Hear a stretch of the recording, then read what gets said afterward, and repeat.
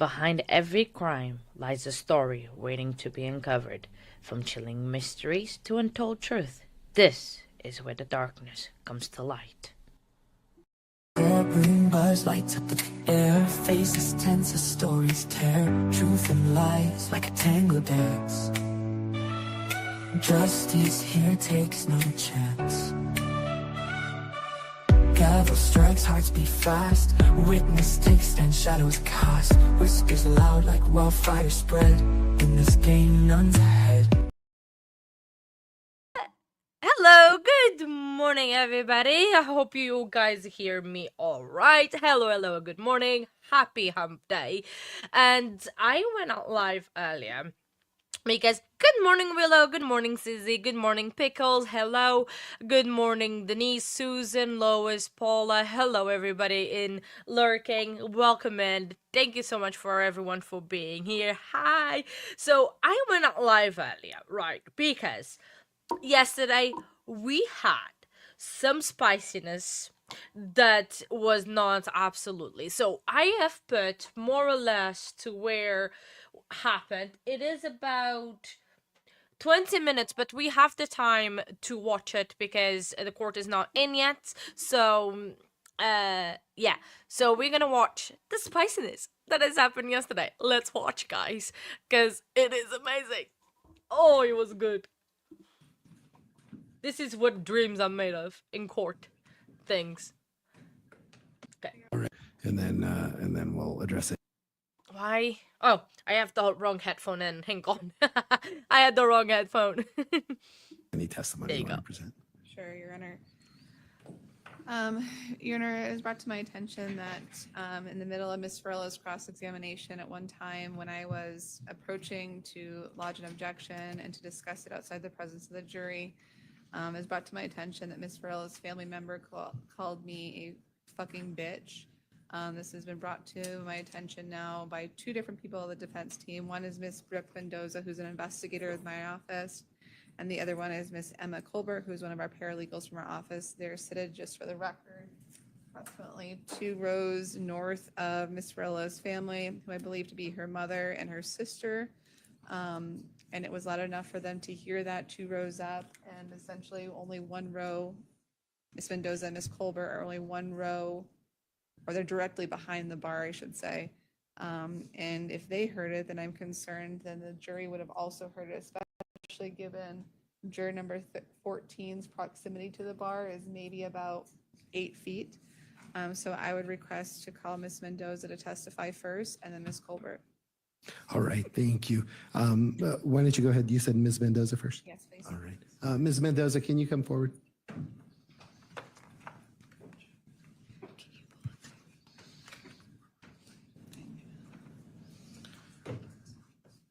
Thank you. Ms. Mendoza, I'm going to have you have a seat, but before you sit down, will you raise your right hand? Ma'am, do you swear or affirm under penalty of perjury that the testimony you're about to give today will be the truth, the whole truth, and nothing but the truth? All right. Thank you, Ms. Mendoza. Go ahead and have a seat. Ms. Devereaux, you can inquire. Thank you, Your Honor. Ms. Mendoza, what do you do for a living? I'm an investigator with your office. Okay. And as an investigator with my office, have you been assigned to Ms. Rodriguez's legal team? I have. And as such, have you been sitting here essentially all afternoon today, March 4th, 2025? Most, yes. Yes. And were you here for when I was, sorry, you guys, it's really hard to do this when you're in the back, so you just whisper a little lower. Thanks. Were you present in the courtroom when Ms. Varela was testifying? For most of it. And did you hear any sort of language coming from Ms. Varela's family directed at me? Yes. What exactly did you hear? The word bitch. And did you hear it a whisper or did you hear it louder than a whisper? I would call it louder than a whisper because I could make out the word. And how do you know that it was, or who do you believe it was coming from? A female. Okay. And where do you believe that female was located? Directly behind me. And when you were sitting there and you heard this, who were the only females behind you? Miss Varela's family And how do you know that they're her family? from the investigation in this case. And is that also from viewing discovery in this case? Yes. And do you know that one was her mother? Yes. And do you know that one is her sister, Hannah? Yes. And were you able to tell exactly which one that was from? I could not. Okay. Nothing further. Thank you, Ms. Mendoza. All right, thank you. From the state, do you have any questions for Ms. Mendoza? No. All right, thank you. Ms. Mendoza, you can leave the witness stand. Thank you, ma'am. And Ms. Devereaux, did you say you had a second person? Yes, Ms. Emma Colbert. Colbert? Okay, Yes. thank you.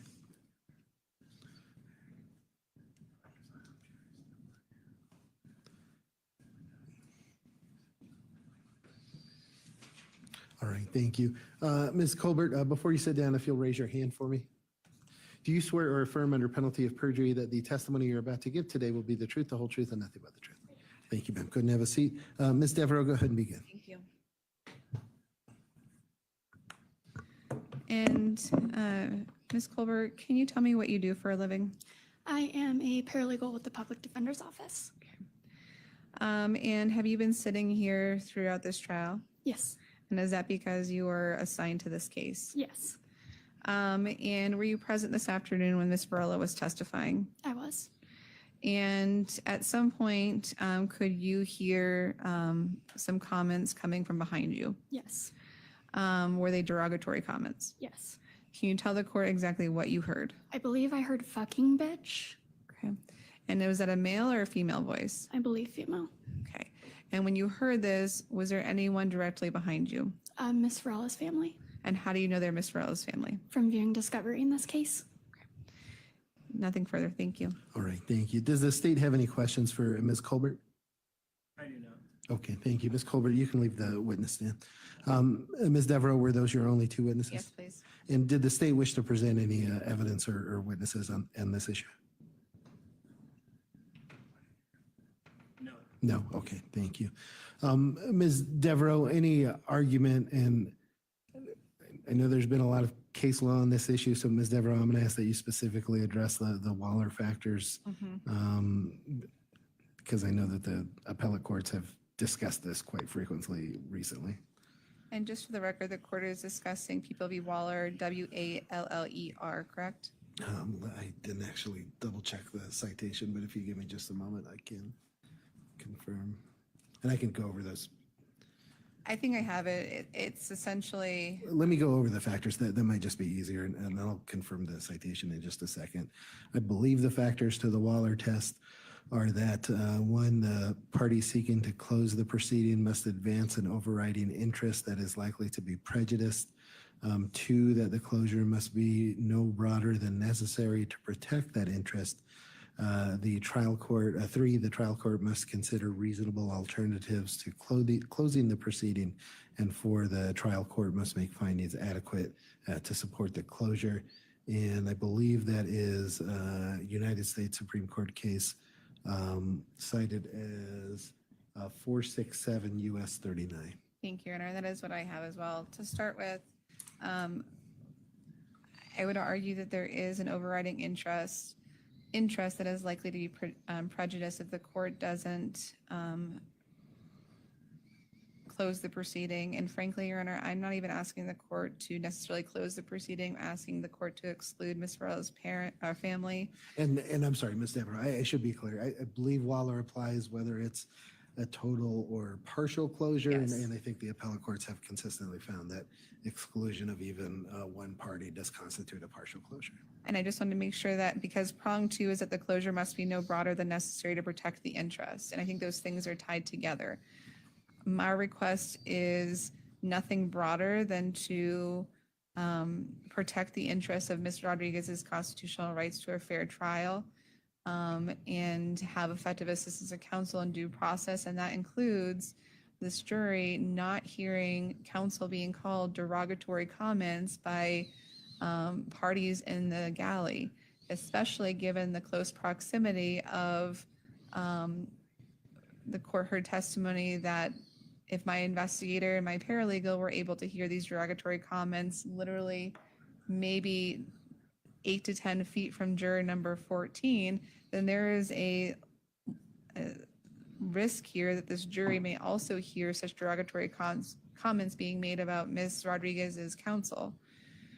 The court must also consider reasonable alternatives to closing the proceeding, and the court must also to make findings adequate to support the closure.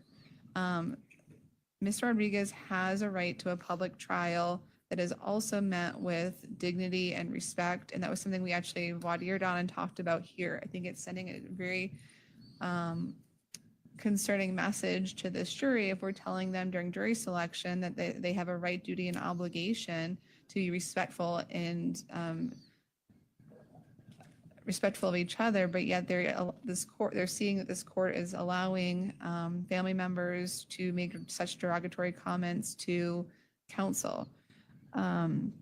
There is no other reasonable alternatives, and again, we're not asking the court to completely close the proceeding. We're simply just asking the court to exclude the family members who have proven to this court that they cannot follow the dignity and rules of this courtroom. And so I'm not sure if the court has any other specific concerns, but that is our request. And can you tell me, Ms. Devereaux, based on your understanding, you had mentioned the name Hannah. Can you give me what you believe to be the mother and sister's name that you referenced, if you know it? So it's Hosanna Varela, which has been mentioned throughout the testimony in this case. That's the sister's name. And mom's name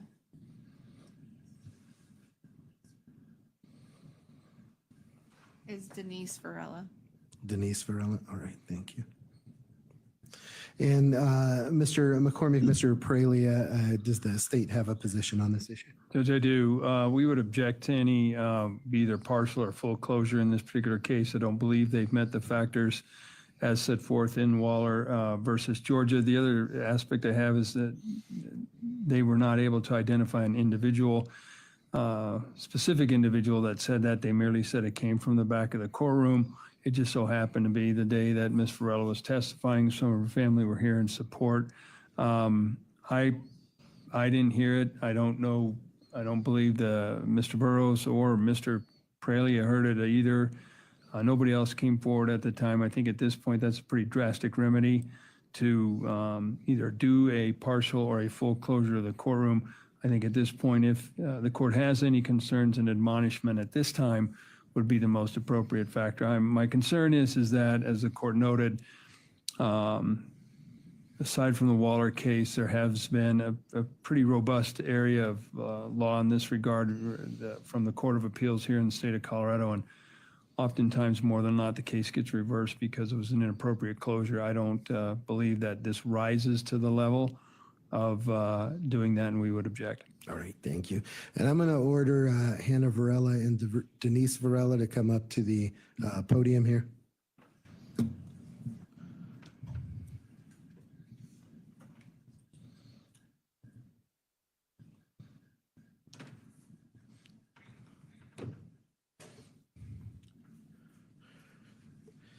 And ma'am, just to make sure I have each of you addressed correctly, on the left, are you Denise Varela? Is your name Denise Varela? Is that correct? Yes, Denise Varela. All right. And ma'am, are you Hannah Varela? Yes, my name is Hosanna Varela. All right. Thank you. All right. First, to address the court's factual finding, based on the evidence before the court does find that this remark was made. The court does find the testimony of Ms. Mendoza and Ms. Colbert credible, that they were able to hear the remark.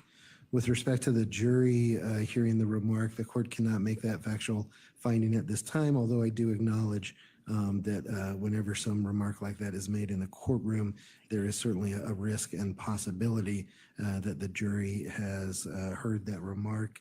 The defendant's advancing of an overriding interest essentially relates to the jurors' exposure to that remark. Again, I do find that is a significant interest that would likely to be prejudiced if the jury. I'm sorry, she's trying to talk to Mr. Paralia here. And Ms. Varela, I just need you to stand at the podium here while I make my findings. And I'm sorry, let me review where I were. where it was. And Your Honor, I'm sorry. Can you direct Denise Varela to stop looking at me and giving me dirty looks? This is really just not appropriate. Listen, I'm trying to make my finding. It's not easy. I want both of you to just stand at that podium and look at me while I say some things here, okay? Here's my concern that I want to make sure everybody in this courtroom understands. This is not Judge Joe Brown.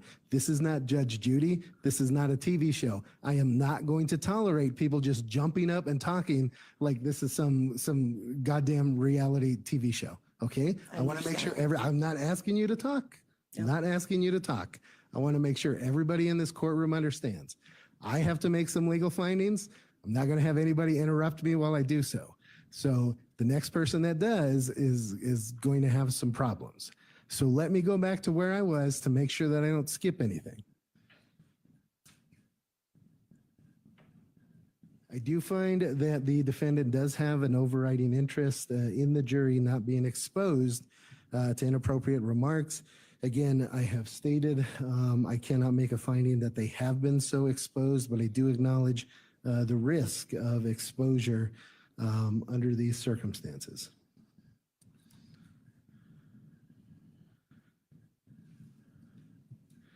At this point in time, given that we're only considering a risk, I do not find that closure of the courtroom is appropriate. I do not find that admonishment of the people involved is not I do find that admonishment of the people involved is a reasonable alternative to closing the proceeding. To Ms. Denise Varela and Ms. Hannah Varela, I want to be sure that I am crystal clear with you. I am not paying attention to what is going on in the back of the courtroom because I have so much else that I need to address in this very complicated, long, and complex proceeding. Now that I am on notice, I and my staff are going to have to take time that we otherwise would not need to pay attention to what is going on in the back of the courtroom. I want to make sure that everybody in this courtroom hears me very, very clearly. If there is disruptions in a first-degree murder trial, I might not need to go over the Waller factors. If I see a disruption, we are going to be talking about contempt of court, and I'm going to be sending some people to jail. So if people in this courtroom don't want to go to jail, I would suggest that they think about the dignity of this courtroom, the decorum that is appropriate for a first-degree murder case, appropriate in any sort of court proceeding, and consider that when they're deciding how to act in my courtroom. I am, as I'm sure everybody in this that is in this courtroom can see, a very chill and relaxed, and I hope a patient individual. Where I lose my patience is people not respecting the dignity of the job that I have to do here and the important work of justice that we do in the 19th Judicial District. So I hope everybody is crystal clear with that. I hope nobody is interested in going to jail tomorrow. And I hope that I don't have to address this issue again during this trial. So Ms. Denise Varela, Ms. Hannah Varela, you can go ahead and have a seat. You can take your seat. And I hope everybody in this courtroom considers that when we resume tomorrow morning at 8:30. Ms. Devereaux, any other record that you want the court to make right now? No, thank you. Any other record for the state? Your Honor, just as an officer of the court, I don't want to be the last one to speak. I just simply want to relay the information that was turned to me prior to the advisement. I just want the court. Sure. I really don't want, I get it. Okay. It was just simply relayed to me that they are not the individuals that said the comment. Okay, and I don't know what that is. I understand. Again, I just asked a question. That's why I'm not giving anybody specific a hard time. I hope people are listening to me because if they want to find out whether Judge Vigil is serious as a heart attack, they can find that out if they push me. I completely understand. I just right. wanted to put on the record because that discussion was provided that she's now speaking to me. I felt as an officer of the court, I needed to tell you that. I appreciate you telling me that, and we will be in recess until 8:30.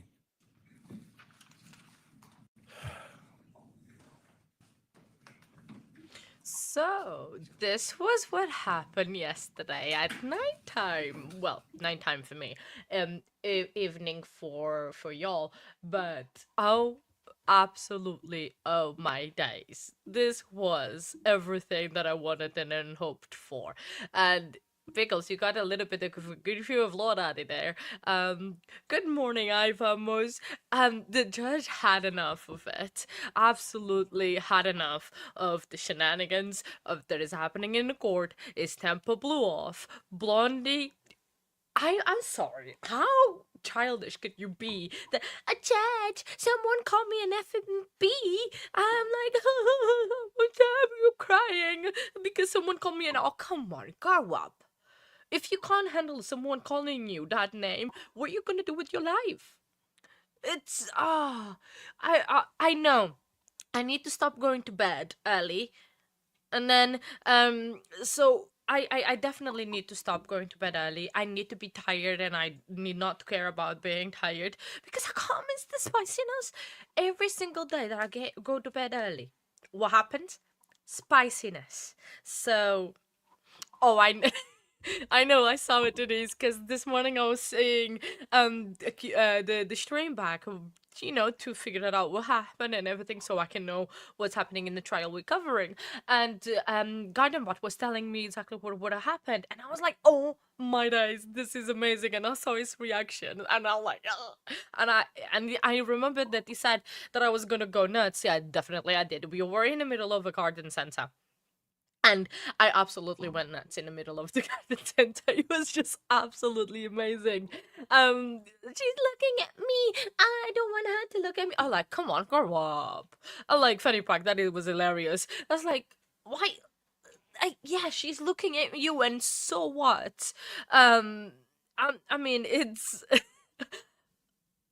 Thank you, Gardenbot, for calling me the Blitz. Thank you. And hello, you. It's I need to stop going to bed early, and I need to stop worrying about being tired for the next day of work. But it's all I wanted to do. This was this, and keep it on a loop. Playing that on. Hi. It's starting in about a few minutes. I am refreshing. Oh, yeah. Let me set it up. Thank you very much, Sandra, for reminding me of the trial and stop talking. Thank you. Hello, everyone coming in. Good morning. I hope you guys have a great hump day. Today is halfway through the week. It's been a wild week. Sorry about that. Thank you very much for telling me, because when I get to talking, yes, there's nothing that stops me. But thank you very much for reminding me. So yeah, I definitely need to stop slipping and stop resting. But it was absolutely absolutely great. Oh, and I do have our counter there. Oh my days, what's happened? Uh, not even sweet stops. And I need to go to, guess where I need to go? I need more sweets, because you know that bag of haichu that I bought a couple weeks ago? I think it was a week ago. Do you know how many I have left? I have 3 left. I literally have 3 left of those haichu things. I need some more. So yeah, I need more sweets, because I run on sweets and I run on sugar. I know. Did it last a long time?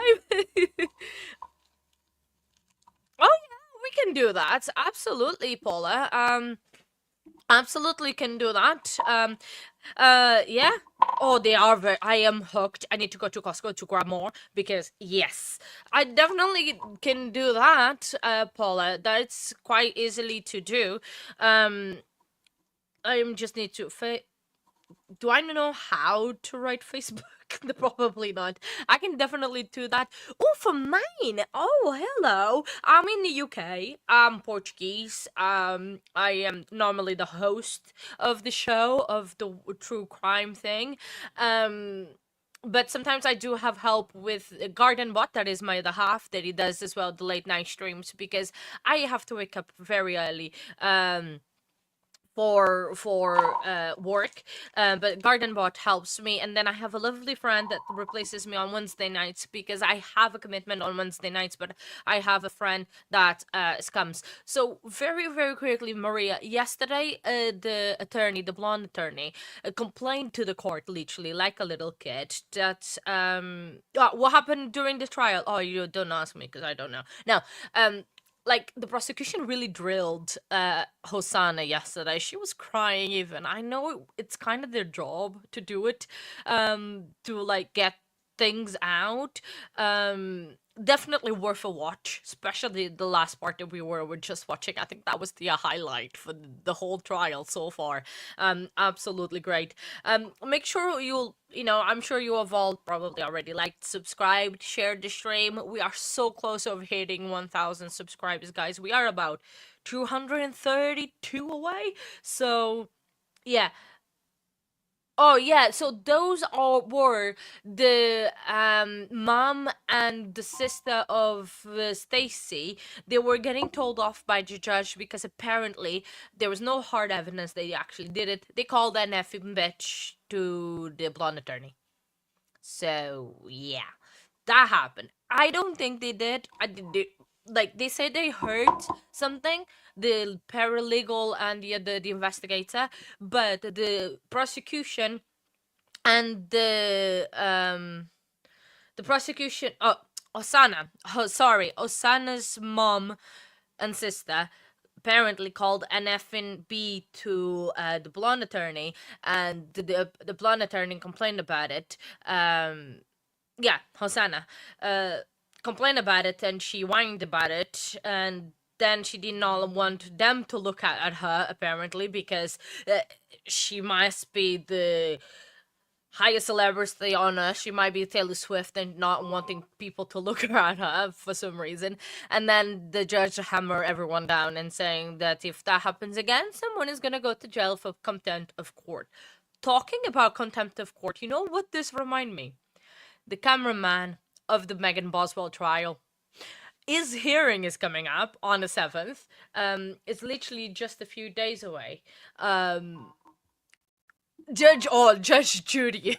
And he said like, this is not Judge Judy, no nothing, this is not a reality TV show. It's like, I was like, he seems such a pretty cool chill judge, but they've made literally him losing his marbles over, like, I think in my opinion, right, the blonde attorney was a little bit schoolgirlish, that like, oh, they're looking at me, I don't want them to look at me. I was like lady, just deal with it, just grow up and deal with it. Yes, it is not right to call someone an effing B just because she's doing her job, even though she's very annoying.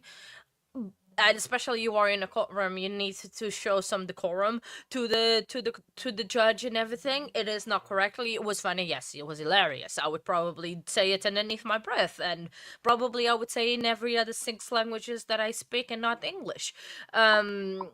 So it was absolutely hilarious. It was definitely worth a watch.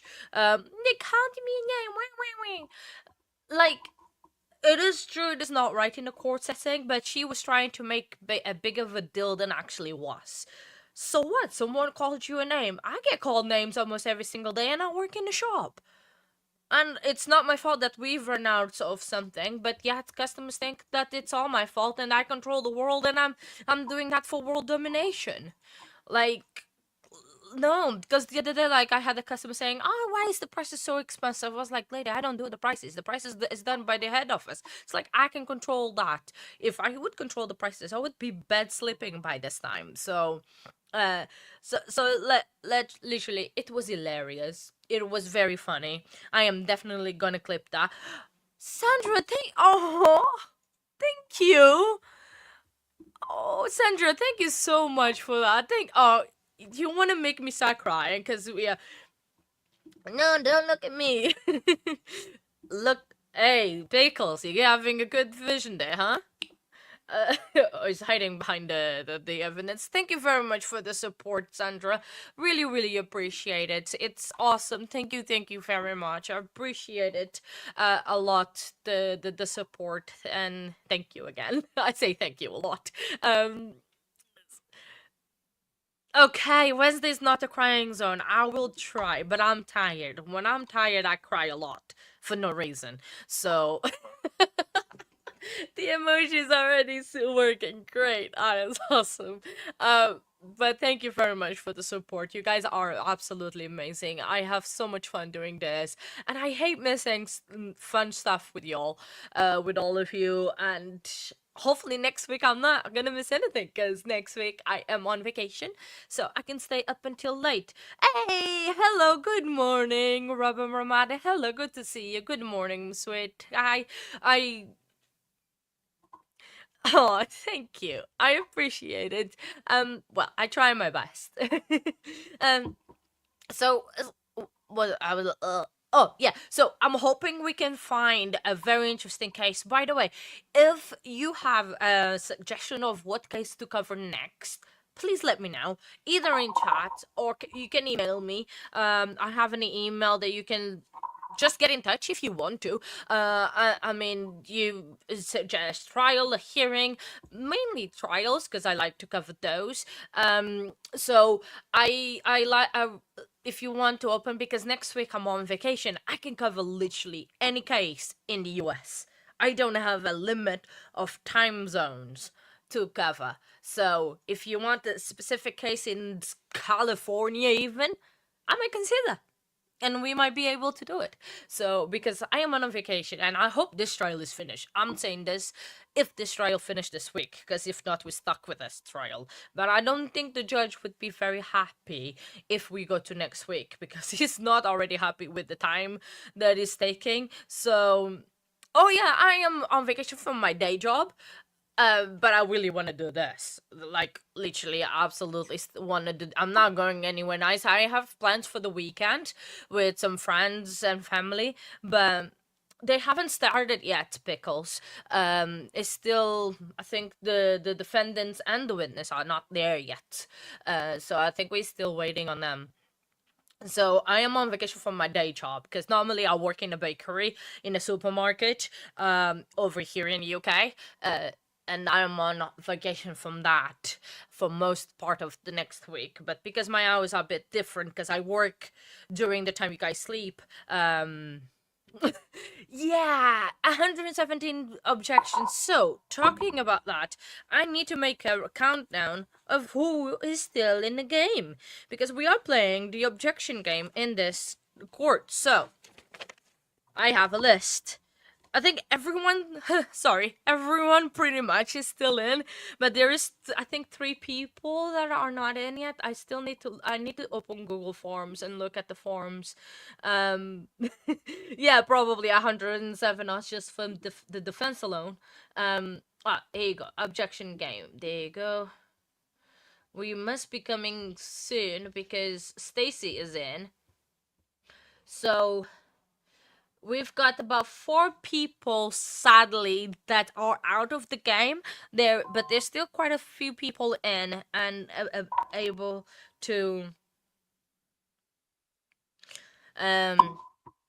do that. So, Jab in the house. Case 1, I did the song. You're gonna be proud of me that I remembered and I did the song. See, I have it ready. We might play it during a break or something because I don't know if we have enough time now.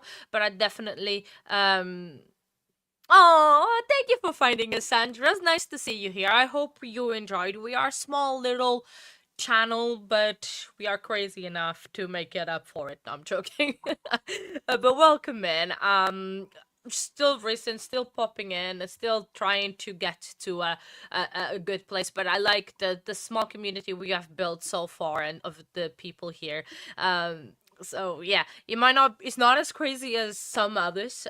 We shall not mention those crazy chats of some channels. They are lovely, but yeah.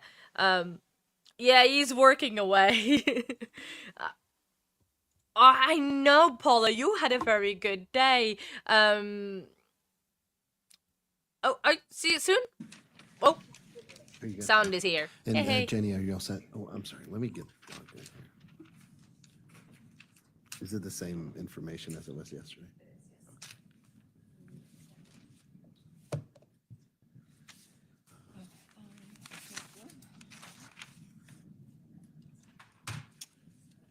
Can you give me the?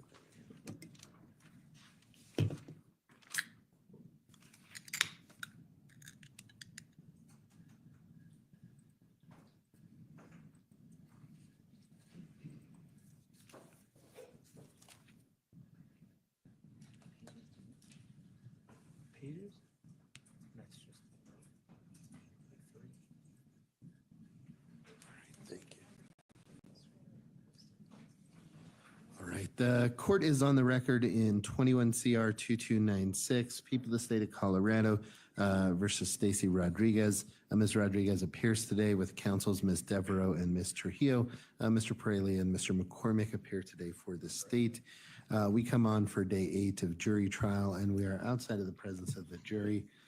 Before I brought Ms. Varela back up, I just wanted to make sure there weren't any issues that we needed to address outside of her presence.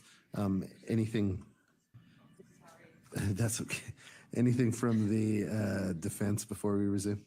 Yes, Judge.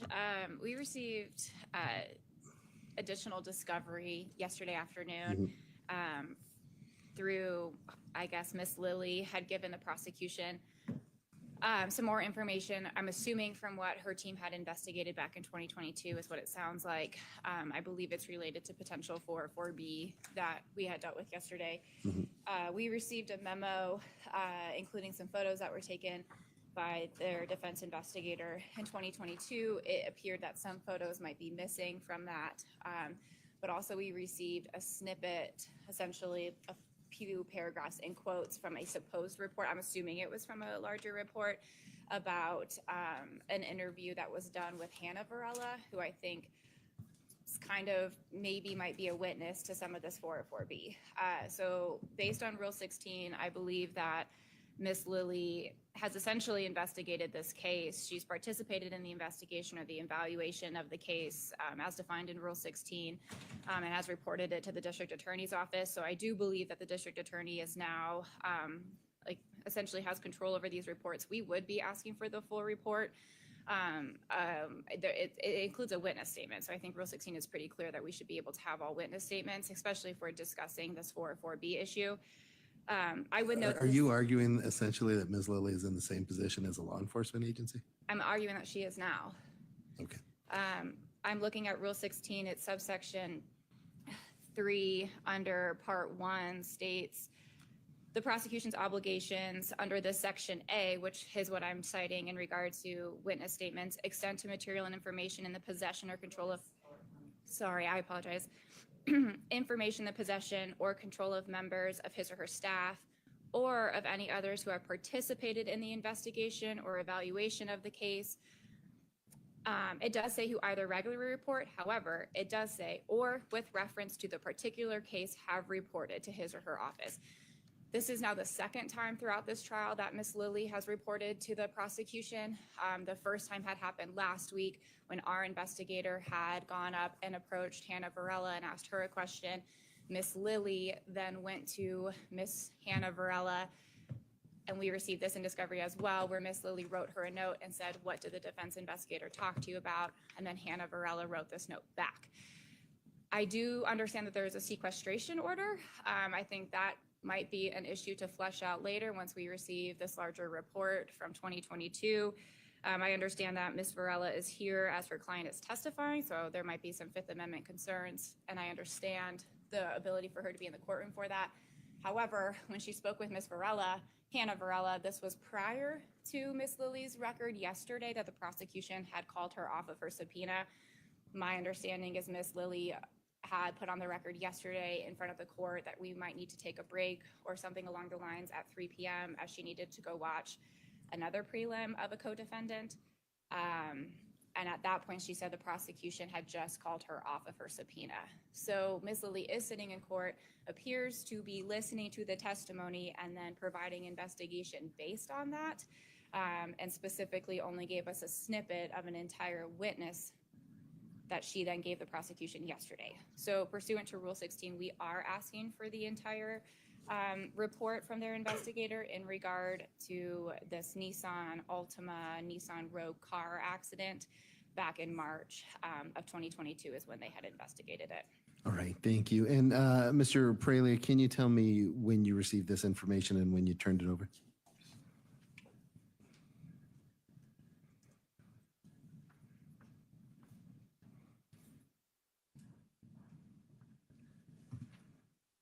We received it yesterday at 2:38 PM while in court,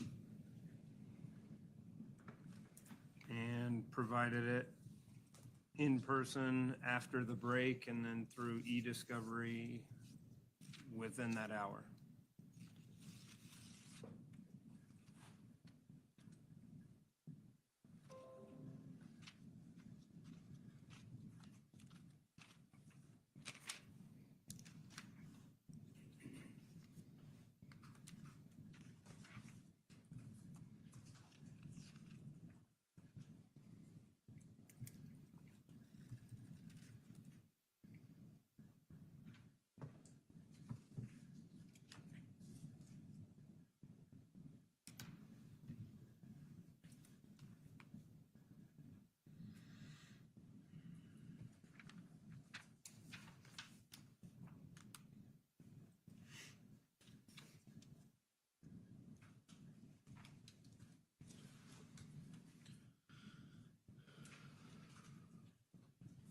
I can make further record if the court needs. It has always been the intention, I guess, since the court had said we need to pick and choose who would sit in court and who would be available as a potential witness between Miss Lilly and Mr. Coleman, that for purposes of being present in court for her client, that Miss Lilly would be present and would discuss anything that she needed to. I know their investigator is present. Again, not subpoenaed as a witness. I think their interest towards their client remains. They're still on the case as active attorneys and investigators. I received the information, I turned it over. It's not my intention to admit these photos at this point. I can tell the court that I'm gonna just generally talk about the 404B events altogether and move on. All right, thank you. So I am going to deny the request as it's framed as a discovery request. I would note that earlier this week, the Supreme Court announced in re People v. Silva Jaquez, cited as 25 CO 11.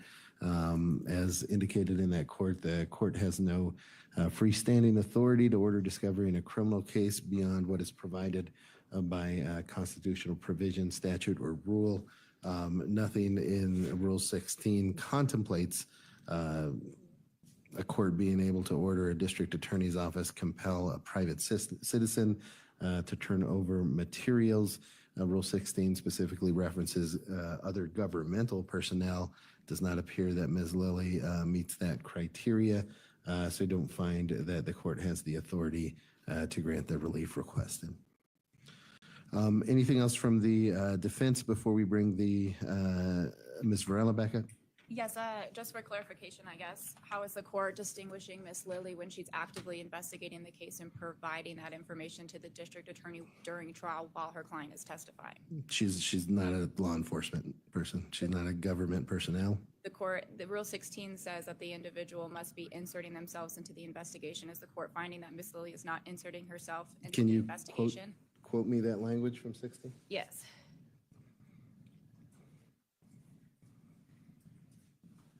The prosecuting attorney's obligations under the Section A extend to material and information in the possession or control of members of his or her staff or any others who have participated in the investigation or evaluation of this case, and to either regularly report or, with reference to the particular case, have reported to his or her office. So I don't see that she's participated in the investigation just because she has material. I don't think she's tasked with investigating this case, so I don't find that she's covered by Rule 16. So I'm going to deny that request. All right. Anything else from the defense before I bring up Ms. Varela? No. Anything from the state? No. All right. We'll bring up Ms. Varela and we'll resume.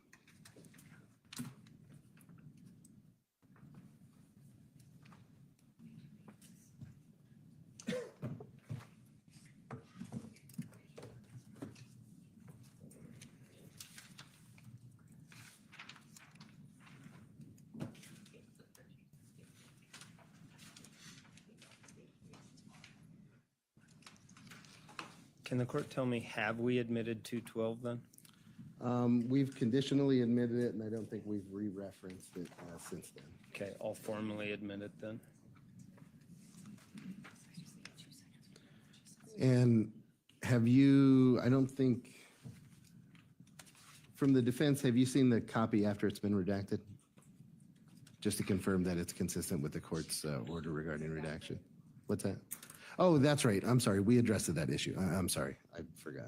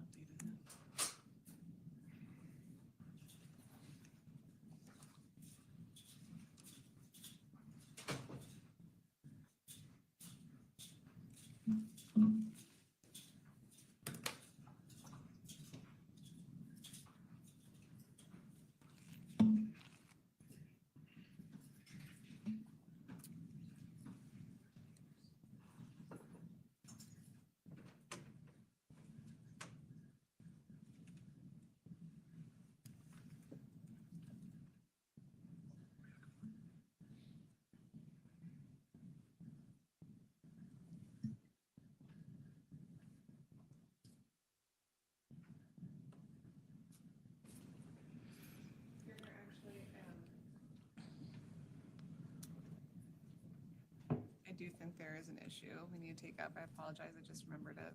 All right, go ahead. Your Honor, I would ask for a contemporaneous instruction from the court regarding this 404B evidence, that it be a limiting instruction. I apologize. I meant to write it last night and was doing other things.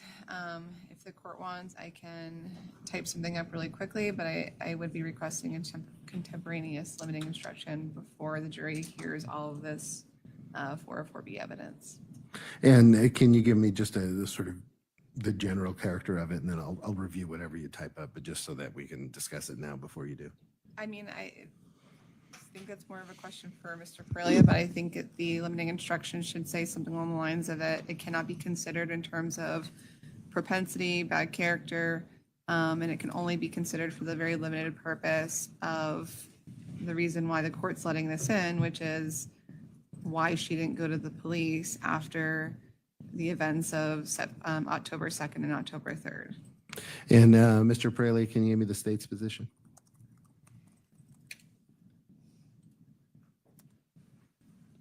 I think the court has let it in for a purpose or multiple purposes. I can decide on what that pertains to. I do think it goes to her state of mind, her fear, the context of the relationship at the time of the event, and the history of abuse. Can you guys just quickly confer to see if you can agree on language on that instruction and then email it over? And if you can't agree, then we'll address the dispute. So. I got tied up with other things last night, so I apologize. No, I understand.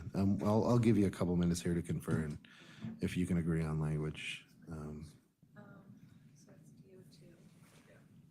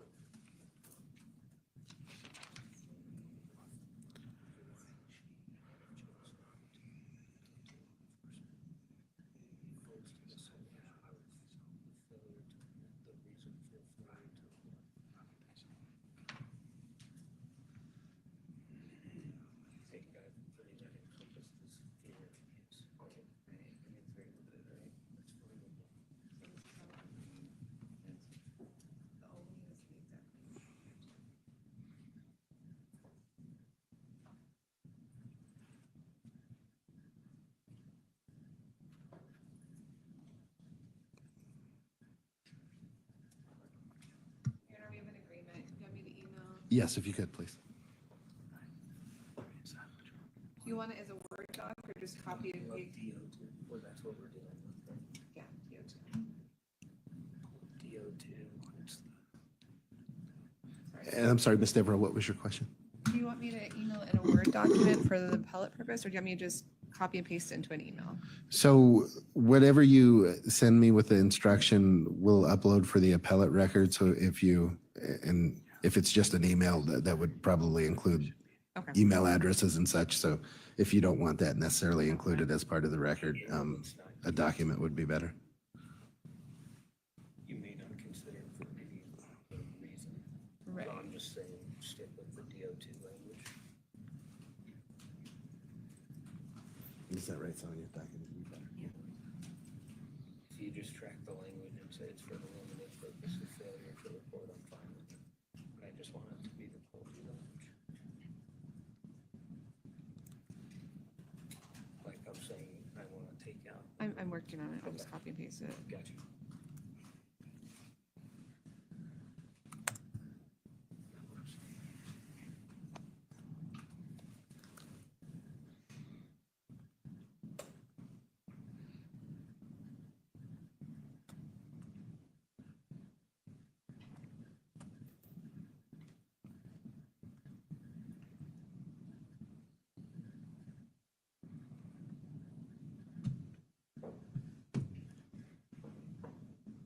Your Honor, there is an agreement. I'm just Okay. trying to open my email. Sure. My email won't open.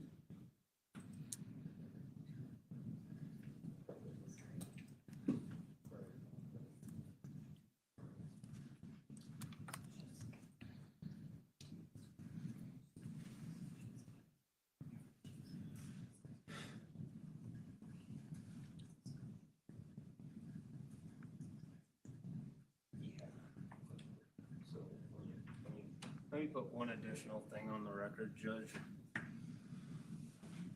Go ahead. As to the car incident, we were provided photos. There's a variety of discussions of cars throughout these 404B incidents. To be clear, there's an incident where she's like chased at a park. There's another incident where like this car is hit. That's where the photos are. I'm not Your going. Honor, I'm going to be objecting to Ms. Varela hearing this, so if we can need to approach, that's fine, but I don't believe it's proper for her to hear about these prior DV incidents and the prosecution's account of them before she testifies to them. All right. Go ahead and come up and let's get this figured out. That's fine. I really just need Miss Lily. Well, that's fine.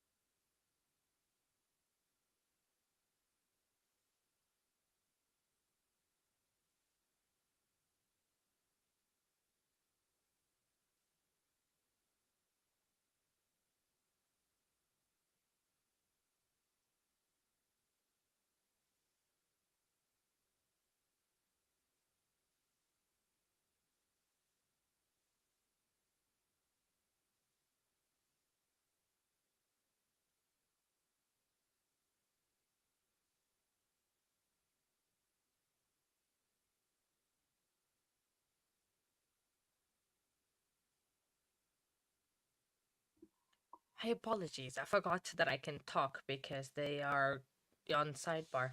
And I don't think that Hosanna had a very good night of sleep. Here today, it's not as good as it was yesterday. But I mean, if we would be counting the sidebars plus objections, I think we would be in the 500s right now. So this is like absolutely wild. This case, the lady that's talking to Hosanna is the attorney for Hosanna. So because she's a witness and she's working on a deal with the prosecution, with the state, to reduce a sentence, she has to have an attorney. So I think that's her attorney. I don't know what is wrong, but all these attorney clients, they seem well too cozy together. You know, this is it is out of the ballpark. I think I don't think I have seen a trial with this many objections as I seen this one. I mean, I'm sorry, but in terms of the flirtation, we have Stacy and the other attorney. They are flirting to high heavens, right? They literally, you can see in Stacy's face how she does her lips sometimes in terms of like, I was like, it's weird, it's chaotic, it gives us the ick. And then now this two, they are very like rubbing your hand. It's like, oh, I like you. That is the world. It's inappropriate, a little too cozy, and I don't like it. Oh, Robert, please tell me, have you got it yet? What I was trying to send you. That is so it is absolutely a little bit icky, in my opinion. That is that. So absolutely wild, and I don't think it should be allowed. But then again, I think the defense attorney would go, "Mommy, I don't agree." She would have a fuss all about. So I think she would absolutely go bananas. It would implode, I think. um, who's adorable? Me? Nah, never. Oh, awesome! That is fantastic, amazing. Oh, it's already 4 o'clock. Oh wow. Oh man, time goes by so fast when you're having fun. It's already Pickles. Yes, you are adorable, Pickles. Everyone is adorable in their special way in chat. I love every single one of you. You guys are amazing, and you guys make the channel and the community we're trying to build. So you guys are adorable, and you guys are amazing. And thank you very much for your support. Sandra, thank you for your support. Pickles, Paula, Lois, Rabba, Zizzy, all of you, Susan, all of in case one, all in single of you are adorable, and thank you very much. I'm not adorable. I'm just a wild Portuguese girl that lives in the UK that decided that it would be a good idea to turn on the camera and speak to a camera and stream court trials and trials that, even though I am not a lawyer, I have no sense of almost of the American law because I live in the UK. I grew up in Portugal, so wild, it is adorable. So of American law, I probably know next to nothing. But hey, we're here to learn together and have fun because who said court has to be boring and you have to be like, no, you can make fun of it. And I like to do appropriate little games throughout the trial. And yeah, this is who I am. I am the crazy coffee person. And yeah, I am also wearing two different colors today because I decided that would be a good idea. And actually, it is not cold in UK today. It is actually in the mid 60s. I think 60s. I don't know the conversion in my head right now, but I'm trying to take. Oh, me too. That's what we do most of here is covering trials, big trials, small trials, little trials, any kind of trials. If I see something like, for example, we are getting to the maybe close of this one. I'm kind of looking ahead of what's out there and see. Hey, Ken. Hi, good to see you, Ken. Nice to see you, Ken Rosenberg. Nice to pop in. Hello, how are you doing? Long time no see. No, court. You even the boring courts, you can make fun out of it. Not make fun out of it, but make fun with it. Oh no, Toxic, are you guys okay? Are you buried in snow again? I am so sorry, darling. So it's really. Oh wow. And okay, I will not boast about my tuss. Is it 60? Hang on, let me go see on the weather app to see the conversion because we use Celsius over here. No, I don't want notification. Thank you very much. It is 50 actually. I lie. It is 50 degrees right now. It is 54 down where I used to live, and where I'm from Lisbon, it is 60. So it's. Oh, I am sorry. I hope that kind of gets a little bit warmer for you because you guys this winter have been absolutely blasted with snow. I mean, I don't know, probably that's normal for you, but I don't know. um, All right. Anything else that we need to address before we bring the jury in? No. Okay. And anything from the defense before we bring the jury in? Can I just have a moment? He just handed me Sure. something. Oh, and I'm sorry. Have you guys emailed the instruction over yet? No, I just got my, Okay. So yeah, I need the instruction before you bring them out. There'll Sorry. be one thing before it, so as long as it gets emailed within the next. can you email it? My Outlook's not working. I just teams it too. Can you email it to her?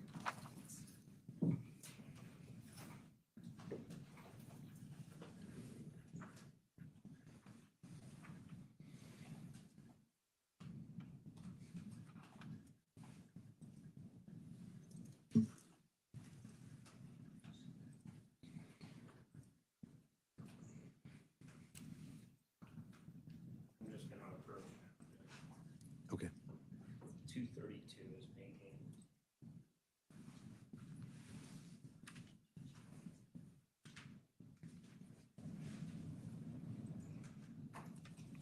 You let me know when you get that email.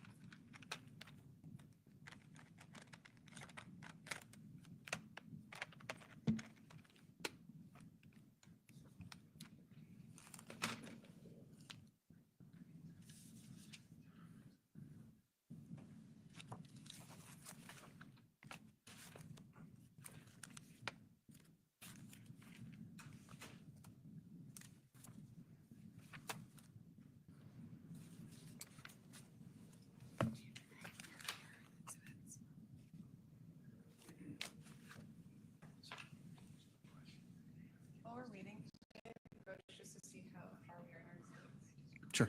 Sure. On defense exhibits. I think the last one. So I have. Sorry, give me a second. I have single Q from MM inclusive, and then there's a gap, and then you introduced QQ A and B. As far sure, this might not make any sense. But, so here's what I don't have admitted in terms of the order. I don't have A, B, or C. I have D. I do not have A through H. I do have I through M. I do not have N, O, or P. And then as I've stated, I have Q through double M. And then I don't have anything else until QQ, A, and B. Thank you so much. I appreciate it. All right. Did you get that email? It's right there. Okay.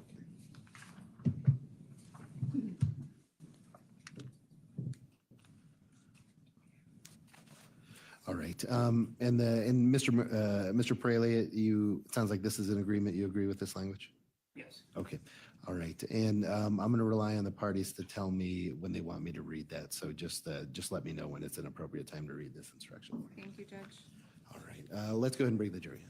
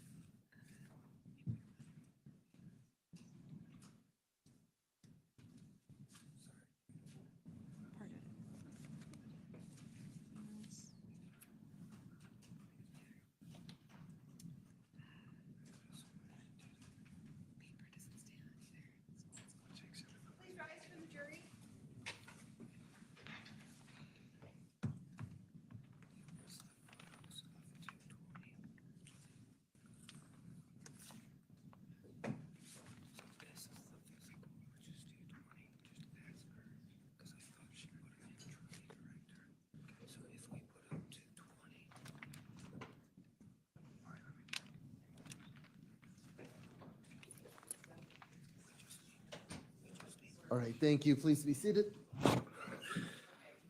Ms. Varela, since we're beginning a new day, I'm going to swear you in again. Will you please raise your right hand?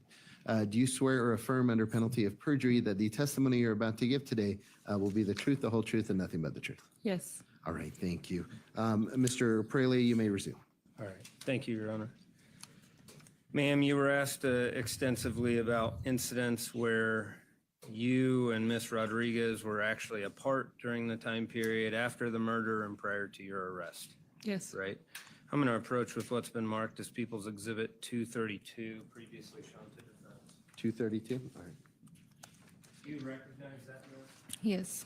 What is that? It's a screenshot of Stacy's messages that I screenshotted. Okay. And Would that have been on your iCloud, ma'am? yes. And do you see in that metadata on the right side of that it deals with October 22nd, 2021? Yes. Is it fair and accurate? Yes. Do you recognize what's in it? Yes. And can you just generally describe what it is? She's at my kids' dad's house. She took a picture of it. I could see his car and the house. I recognized it. Okay. If we could move to admit and publish 232 at this point? Any objection to 232? No. All right, the court will admit into evidence states 232, and you may publish at your discretion. All right, ma'am. Up at the top, we see that it says Stacy. Yes. Who's that referring to? Stacy. That was her contact in my phone. Okay. Is that the defendant? Yes. And then what does it say, ma'am, to the best of your ability to read it? It says, Hosanna, please. And then it says, answer or is Javi. And then she says, I'm telling you right now, it's me or Javi's going to do with it. They think she meant deal with it. She's like, so where are you at? Speculation. I'll sustain the objection. Ms. Varela, if you'll just read what's on there. Okay. And then it says, so WYA, What does that stand for? where are you at? Okay. And then she's like, I'm picking you up. And then there's a picture of her outside Javi's house. And then she said, hurry up. Okay. I think we can take that down at this point. Now might be a good time to read the limiting instruction. All right, thank you. Ladies and gentlemen, I have one instruction for you before we receive additional testimony. The evidence you are about to hear is being presented for the limited purpose of failure to report the crimes prosecuted in this matter only. You may not consider it for any other reason. All right, Mr. Perelia, go ahead and continue. All right. Ma'am, to be clear, when you initially testified, you had discussed being scared Yes. of telling the police or anything like that. Yes. And you were cross-examined as to that. And now ultimately you're able to provide a basis of your fear. Is that fair to say? Right. In your proffer interview on June 8th, 2022, do you recall stating a variety of assaults that had occurred to you? Yes. Okay. And a variety of injuries that had happened to you at the hands of Stacy? Yes. To your lips, to your face, to your eye? Yes. Dealing with the Kayleen Objection aspect? leading. I'll allow this question to sort of frame the witness as to the topic, but Mr. Perelia, once you have that so framed, I'd ask that you mind the manner of your questions. I understand. For a variety of injuries to lips, face, eyes, others. Yes. Injuries to others of what you had witnessed, for example, Kayleen, Yes. who we've referred to as Isaiah, correct? Yes. Incidents dealing with cars that have been used against you Yes. at the use by the defendant. Yes. And Mr. Perelia, I think the witness is sufficiently oriented as to the topic, so again, just mind the manner of your questioning. Okay. Did you also tell Detective Burrows about an incident dealing with a knife that was put to you? Yes.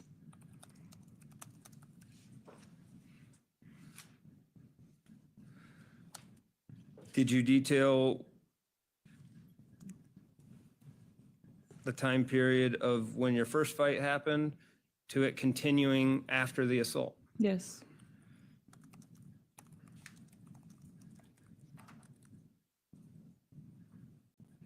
Did you detail incidents with the defendant using her weight on you and others? Yes. And ultimately, ma'am, you discussed yesterday in questions to the defense that there was an escalation in abuse after Mr. Dickerson's death. Yes. Specifically, you noted that there was an incident with a knife. Yes.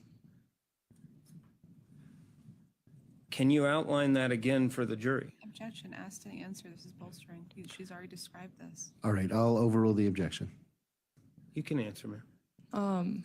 I remember that night we were fighting and she had gotten on top of me, and I remember her pouring water or alcohol all over me. I just remember being wet, and she pulled out a knife and she put it up to my neck and she cut off all my clothes, and she said if I ever talked to my kids' dad again, she was gonna kill him.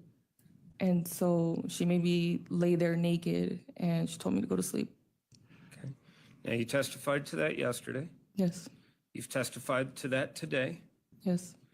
Did you tell that to Detective Burrows during your proffer interview back in June of 22? Yes. Did you also write about it in your phone? Yes.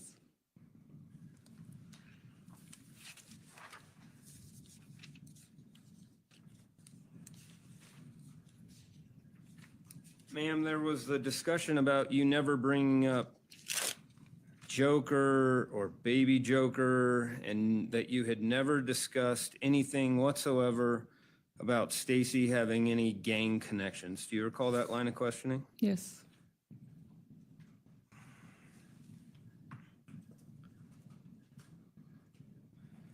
Do you recall an incident during the proffer interview where you were discussing that after the homicide, you had heard Stacy talking on the phone where she was whispering and you weren't certain who she was talking to or what she was talking about? Yes. And do you recall saying, throughout our relationship, she was associated with these people, I don't know, like her gang she was associated with? Yes. All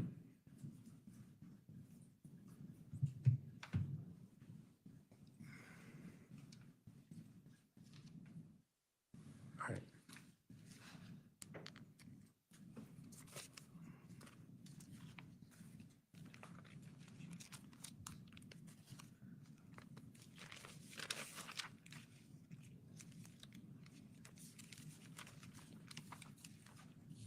If I can now approach with what's been conditionally admitted as 212, which is 3 pages.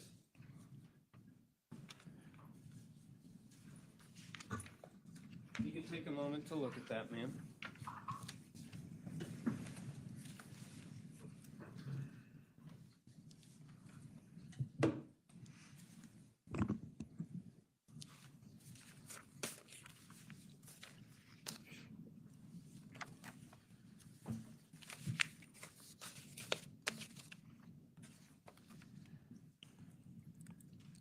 Do you recognize that, ma'am? Yes. And what is it? They're my notes that I had put in my phone. Okay. Are they fair and accurate to the best of your knowledge? Yes. Your Honor, at this time, I'd move to formally admit 212 with permission to publish. All right, and Ms. Devereaux, I'm considering all previous objections maintained. Is there anything additional as to 212? Nothing additional, thank you. All right, thank you. I will admit into evidence states 212, and you may publish at your discretion. All right. Hopefully we can zoom in. Well,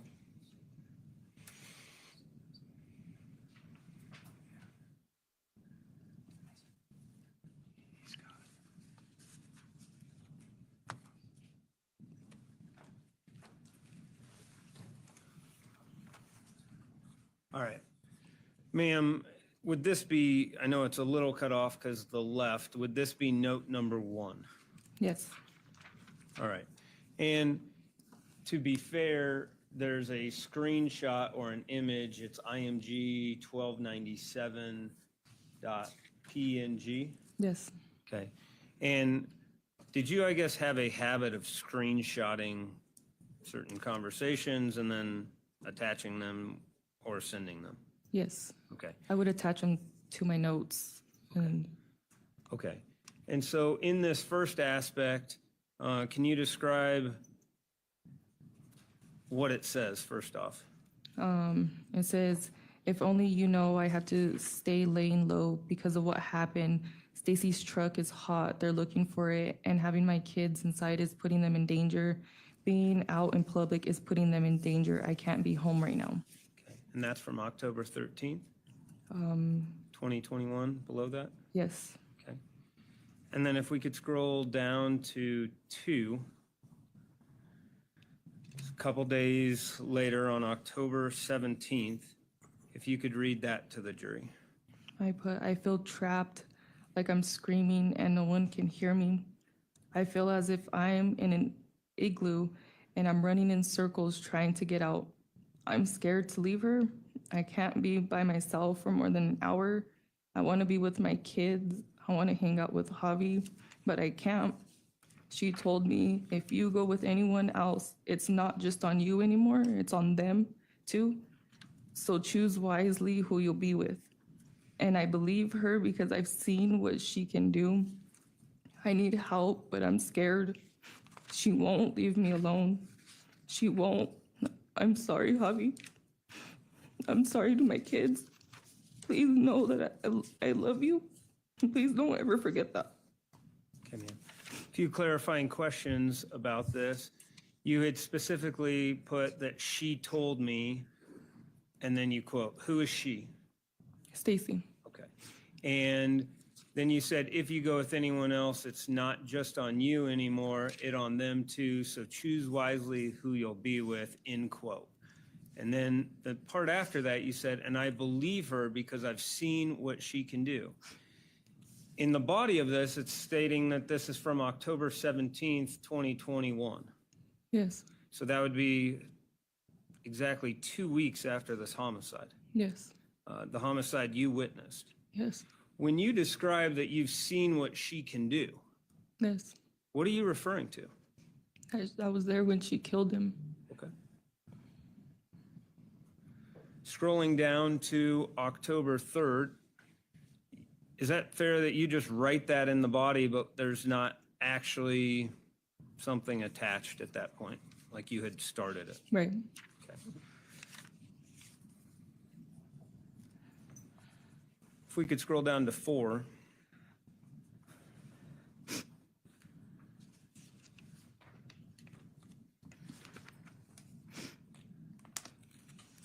All right, ma'am.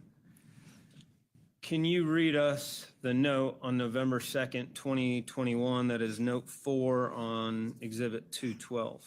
Yeah. I said, I feel so alone right now. All my emotions are bottled up. I feel like I can't be my own person. I'm always being watched, followed, controlled, to the point I can't even look in a certain direction. Stacy has threatened Javi's life so many times where she told them to do it, to actually do it. I'm so torn and hurt. I'm scared to even move a finger because of one wrong move, she'll do it. And it's not a threat because I've seen her do it with my own eyes. She's keeping me from having my kids 24/7 because when I want to pick them up, it's a problem, or if I'm taking too long, or even if I walk them to the door. Seeing Javi broke my heart because I feel like I'm only with Stacy for Javi, not because I want to be.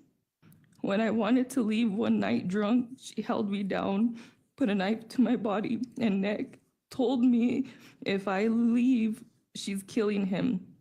She poured water in my face, cut all my clothes off with the knife, saying, I like the way your body looks, made me be completely naked and told me to go to bed. I had bruises and little cuts on my body. And ma'am, is this specifically the incident that you discussed at the proffer? Yes, Yesterday? yes, Today? yes, And you wrote about it on November 2nd, 2021. yes, And then above, again, you had said that you're scared to even move a finger because one wrong move shall do it. And it's not a threat because I've seen her do it with my own eyes. yes. What are you referring to? Again, asked and answered. I'll allow the question. That, I seen him bleeding out and I was there when she killed him.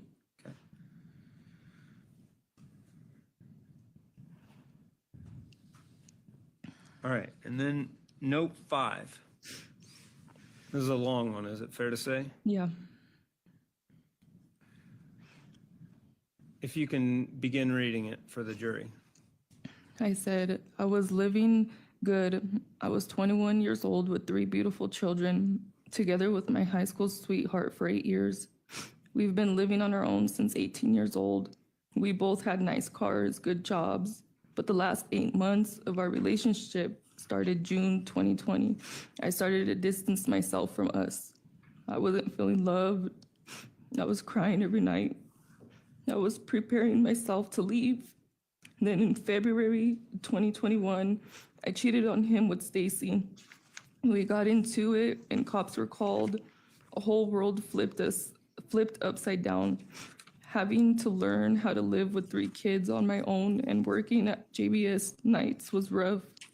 Learning to live without someone you've been with for 8 years was something else. I met Stacy at JBS and she made me feel like I was the most beautiful girl out there.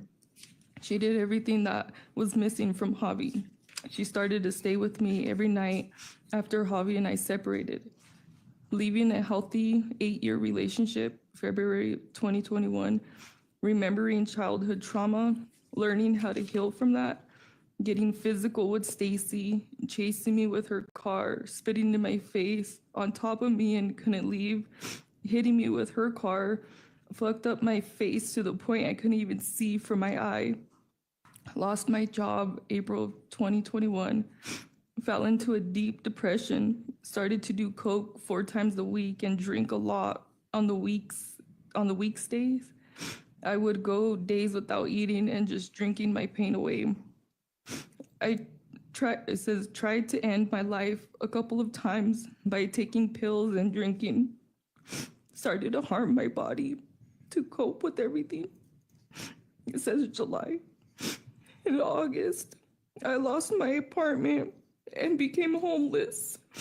Was staying at my grandma's house here and there.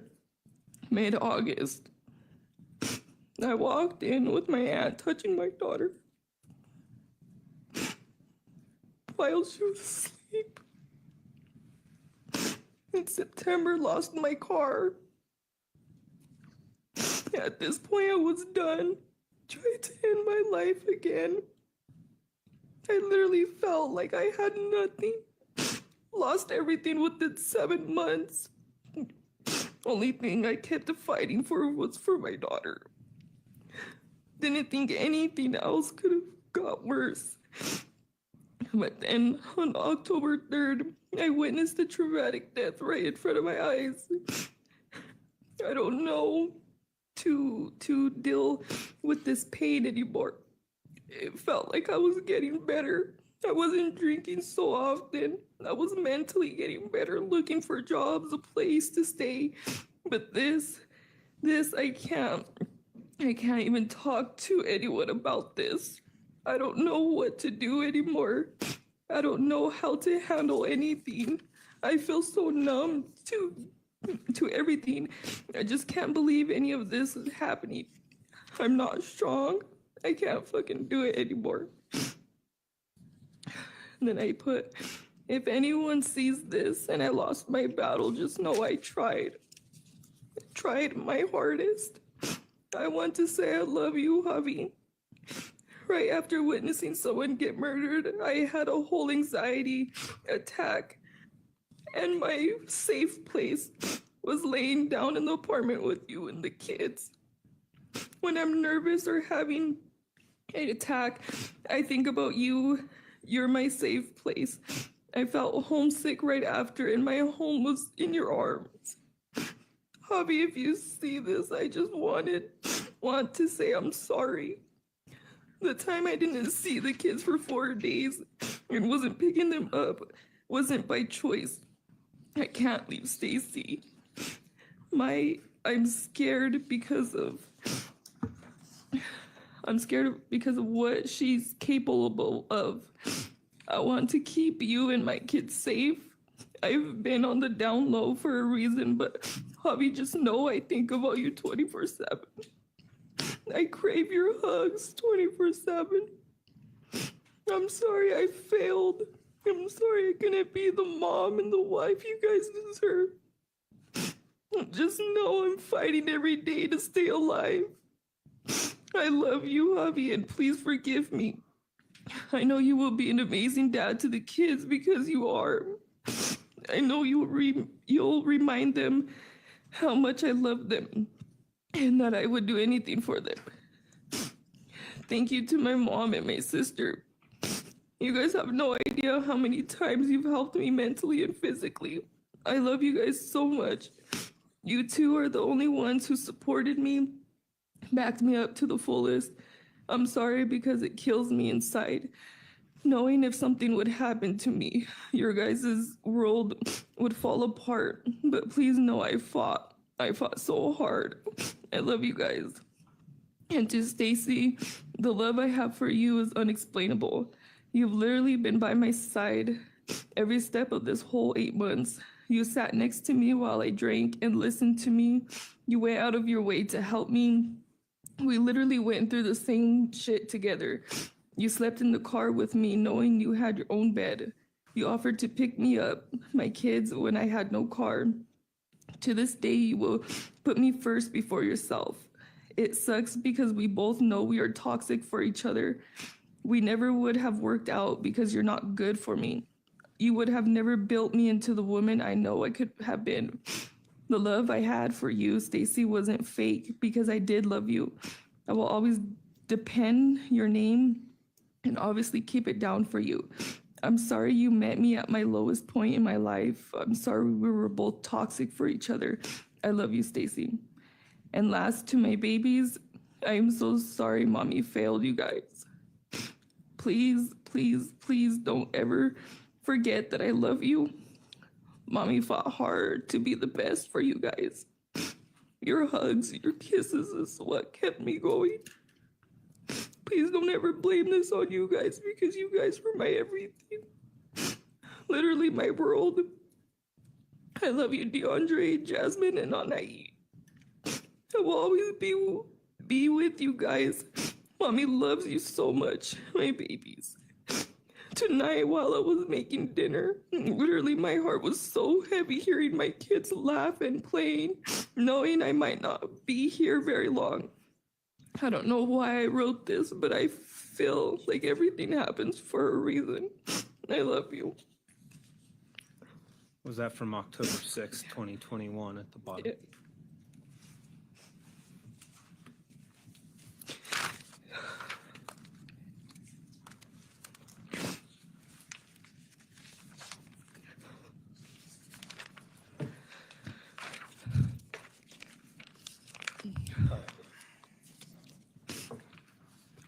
One last thing, man. There was a lot of discussion yesterday in your cross-examination about where these notes came from, if they were written by the defendant, all those things. Remember that? Yes. Okay. I'm going to come back to you with 220. And is it fair to say there are 6 pages on this? Yes. And I want to go through some of that. Ultimately, you provided these notes, as well as the note to Floyd, to your attorneys. Fair? Yes. And I'm handing you what's 204. As to 220, instead of passing it around to each person, Your Honor, we have taken photographs of 220 by the pages so that we could go through it. I will direct her on that. I just want to make sure that's clear so that we're not passing that, and then we can formally admit the pictures of it after. That's fine. All right, if we could put up 220 on page 1.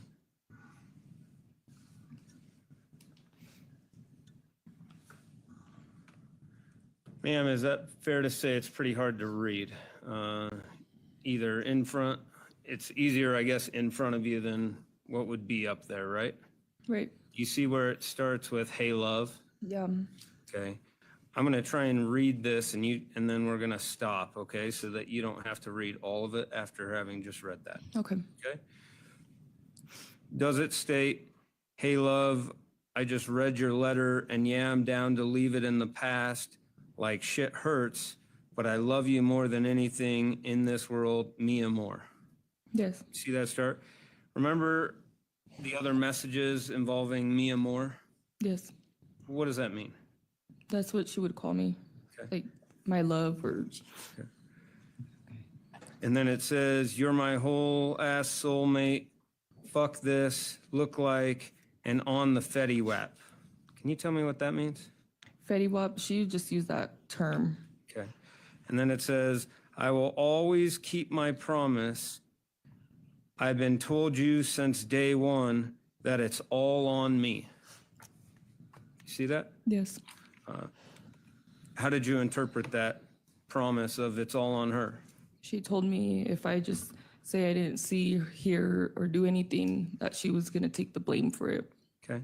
And so is this note consistent with the original plan of you guys saying that you, specifically as to you, that you didn't see, hear, or do anything? Yes. And is that consistent then with the note to Flush that you got as well that's previously been admitted? Yes. Then it says, "I ain't no bitch. I know all the shit that's under my belt, mamas." Yes. Yeah. Does she discuss people being under her belt frequently to you? Yeah. Like her bodies. Okay. The ones. "I'm just sorry you're getting hurt in the process. Trust me, Ma, I do feel for you, but I'm going to fix it on my truck. I will." What's it mean, "I'm going to fix it on my truck"? Like swear on my truck? Yeah. What? That's what she meant. She really liked her truck, so she would. Okay. Are we dealing with the Chevy Tahoe? Is that what's considered the truck? Yes. And is that the vehicle that we saw, I guess, in the arrest video that was published to you? Yes. Okay.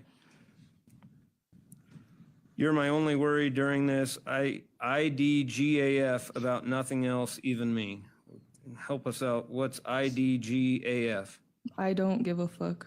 Okay. And it goes, "I'ma hold it down with the Fetty no matter what. Don't feel obligated to be nice or think you gotta be with me, cause it ain't even like that, Ma. I mean, like, I love you more than life itself, but go be happy when you out there. Don't trip about me. I'll be cool. You know I'm down for my shit, but anyways, don't worry about it. I give you my word, mamas." Yes. And then is it fair to say in that letter that it changes towards you? Yes. The next portion says, "Tell me why I'm so disappointed in the bitch you picked to fuck with. Why?" Yes. What are we dealing with there? She was thinking I was with this girl while I was in county. Okay, and then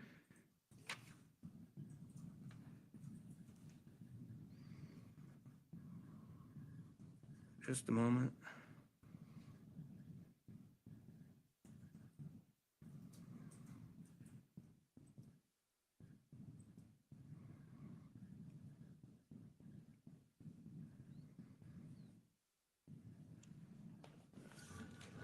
Let me find out. You got feelings for the bitch. LMA or LMFAO? What's that? Laugh my fucking ass off. All right. Let me find out you get feelings for the bitch. LMFAO, no hate if you do, but her old married ugly ass, tell me why everyone calling her, and then it goes into everyone calling her monkey boy, little ape, etc. Yes. Okay. And then LMFACO. What is that? I'm not too sure. Maybe I can't read the writing. Low key, I bothered by the fact that she knew you was my bitch and she still tried. And then we go LMFAO. I ain't the one with her nasty ass. All you need to know is that I don't want to see no funny shit up there. Who you been fucking with? But yeah, I maybe dodged, Yeah, I think dodged. dogged and curved hella bitches. Been in intake all this time. What is intake? Like, is that a portion of the jail? I think at the time it was like the COVID. They would put hold you for in like intake for like 2 weeks. I think they had a certain pod Okay. for it. But again, you received this letter in jail, right? Yes. And this is dealing about being in intake, and it's your belief that intake is part of the Weld County Jail. Yes. Okay. So she dodged and curved hella bitches, been in intake this whole time. So I was seeing new hoes like every 2 weeks. These hoes be thirsty, LOL, but I didn't want to fuck around on you, ma. Yes. Fair? So in that period, after talking about taking the blame for you, she ultimately is accusing you of being with other people and saying how she has not cheated on you. Yes. Flipping to the back of that page, it starts then with, until I started hearing shit, I wasn't hurt. And then I'll let the exhibit speak for itself. I was mad, like, if why that ugly hoe can just have what's mine. TF? What's TF? The fuck? So that ugly hoe can just have what's mine, the fuck, but it's WFU? I don't know what that means. Okay. But it's WFU. I'm gonna let it slide, LOL. But yo, lady or man, best stop her with I ain't these other hoes. If she get some to talk about, she can come to me because I ain't scared of none, LOL, right? Yes. And then right after that, is it fair that she says, bitch can be number 6 under my belt if you get my drift anyways? Yes. Okay. So previously you had discussed at length the fact that Miss Rodriguez is telling you that she has killed other people. Yes. Okay. And at the time you had witnessed her kill someone. Yes. And she is telling you that's not the only one. Yes. Is this an example that she actually wrote this to you in jail on this letter? Yes. I low key ain't crazy no more. No mo. I be so calm. Laugh my fucking ass off. Just when it comes to you, I'll drag the devil himself. LOL. But tell you too. LOL, you sound different. SHM, is that shake my head? Yes. I was dying without you, me pinchy gordita hermosa. What's that? She would call me that. It was like just one of her nicknames. What's it mean? I don't really know, honestly. Okay. What you think about when you seen me? Do you even miss me? Who told you all that shit about me? Yeah, I gave up on life like 2 to 3 weeks ago because that little boy girl that goes to your door low-key hates me because the bitches she gets at all try and write me, but FW whoever you want, ma. Like I said, don't feel obligated to do anything. I've been good. What about you? Is that WBU? Yes. Okay. Ion, talk to the fam. Laugh out loud while my mom sometimes, cause Janira? Mm-hmm. That- Janita, I think. Okay. But money for the phone, I guess Victoria told her, I'm not gonna read the next portion, what me and her did, so I'm assuming the low-key hate me, but when I talk to my mom, all she says is for me to tend them, she needs her car back, and that she's going to die. Do you recognize the people being discussed as being related to the defendant? Yes. Okay. And who are they? Janita was a girl that she was with, Okay. and Victoria is like the sister of somebody. I really don't remember. It's like a family member, like a cousin of the family or something. Okay. Could you tell that there was a connection specifically to the defendant and not from some other random person in this case? Yes. Okay. And then it goes down. She asks, how's your fam? I seen you on court walking in with your hair down, LOL. But whatever you want to ask, feel free. I love you, Mia Moore, 143, always and forever. Yes. Fair? I want to briefly move through this. Page 3, it's the portion written in pen. If you scroll to it, it's going to start with La Amor de mi vida, and then mi gordita hermosa up at the top. Do you see that? There's also a portion that would be blacked out. Do you see that? You'll have to unfold it, ma'am. Yeah. You're on the page? Okay.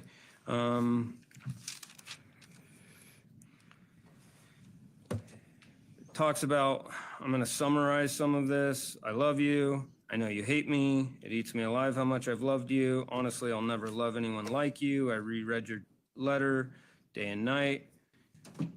I ain't shit the part where you wish you never met me and you were sorry for using me because you were hurt. Got me thinking if it was even love. My love was pure with you. Goes on to talk about that she wanted nothing else but to love you and treat you like a queen. That she fought hard to change and be better. It hurts so fucking bad to hear that you hate her. So I heard about that fake ass lewd baby and your dumbass lady made I broke that shit apart with her ugly STD having ass. Is that another example of where she is accusing you of cheating on her in jail? Yes. Okay. Go get one, bro, because these bitches, she fucked you something, shake my head, happy I ain't fuck with them, but I ain't write you to talk shit, even though she just talked shit. Is that fair? Right. Okay. And then she goes, after I don't write you to talk shit, well, low key, LOL, because you about to make that old ass bitch get pimp handed. Is she quite being scared? LOL. JK, I'm actually being nice. And then laugh my fucking ass off. Nah, as a whole, as a lie, I've been so mean. It's so funny. It's only because she think you in love with her. Again, is that accusing you of cheating on her? Right. During this time at the jail, was she controlling? Yes. Okay. She says she only hated me because I guess you told her all kinds of fucked up shit out me that apparently everyone knows. I just think it's crazy how the excuse you gave for cheating was that he was all that you knew and this and that, and laugh my fucking ass off. But you go fuck nasty ass JS's? Honestly, all respect lost. That hoe is over here talking about you like y'all married or something about how you was all in love and shit's embarrassing. And it's embarrassing her. Laugh out loud. She said she only hated me because I guess you told her all kinds of fucked up shit out me. Apparently everyone knows. I just think it's crazy how the excuse you gave for cheating was that he was all you knew. Go on.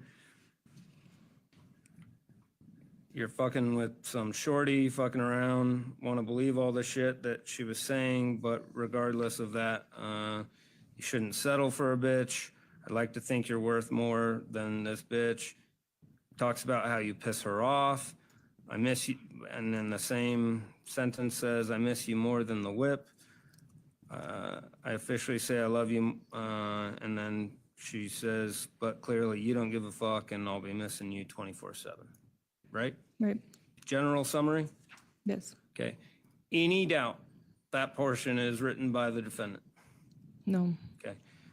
Going to the next page, just briefly, again, I'm going to clarify it. starts with, but sometimes. Do you see that up at the top, ma'am? Yes. But sometimes I think that you don't remember who I was when I looked into your eyes. I seen no more love, like it was just nothing. Hearing your voice felt so good. It's crazy how I'm willing to lose it all, but you couldn't even be loyal like anyone else's mindset would have been to fuck that bitch. It's like that, then a fucked up letter, like, bro, I be feeling some type of way. I still wrote you I still wrote you a whole ass love letter because I want you to keep your head up, but I want you to understand how much I love the way it felt when I was apart from you. You had me crying like a bitch. I felt like my whole life was ripped apart from me, not even my own mom get that kind of hold on me. You're the love of my life, dude. I was supposed to be with you forever. You was supposed to love me like I love you. All I want is you through all this bullshit, right? Right. So she's saying in this letter that all she wants you to do is be done with this Right. or through it, Yeah. okay? Is you through all this bullshit. All I want is you to be happy, and if that means I got to deal with Fetty, then fuck it, because for you, baby, hell and back, thick and thin, all day, no matter what, even though you a stupid bitch, laugh my fucking ass off. I love your stupid ass, Ma. Tell that bitch, and then the N-word, right? Right. Okay. And then it says, then does it start talking, I guess, bad about Javi? Yes. Okay. And does it say, I still hate him, LOL. I checked this out. No matter if you see it or not, you will one day, that N-word will never love you like I do. I'm crazy, but when it comes to you, I'll drop anything and anyone, blood or not. Yeah? Yes. Every single one of them, MFS, love. You're the only reason my heart is still pumping. Without you, see no point in anything. You're my weakness and my strength all in one. I just wish you realized how much I love you. Right? Right. And then does it go on specifically to deal with the fact that it says, I fought so hard to be the only one for you. I got my mama over here crying, saying I chose you over her, that I chose you over my whole fam, and TBH, I don't regret it at all. This love I got for you is out of this world, bro. The promises I made when I gave you that ring, I plan on sticking to my word. Okay? Yeah. Were there relationship dynamics involving each of your families liking the other person and this relationship? Like my family, like our families not liking each other, Or just you guys being together? I mean, here we have the aspect of that she chose you over her family. right. Yeah. Was that conversations that you guys were having at that time? Yes. Does this further confirm that this letter was written by the defendant? Yes. Okay. And then as this portion on this page 4, it deals with the promises I made when I gave you that ring. I plan on sticking to my word. Is that fair? Yes.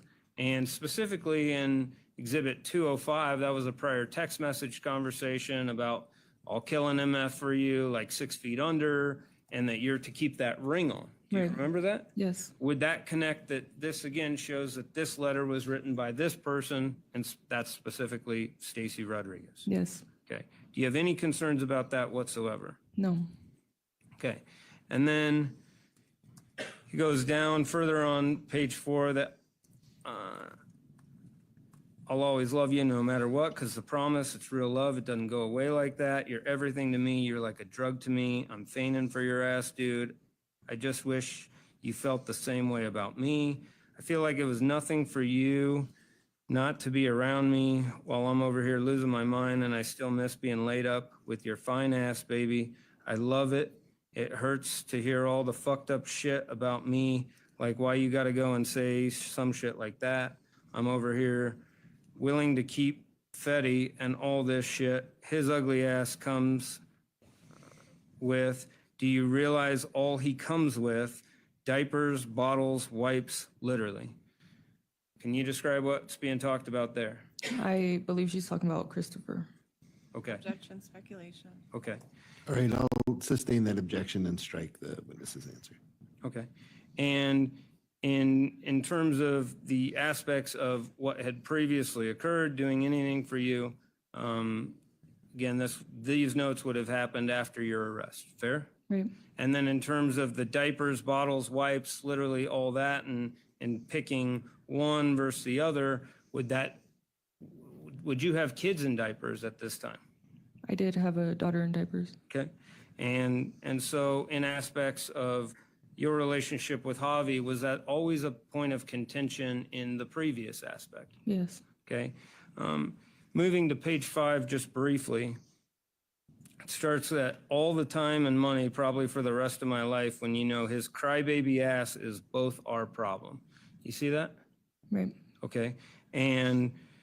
But then it says, but if you keep fucking around and disrespecting my name, I'm going to sign the rights over to you and see how the fuck you like it. So your family could really have a reason to disrespect my name. Fair? Yes. And specifically it said how TF you like it. How do you interpret TF? The fuck. Okay. I love you more than anything, but don't play me stupid anymore. Show me some respect and loyalty. I'm not asking for your love. I assume you're far from that. But honesty, your actions are making me change my decision. So at this point, I love you enough to set out rules. Don't ever, ever, ever disrespect my motherfucking name again, and respect me enough to not fuck with no one like that. And trust me, I'll find out. When you go back, you gonna cut your fucking side, bitch, lady, ugly ass, dyke, 100% off. Don't sit with the bitch. Don't look at the bitch. Don't breathe around the bitch. Understand?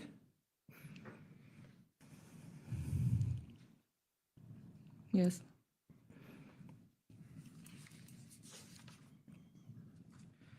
Then it talks about unless she's worth it, and then it says her or your main threes. How many kids do you have? 3. I trust that you'll make the right choice. Throughout this time, did you feel like your family was threatened? Yes.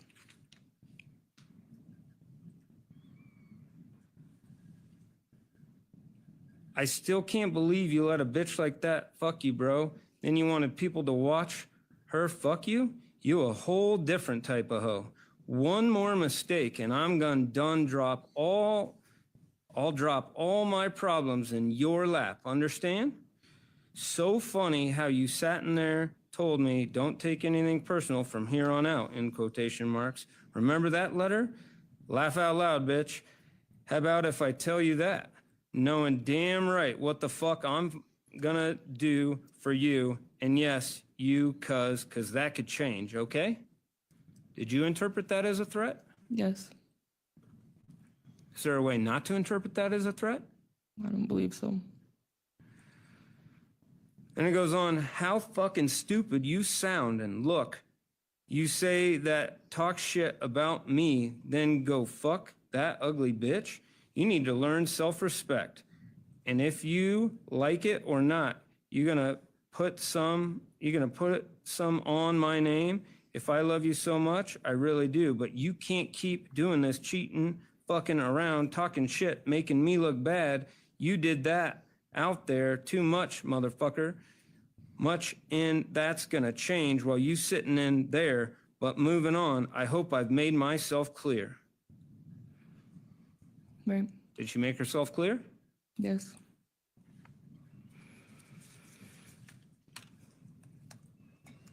Moving on, later in that paragraph, switches back. she talks, I hope you know my loyalty runs with you and always will, no matter what we go through, no matter what type of way you feel, about what mood you're in. You're the love of my life, and my heart will always belong to you and you only. We've literally been through everything together. Laugh my fucking ass off. That's all on one page. Yes.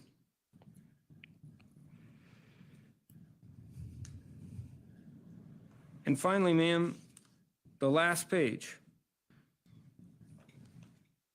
talks about, it starts when you pull up to human being. You see that, ma'am? Yes. Okay. Drink your coffee, love the fuck out of you, laugh out loud, thank you for all the good memories. Please don't hate in your heart. You're more than that. You're so beautiful in every way. Yeah, we was on some dumb shit with each other, but no matter what, I love how you made me feel. Where are my whole world? You're all I ever think. You ran through my fucking mind. Right? Right. Goes on to say, all day, all MF day, amor. I've been having dreams about you. I hate it when I wake up. I want to stay in them forever. I wish I could be with you forever. All I ever wanted to make you happy. Hopefully someone will. I miss you so much, stupid. I hope you miss me too. Shake my head. And then it transitions. Says, how are you holding up though? I hope well, because I know you not a little. There's no question. I'm just reading the exhibit. That's the problem. All right, that's fine. Mr. Praley, you can continue. And if there's specific things that you're referring to, will you just clarify her where those are located? I will. And then specifically at this point, it says, how you holding up though? I hope well, because I know you're not a little bitch. And this female saying you would be on some shit in her room said it was all because I put you through this, or put you through. Is that true? Specifically in that, is it referencing the fact that other people are talking what you have been through because of her? Right. And then she finishes the letter by saying she loves you. You're the best female she's ever had. Is that fair? Yes. And again, do you believe this was written by the defendant? Yes. Now, you had previously referred to the fact that in 204, the note to flush, that specifically referred to what as a name? Baby Joker. And you've testified at length as to Baby Joker. Right. You heard the defense cross you on the fact, well, she just refers to this as Baby or Joker, right? Right. But not both. 204 shows you that on the note to flush. I'm going to object to mischaracterization of questions and evidence. I never asked her about the word Joker. All right, I'll overrule the objection. Ladies and gentlemen, you as the finders of fact in this matter, is it up to you to determine what the evidence has shown in this case? Mr. Praley, go ahead. Is it again your testimony that the defendant referred to herself as Baby Joker as shown by that note? Yes. On this last page, are you there? Yes. Okay, do you see the writing at the very bottom? Yes. What's it say? Baby Joker. If we could zoom in on that. Do you have any other concerns that this was written by the defendant? No.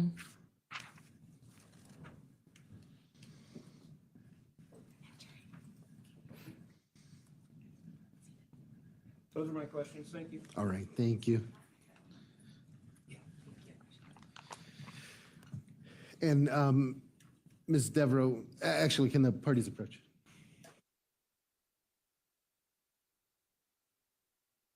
I think the judge, it's not happy. I think we all suffered a lot by that language.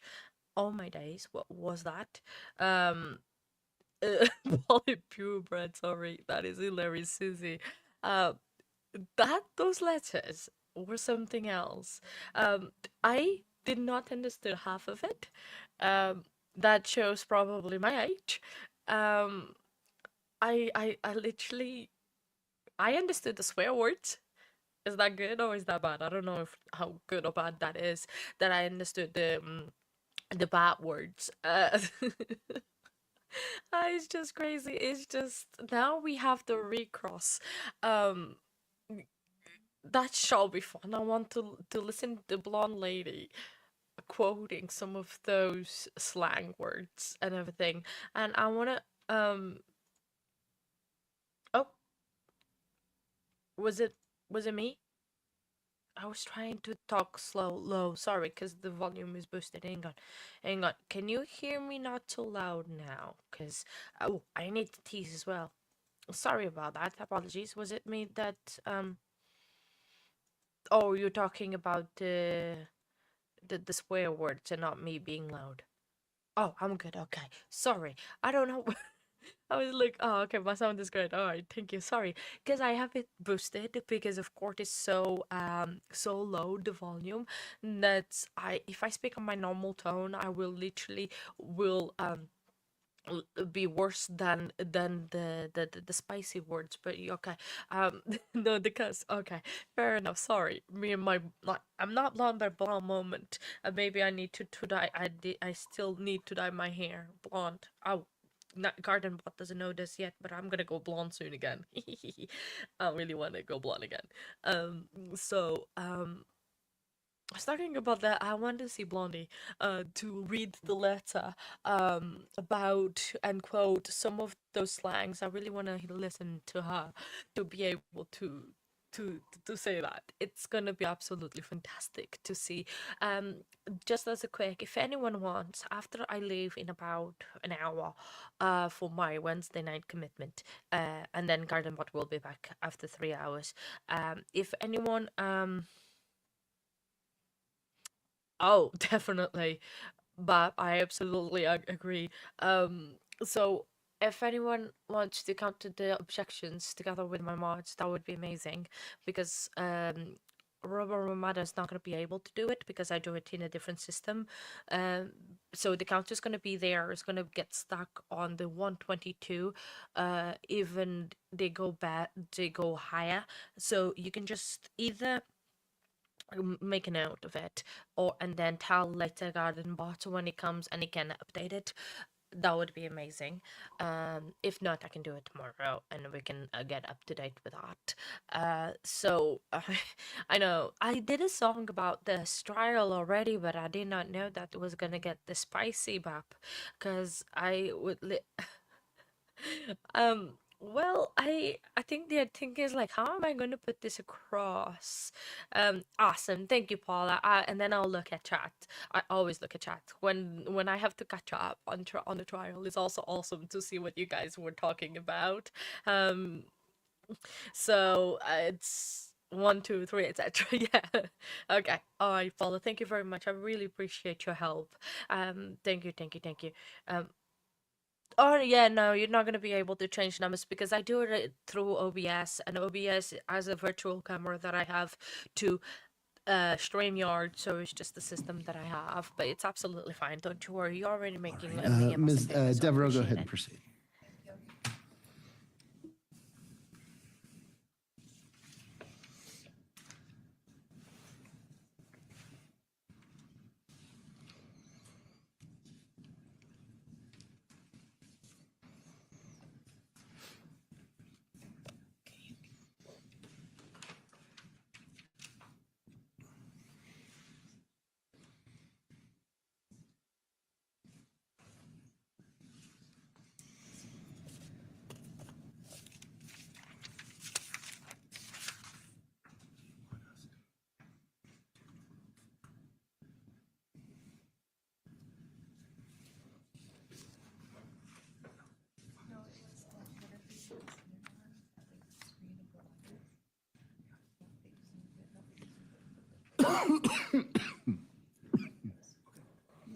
Yes, please, thank you.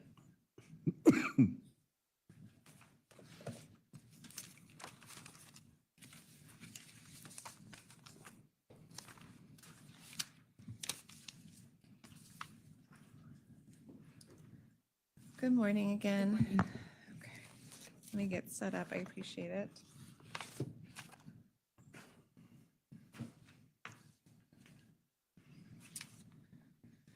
Okay, so I want to start this morning sort of where Mr. Perelia left off. And this note, Mr. Bros, can you zoom back in to where Mr. Aurelia had it, please. Let's do right here, this area, I think was where he had it. Thank you. Perfect, thank you, I appreciate it.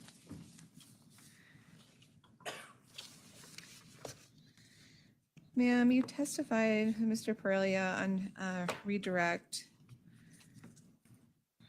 regarding these jail letters that you believe to be from Ms. Rodriguez, right? Right, And as we talked about originally, the Weld County Jail does not have like an inmate-to-inmate postal service, right? right, And so you would have had to get these letters from another inmate, right? right, And it's actually against the rules to be doing that, right? right, And Mr. Perelia, you testified that these letters, and we heard it, threaten your children. right, Your interpretation of that was, right? right. Your family. Yes, And as we've seen, you took we've heard, you took these purported threats very seriously, right? yes, There's something that deeply impacted you, right? right, And you have these letters threatening your 3 children's lives. yes, No one matters more to you than your children, right? yes, And you believe, according to the testimony of Mr. Perelia, that she means business, right? right, Because she had just killed someone for no reason, right? right, You believe that she's killed multiple other people, right? yes, You now believe she's in gangs, right? yes, And yet you don't tell a single deputy, police officer in the jail, hey, my kids' lives are in jeopardy here. I did tell my lawyers That's not when my they came question. and saw me. That's not my question. You never told a single police officer, right? Yeah, not a deputy. And not a single police report was ever made, right? Objection, Judge, against scope, is this one of the 4 categories? I think this goes into what's been, what the court has described as the 404B abuse general category. So I will allow this questioning. Thank you. Right? Right, Not a single police report. So your lawyers weren't like, hey, oh my God, my client's kids are in jeopardy. I better call the police and report this so the police can look into this, right? right, Then we see, I just picked this portion of the letter randomly because it was up last. And, Your Honor, can I have the pointer, the stick, I think please? it's up there. Is that right? Oh, I'm sorry, the deputy has it. Yeah, I'm showing you, there's some really, you may have a microphone. Just Oh, Thank you. So we see that the handwriting has a very unique way of doing eyes, right? These circles, yes, and it's throughout the jail letters that you claim are from Ms. Rodriguez, right? right, Ma'am, you wrote quite a bit of letters going through, let's say, your initial arrest until your proffer, right? right, And I mean letters coming in and out of the jail, right? To your Yes. family and friends and loved ones, right? yes, Okay. And you would recognize those because you wrote them, right? yes, So, ma'am, what's interesting about these letters is they're your handwriting, right? yes, Right.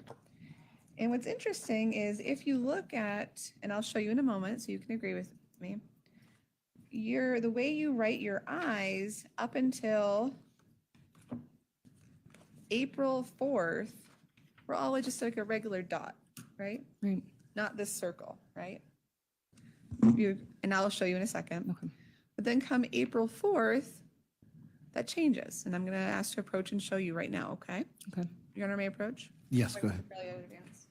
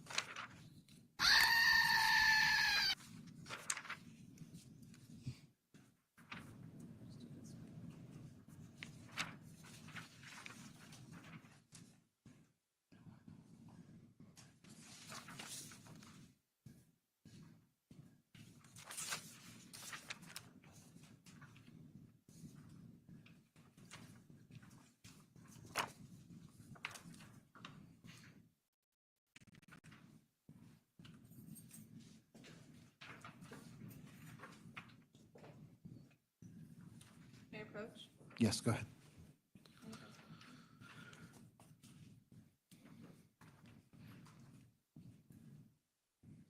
Okay, ma'am. So let's start with this letter, okay? This is a letter you wrote to Javier, right? Yes. And there's your name at the top left corner of the envelope, right? Yes. And Javier's name has 2 eyes in it, right? Right. And there you can see the eye just has a dot, hmm right? One of them, yes. It doesn't have one of those big circles, right? Right. And we know that this letter was written on April 12th, 2022, right? Right. Because you dated it, right? And this is another letter for your son, right, DeAndre? Yes. And then we have another letter you mailed Javier, right? There's your name. Yes. And again, Javier's name has an I, right? Right. No circles, right? Right. April 12th, right? Yes.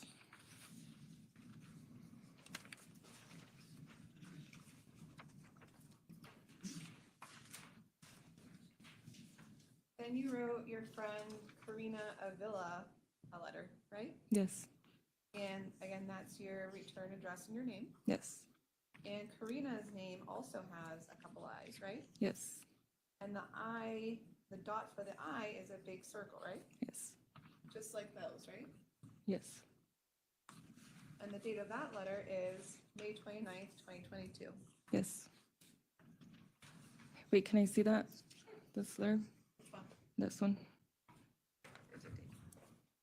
Because none of those have, they're dotted, right? Right, it's just Okay. this letter, Okay. right? Yes. And you wrote this envelope, right? Yes.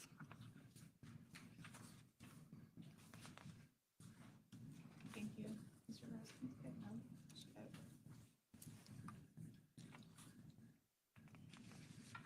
Okay, so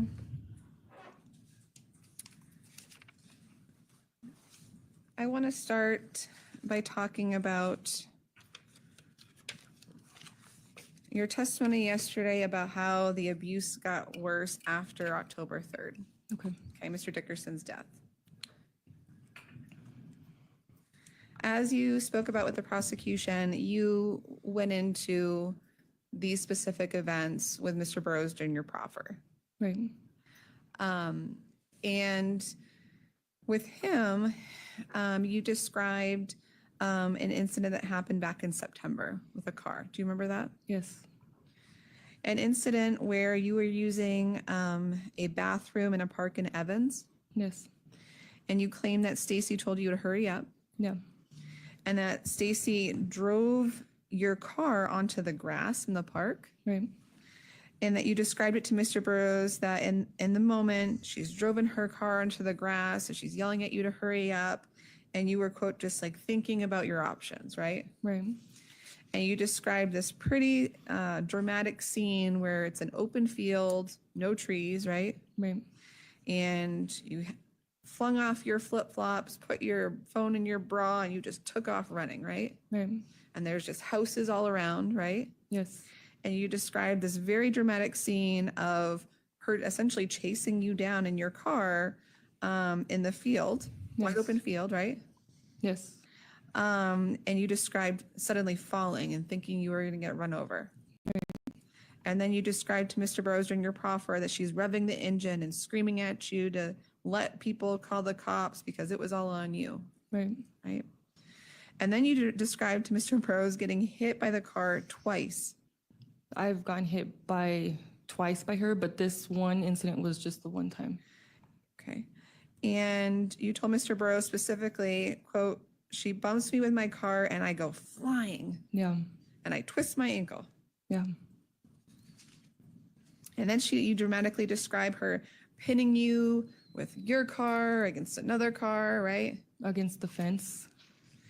You described to Mr. Burrows during your proffer, quote, she ends up cornering me with my car and another car that was parked right there. I remember it was against the fence. There was a car parked right there, but when she cornered me, it was up against the fence. Do you recall telling investigator or Detective Burrows back on June 8th, 2022, she ends up cornering me with my car and another car that was parked right there?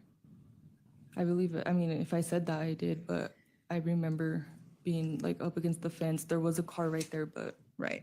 it was cornered. And that brings me to my next part, which is you said you were describing trying to figure out how to jump over a fence or jump on a car. Right. So, ma'am, you're telling this jury that after October 3rd, it got worse than that? Yeah. She's never physically pulled a knife out on me and threatened. But you're saying she hit you with the car and you went flying. Yeah. And not one person called the police. None of these other houses that are around this park are like, oh my gosh, this car is driving, chasing this poor woman. They're going to kill her. No one called the police. No. And also, you told Mr. Burrows that you even described the headlights being on when this is happening. Yes. And yet, not a single police report was or call-in was ever made. No. And now there's this like, well, there's multiple cars. I've been hit by a car multiple times, right? And again, not a single police report was ever made by anyone, right? Right.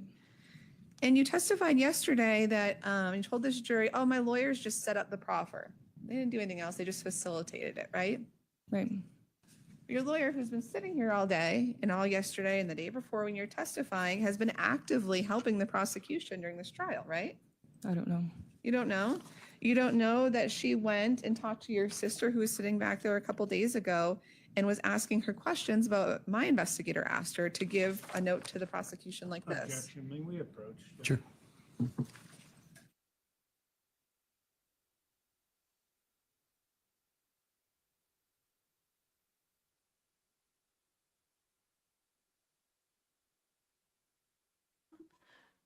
Telling you all, the attorney, the blonde girl, she's going into a very dangerous territory right now because she's asking about things that the witness is not privy to of what the attorney is doing or not. She doesn't know. The attorney doesn't has to tell you exactly what she's doing, what she's talking to make things. She is absolutely delusional, thinking that she would know. Oh, look at this two laughing like they are not in an enlivening trial. Look at this. Like, Carl, stop smiling that you are in an enlivening trial. Sorry, it's making me like they're flirting again. It's like, I'm sorry, she's in an enlivening trial, giggling, like she's in a cafe drinking coffee. Like, I don't think Cassandra, but they might be.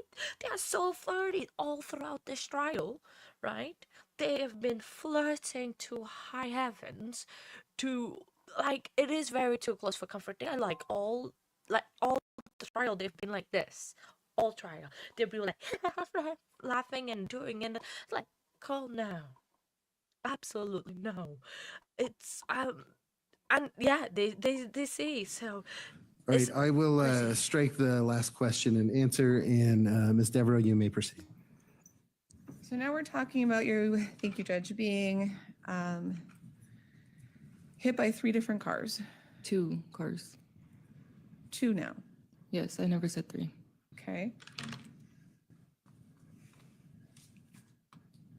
So let's go through that a little bit, okay? There's, when you described Mr. Burrows as an incident with a car where Stacy hit you with her car in April around your birthday, Right. right? And you specifically told Mr. Burrows during the proffer, that is, on my birthday, that's when she hit me with the car, period. Not actually hit me, period. She didn't run me over, period. Right. So that's one incident, right? Where you Yes. originally tell Mr. Burrows during this proffer that she hit you with her car, but then you kind of come back on it and just left. So that's one incident, right? Right. Then you described the incident in September in the field that I'm talking about, right? Yes.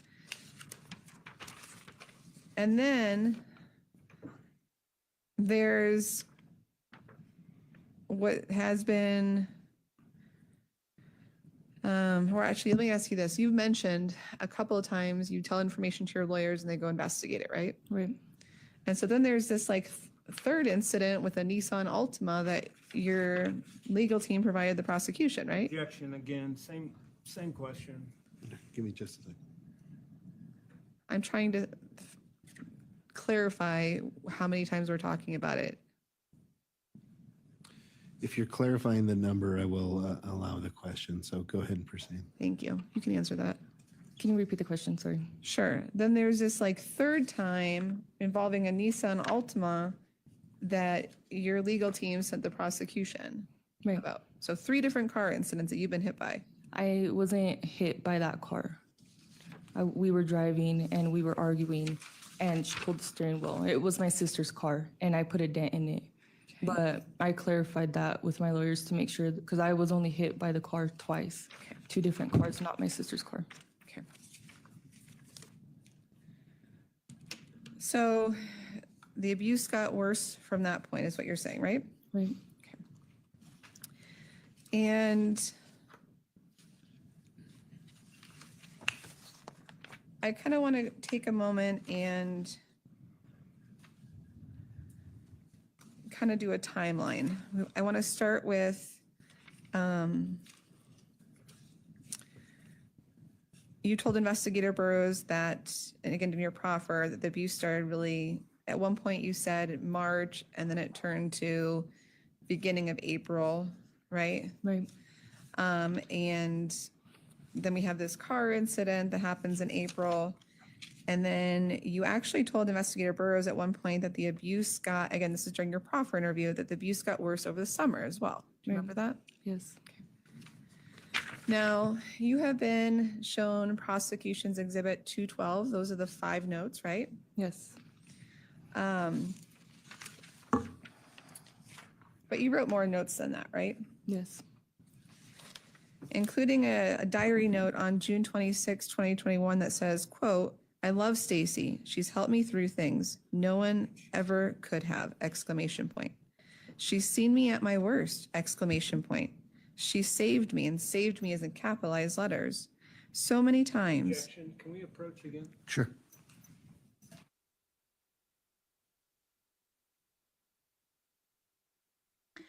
Mr. Prosecutor is getting up there. Getting up there with the objection. So you can play the verdict game already. The link is in the description. In the description. In the chat. It's just a very quick game. Like you just say guilty, not guilty, and then you guess more or less the range of the deliberation, and then you might win a prize. The game is open until the end of closings. So until the end of the rebuttal from the prosecution that you can play. If you need the link again, you can ask me, or if you want to say your verdict guess on the chat, you can. Okay, ma'am, we can pick up right where we left off. So you wrote on June 26, 2021, quote, "She saved me," and saved me is capitalized, "so many times, exclamation point, exclamation point. She was there when I felt alone, exclamation point, exclamation point. Only her would stay up and actually listen and care, exclamation point, exclamation point. She helped me through so much, exclamation point," right? Right. Then a second note, and this one is dated July 7th, 2021. Again, during the same summer that you told Investigator Burroughs during your proffer that the abuse again got worse, right? Right. And this note is interesting because, and I'll show you, because you had actually deleted this note at some point, right? Does that sound familiar? Or do you want me to read it first? I don't. No, you can read it first. Okay. The note has a title actually, and it's called "Letter to Stacy, July 7th, 2021. And you wrote, quote, "I've realized you never put me first. I relied on you for a lot of things. In the beginning, you told me, quote, I will get 3 jobs to support you, and you never even paid a single thing. You bought groceries twice. You basically just watched me struggle with my mental health, my bills, my house being a mess. I was at my lowest these past 5 months, and you never once pushed me to do better, never once motivated to do better. It was hard seeing you lay around and eat in bed, so it made it okay for me to do it. I'm not blaming any of my shit on you because it's my fault I let it happen." Does that sound familiar? Yeah. That's a note that you deleted, right? I don't remember deleting it, but Okay. Would it refresh your memory to look at a Cellbrite report that actually says in bright red letters under a category that says deleted? Yes. yeah. May I approach? Yes, go ahead. Now I'm showing you the cell rate report from an Apple iPhone. You can see a column that says deleted. And when I go to the letter to Stacy dated July 7th, 2021, you can see in bright red letters, it says yes, right? Okay.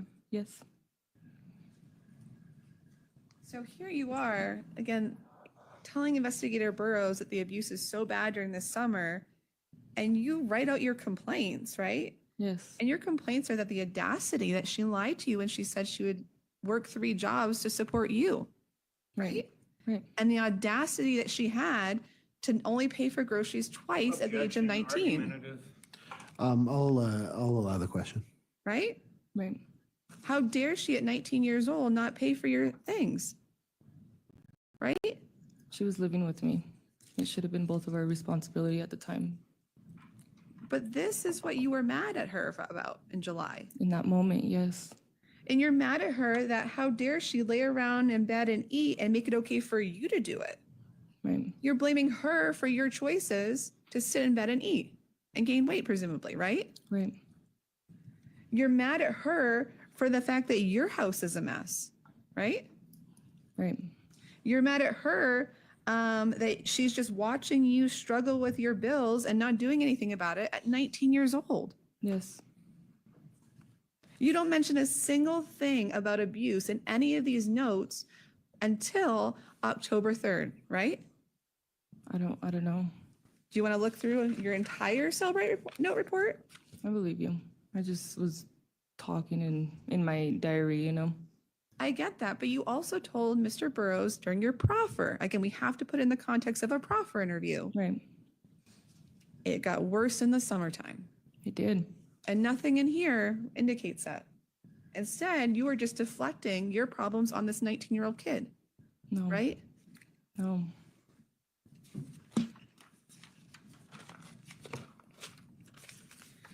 Then Mr. Perelia asked you quite a bit, or we saw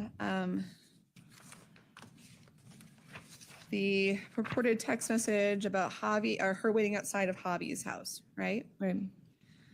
And you told this jury, and you're again leading everyone to believe that you believed Stacy was going to kill him, right? Right. That she's so crazed that you had the audacity to go to the father of your children's house that night that she's waiting outside, right? No, that's not what that picture was about. I had left her house and she assumed that I was going straight to Javi's and I was on foot. So that's why she went over there and was saying, come out, and she thought I was there. Again, but the point of Mr. Perelia asking you that and your answer to this jury was to suggest, correct me if I'm wrong, that she was following you to Javi's, right? No. Okay. And we've also heard a lot of testimony about how she was really jealous about Javi. You testified to the jury that Javi, you were worried about Javi being killed, right? Yes. And that you experienced, actually, I think you were actually testified that she couldn't get to you anymore through all these DV violent episodes. So now she's turning to Javi, right? Right. But ma'am, she knew the whole time that you were still being intimate with Javi, I was still in love with him, yeah. being intimate with him, right? I was like 4 times throughout our relationship, yes. Okay. And at one point, she actually buys you condoms or give you a condom for it. Oh, yeah. Yeah. I'm showing Mr. Perelia what's been marked as Defendant's Exhibit RR and SS. I'm sorry, give me just a second. RR and SS? Yes. All right, go ahead.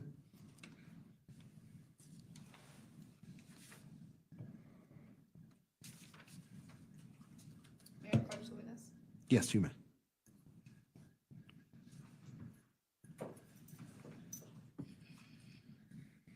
Ma'am, do you recognize what that is? Yeah. What are those? There's a screenshot of Stacy's messages.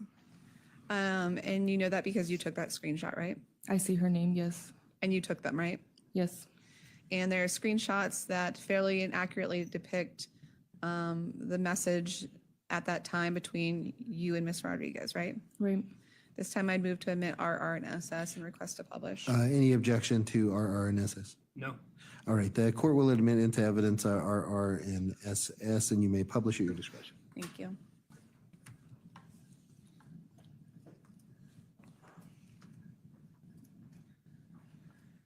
Okay, so it should be right over your right shoulder if that's easier. And We're testing the here, mic. you And my asking voice her working? where she's drinking at, right? Yes, And she's like telling you, why are you so worried? You're with someone else, right? right, And the other person was Javi. right, All right.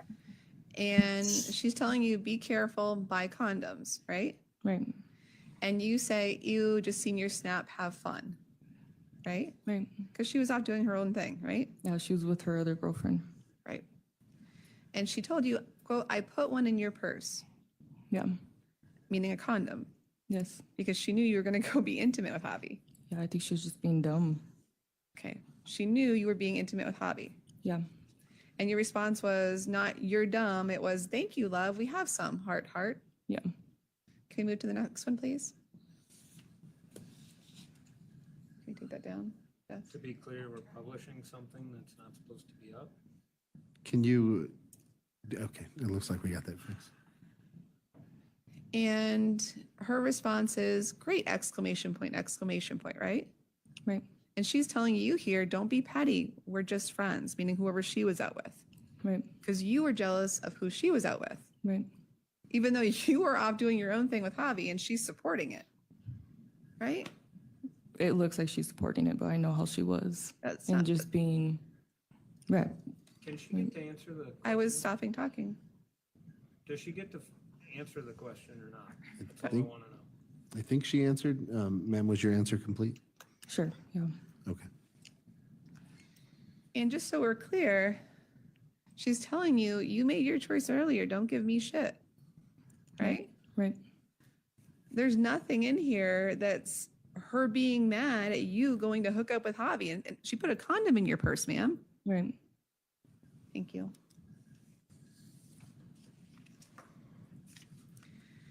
So, as we've heard, there's been a lot of discussion about all of these domestic violence incidents, and I kind of want to start in reverse order. And so start in October and work our way back to earlier time periods throughout the relationship, okay? Just to orient you. So again, what I'm going to be going over with you, just to clarify for the jury and you, are all the incidents that you disclosed to Mr. Burrows in your proffer. Okay, Okay. In October, you told Mr. Burrows, the end of October, there was an incident where, as we've seen and heard, you say that she poured water on your face and punched you and took a knife to your throat, right? right, You told Mr. Burrows specifically that the timing of that incident happened a week before your dad's birthday, right? right. Your dad's birthday is when? October 25th, 25th, birthday. right? And again, she's punching you, she has her weight on you, she's cutting cuts all over your body, right? Right, But yet 2 days before then, just 2 days, October 23rd, you two get actually pulled over by the Greeley Police Department, right? During a traffic stop. yes, There's officers on scene, right? right, And they don't say, oh my gosh, ma'am, you have injuries all over you. it was 2 days before the incident, right? So you told Investigator Burrows this incident happened a week before your dad's birthday on October 25th. Right, October 23rd is not a week before the 25th. You would agree with me. yeah, So police are seeing you, right? right, Trained police officers who know the signs and symptoms of domestic violence, who aren't just, correct? right, Who aren't just going to be like, ma'am, you have all these injuries to you. You're fine. no. I never said she punched me, but she did put the knife up to my neck and I did have scars on my body. But you did. You told Investigator Burrows in your proffer that she was punching you during this incident. Right? Right, You also described drinking during this incident, that you were both drinking during this incident, right? right, And then you talked to him about an incident in September, the car in the park incident, right? yeah, You told him then, you were both drinking, right? Yeah. Of course, then you backtracked and said that you weren't drinking, she was drinking The night of when she hit me with her car. in Evans Park in Yeah. September. I wasn't drinking that much. I was drinking, but I wasn't that intoxicated that night. Right, because you first told Investigator Burroughs we were drinking, and then it changed to, well, really wasn't, right? Right. And then in August, there was another incident that you described to Mr. Burroughs about how you got a black eye, Right. right? And ma'am, you take a lot of selfies, right? Yeah. Yeah.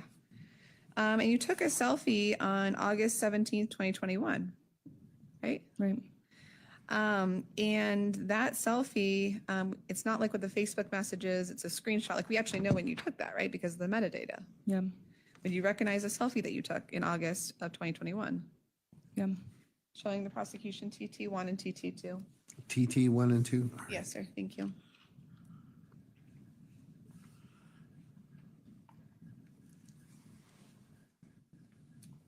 May I approach? Yes, go ahead.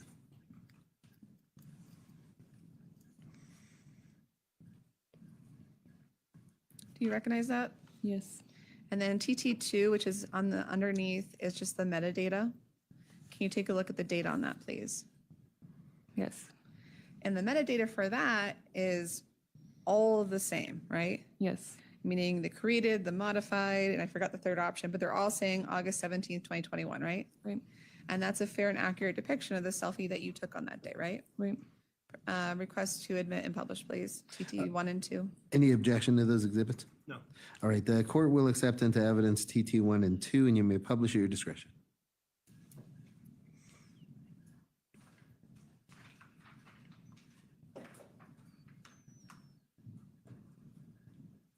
So this might be a little trigger warning here, because if they show these pictures, they're going to show more than likely the black eye is what I'm assuming, because that's what they were just talking about. So trigger warning.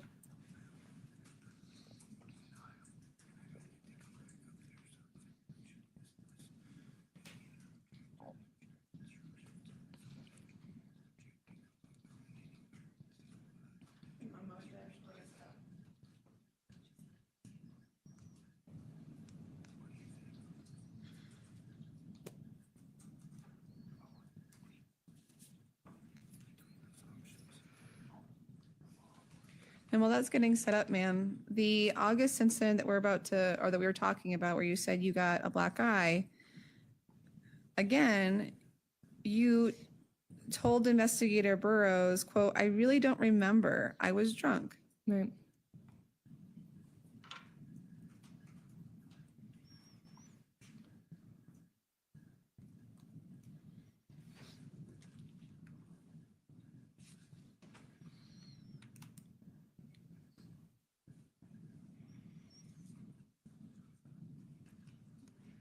Please zoom in a little bit, please.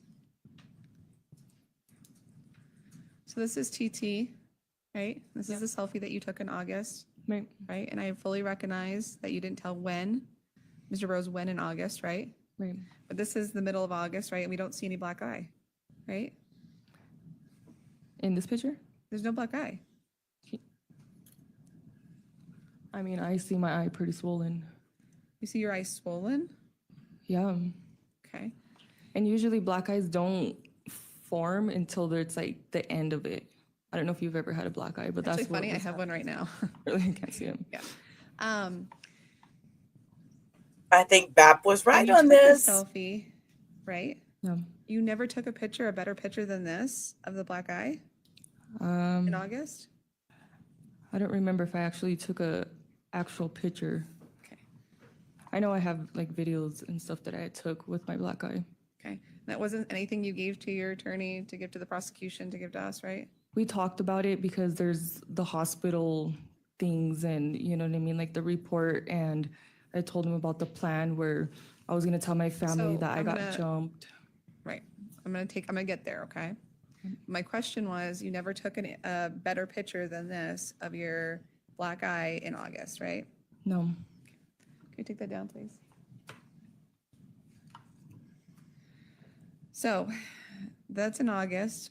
And then there's also another sort of a distinct episode that happens at the Clarion. Yes. Remember that?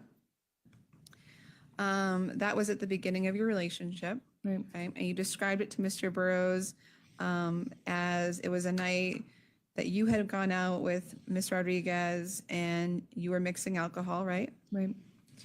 And there was actually, you were at the Clarion and Hobby came, right? Right. And police were called. Right. And police were talking to you and Javi, right? Right. And they were talking to you and you were showing them injuries of your mouth, right? Right. And you're telling the officers, Stacy did this to you, right? No, I told him that I didn't remember what had happened, and she had told me that I had fell. I never said that she hit me or anything because I didn't remember. It certainly got alluded to that, right? It got what? It certainly alluded to that, right? Look at Between you Objection and calls for speculation. It She's answered doesn't. The question. Give me just a second here. I'll sustain the objection. you're aware that officers, you observed them going and look for Mr. Rodriguez, right? I was sitting downstairs in the hotel, and I don't know if they went upstairs, but He asked you a lot of questions about Stacy, right? they asked me a lot of questions. Yep. And you're like, I don't know what happened to me because you were so intoxicated, right? Right. And you're aware that the police were investigating Miss Rodriguez for doing this to you. Yeah, they were asking me what happened and stuff. Right. And ultimately, you know that it never went anywhere, right? Yeah.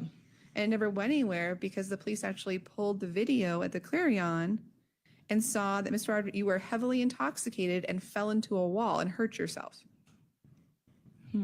I don't remember that in the police report or them telling me that. Would it refresh your recollection to see that police report Yeah. by Officer Canton? Mm-hmm.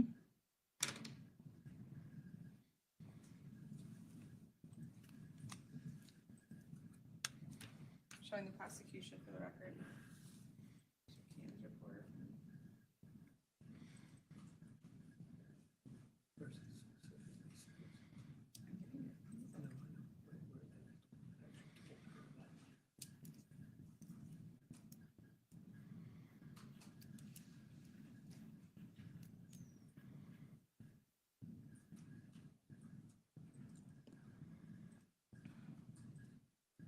She must have hit it on the doorknob, huh? Toxic. That's the only. How do you hit yourself? She gotta hit it on doorknob. I don't know. We'll Can we see. approach, Judge? Yes. Oh, now they're approaching. Oh.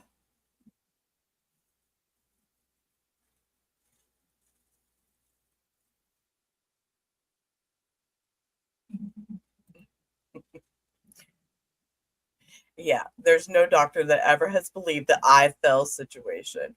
We all know better. You know, abusive relationships, unfortunately, we always hear that.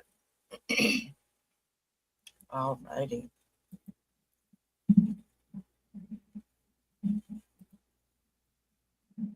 It is Pickles. It's a part of the brainwash, and you know, you do what you think your partner wants. It's so sad.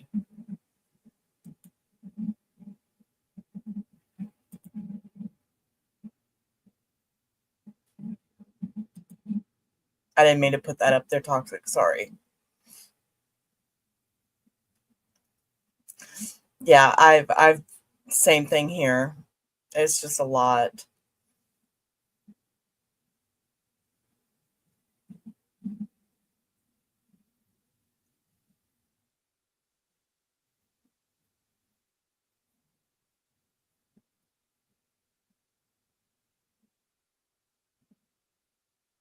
Oh, that's the defense right now, Willow. I thought we were already on cross.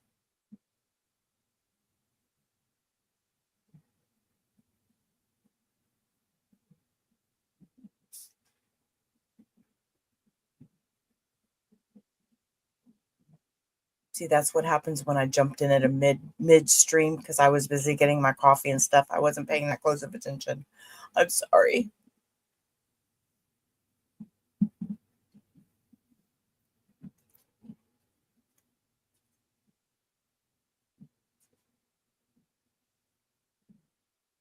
a long sidebar. I wonder what they're saying.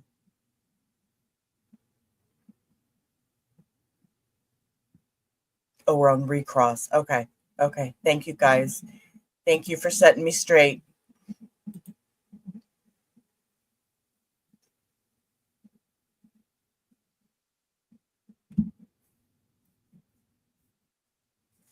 Why they keep looking to the side like that, like they're looking at something?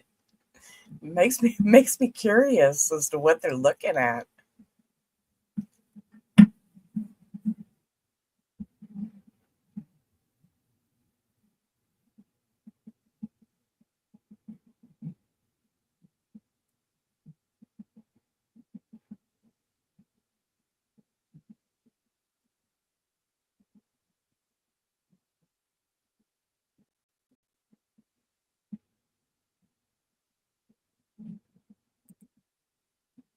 Exactly, Beth. That's exactly.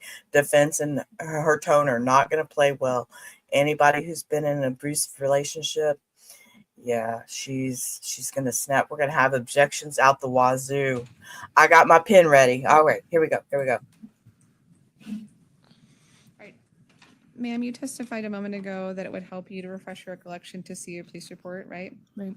And you said because you didn't, the answer to that before was that you didn't remember that in the police report, right? Right. So you have seen this police report before then, right? Yes. Okay. You're under my approach now? Yes. So I highlighted for you.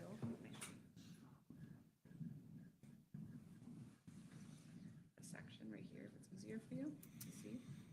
In the Greater Police Department, February 13th, 2021. And this is the section on fresh recollection.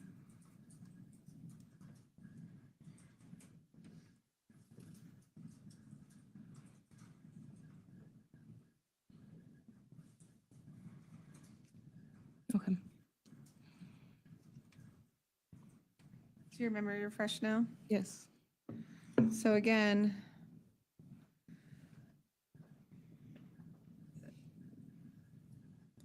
the video, it never went anywhere because the video depicted you being highly intoxicated and stumbling into the hotel. Right. And hitting a wall. Right. And actually Miss Rodriguez supporting you as you're walking in. Right. And that was consistent with the unique shape of the injury to your lip. Right. Because you actually hit like a HVAC grate of some sorts, right? Okay. Does that sound right? Right. In that police report, I never said that Stacy hit me or anything. No, you didn't there, but you certainly told Mr. Burroughs about it during your proffer on June 8th, right? Yeah, that she was telling me that I had foul, and it was just always curious to me. I did not see that part. But you told Mr. Burroughs that, ma'am, in the context of telling him during this proffer interview about how horrible of a domestic violence abuser Miss Rodriguez is, right? Right. And that wasn't true. That Clarion incident had nothing to do with Miss Rodriguez. You were drunk again. Right. Because you had a serious drinking problem, right? Right. A really bad one where you were drinking every day. Right. To drink the pain away, right? Yes. And you would agree with me, when you get drunk, you don't remember accurately what happens. Sometimes, yeah. Right? As we've seen. Right. And every incident, almost every single incident that you described to Mr. Burroughs, you tell him, I was drunk. Right. And the hospital incident that you referenced earlier, you were drunk then too. Yes. And you go to the hospital and you have a black eye or a bloodshot eye, your eye was bleeding, right? Right. And you tell the hospital, I was jumped, right? Right. Again, this is the information you're passing along to Mr. Burroughs, right? Yes. And yet police were never called again. Right. These mandated reporters at the hospital never were like, oh my gosh, this girl just got jumped. Right. And then you described to Mr. Burroughs in your proffer that you and Mr. Rodriguez were actually laughing about it while at the hospital. Right. And again, because you were drunk again. Right.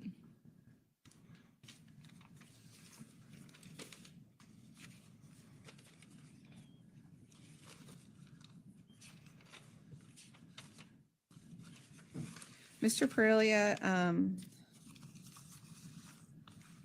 was talking about the notes, right? Just a moment ago. Yes. And he asked you some questions about the note about Stacy's car being hot, right? Right. And he asked you, he's like, "Are you a mastermind?" I think that was his comment yesterday. Right. And you testified just a moment ago, or yesterday, excuse me, that I didn't write these notes because I knew an investigation was being started, right? Right. Even though earlier with me, you had told the jury something different, right? I don't remember. You don't remember telling this jury earlier that you wrote these notes because you knew the case was going to be investigated? No, I wrote the notes because I felt like she was going to kill me. Okay. You, though, wrote the note on about the car being hot after October 3rd, right? Right. In that note, you were saying the car is hot because of the October 3rd incident. No, we were in, it says the Tahoe, and October 3rd was in the Malibu. And she was telling me that her Tahoe was hot because of the gang that she was in. And now I feel like she was saying that so we wouldn't be driving around. But man, that's not what you said in this note. It says the Tahoe. So let me pull up that note for you, okay? Okay. Do you have P12 handy?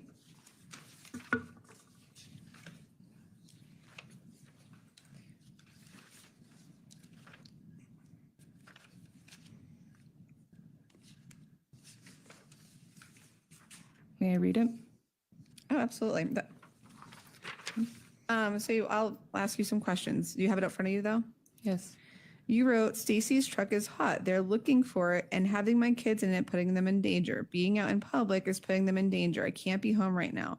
And the sentence even before the Stacy truck is hot sentence is, quote, if you know I have to stay laying low because of what happened. Right. And when you were talking to Mr. Perilli about it, you were saying that was the whole what happened, having to be low was because of the horrific death you just saw, right? When I talked to him, he clarified Stacy's truck and that she said truck for her Tahoe. Okay. And she was telling me that something happened in her truck and she was in this gang and we can't be riding around in it. None of this you told Mr. Burroughs, right? On October 8th, 2022? I don't remember. You didn't certainly bring this up when Mr. Perilli was asking you questions a moment ago about this note, right? He clarified if it was about the Malibu or she would call the Tahoe the truck. But you didn't say, oh, Mr. Perilli, that's actually nothing to do about this case. No, I did not say that. This is actually about this gang incident that I can't really give you any details about, but this is nothing. You didn't clarify that with him.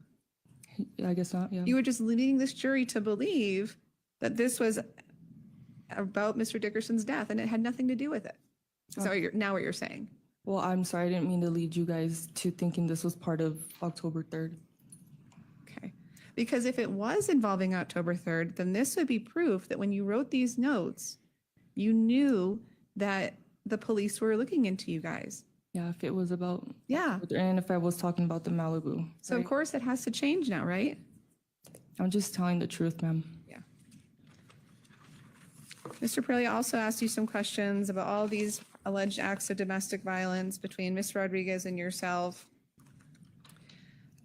Because it shows, as the court read, why you didn't call the police, right? Right. And you're leading the jury to believe that you were this domestic violence victim. You were afraid you were going to get killed.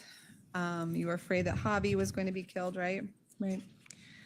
But Mr. Burroughs specifically asked you during your proffer on June 8th whether or not you and Ms. Rodriguez ever discussed or coming up with a story to tell, or whether or not anything doing about October 3rd was discussed between the two of you, right? Right.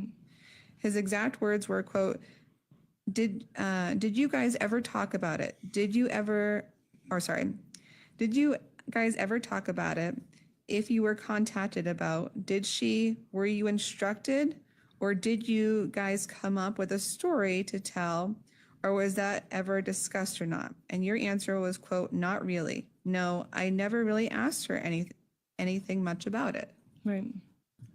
You didn't tell Mr. Burroughs in that moment to that question, you know what? She told me to keep my mouth shut or else she's going to kill me. Right? Yeah, she never threatened to kill me, but yeah.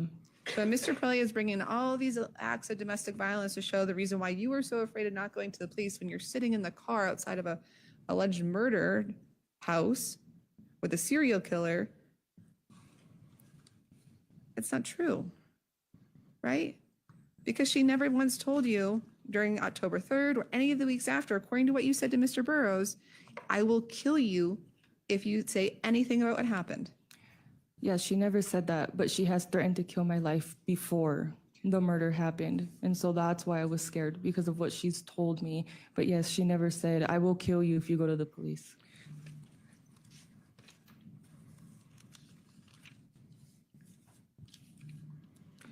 And also about this concept of calling the police. You are certainly not someone who is afraid to call the police, right? Right. You testified earlier at the very beginning about not going to the police and the jail because with the notes, right? Right. And violating the keep step and all these threatening notes that we are hearing about, right? Right. Threatening your family because you don't trust the police, right? Right. Ma'am, you called the police on Javi for a domestic violence incident. I did. You were not afraid to be like, hey, police officer, I'm a victim of domestic violence by that guy right there. Right. The father of your children, the sweetheart, high school sweetheart. You called the police. I did. That was the first time I was ever in a situation like that. And now that I think back, since I've been in jail, like, why didn't I call the police? You know, and I felt like I ruined Javi's life because it was nothing compared to what I went through with Stacy. And Certainly, ma'am, you would agree with me that would. She finished? That wasn't responsive to the question, I'm sorry, Ms. Devereaux, you can go ahead and continue. Thank you. But you would agree with me. You don't. I hear what you're saying, that you didn't want to ruin Javi's life or Stacy's life is probably where you're going with this, right? no, I didn't. I calling the felt like I police. ruined Javi's life by calling the police. I had a lot of guilt, and so I just dealt with it with Stacy. Ma'am, you would agree, though. You're certainly ruining your children's life by letting them be at risk of being hurt by this serial killer who has gang ties, Objection, right? argumentative. I'll allow the question. Right? Right. And you didn't tell a single police officer. I didn't.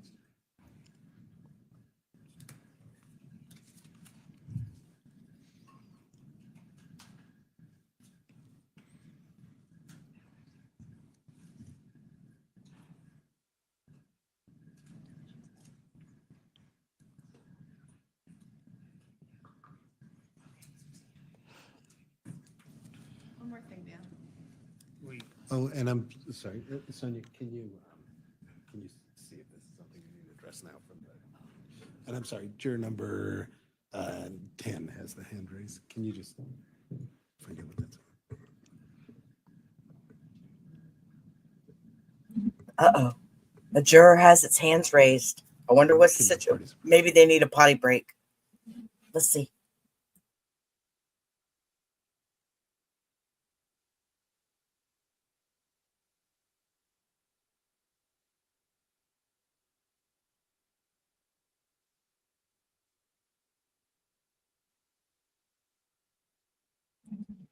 Okay, it's too quiet.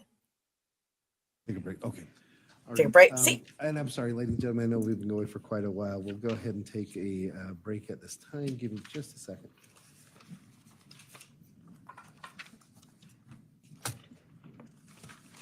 No, I don't think they've had morning recess yet. No, since I've only been here since about 10 o'clock this morning. So anything before 10 o'clock this morning, which has been 2 hours, I really don't know. I wasn't here. I was sleeping. I want to remind you that until the trial is completed, you must not discuss this case with anyone, either in person, using the internet, or by any other means. This includes members of your family, people involved in the trial, other jurors, or anyone else. If someone approaches you and tries to discuss the trial with you, or if you see or hear anything about it, even accidentally, please let me know about it immediately. You must not conduct any research, undertaking an investigation, or otherwise obtain information about the case from an outside source. You must not read or listen to any news reports or internet information television, or other electronic sources about the trial. If there has been or is any news coverage of this case, you must completely disregard it. Your verdict must be based solely on the evidence presented in the courtroom and the law as I instruct you. And finally, it is especially important that you do not form or express any opinion on the case until your deliberations at the end of trial.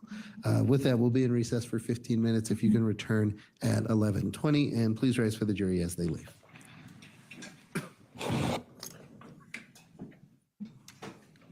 All right, so it's a 15-minute break. He said 11:20. So that would be a 15-minute break. So I guess everybody gets to stretch. We all get to stretch and, yeah, go remake your coffee, get you some snackies, all that good stuff. Thank Go. you. Please be Everybody seated. needs to go do their potty breaks too. And the court will be in recess until 11:20.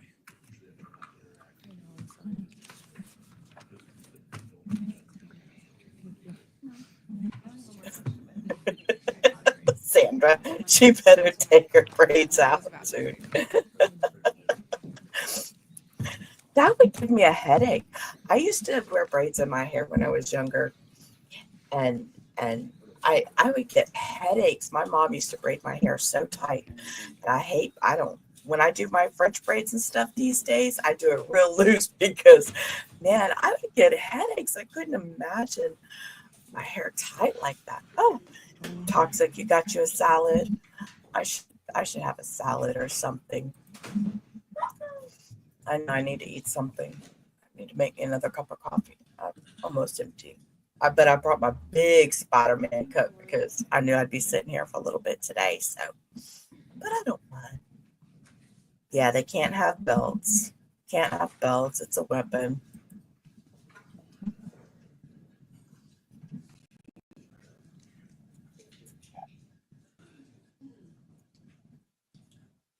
All right. So what do y'all think so far about all that them crazy letter readings? That made me a little nervous listening to all that. I heard that them letters were those notes were making me nervous. I mean, I'm not gonna lie, I got a potty mouth and I say some bad things sometimes, but in those letters, that was whew.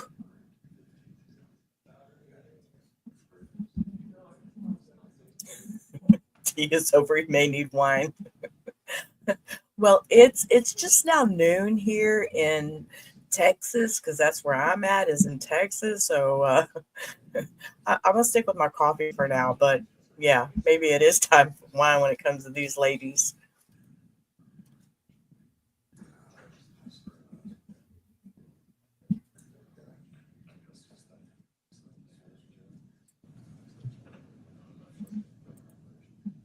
Exactly, Toxic. The love bombing and the threats, the control, and that's how they control their victims is through that kind of the way that she was talking to her in those letters. I not to get personal, but I had an ex that would send me letters like that, and I had to tuck and run. It's like, no, you can't. No, that is not a healthy relationship at all. They should have ran a long time ago.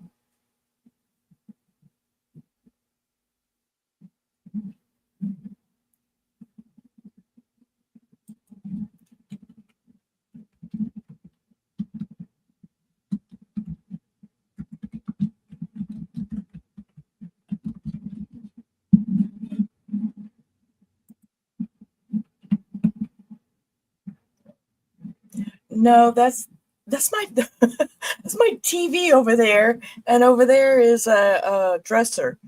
I do have a dog crate. I have a huge dog crate. I have I have a pit.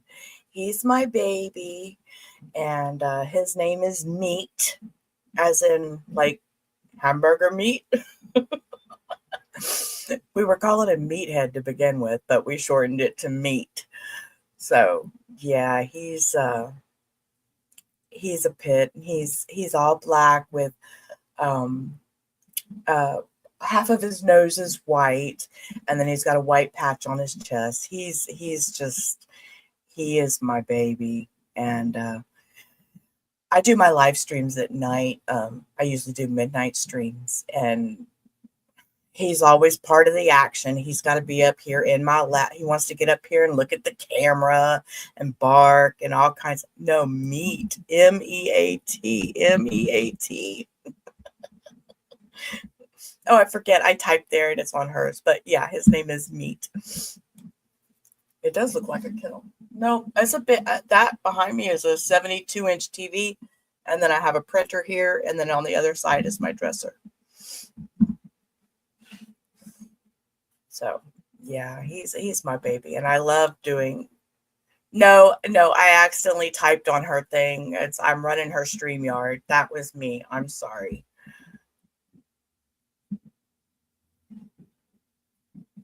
That's me. I didn't mean, I typed in the wrong chat. I've got two chats in front of me and it gets a little confusing. It does look like a kennel back there. I never really thought about that. I usually have it playing in the background like a something, something soothing on the big TV, but it's dark in here because everybody's still asleep in my house because we work nights in my house. Stacy apparently doesn't like meat.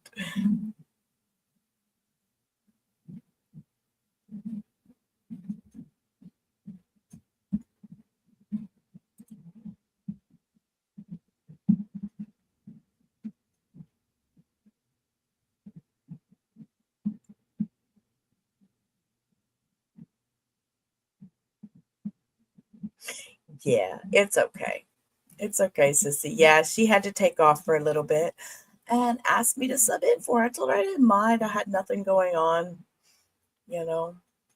I've been watching the trial with her in the mornings, but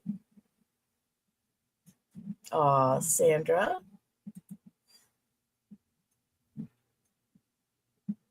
I'm glad you're here. Is the mic in the court doing that? Doing what, sissy? What's the mic doing? It might be me. It might be my squeaky chair.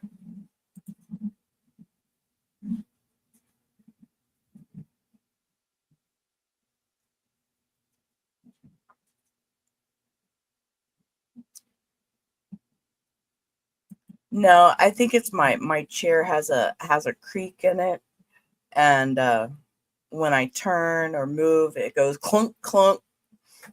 Always got to be something. There you go, Garden Bot. Constantly doing things to improve.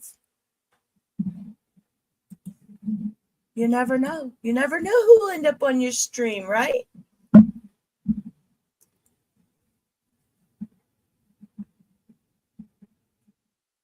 Might be my air conditioner in the background. Look at him sitting over there just a giggling and carrying on.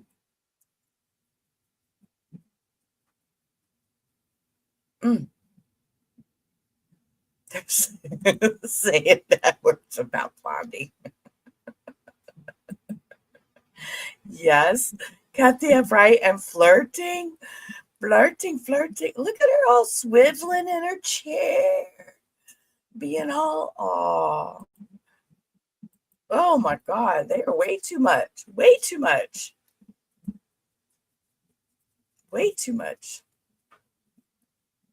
Too much personal affection going on there.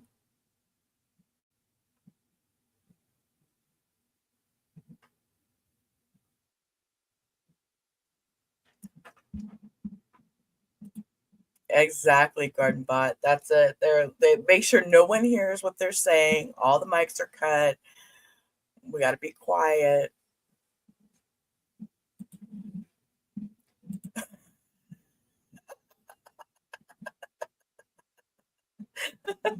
Taser would accidentally go off.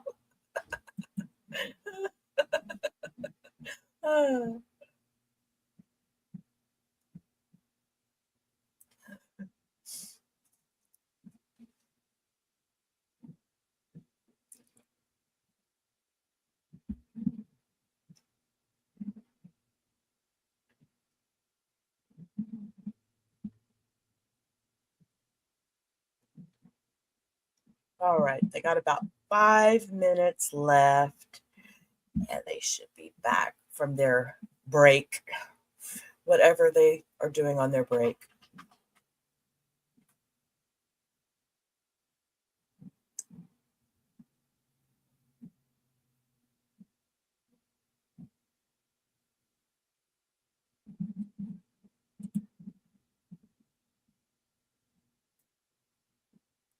How can a paralegal stay there like that and the defendant? She can just leg it out of there.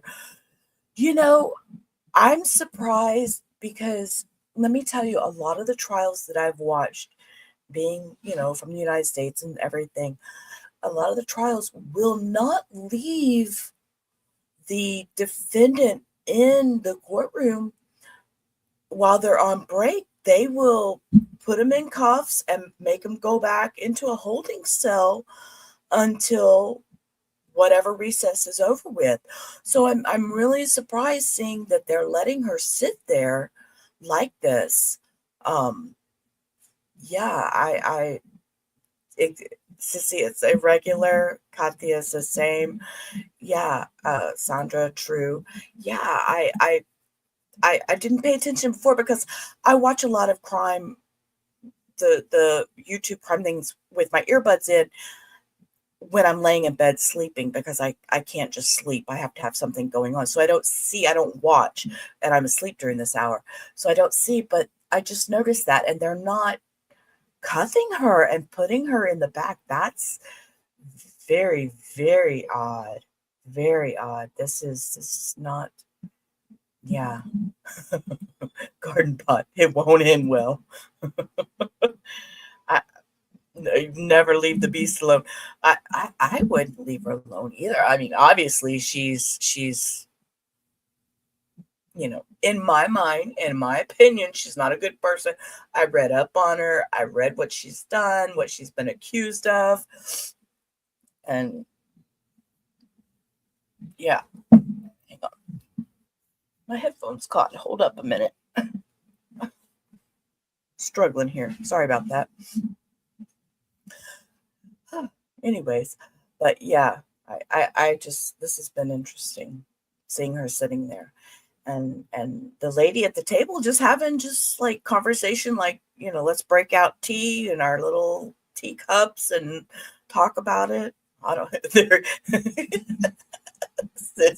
they're probably exchanging recipes.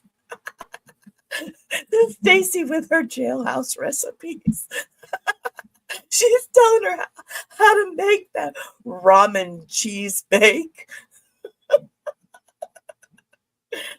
Yeah. Oh my goodness. Oh. Oh. I couldn't imagine. Look at this one. Paula, right? I wouldn't want to be alone with her. I know there are bailiffs close by. Yeah, could you imagine? I mean, all of a sudden, this woman snaps. Just snaps in the middle of court. And she just grabs it. You see, she's got that little bitty paper Dixie cup. And first thing I thought of was, well, that's good. At least she can't hurt nobody with that Dixie cup. Meatballs. It's okay, Sandra. Hey.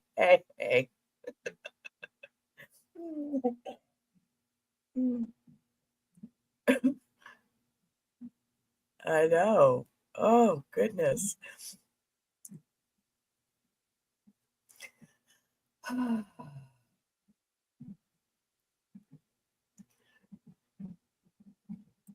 wouldn't want to eat a brick. I couldn't imagine prison food. I couldn't. The stuff the trays that I have seen of prison food that they show, like I've seen on Reddit, going through Reddit streams and stuff, or not Reddit streams, but the Reddit, what do they call that, dialogue or Reddit page, whatever. Some of the pictures that they have of the foods that they cook. Look at her just laughing and giggling. Oh, Kevin. Oh, no, she needs to stop. She needs to stop. A hot mic. Wouldn't that be great? Wouldn't that be great? Just to know what they're talking about. Just to know. Just to know. And she seems so happy knowing that that it's coming to an end soon. I'm nosy like that. I'm nosy like that. Not even gonna lie. I want to know their gossip. She's having a good time. No, the jury's not there, Willow, so that's a good thing, because could you imagine the jury seeing her sitting there giggling and just having a jolly time like that? Yeah. Right, Toxic. It's out of line. Yeah. Yeah, jury's not there. Thank goodness, because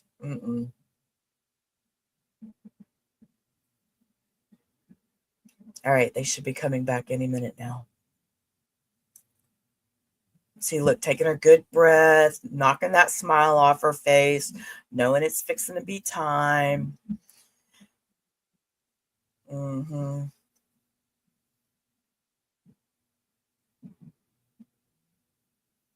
Yeah, that Toxic, I felt that way too, was that the lawyers should have better, I want to call it bedside manners, but that's what they say if you're in a hospital, but better manners.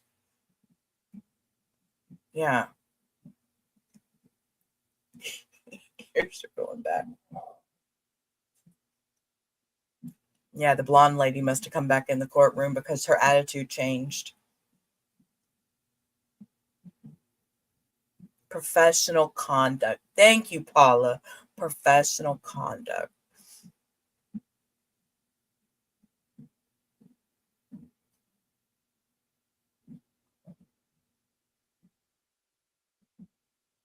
She wishes that was communion wine.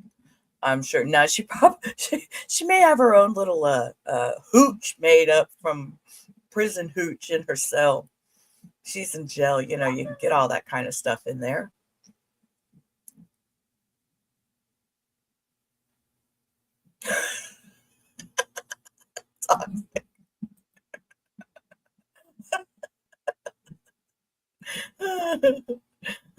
Oh, Paula, I need to be working.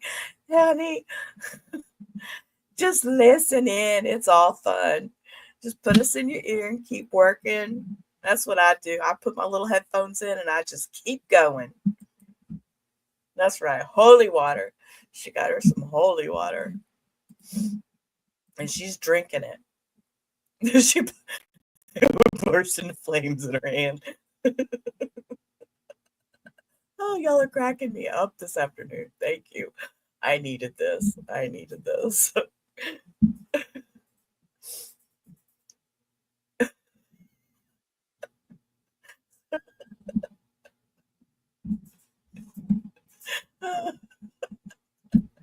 Toxic.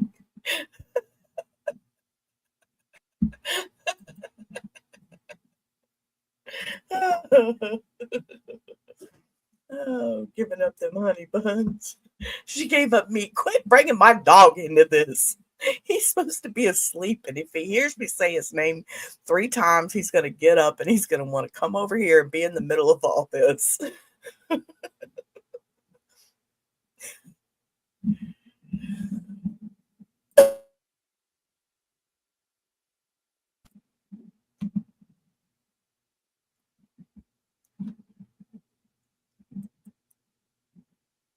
Is it Ash Wednesday, Toxic?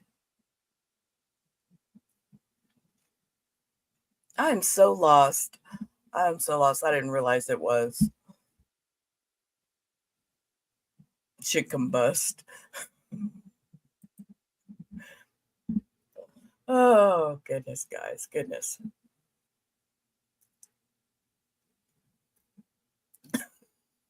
One goes off when she gets there. Oh. And who is, they're just letting anybody walk up to her and talk to her, have conversations in the courtroom? I didn't realize it was. I have unfortunately kind of gone by the wayside with doing any of that with my mother-in-law. She's 85 now and I can't get her out of the house. So it makes it a little harder for me to go places and take her places. And she's an old Hispanic Catholic lady, and bless her heart, I know she would want to go if she knew, but we don't talk about it because the dementia, things get in her head with dementia, so we just don't mention it. Hey, it's my life. I enjoy it. You know what? Living with somebody, this is the second time taking care of somebody with dementia, and I enjoy it. It is the most fun. You can make the best games out of it's a horrible disease. You're right, Sandra. It is a horrible disease, but you have to know how to handle the people. You have to know. And they all they need is love and understanding. And I see so many times people get upset with their loved ones and stuff. This is my second time going through it, and I've learned how to make games out of everything. And it's yeah, dementia's hard. Your mom was my grandmother was mean towards the end, but this is my mother-in-law, and she's still in the very loving stages of it. She's reverting back a lot of her memories and stuff to childhood. So, but she's in those cute stages. She hasn't found the aggression so much. So it gives me something to do, and then I stream at night while my husband's at work. So it's all fun. I just live my life. I enjoy it. I've never had I could say I'm finally at 52 years old, I'm living my best life. I am living my best life and I love it. I love every day. Oh my gosh, they should be back from break already. Oh, here they come. Here they come.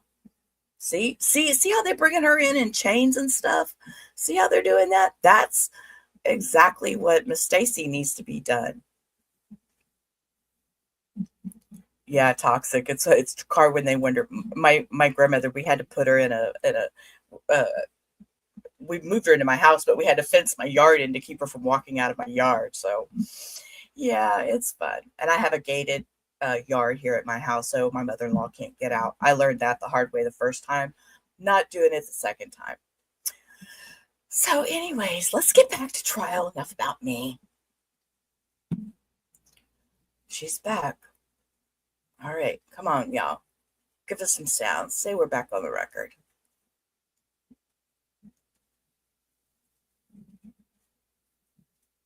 Drink.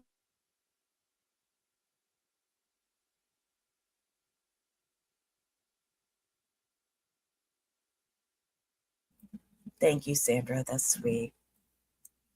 I just enjoy taking care of elders. I used to do that for the longest time. I did senior caregiving, and I did that until my grandmother needed it. And when my grandmother needed it is when I quit my job and actually went to work full time taking care of my own grandmother. I figured if I can take care of other seniors, I could take care of my grandmother just as well. No reason to put her in a home. So that's what I did until she passed. It was beautiful. I loved every minute of it. Let's see, what's Paula saying?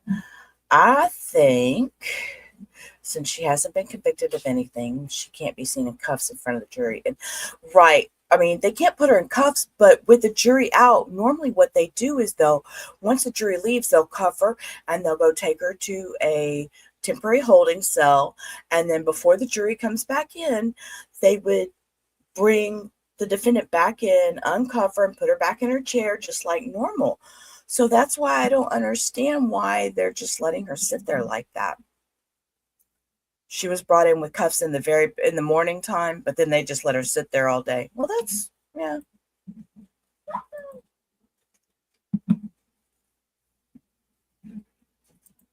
You did home help too. That I loved it. I loved it. I loved talking to him.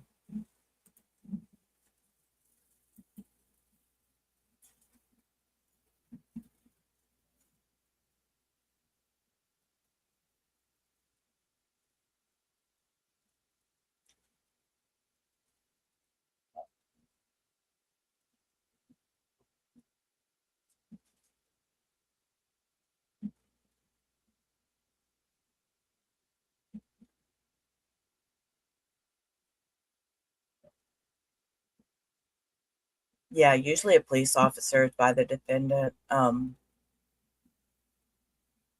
this is the first time I've seen a view of the court that I've actually been able to see.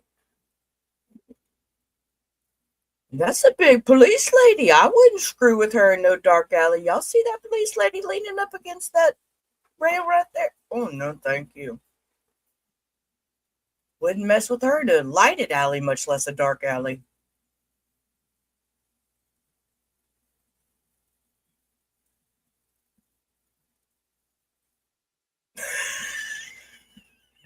Sandra. Sandra, behave.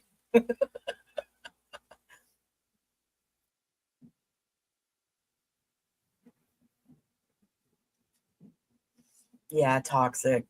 After taking care of my grandmother, I couldn't go back to work either. And then now I've got my mother-in-law, so still working, but it's all in love because I always said I have so much love to give and nobody to give it to. So this is my way of giving it. I have one daughter, and she's my beautiful little sidekick. She comes in my chat and helps me out on my streams at night.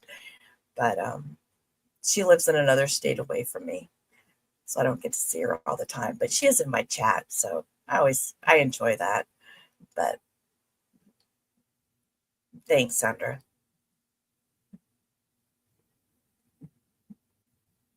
All right, come on, give us some sound, Court. We need some sound.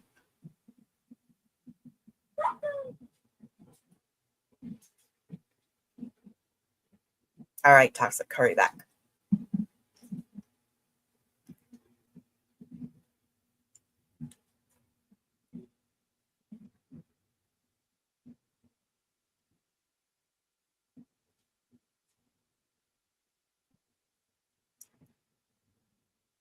A lot of the courts in the United States, I don't know where you're from, Sandra, and I don't know the situation of your question, but does she get new clothes for court?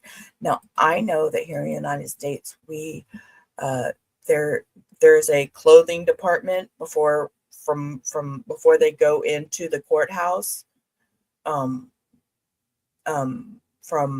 where the defense team can supply her with clothes. There's usually somebody designated for that. And it's not no Sarah Boone shit. This, Sarah Boone needed all her amenities. It's none of that. But they do provide a decent clothing so you're not in the scrub outfit that's the jail outfit. I do know that. All right, sounds back on. Test your mic, sir. All right, I'm gonna mute you all set up. All right, we are back on the record in 21 CR 2296, People of the State of Colorado versus Stacy Rodriguez. The parties are present as previously captioned, and we are outside of the presence of the jury. Is there anything that we need to address before we bring the jury back in and resume from the state? No, we were just discussing schedule. Okay, all right. And do you need a moment to finish your discussion before I bring them? So we can proceed. I don't want to keep the jury waiting. And from the defense, is there anything that we need to address, or do you need a moment to finish up that conversation? Just 1 moment. Sure, that's fine.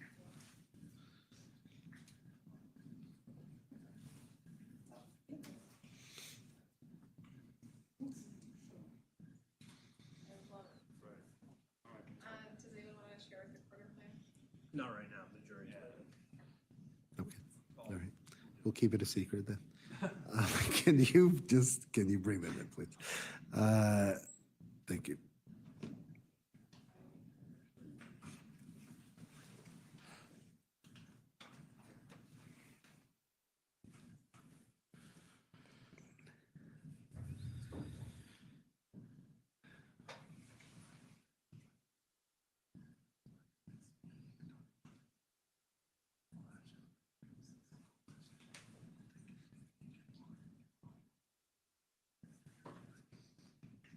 Please rise for the jury.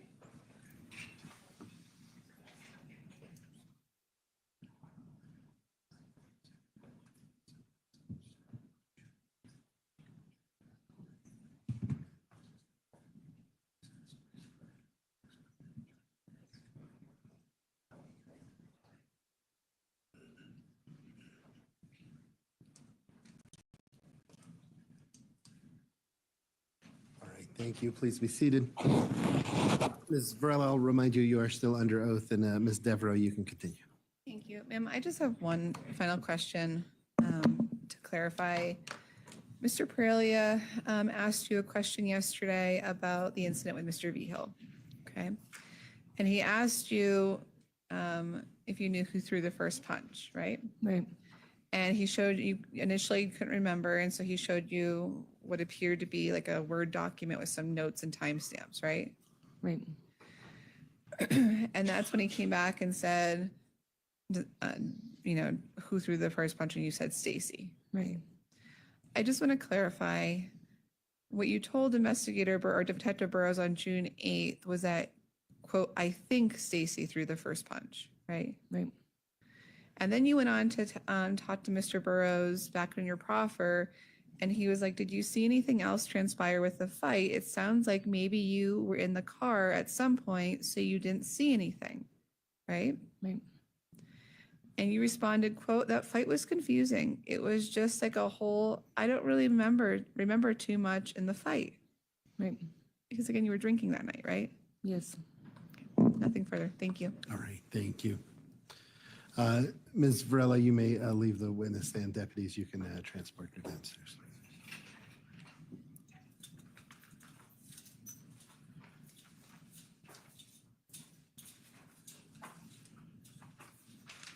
All right, thank you. The state may call their next witness. And at this time, we'd recall Terry Burrows. All right, thank you. Sir, if you'll please come forward, and since we're on a new day, I'll swear you in again. Do you swear or affirm under penalty of perjury that the testimony you're about to give today will be the truth, the whole truth, and nothing but the truth? All right, thank you. Go ahead and have a seat. Mr. McCormick, go ahead and begin. Oh, yes. Can you, Mr. McCormick, just collect those and give those to Jenny, please?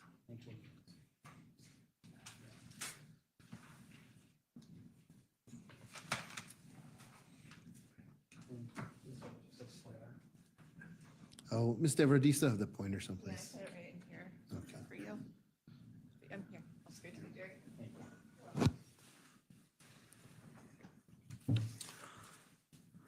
All right, are you seated and comfortable? Yeah, All sure. right, so Detective Burrows, I have a couple of housekeeping matters before we begin.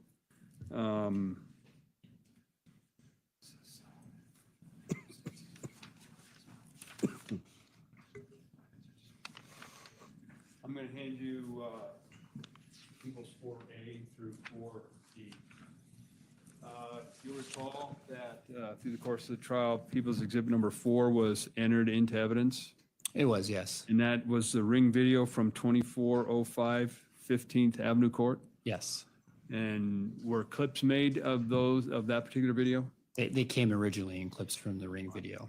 Has that subsequently been placed on the DVD? Yes. And you've had a chance to review it? Yes. Your initials and date appear on it? Yeah. Are they accurate?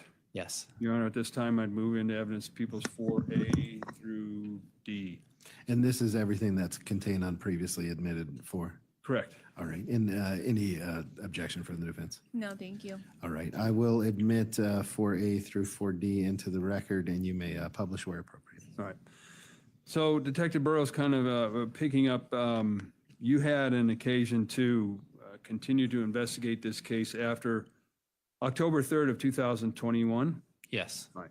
And you had indicated too that you had received the victim's phone location information. Correct.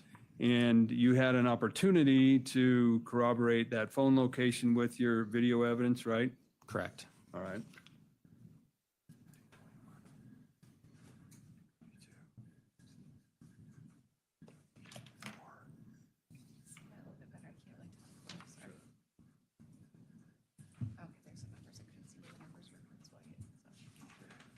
I'm going to hand you what's been marked as people 221, 222, 224, 225. Can you briefly describe what those are? Yeah, 221 is when Christopher's phone initially left the house at about 11:56 p.m. on October 2nd. 222 is when he, I believe he parks just north of 477 Distilling. That's his phone location, I should say. And then 224 224 is when Christopher's phone shows up at Cubetta's in the downtown area. And then 225 is when Christopher's phone goes to Roasties. Do those appear to be accurate depictions of that location information? Yes. Your Honor, at this time, I'd move into evidence Peoples 221, Any objection to 221? 222. And Ms. Devereaux, is there any objection to either? Are you doing all four at this time, Mr. McCormick? Yes, sir. Any objection to any of those exhibits? All right, I will admit 221, 222, 224, and 225 into the record, and you may publish where appropriate. All right, thank you. So in regards to your continued investigation in this case, I want to turn your attention to October 16th, 2021. You recall you had indicated that there were ALPR trailers in the particular area. Do you remember that? Yes. Now, during or post this fire investigation, were those trailers or was a trailer moved? Yeah, we after the incident on October 3rd, the homicide and then the arson, we moved the mobile license plate trailer. It's mobile to approximately the 1700 block of 25th Street. So it would be west of Christopher's location or the residence. And was there any particular reason why it was moved a little closer to the victim's residence? In hopes that maybe the suspects would return to the scene. All right. And were you or was somebody reviewing that information on a regular basis? I was, yes. Okay. And on October 16, 2021, did you notice the Chevy Malibu that you've testified to previously? Yes, I did. And do you remember what direction it was traveling? So it was traveling east on 25th Street and approximately the 1700 block. At that point, I believed it was potentially heading towards Christopher's residence or in the general area. So based upon that particular information, did you go back to the area of the 2400 block 15th Court Avenue? Yes, we did. And what was the purpose of going back there? We were looking for video surveillance from that morning to see if the Malibu actually did indeed go back to the house. All right. And were you able to determine if it had? Yes, I was. All right. If we could have published, please, 133. All right, go ahead. So to be clear, can you tell us what we're looking at here? Yeah, let me get the... So unfortunately, on this day, normally there's a map here, but for whatever reason, our GPS went down. But typically that's where it would display. But I know that we put it in the 1700 block of 25th Street. So this is the license plate of the Malibu. I know that to be Miguel Rodriguez's Malibu, Stacy's brother. Then there's a date of 10/16/2021. And then right here is the time at 7:46 a.m. And then there's a picture of the Malibu. So I was able to also look at the picture of the vehicle and confirm that it was also that silver Malibu too. And I'm sorry, I might have missed it. What time did the Malibu, or is there an approximate time that it went through that? Yeah, 7:46, 21 a.m. All right. Now you had that information. Did you go back to those, some of the neighbors to see if there was any type of video surveillance available? Yes, we obtained video. And do you remember obtaining video from 2406 15th Avenue Court? Yes. And if we could publish 3G right now, please. All right, go ahead. And this is Christopher's residence at the top of the screen. This is and you'll see the Malibu entering the frame right here. And then it ends up doing kind of a long circle or U-turn and pulls briefly in front of Christopher's residence. Again, the same characteristics of that Malibu.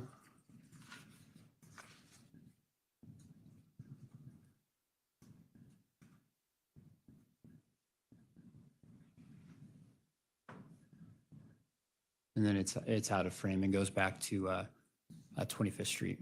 Okay. Were you from that video able to take still shots? Yes.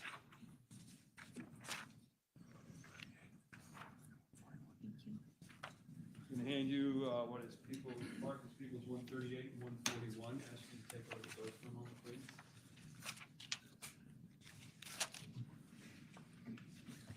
You recognize those photographs? I do. Are those photographs or still shots, if you will, from that video we just observed? They are, yes. They appear to be accurate in their depiction. Yes. Judge, at this time, we'd move into evidence Peoples 138 and 141. Any objection to those exhibits? No, thank you. All right, the court will admit into evidence states 138 and 141, and you may publish at your discretion. Okay. Now, with that ALPR reader, you've obviously watched a lot of video. Is that fair? Yes. You've observed this ALPR reader, Yes. the vehicles that were captured off of it, Yes. the individuals that were driving it. You can make it out in the picture, yes. Okay. Were you, or did you do some type of comparison with some of the photos, the still shots you took from that? Yes. So if we could, please, I want to compare 134, 136.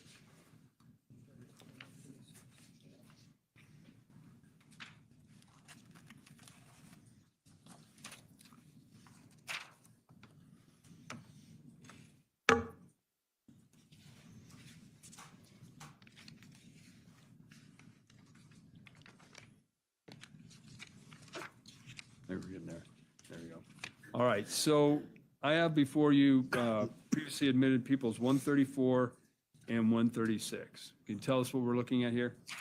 So on the left, I can't, I think that's 134. I can't see because of the glare. That's the zoomed in photo of the actual picture taken by the ALPR system. So it actually captures the entire vehicle. And as I was looking at it, I could see that there was a driver in the front driver's seat. And I can see an emblem, a kind of a white circular emblem. I can see the part of the face, and then it looks like there's a kind of a bright earring in the right ear.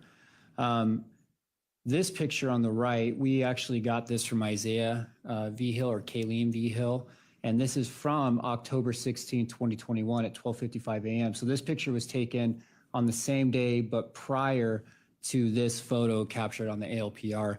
When I compared the shirt that Stacy was wearing, I noticed the characteristics are the same between the white emblem that's circular, and then I just looked at the overall shape, and I was pretty confident that that was Stacy that was driving the Malibu on October 16th when she returned back to the house.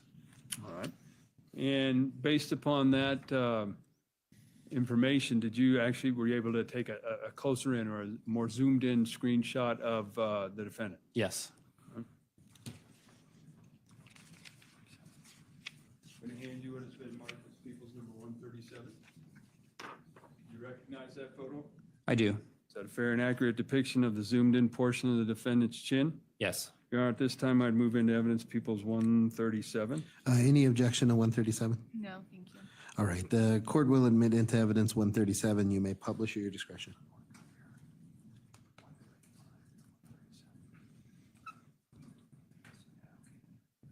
All right, so what's that?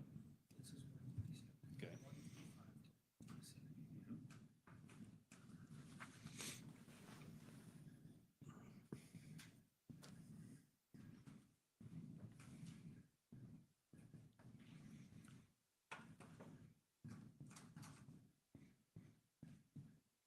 All right, so we're looking here at previously entered evidence numbers 135 and 137.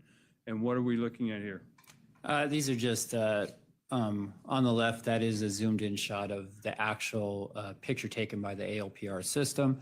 And then on the right, this is a zoomed in shot of the picture that Isaiah V. Hill provided on the early morning hours of October 16th.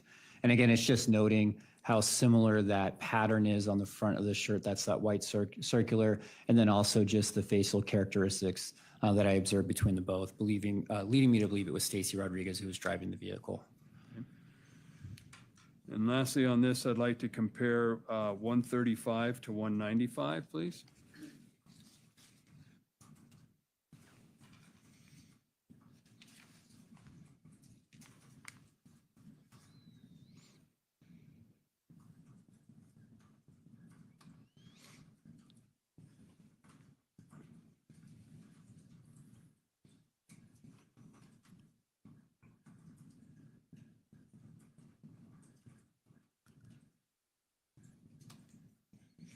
And what are we looking at here? Another thing I noted was you can see right here, It looks like an earring or something bright from the right ear. And then I noticed in this other known photograph that there's a similar type looking earring.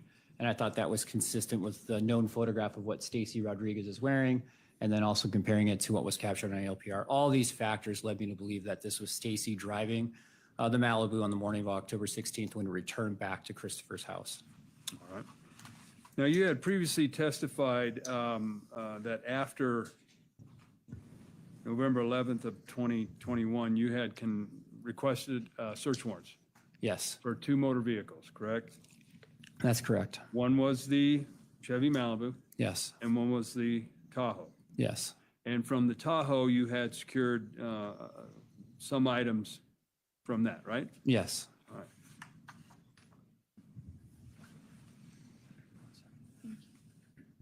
Can hand you what has been marked as People's Exhibit 173. Ask you to take a look at that. Do you recognize that photograph? I do. Is that a photograph of an item or shirt taken from the defendant's Tahoe? Yes, Does that photograph accurately depict what you observed when you conducted the search warrant? yes. Your Honor, at this time, I would move into evidence 173, please. Any objection to 173? No, thank you. All right, I will admit into evidence states 173, and you may publish at your discretion. All right, if we can publish 173. So what are we looking at here? The picture just depicts the Echo shirt that I saw Stacy wearing on October 16th, and then we actually found that same Echo shirt in her vehicle when we did the search warrant. So it's just further corroboration that Stacy was the one driving the Malibu that morning. Okay, and if we can have 141 published, please. Again, that's the Malibu, right? Yes, That was there on the morning of the 16th of October, 2021. yes, Can we compare 138 to 139?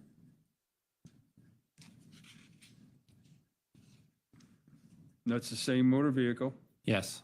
All right. All right. Thank you.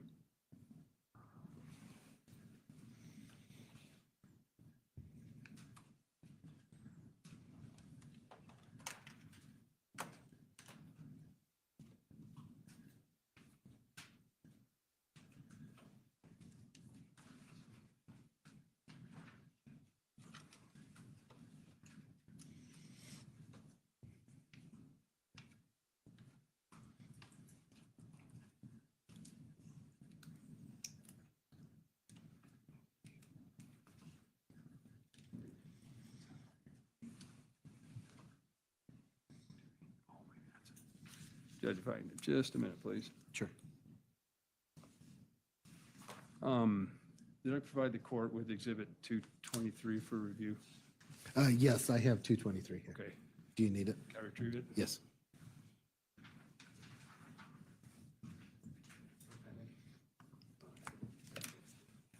So.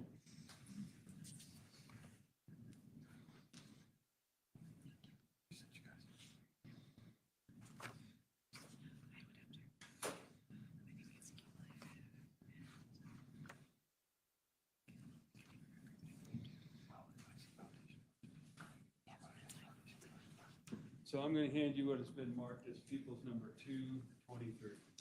All right. Do you, first off, let me ask you this. Do you recognize that? I do, yes. And through the course of your investigation, did you review voluminous videos? Yes, Did you review voluminous recordings? yes, Did you review voluminous photographs? yes, Would a timeline be something that would be consistent or convenient to be examined in court? yes, Is the timeline that is prepared in People's 223 kind of a summary or chart, if you will, of all the videos, the writings, the phone records, tower location, video surveillance that you reviewed in this particular case? yes. All right.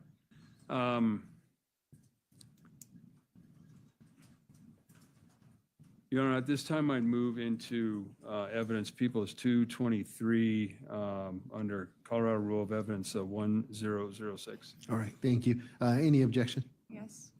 May I approach? Yes.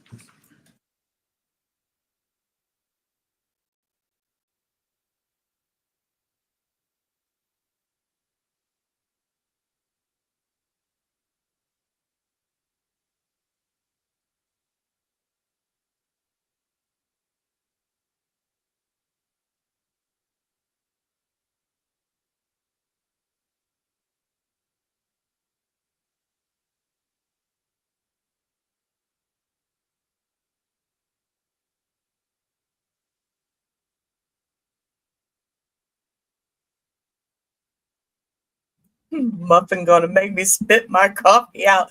She says anything to keep her busy. Yes, that is another objection count. So we're up to one. No, that makes it 132, love. 132. I think 132 or 133. Let me scroll back up. Hold up.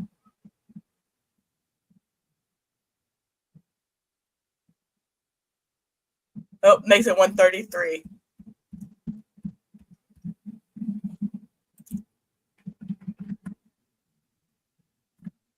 No, that's a total of the days. I think we're on day 5, sweetie. Okay, real quick, let me tell you my story. All right, Sandra, are you paying attention? Okay, so we're talking about big women here, right? We're talking about big women. Well, I used to be a very big woman. I used to be well over 300 pounds. And It's a Muffin is my daughter. And we're going to go back to the early 2000s when she was a teenager. And she was an unruly teenager. Bless her heart. I love her, and she knows that. And, mom and daughters go through shit. Not going to lie. And she was acting up one day, and I dared her to hit me, and she hit me. And so the only thing that I knew to do to calm this 14-year-old unruly child down was to sit on her. And I did. I sat on her arms and I sat down. Yes, Sandra, I did. I sat on her to calm her down. That was the only thing I knew to do. Muffin, no capitals, Muffin. Don't put all caps, Muffin. Yes, my unorderly child. Yes, you thought you were going to see my maker. Yes, yes. So, but we got through it. It's just one of those mom and daughter moments. She calmed down. She bit me in the process on my chest, on my boob. Not gonna lie, it was just one of those. Yeah, you're tuffling with your kid, trying to figure it out. They're teenagers, but yeah. So bless her heart. I took the breath out of her for a little bit, but I lost a lot of weight. Muffin. Oh, yeah, I love her. She's my little rock now. She follows me around in chats and stuff. Yeah, we live and we learn, right? How does that go? We live, we learn, we forgive, we grow up, all the above. You may vacuum the driveway once as a punishment. Oh my God. I never would have thought of that. I never would have thought of that. You locked yours down. Oh no, my baby girl, she was bad.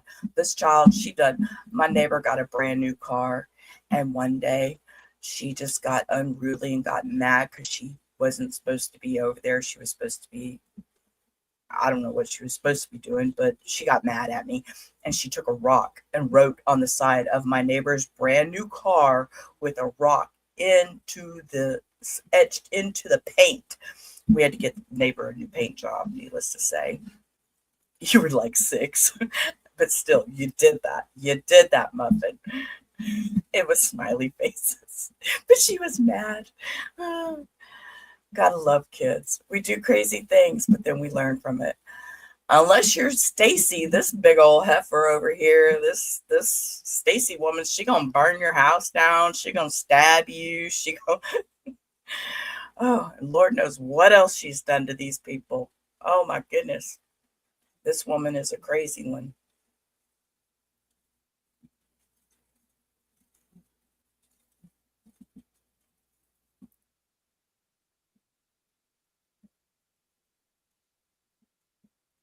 And she probably sits on him too. Right?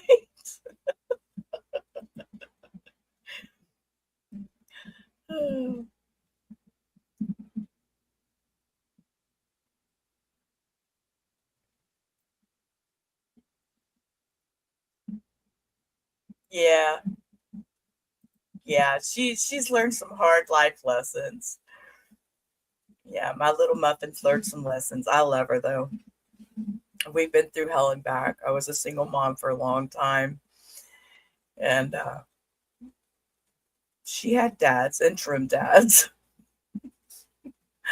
It was just a way of growing up back then. It was a little bit different.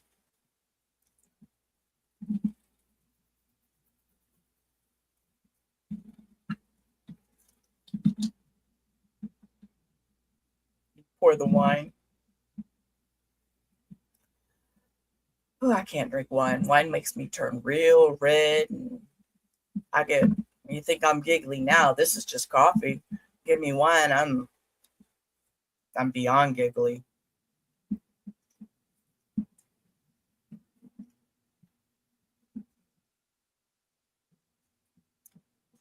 That's another little long break here. I thought they'd be over it by now. I know we're still at sidebar.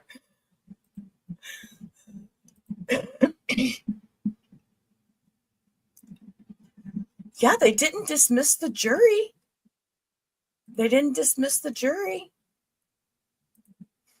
Oh yeah, Muffin jumped out of a car once. Yeah, that was during about the same time. She's bless her little heart. Yeah, jury's in the courtroom. Yeah, my Muffin, she jumped out of a car. She was mad at me, so she decided she was going to go walk to her friend's house. So she jumped out of the car and went running through a cornfield. We had cornfields back in our little town back in the day. The things we can laugh about now, knowing how crazy they were back then.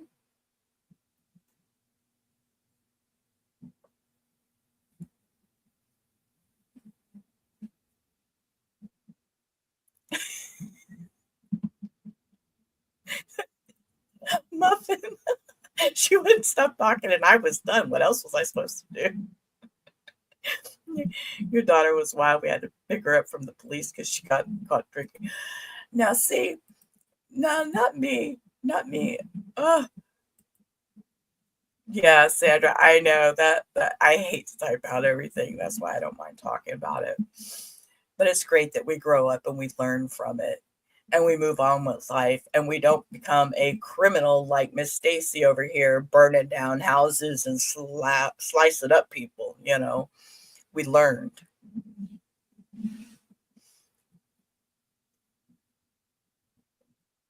And I think that's a part of life is we learn from our mistakes and we grow and we move on.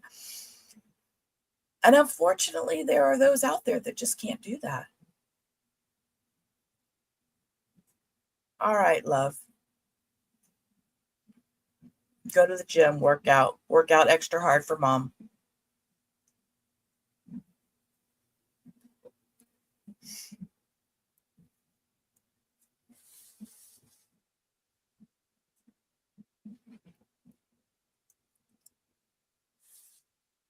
I agree, Sandra. Every child should watch. I was thinking this the other day, and I had a conversation with one of my best friends about it. That in high school we had to learn things like typing, and now I'm talking high school in the 80s. We had to learn things like typing. They should have like basic law 101 in high school, like where they should learn all this basic court proceedings, basic laws of if you do this crime, you're going to have to do this type of time, whether it be financial crimes, white collar crimes, any of that. Well, they should at least be able to be taught the knowledge of it. Now, whether they take the knowledge and do something with it is one thing or another. But, the fact that, we're schooled about geography, we're schooled about math, we're schooled about, here in the States, we're schooled about, you have to take a course on the state in which you're from to know everything about your state. I had to take Texas history in high school. So why not? They taught us typing in, I know, high school in the 80s. Exactly. That I was type. I don't even own a typewriter, but I can at least type on my keyboard thanks to the knowledge of that.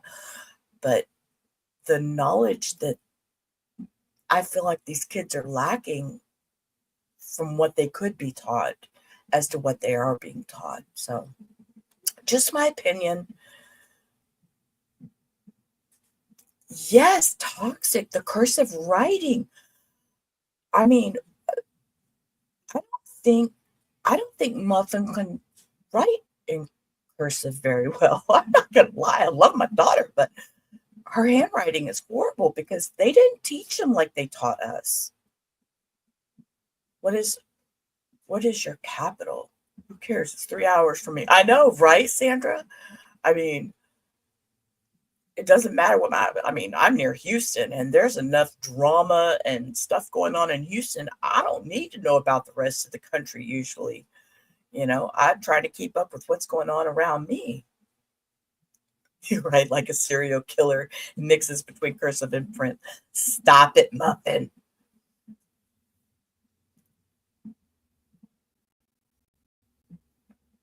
Sissy who wore one-piece snap-up jumpsuits with their names embroidered on the front, right?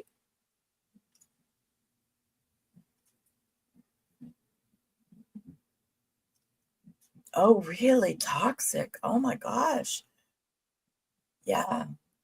I know Muffin can read my writing. It's bad, but she can read it. I used to write a lot better and a lot prettier and bubbly and stuff, but as I've gotten older, these hands have arthritis in them, so they don't work as well as they used to.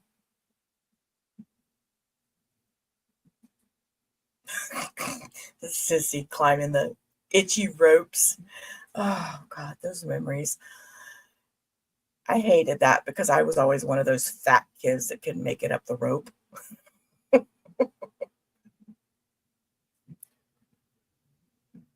Oh my God, what are they doing at the sidebar? They're like passing out papers after papers.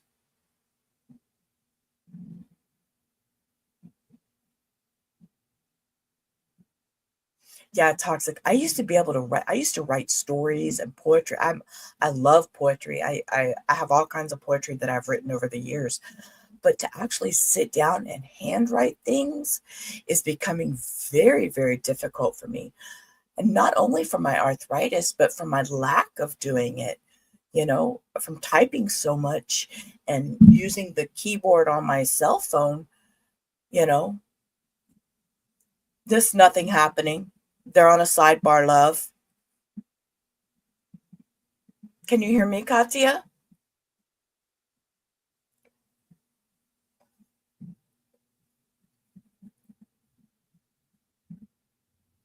Katya, paging Katya.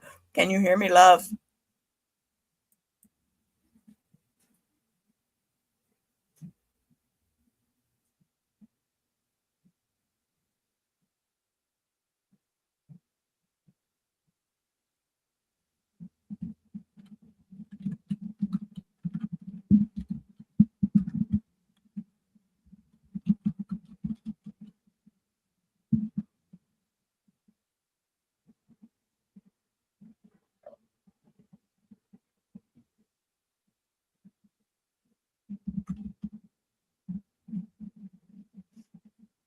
Okay, I was just making sure y'all could hear me. I thought, okay, I'm just sitting here talking away and nobody could hear me.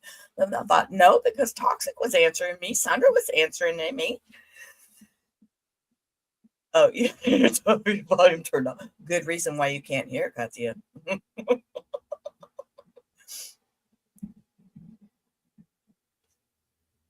We're talking about arthritis and writing things. Yeah, they're at a sidebar, so we're just kind of chit-chatting, telling stories. My daughter came in and we're talking about me being, over 300 pounds and sitting on her at one point because she was acting unruly.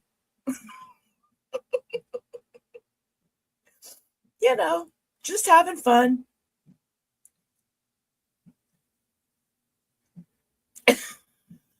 Sandra. Hey, it just happened. It's in the past though.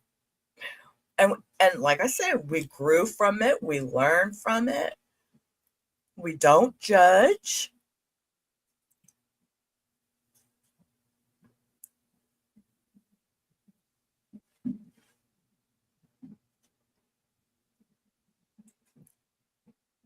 They've been at the sidebar for a long time.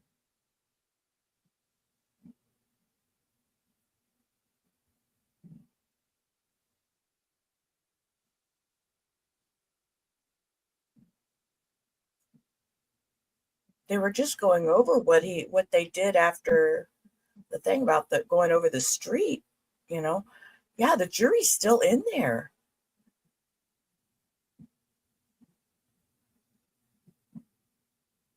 Oh, good Lord, toxic. I hope not. But you see how Miss Stacy's not being all giggly and all that right now? No, no, Katya. They're still going.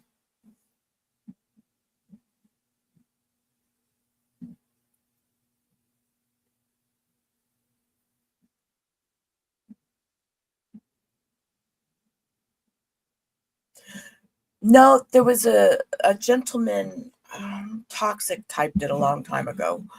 Let's see who this man was. Let me back up and see what.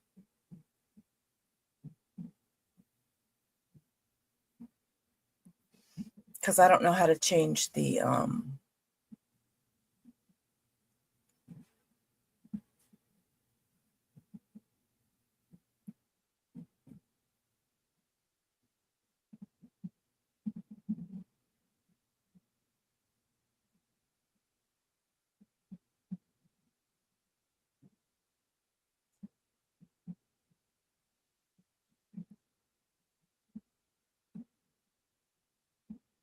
hmm.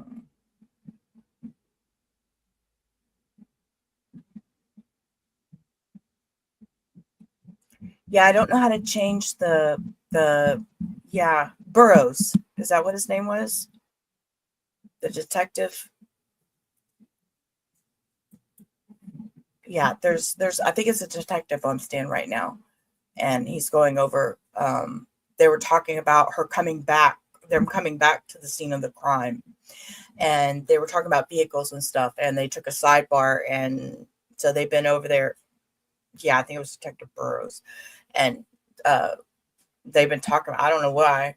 They were talking about the street and they were talking about some measurements, and then all of a sudden sidebar. So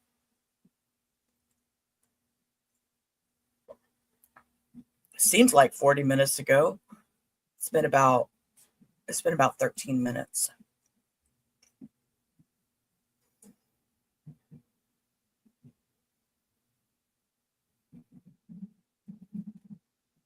Oh, did they, sissy?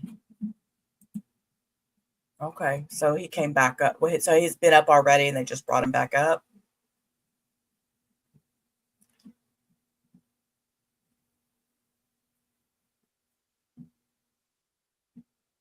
Oh my God, toxic. I have no clue. Okay, he's been on the stand for, okay.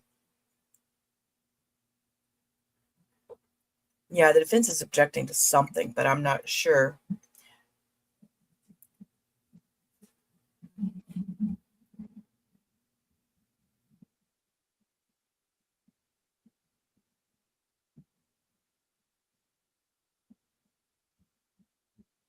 And we're at 133 on our objections.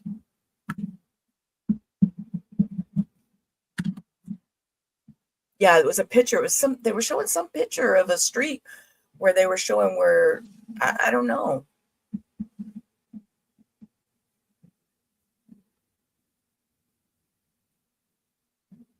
And you would think that they would take her, I mean, take the jury out during all this. This is just too much.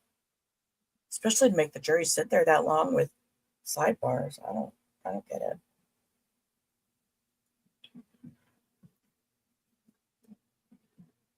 $1 worth.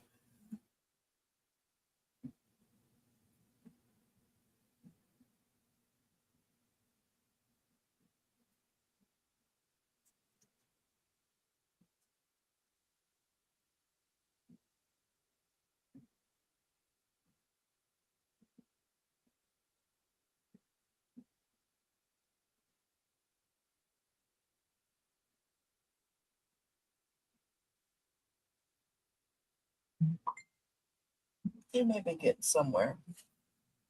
I heard my phone go off.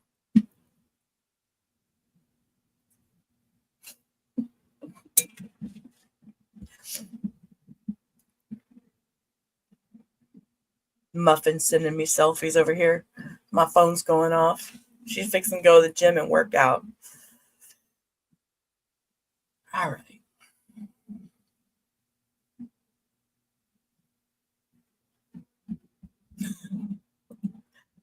Hey, what if they order the jury Taco Bell for lunch? There we go, Toxic. Just order the jury Taco Bell for lunch.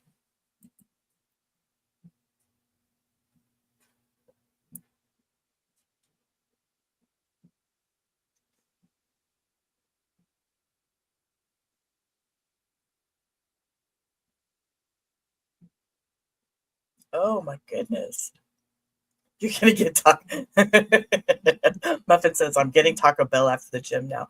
Now, it means you're going to have to do an extra mile on that on that treadmill. You have to do an extra mile on that treadmill for that Taco Bell that you're going to get. Shame on you.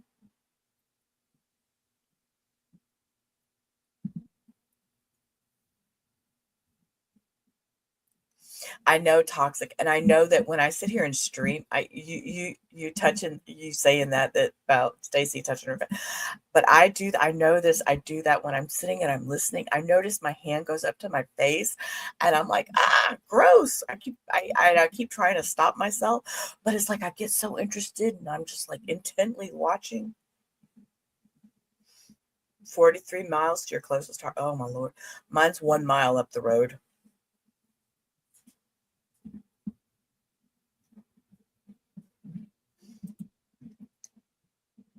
Burned his house down. She did it self-defense. Yep.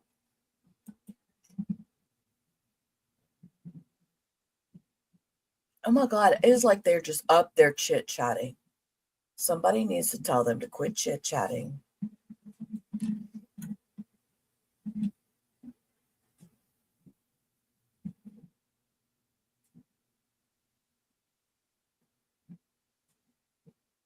Yeah, it's 65 here today, but these winds in Texas are, oh my God, they're 40-mile-an-hour winds today. It is so horrible.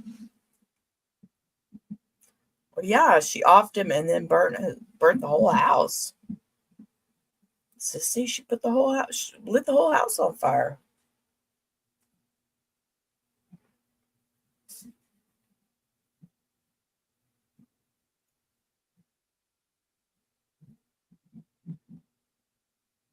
Oh my God, aren't they tired of standing there already?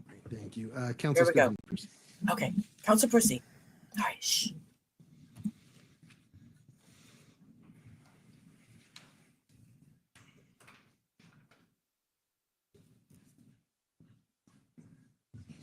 All right. Sorry. It's okay. So I want to go back and discuss a few things before we move forward. When you previously testified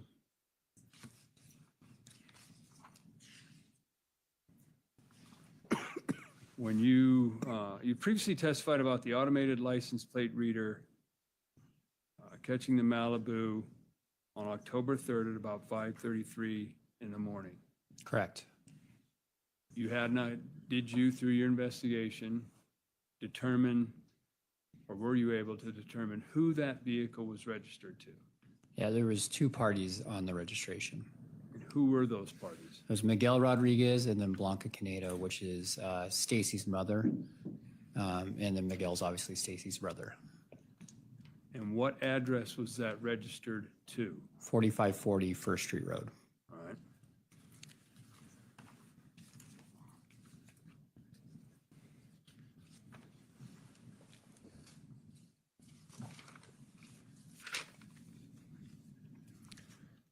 Now, through the course of your investigation, you were able to obtain and secure the phone numbers of both the defendant and Hosanna Varela. That's correct. All right. And how did you go about obtaining those? Well, let me ask you this way. Were you provided or did you find that information? I found the information. And have you had a chance to review Hosanna Varela's phone records for phone location and tower connectivity in conjunction with the video surveillance that you observed throughout the course of your investigation? Yes, I have. And is that, was that the T-Mobile records? Yes. All right.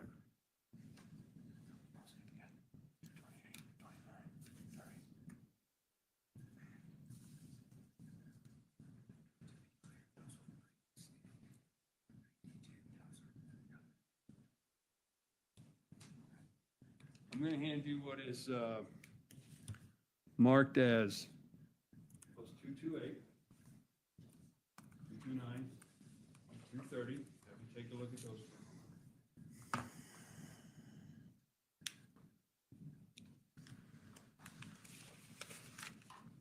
Now, during the course of your investigation, you authored a number of production of records.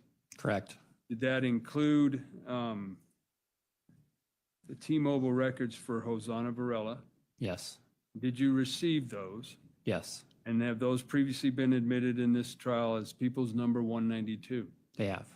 Were you able to take off of that certain information to assist you in your investigation? I was. In regards to 228, 229, and 230, what are those documents? Or can you explain what those documents are? Yeah, so this is specifically what is called the data sessions. It's that is under Ms. Varela's phone records, which is just showing the data between her phone and a tower.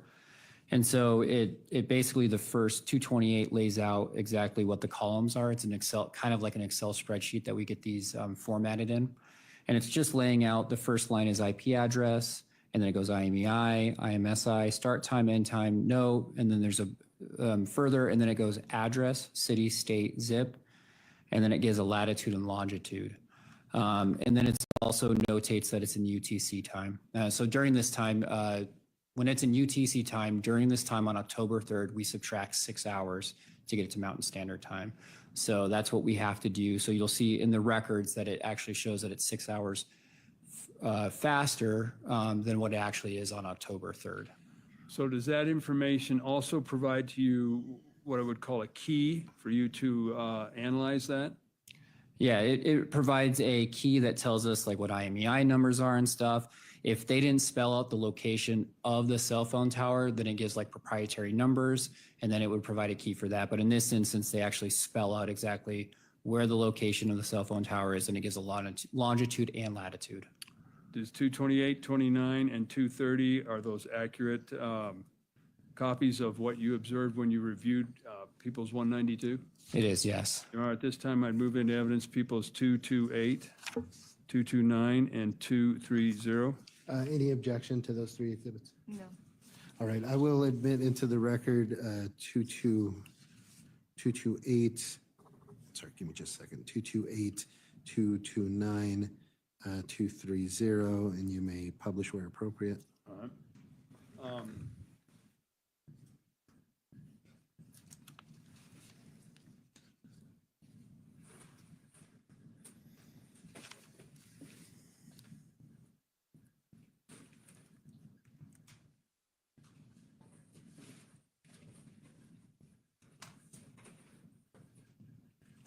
Show you what has been marked as People's 180, or excuse me, 176. Do you recognize that? I do, yes. Is that a very accurate Google map of the area represented? Yes. All right, this time I'd move into evidence People's 176. I think 176 was previously, I think it's already been entered. Yeah. All right. In 176, is that what you showed? Yes, I believe that's already been entered. This over here. No. So,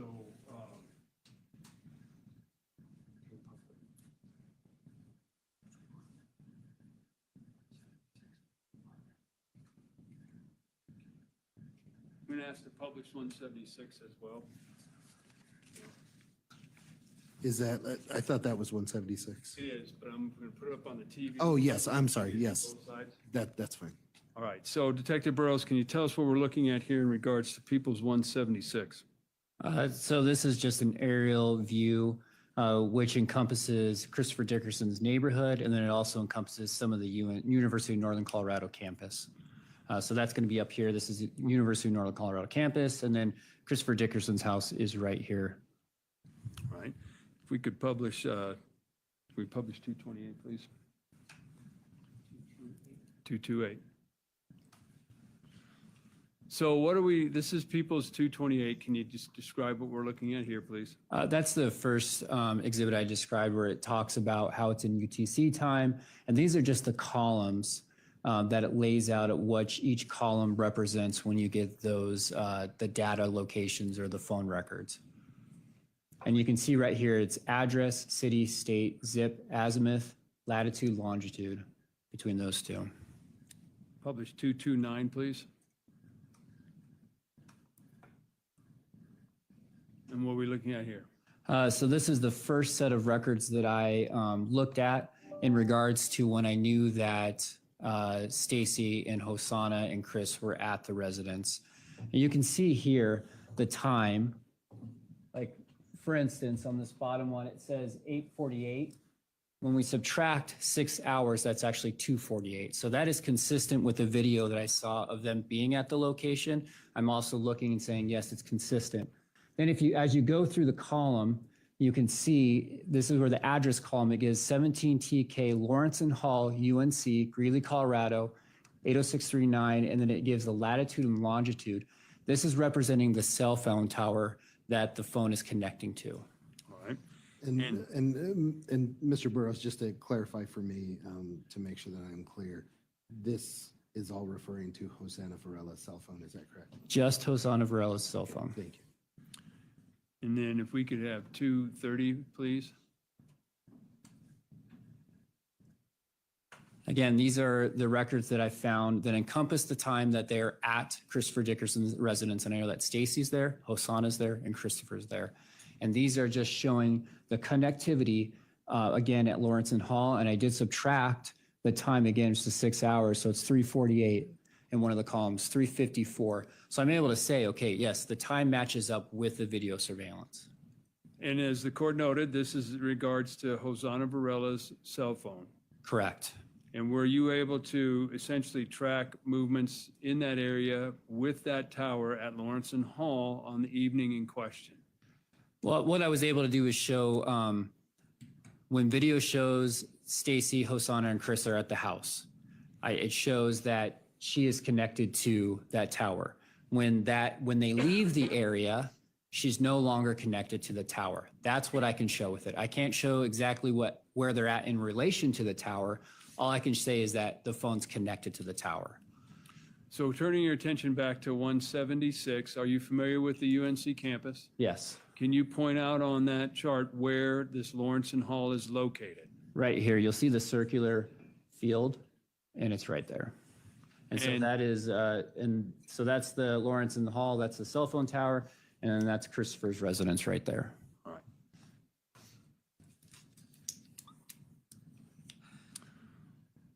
All right, thank you. So Judge, at this time, I would, again, formally admit to move into evidence People's 223. All right, thank you. Can you bring me 228, 229, 230, and can the parties approach? And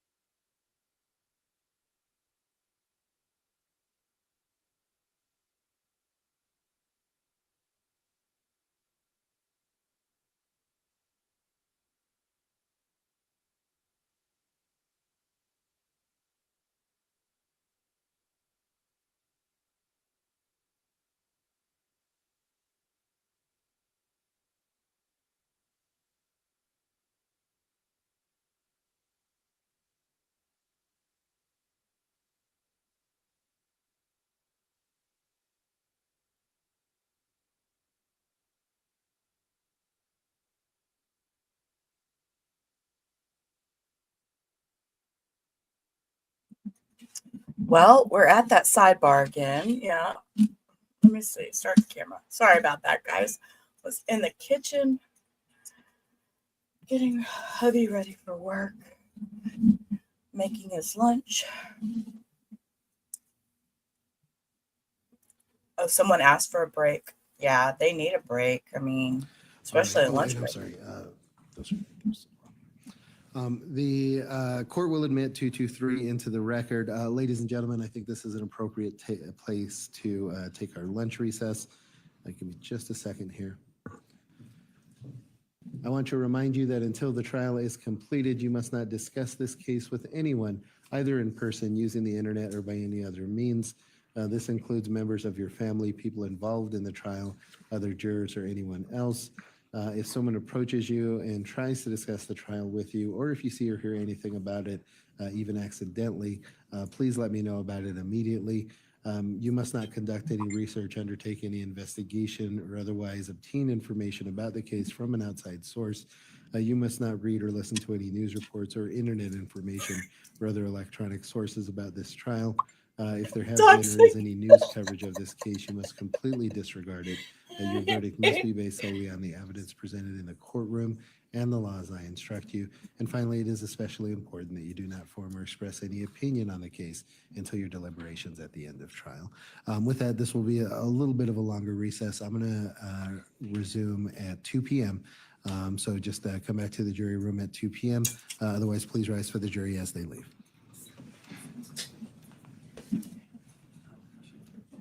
Mr. Burrows, you can retake yourself.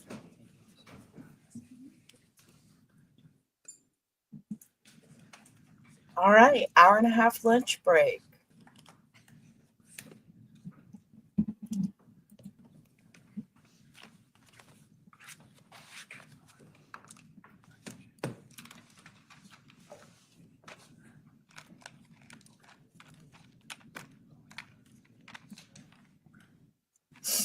All right, thank you. Please be seated. And counsels, if I can have you back at 1:45, just so that we can discuss that instruction. And Ms. Devereaux, Mr. Pralia, if you have an agreed upon proposal or if you have competing proposals as to that instruction, if you could email those to me over the lunch hour, that would be helpful. Absolutely. Do you want it directly to you or Ms. Granado? Why don't you just send it directly to me? Okay. And just for point of clarification, when we call these people out of order, you're going to tell the jury? I'll notify them that we're calling them. Okay, all right, thank you. All right, court will be in recess until 1:45.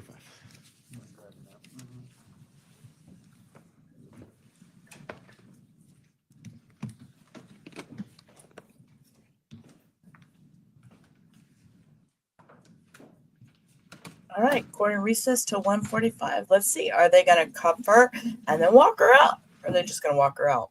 I want to see. Just because I'm a nosy girl like that. Right? Pillsbury Dough Girl can't wait for lunch. She's ready for her lunch. She better have 2 sandwiches in that bag, not just 1. 2 peanut butter and jellies. They're not going to show her walk out. All right. Ooh, hot mic. Okay. Do you guys? I'm fine with that. Okay. I feel comfortable. If the courtroom's going to be locked. Yeah, it's locked, right? It was yesterday. Okay. All right. As long as you feel comfortable.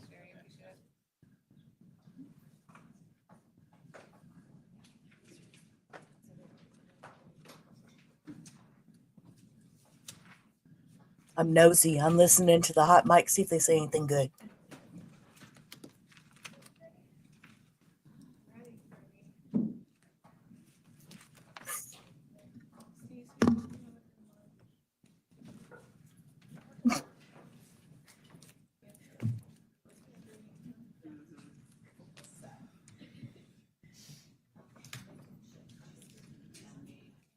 See, she's still sitting there. Hold up, and smiling and oh my goodness.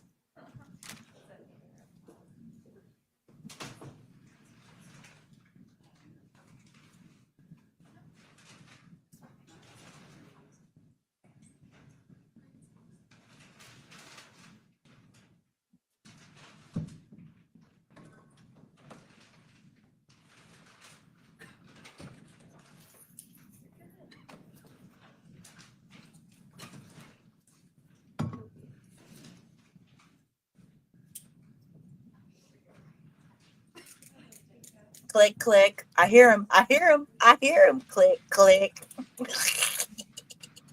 See, they did put him on her, take her out. There you go. All right, Miss Thing.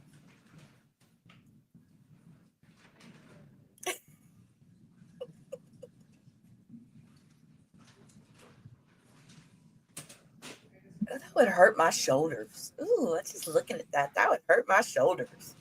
Yep, there it is. There she goes. Ooh. All right, we're to the side. So let's take a break. I need about 15 minutes to go finish making my hubby's lunch and walking around like Mike Wazowski. I wasn't even paying attention to bailiff. All I saw was her. All I saw was her coming to the screen. Okay, guys. I'm here. I'm in chat, but we'll be back at 1:45. All right. I'm going to, you know what I'm going to do? I'm going to play with her stuff, and we're going to put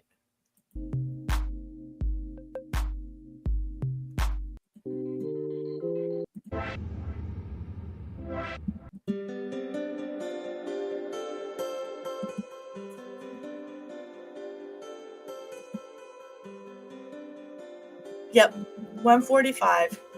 So I'm in Central Time, so that's an hour and a half for me. So I put on some acoustic music just to play in the background, and let's see, where is her banner saying we'll be back? Court is on break. All righty, I'll be back.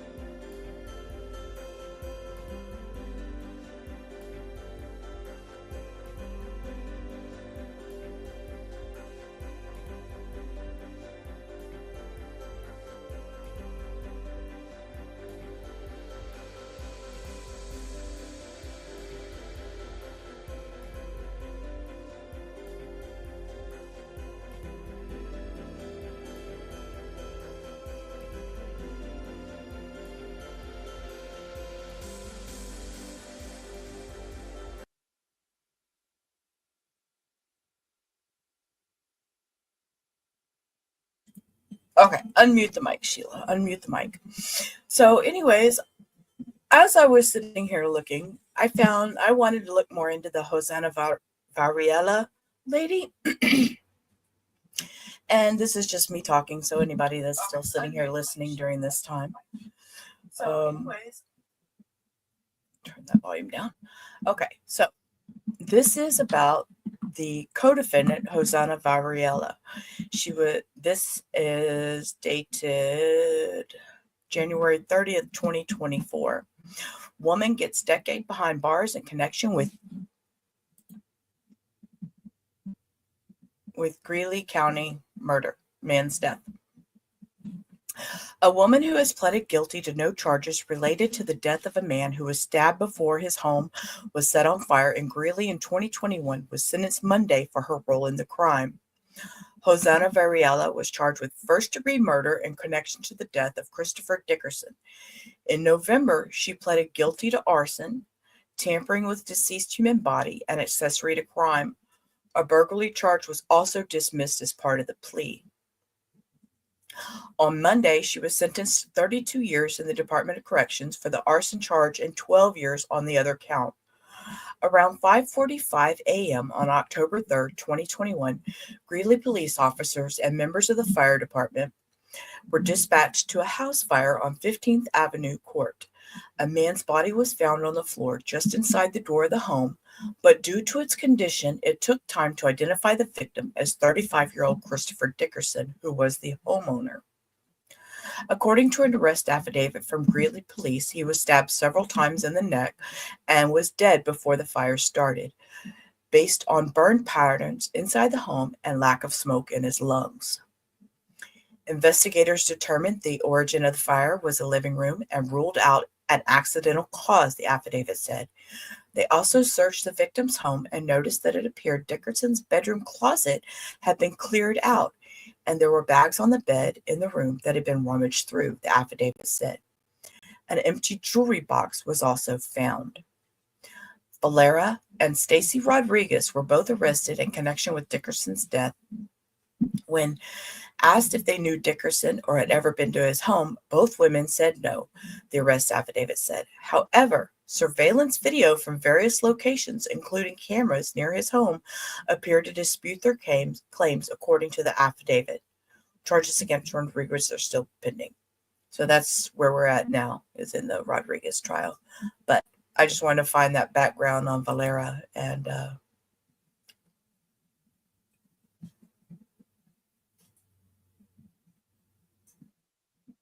let's see.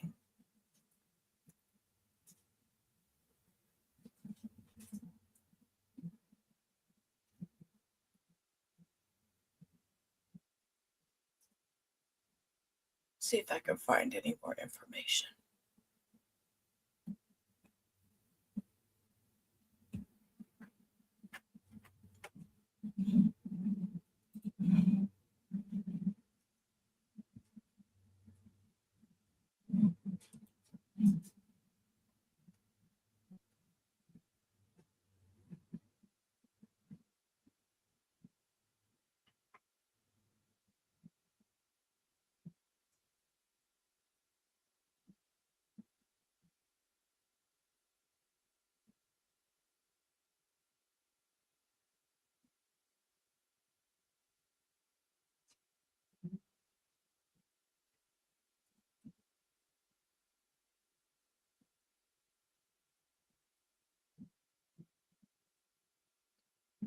So here's an article from when this is from the Denver Gazette, and this is November 16th, 2021. Keep in mind, internet is forever, so we get to go back and read all the stuff that,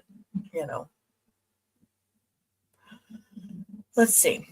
2 women arrested in connection to murder, arson, and Greeley. 2 women have been arrested in connection with the murder of a man and the burning of his home in Greeley last month, the Greeley Police Department announced. Stacy Rodriguez, 19, and Hosanna Varela, 23, were arrested and charged with first-degree murder, first-degree arson, first-degree burglary, and tampering with evidence, police said. Both women were booked in the Weld County Jail without bond. On October 3rd, officials recovered a man's body from a house fire in the 2400 block of 15th Avenue Court. The man was later identified as 35-year-old Chris Dickerson, and his death was ruled a homicide.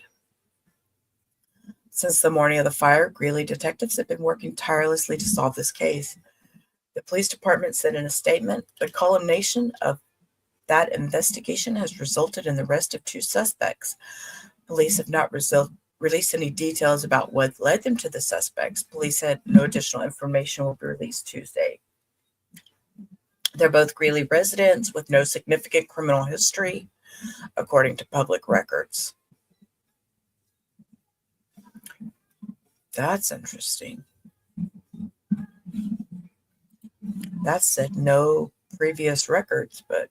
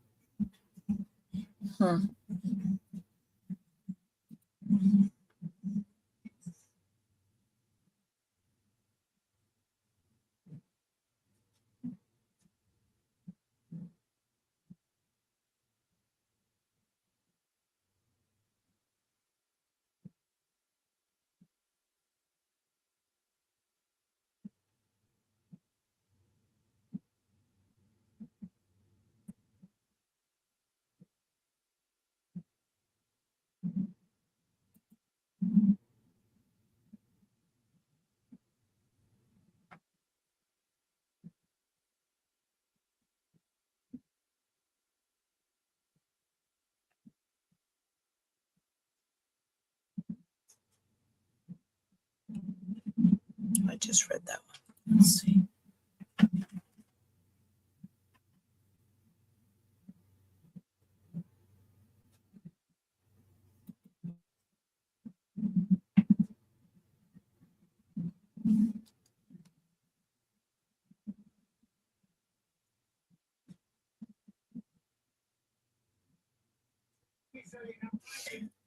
So Hosanna pled guilty to lesser charges.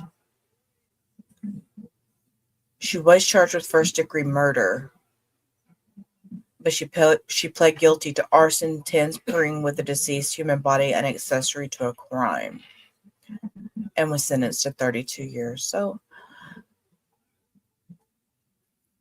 maybe Stacy screwed up and should have took a plea deal. I wonder if they offered her one. That's interesting. I'd like to find out if they offered her a plea deal or not.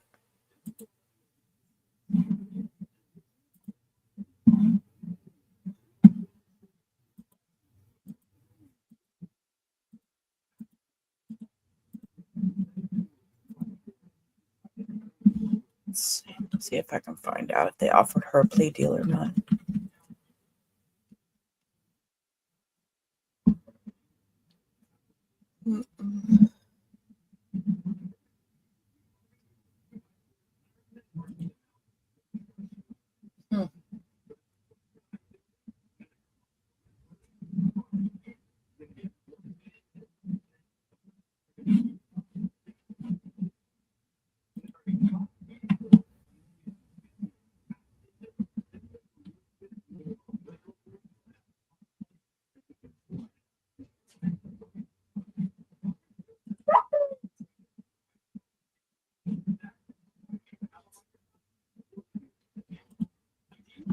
I don't see where they offered her a plea deal. Interesting. Interesting.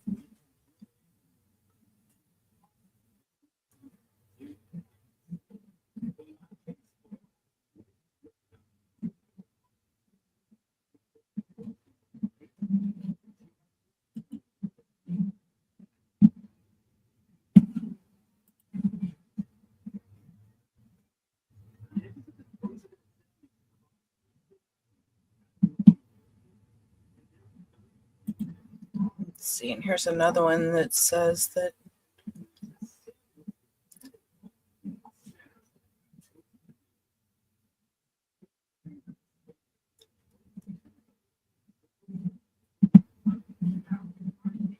she's got a reduced sentence as part of it.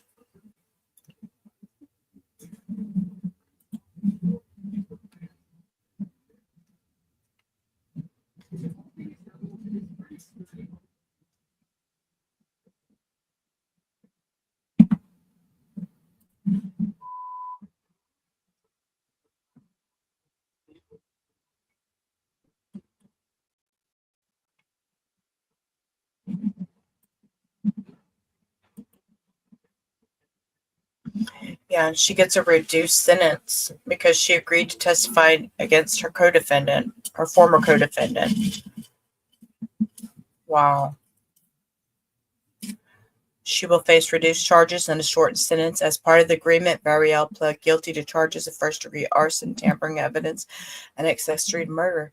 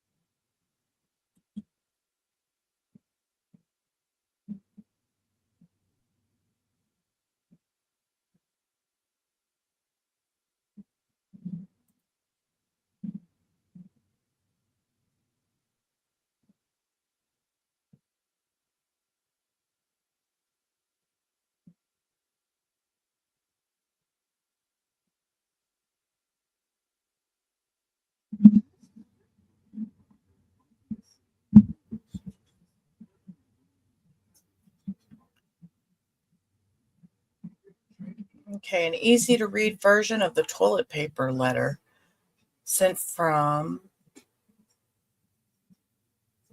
Stacy to her girlfriend, Hosanna. Says, hope you keep the same story. You ain't dumb. I know they're going to trick you, but if you ain't see or do or hear anything, you're cool. You know, don't give in to the shit. Hang in there, babe. You'll be out soon. I just need to see how not to dig myself deeper.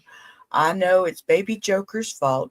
It probably crossed your mind to say stuff, but then you're going down too. Don't be stupid. Play dumb. It'll all be good, Turbo. LOL. Flush. Okay. That was her jail letter. I found it. And it's written on a piece of toilet paper. It's written on an actual piece of toilet. This woman, of all the things you can find on the internet, my Lord, my Lord. This crazy. This just keeps getting crazier and crazier.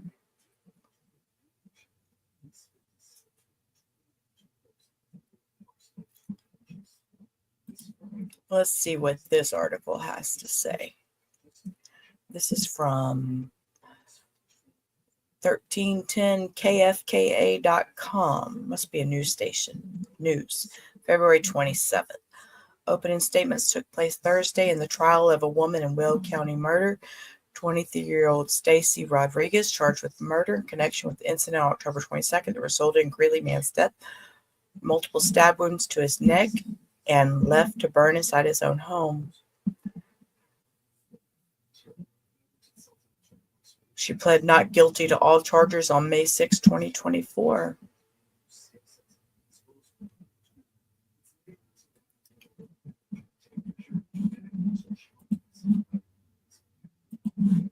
Deny, deny, deny. I guess that's the way to get away with it.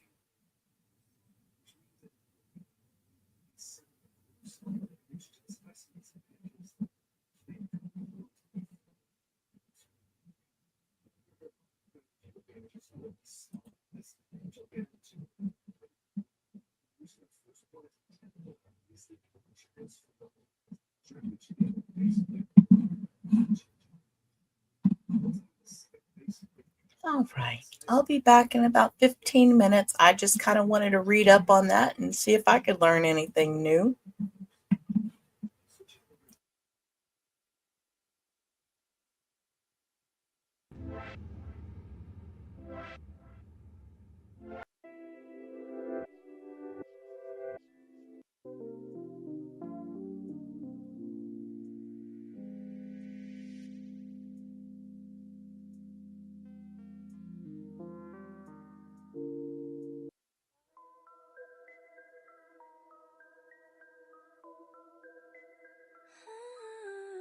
She's a Portuguese soul in the UK, rolling dough at the bakery day by day. Sugar on her apron, flour on her face, but when evening comes, she steps into a darker place.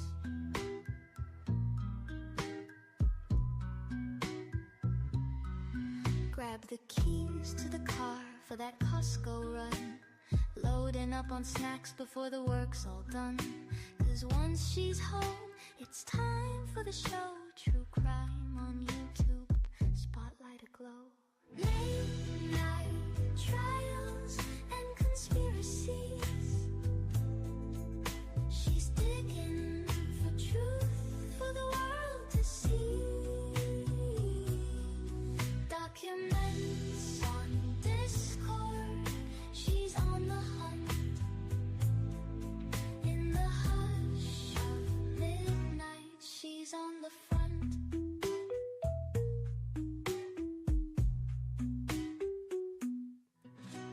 She's got her boyfriend by her side. Together they host this chilling ride. Nightbots watching, chats alive. Everyone's hooked, ready to die. Her days are sweet and filled with bread. Her nights are dark, deep in her head. From morning glow to midnight files, she dances between the day and trials. Late night trials and conspiracies. She's digging for truth for the world to see. Documents on Discord, she's on the hunt. In the hush of midnight, she's on the front.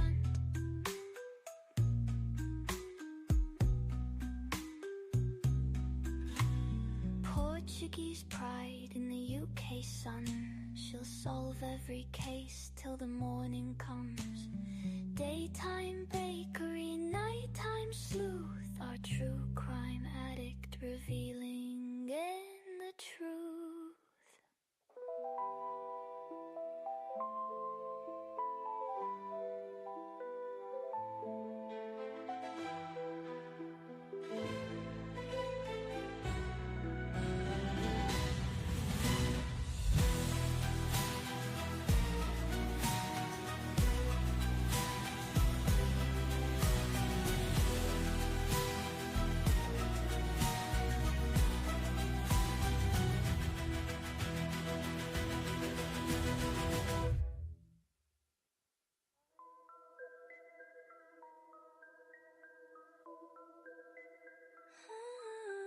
She's a Portuguese soul in the UK, rolling dough at the bakery day by day.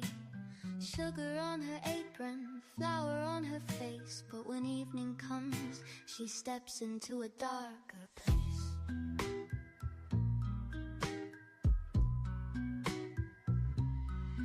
Grab the keys to the car for that Costco run, loading up on snacks before the work's all done.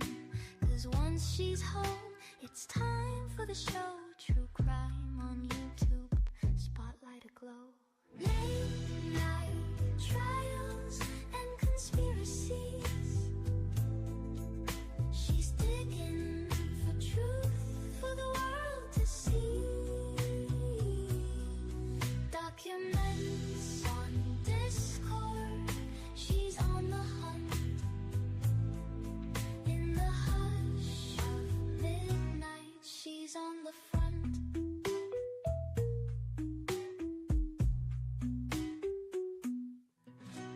She's got her boyfriend by her side. Together they host this chilling ride. Nightbots watching, chats alive.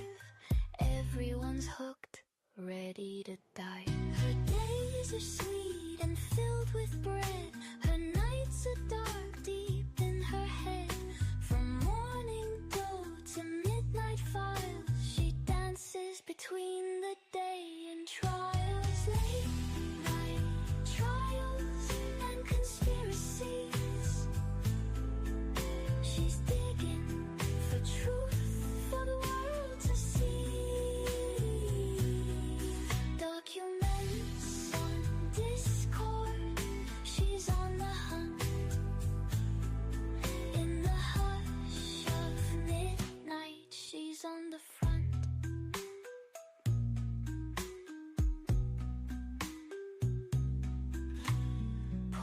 Portuguese pride in the UK sun.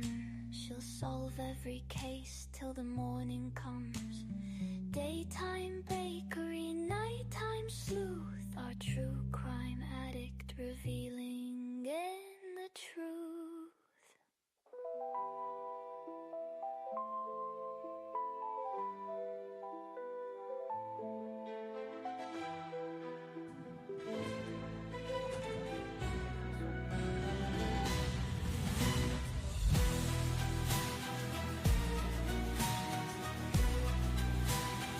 Will you leave Kyle alone? Will you leave this poor kid?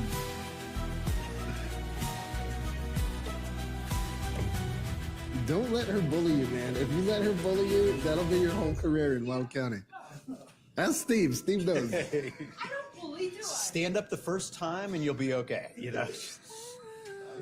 She's a Portuguese soul in the UK. Wait, we're not on TV, are we? No, we're not. Okay, good. Sugar on her apron, flour on her face. But when evening comes, she steps into a dark. Okay. Hi, Cammy.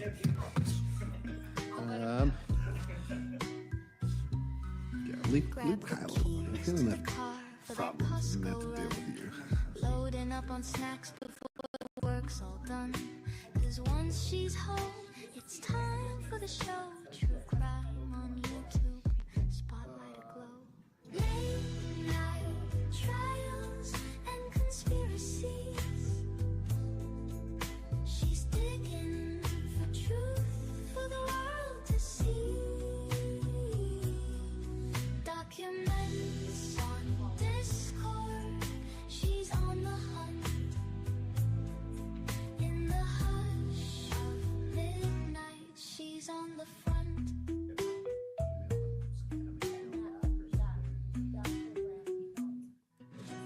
She's got her boyfriend by her side. Together they host this chilling ride. Nightbots watching, chats alive. Everyone's hooked, ready to die. Her days are sweet and filled with bread. Her nights are dark, deep in her head. From morning glow to midnight files, she dances between the day and trials. Late night trials and conspiracies. Deputy from the jail, who do we have on screen first? For the world to see. Documents on Discord. She's on the hunt. And sir, oh, and I'm sorry, who do we have on screen? Duante Edmond, Your Honor. Did you say Duante Edmond? Yes. All right, thank you. And excuse me, Mr. Duran, do you need to speak to Mr. Edmond before we begin? No, Judge, I already have. Okay. Okay, I think we're coming back.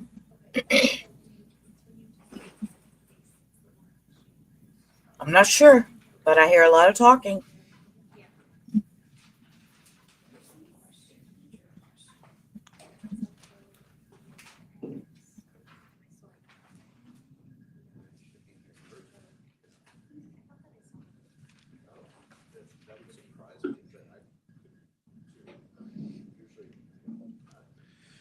And Mr. Wren, are you covering the other advisements as well? Okay, all right. The court will call 19 CR 2432, People of the State of Colorado versus Duante Edmond. Mr. Edmond appears today with counsel Mr. Duran. Mr. Wren appears today for the state. Mr. Duran, I believe your office has already entered on this case. How would you like to proceed? Thank you, Judge. Our first request, if the court would be willing to, would be to address bond. I know that Mr. Edmond is not on a no bond hold right now. Given the status of his case, though, and some information about where he is in Colorado, I would ask the court to consider setting a bond in this matter. All right, give me just a second.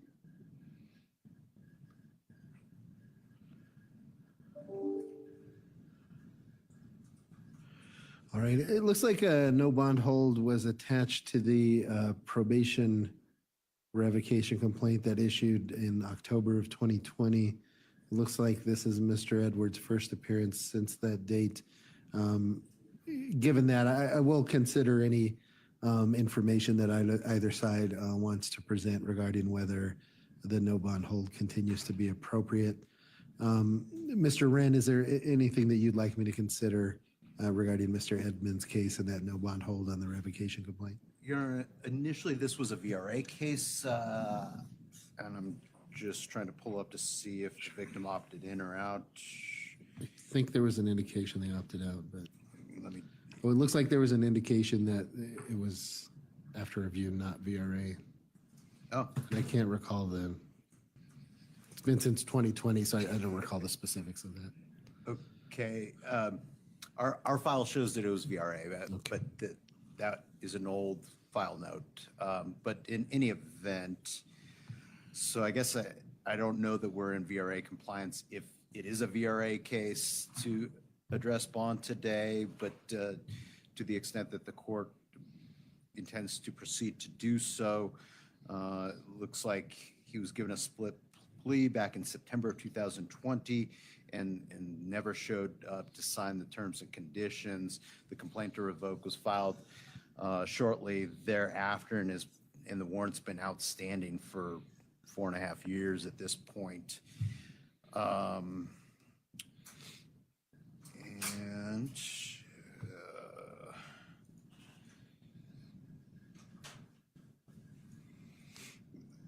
the initial charges were very serious. I understand that it pled to a split plea. So I would ask for bonds somewhere in the neighborhood of $5,000 to $10,000 cash or surety based on the fact that he completely blew off the court's order to comply with probation. All right, thank you. Mr. Duran, is there anything that you'd like me to consider regarding the no bond hold? Yes, please, Judge. First, I'd probably note that I'm sure the court's most concerning factor is how long the warrant was, and I did speak with Mr. Edmond about that. I can tell the court that recently, and when I say recently, I mean just within the past year alone, Mr. Edmond is living in Denver.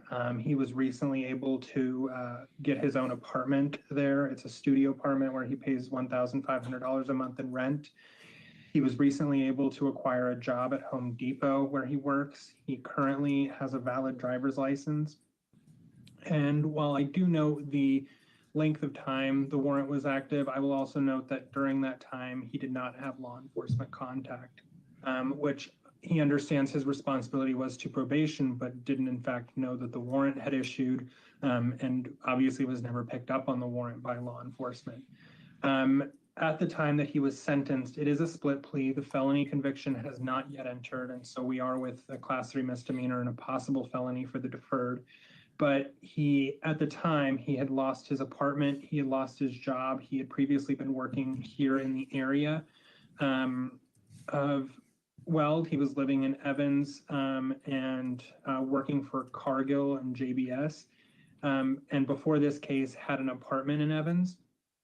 But I think that now, even though technically he is further, while Evans is closer than the Denver area, he is more stable now. He has a valid driver's license, the ability and the stability to make his court appearances going forward. And given the potential of the split plea and where we are, I would ask for a lower cash surety bond for the court to set one. All right, thank you. The court does have concerns about the length of time that this warrant has been active. Frankly, had Mr. Edwards resolved this warrant much sooner before that, I anticipate that this situation probably would have been quickly resolved. I do find it appropriate to not leave the no bond hold in place. So what I am going to do, I'm going to set bond at $750 cash only. Specific conditions of bond will include compliance with all forms of court-ordered community-based supervision. That includes Mr. Edmonds' probationary sentence in this case, as well as no violation of any state, federal, or municipal law. Mr. Edmond, what that means is that if you are released from custody, you need to immediately report to probation here in Weld County to sign your terms and conditions of probation and get set up with their supervision. And Mr. Edmond, I will remind you, you remain on probation due to the complaint being filed. While you are on probation, you are not permitted to leave the state of Colorado without going through the interstate compact process through probation and notifying your probation officer. So if you're intending on leaving without contacting probation, that's only going to cause you further issues. So that will be the order of the court regarding bond. Mr. Duran, how would you like to set this? Thank you, Judge. Given that the court is bond, we are requesting to waive the 14-day rule. We're asking to set for disposition, and if the court still has dates in that first week of April, that's where we would be asking to set. All right, we'll set this matter out for disposition. Mr. Wren, is this your case or is it assigned yet? This is Ms. Goodman's case, so just set it whenever. Okay. What date do we have?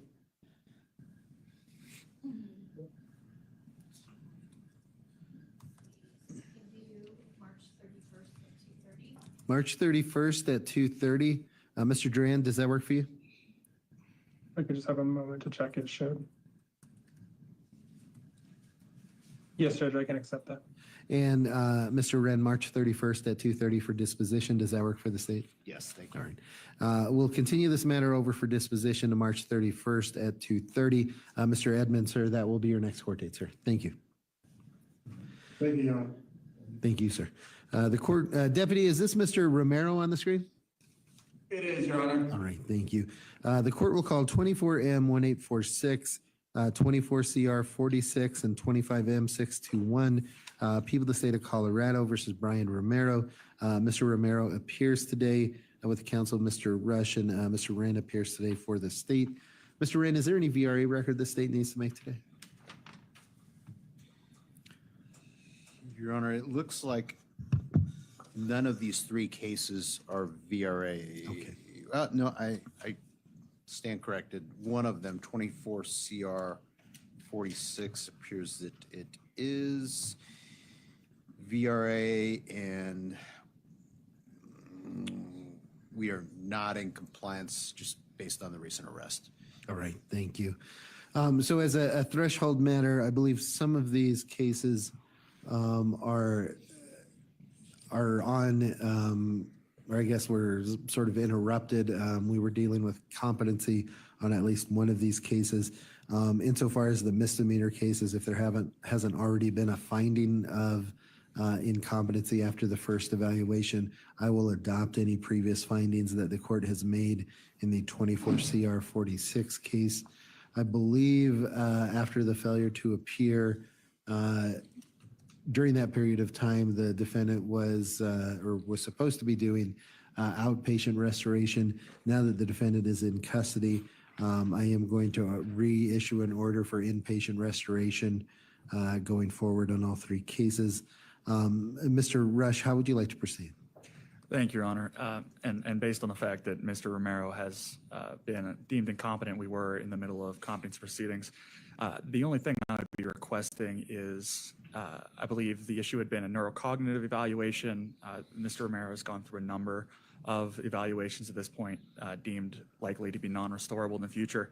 I would be requesting a status for continued restoration and evaluation in the jail, and at that time, possible request to modify bond conditions. I would be requesting that Bridges be appointed in the jail. I believe that they had been appointed previously at some point, but that may have resolved itself once Mr. Romero was in fidelity. Okay. What I am going to do, I am going to reappoint Bridges in case they have discharged due to the amount of time that was elapsed. I'm going to set this matter out for review on the issue of competency in approximately 91 days. Given that competency is an issue in all three of these cases, I am going to keep the misdemeanor cases in Division 17 until the competency issue is resolved. It looks like a pretrial conference date was set in Division 8 on March 31st at 1:30. Given the competency issue, I'm going to vacate those dates, and as I've stated, they'll continue to trail the district court case. We'll set this matter, we'll reissue those orders as I've indicated and set this matter out approximately 91 days. I'll give leave for the defense to make any bond arguments at that time. Hopefully we'll have an updated evaluation or other information on Mr. Romero's progress by that point in time. And Mr. Rush, if you believe in the misdemeanor cases, I haven't reviewed those in great detail. If you believe that there's any other orders the court needs to issue in those cases, just file something and I'll review that if that's filed. What date do we have? April 11th at 8:15. Mr. Rush, does that work for you? Absolutely, Your Honor. And Mr. Wren, April 11th at 8:15, does that work for the state? Yes, thank you. All right, then we'll continue all three of these matters over to April 11th at 8:15. Mr. Romero, that will be your next court date, sir. All right, thank you, sir. Thank you. All right, the court will call, and I'm sorry, Deputy? Looks like they're gone. The court will call 24 CR 2133, People of the State of Colorado versus Adrian Martinez. Is Mr. Martinez present? Yes, Your Honor. All right. Mr. Martinez appears today with counsel. Mr. Williams, Mr. Rand appears today for the state.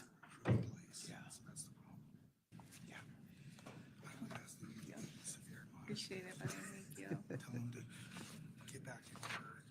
This is, There is currently an active warrant for Mr. Martinez is out based on a motion to increase bond that was found by the state. We set this matter over at council's request for a hearing on the issue. Mr. Williams, do you need a moment before we begin? If we could have just a moment, Sure. Your Honor. Okay.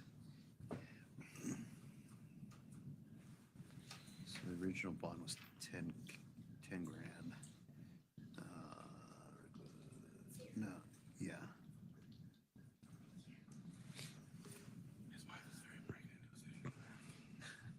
So he posted 10 initially, is that what happened?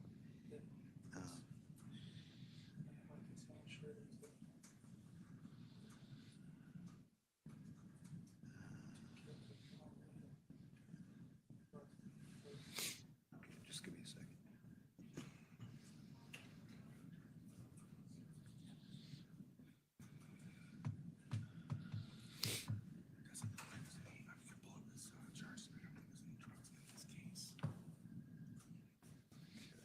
So, and all these are negative?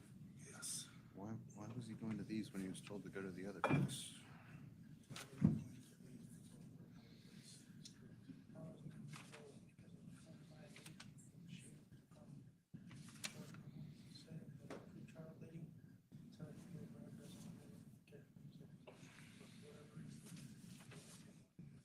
Okay. Not completely accurate, but if we can make that fix. Just know where you're thinking. Okay. Get behind this issue. She's the. He's also got to respond to them when they reach out to him, which he wasn't, I mean, he hasn't contacted them in a month. So anyway, bottom line, so the original one was 10. Under those circumstances, usually we ask to double, I'll ask for 5K. Turns out the big order, but turns out it's our office. Let's put that volley, and it does volley, it takes forever, check for who they play for, because she's making a really big order, it turns out. All right. Your Honor, we're ready to call the case. All right.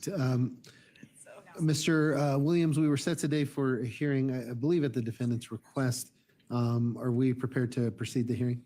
Your Honor, we've reached a negotiation with this case. My client did provide a handful of the results, which are all negative, but apparently they're not at a approved place. There is some issues with them not communicating with trial services.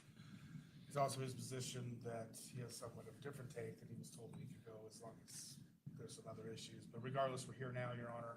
Bottom line is that the people normally ask for a double. Original bond was 10. We've negotiated a $5,000 bond. We still confess without accepting any kind of guilt for that previous. It should also be noted that I do not believe that he has any drug charges in this case, Your Honor. This is motor vehicle theft. This is all negative. All right, thank you. And Mr. Wren, is that correct? The parties have agreed to that bond would be reset at $5,000 surety bond? I'm fine with that if the court is. All right, thank you. Then I will accept that agreement between the parties. I am going to release the originally posted $10,000 surety bond back to the surety and reset bond in this matter at $5,000 cash or surety with the same terms and conditions as previously ordered. Mr. Martinez, I'm going to have you remanded on that hold today, and then, but that bond is immediately available to be posted whenever you make those arrangements. Mr. Williams. I do have something, Your Honor. Oh, sure. If the people would consent to this, because money is something that he would like to keep, if you could have the $500 cash bond, which I know is normally the opposite of whatever everybody asks. So I'm fine with an equivalent cash amount. So if he wants a $500 cash instead of a $5,000 surety, I don't have any issues with that. Okay, So- you want? Yeah, that's fine. Okay. That way at the end of this case, he will get it back. Sure. I will list that at a $500 cash only bond with the same terms and conditions as previously ordered. And again, Mr. Martinez, you will need to be processed, but that bond will be available to be immediately posted. I don't think we have another date set. Mr. Williams, how would you like to set this? Your Honor, if we can set this for the dispositional hearing. I was appointed last week, and this was the issue. It was right before I got appointed, so we were dealing with this issue. I've not had any opportunity to really talk to this, well, not really. I've not had an opportunity to talk to the district attorney about offers and review discovery with my client. So he should be out of custody is the goal, obviously. So we can set this whenever works for Your Honor's schedule without the issues of getting in tomorrow because he's not in custody. Sure.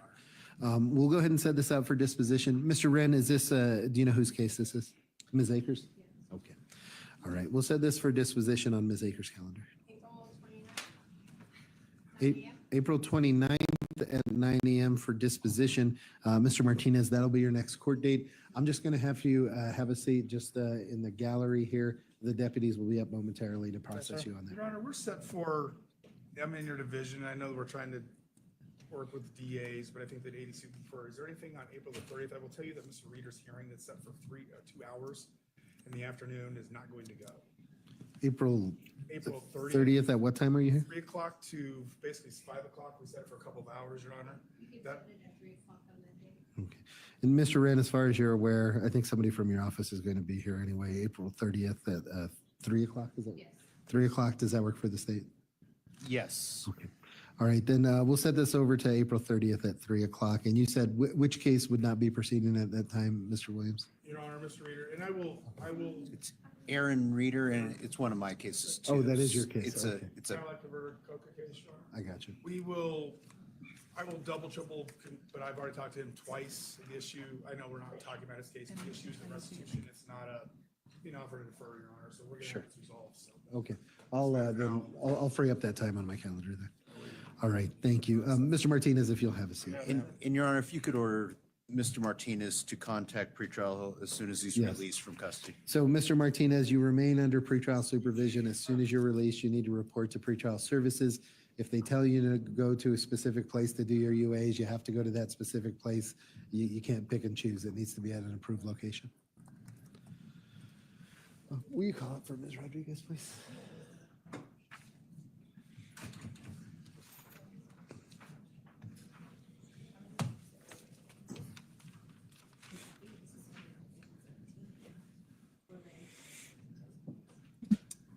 Okay, there's enough of those cases. It's time to get back to our case. I don't remember what time it was said. I think it was 4 o'clock, right? Or was it 4:15 Mountain? That's about 10 minutes from now. It's 4 o'clock.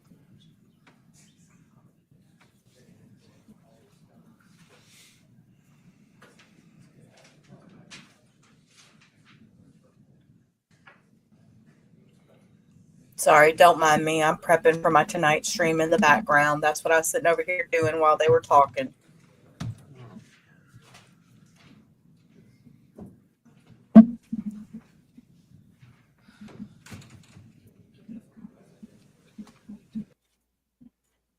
Somebody stand in front of the camera.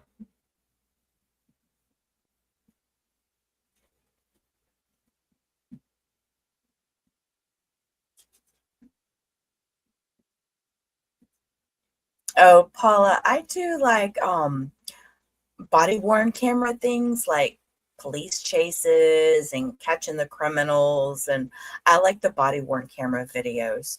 So I do those at night, midnight my time, which is central time in Texas.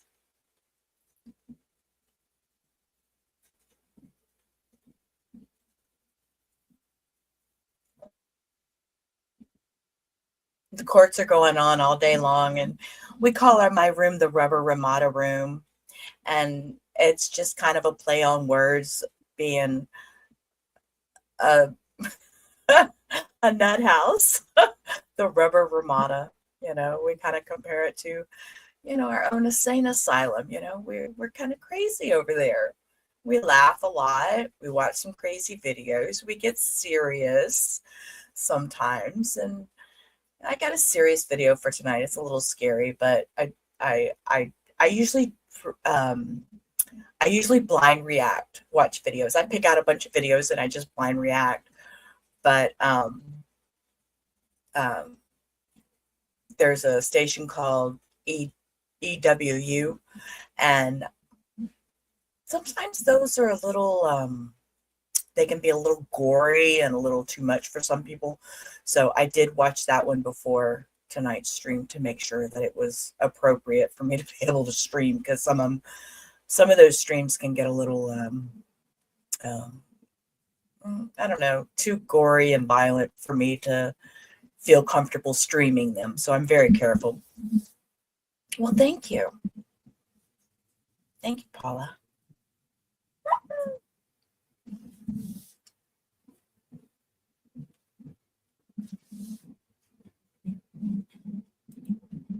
All right, I'm going to take a potty break before they start back. So I will be right back.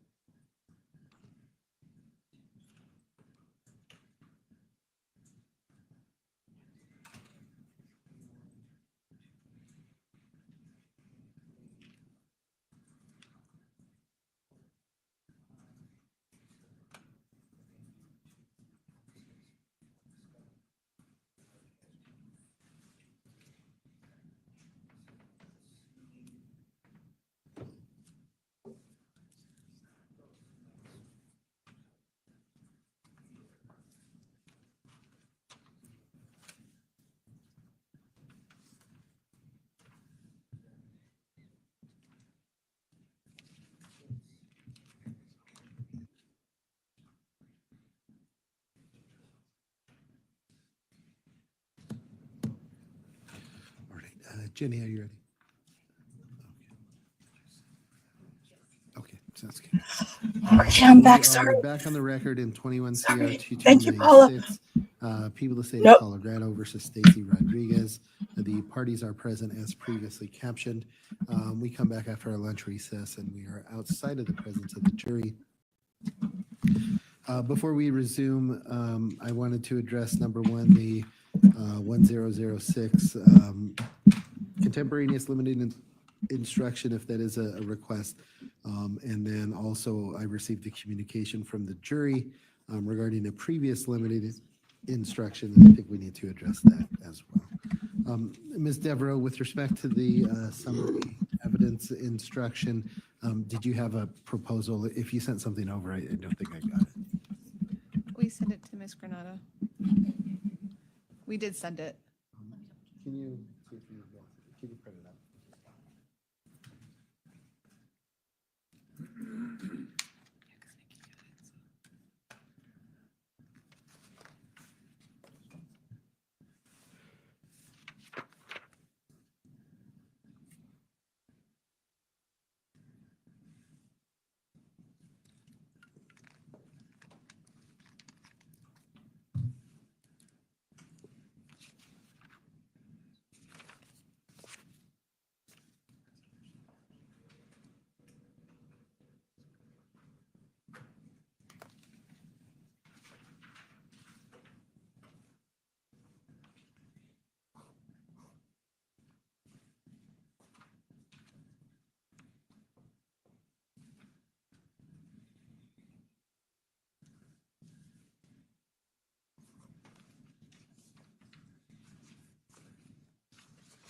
All right, thank you. Mr. Praley, did you have a chance to look at that, and do you have any position on that? Judge, I did Or receive. Mr. McCormick, I'm sorry. Thank you. I did receive that email, and I think that's appropriate. All right. And the only concern I have about that is the last sentence, and just because I'm not sure that it's terribly clear, is the intent that that sentence indicate that you may consider it as a summary, but you may not consider it for any other That's a reason? better way to put it, Okay. yes. And I took that as like I think it's D02, if I remember correctly, in Colgy, the general stock contemporaneous limiting instruction has that like final sentence of you may not consider it for any other reason. No, and I think that is appropriate. I was worried that it, as phrased, was a little bit confusing. So I am going to rewrite it to read, you may consider it as a summary, but may not consider it for any other reason. Ms. Devereaux, is that acceptable to you? Yes, please, thank you. And Mr. McCormick, with that change, is that acceptable? Yes, sir.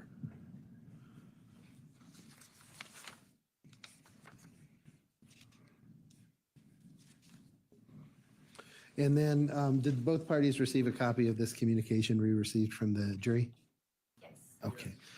So the question essentially, there's two questions in there, but they both relate to, I guess, the expiration of the limiting instruction that the court previously read.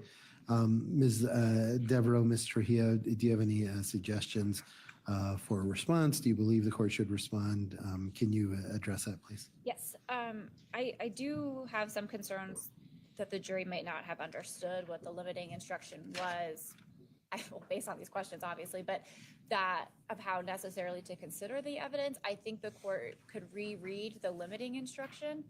That would be our request. It's not offering additional clarification and it's not rehashing the evidence, but I think if the court rereads a limiting instruction, hopefully that would be able to kind of cure this issue with the understanding that you can consider other evidence generally, but when you are hearing about the reason for not reporting a crime, it's limited, of course, to that purpose. So I guess I'm considered, because the instruction that I read previously didn't really talk about like the category of evidence. It just said the evidence that you're about to hear. To try and clarify it for the jury, and I want to make sure that the parties agree that I'm accurately stating this. If I use basically that template, but state that the evidence presented regarding prior acts of abuse between Ms. Rodriguez and Ms. Varela is being presented, and then read the rest of that instruction. Do you believe if I present it as that category, that that's sufficiently clear for the jury? Yes, I think that would be fine. I don't have an objection to that. Okay, and from the state, if I present it as such, do you think that's sufficiently clear to the jury to answer that question? I do.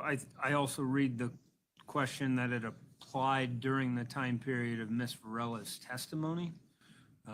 And so I think that's clear for the jury that that applied when they heard that evidence, from the time that that was read to them until the other acts of abuse were no longer being spoken about. Okay. Because that's really the goalposts that they're asking about.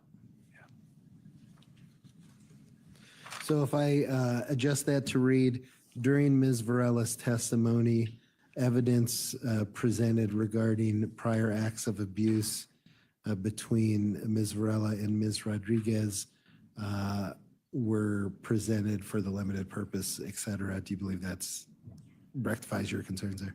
I do. Okay, all right, then let me just type that out so I make sure I have that right.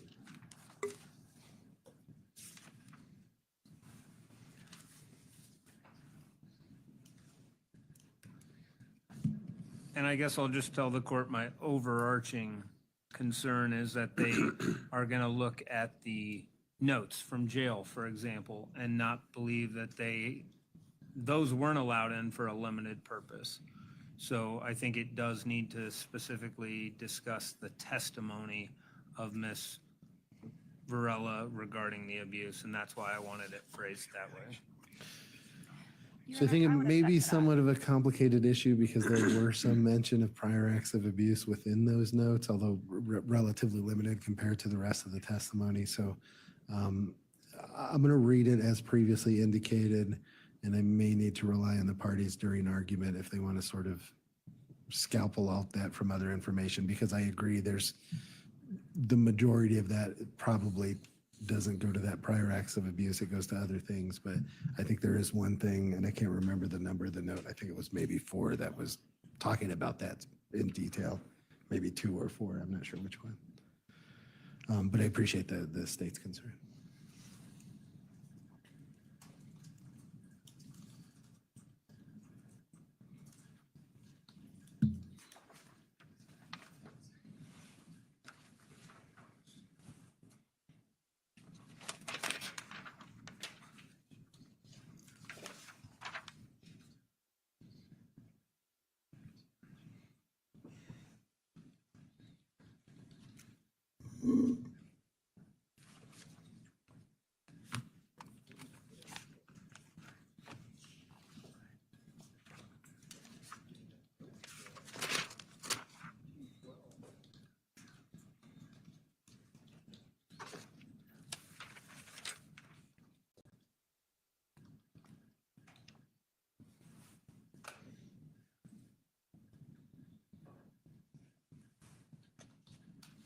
All right, and then I will read the other limiting instruction regarding 223 when we resume with Mr. Burrow's testimony. I will let the jury know that to accommodate some scheduling issues, we're going to call a couple of witnesses out of order, and then we will resume with Mr. Burrow's testimony. Ms. Devereaux, Mr. Hio, is it Dr. Burson or the other witness that is going first? Mr. Misdale's going first. And I'm sorry, Mr. Mistal, am I saying that right? Misdale, I think it's pronounced Mistal. Okay, all right, thank you. Is there anything else that we need to address before we bring the jury back in? I don't believe so. Okay, let's go ahead and bring the jury in and we'll get started.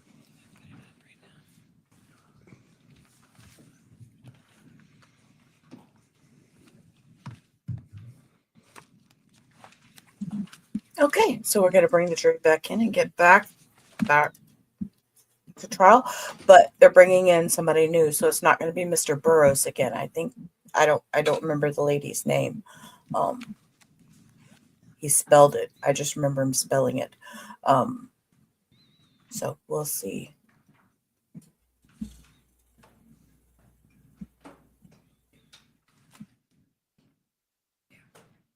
All rise for the jury. Stacy, stand up, honey bun. Or is she going to stand up right before they walk in? Respect, ma'am.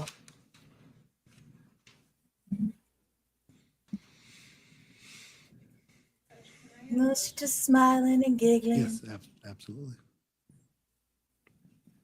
Mm.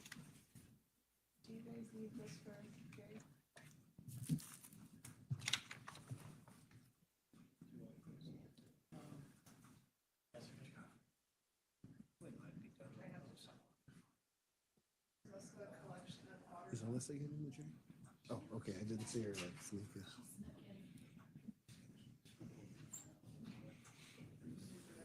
All right. Please rise for the jury. All right, there you go. Uppy puffy. Pull your britches up. Get her a belt.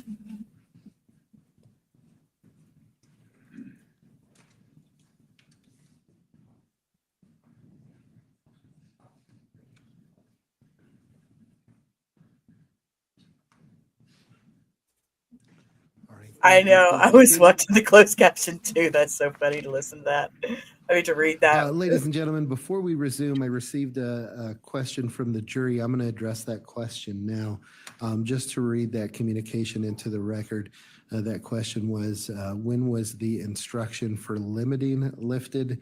And when were we able to resume consideration of evidence and not for the reason of not reporting a crime? To address those questions, I will read you the following. During Ms. Varela's testimony, evidence presented regarding prior acts of abuse between Ms. Rodriguez and Ms. Varela was presented only for the limited purpose of failure to report the crimes prosecuted in this manner. You may not consider that evidence for any other reason. And then due to the need to accommodate some other witnesses' schedules, we're going to call a couple of defense witnesses out of order. And then once that testimony is completed, we will resume with Mr. Burrow's testimony. At this time, Ms. Devereaux, you may call your witness. Thank you. We'll call Mr. Kent Mistel. All right, thank you.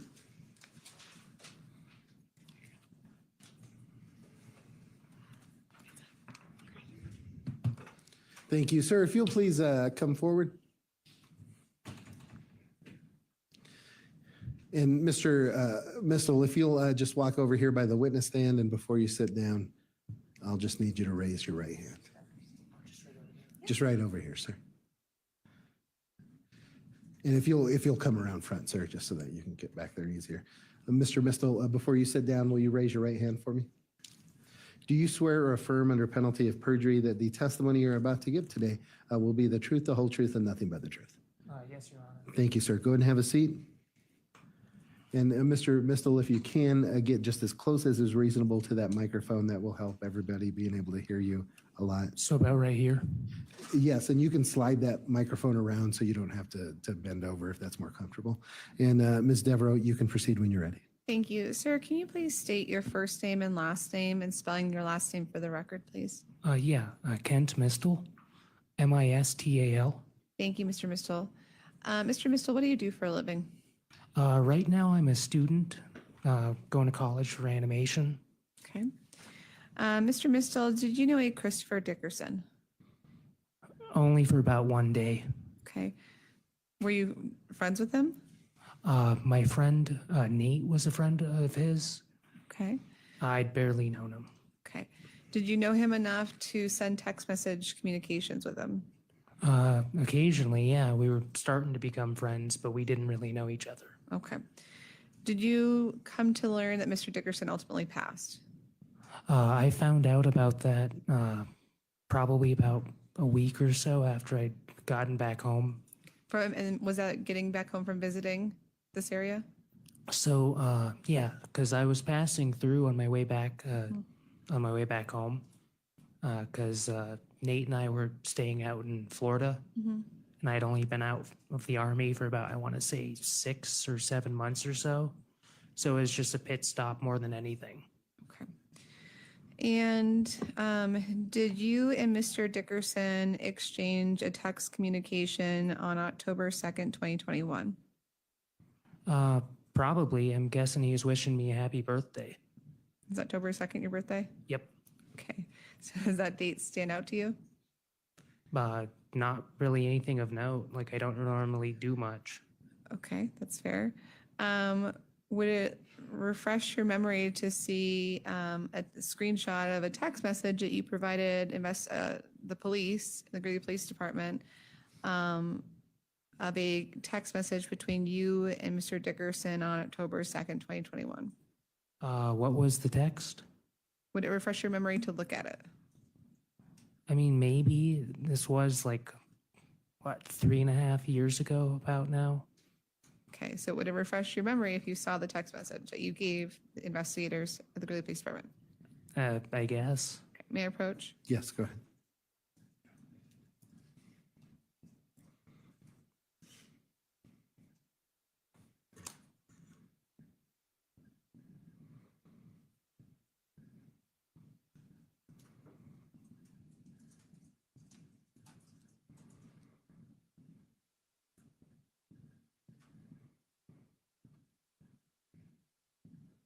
So, what? Hold on. I'll ask you the question, okay? Is your memory refreshed now? I mean, not really. Okay. Does that look like a text message you received from Mr. Dickerson on October 2nd? I mean, it does look like one I received from him, but I'm not really sure what the context is here. Okay. I'm not asking you for the context. I'm just saying, is it a fair and accurate depiction of a text message that you received from Mr. Dickerson on October 2nd? And if you note, there's even a date there, right? Oh, yes. Okay. So is it a fair and accurate depiction? Yes. Okay. This time I move to admit Defense Exhibit A. Any objection? No objection. All right, the court will admit Defense A into evidence, and you may publish at your discretion. Thank you.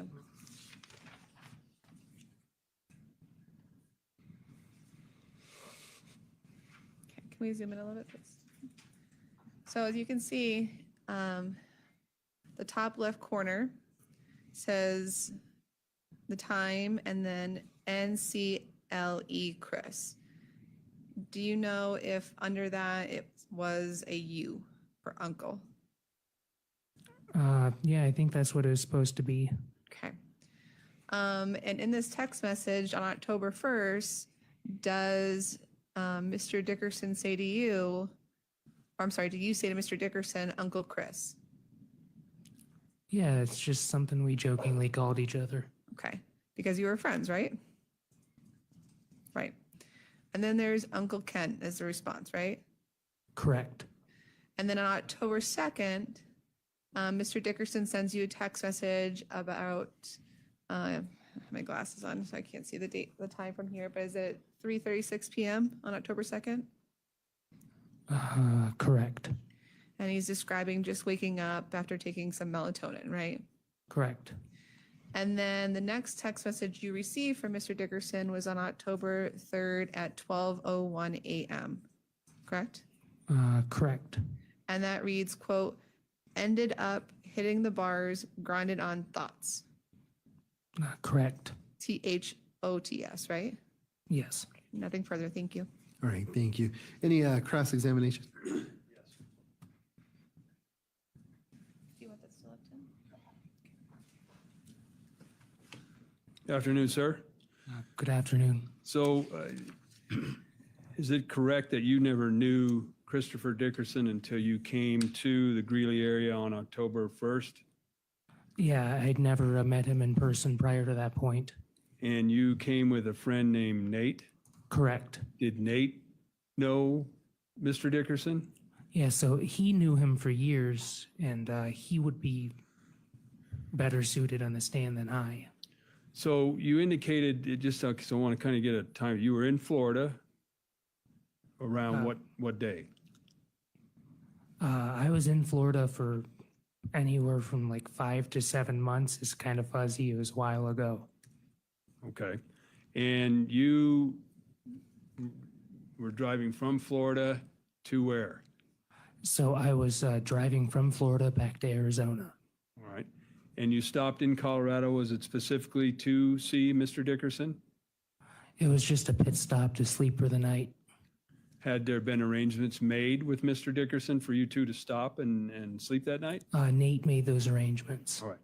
And so you'd never been to Mr. Dickerson's residence before? Nope. All right. And you met him for the first time, is it fair to say, on October 1st of 2021, correct? I do believe so. All right. Did you guys introduce yourselves? Yeah, we introduced each other, shook hands. All right. Did you spend the night at his residence on October 1st, 2021? Yes. Was there talking going on? Yeah, but mostly about mundane things in regards to work. All right. Were you inside Mr. Dickerson's residence? Correct. All right. Were you in the living room area? Correct. While you were talking with Mr. Dickerson, could you observe his demeanor at the time? He was in pretty good spirits. From what little I remember, he was talking about just home improvement projects, fixing up his garage. Was there anything about his behavior that night that you would describe as not normal? Objection No. relevance. Nope. Oh, and I'm sorry, I need to respond to the objection. The objection was relevant. I'll overrule the objection. Sir, if you can repeat that answer. Which answer? If Well, you I- repeat the question. I will. Did you notice anything that wasn't normal about his behavior, Mr. Dickerson's behavior that night? No, there was no abnormal behavior. How would you describe the conversation that you three were having?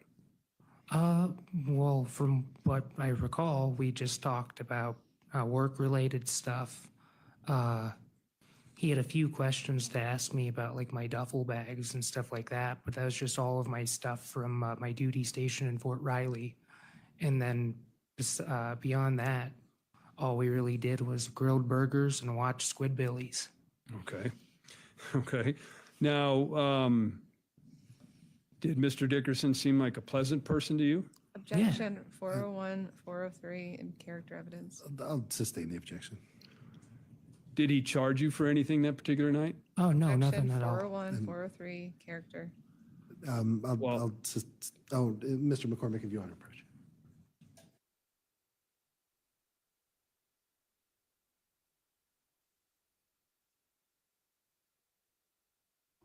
Here we go, folks. It's a race of many, many objections. Because he was describing the guy as a good guy. I'm guessing Squidbillies is SpongeBob, but I want to be corrected.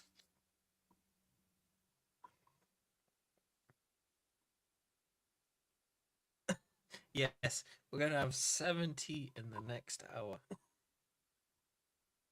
We will, I'm sure. Oh, I'm going to have a look at this. I'm curious. Squidbillies. It looks so interesting. Yes.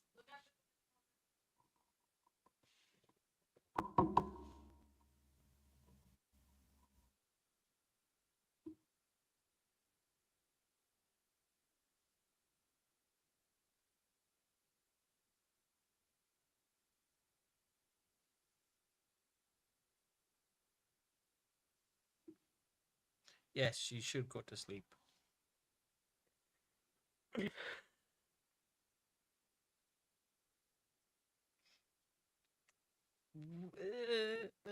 Well, I've been drinking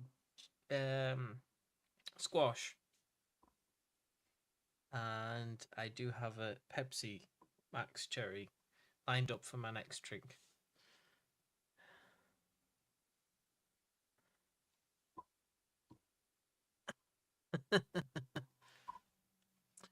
Squash is like concentrated fruit juice. I don't know what they call it in America. They also call it dilute over here. Yeah. I'm in a fever dream. Yes. What Caddy just said. And don't worry if you hear noises from next door. He's probably just putting stuff away.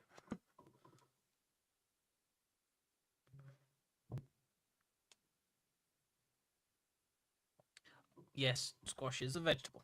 Still is a squash here. Purple. Really? Purple? I think they haven't put the audio on.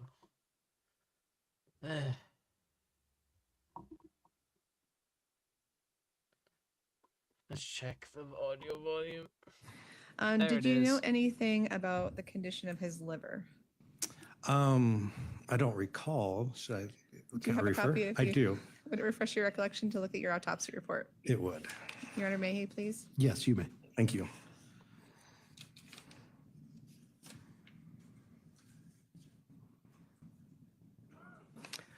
Okay. Is your memory refreshed now? Yeah, there's no significant findings. Okay. Do you recall doing a death certificate and writing or noting a fatty liver? Fatty liver. I don't, but we looked at this worksheet the other day. I don't remember if I wrote that on there, but I didn't do the death certificate and I didn't write a fatty liver, I'm sure. Would it refresh your recollection to review that death certificate? The worksheet? Yes. Yes. May I have one moment, Judge? Sure.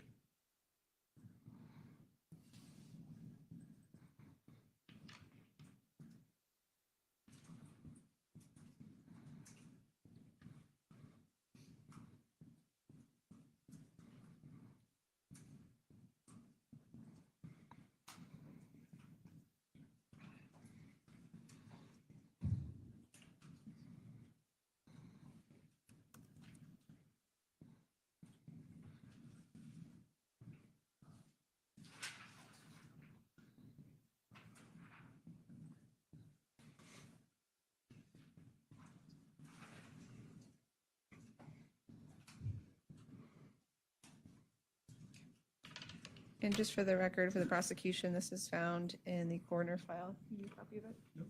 May I approach? Yes, go ahead. Sorry, I don't have it printed out for you today. Okay. Yeah. So on part 2, I make a note of fatty metamorphosis of the liver, and that's on the day of autopsy. Thank you, sir. And can you explain for the jury what does that mean? So in this context, what that means is when I looked at the liver, it looked pale to me. So I wrote down fatty metamorphosis that I would then confirm or deny when I do my microscopic examination. So in this case, the liver appeared pale, which could be for a number of things, but I wrote that down. But when I did my microscopic examination, there was no fat accumulation in his liver, or no steatosis, as they call it. And what is that? Fat accumulation in the liver, it can happen from a number of things. We often see it in our patient population, unfortunately, we often see it with alcohol abuse, but it's kind of more commonly in just general population associated with metabolic type derangements, diabetes, obesity. There are other metabolic disorders where you get non-alcoholic steatosis for unknown reasons. It's an area of research, but it's just a fat accumulation in the liver for a variety of reasons. And in this case, when you looked at it under the microscope, what did you see that led you to your findings in your autopsy report? A healthy liver. Was there any sign of any sort of this fatty, what's that called again? Fatty mitosis? Metamorphosis. There was no fat accumulation in his liver. His liver was normal. Okay. And so why wouldn't you go back then and change that on the worksheet, the death certificate worksheet? Because the worksheet is a document of my notes from that day. It's not a final determination. It's just these are things that I saw, and it kind of can guide me later on if I see something pop up in my. So say I see individual who looks like really bad emphysema, I will go back and look at my notes to see if I thought it looked like that grossly, and then I would put that on my report. So it's a note. And this fatty liver that we're talking about, am I correct in that it doesn't develop overnight? I don't know the timing of that. You probably need to talk to a hepatologist about that. So I can't answer that. Do you recall talking to my investigator and I back in October 2024, and you said, quote, "It doesn't develop overnight"? Well, obviously, we talked about this the other day. I don't recall details of our conversation. So no, I don't recall that specific comment, but I don't think it would develop overnight. But for discrete timing, I would talk to the expert in that area. And do you recall telling us that if someone was a chronic alcoholic, you gave an example in their 20s or 30s, and you do an autopsy in their 50s or 60s, you wouldn't see it? So this sounds familiar. It's something I would say. So we're talking about how it could recover, I believe. Yes, yes. So yeah, if someone drinks profusely early on, the liver can really regenerate itself very well. So yeah, we may not see that decades later or some period of time later. That would be correct. Okay. Conversely, though, because the fatty liver isn't something that develops overnight, if someone was going on, let's say, a week or two long bender, you would not necessarily see it in your autopsy, correct? I don't think I would. That probably too quick, but I don't know for a fact. Okay. And in fact, can I have one moment, please? Sure.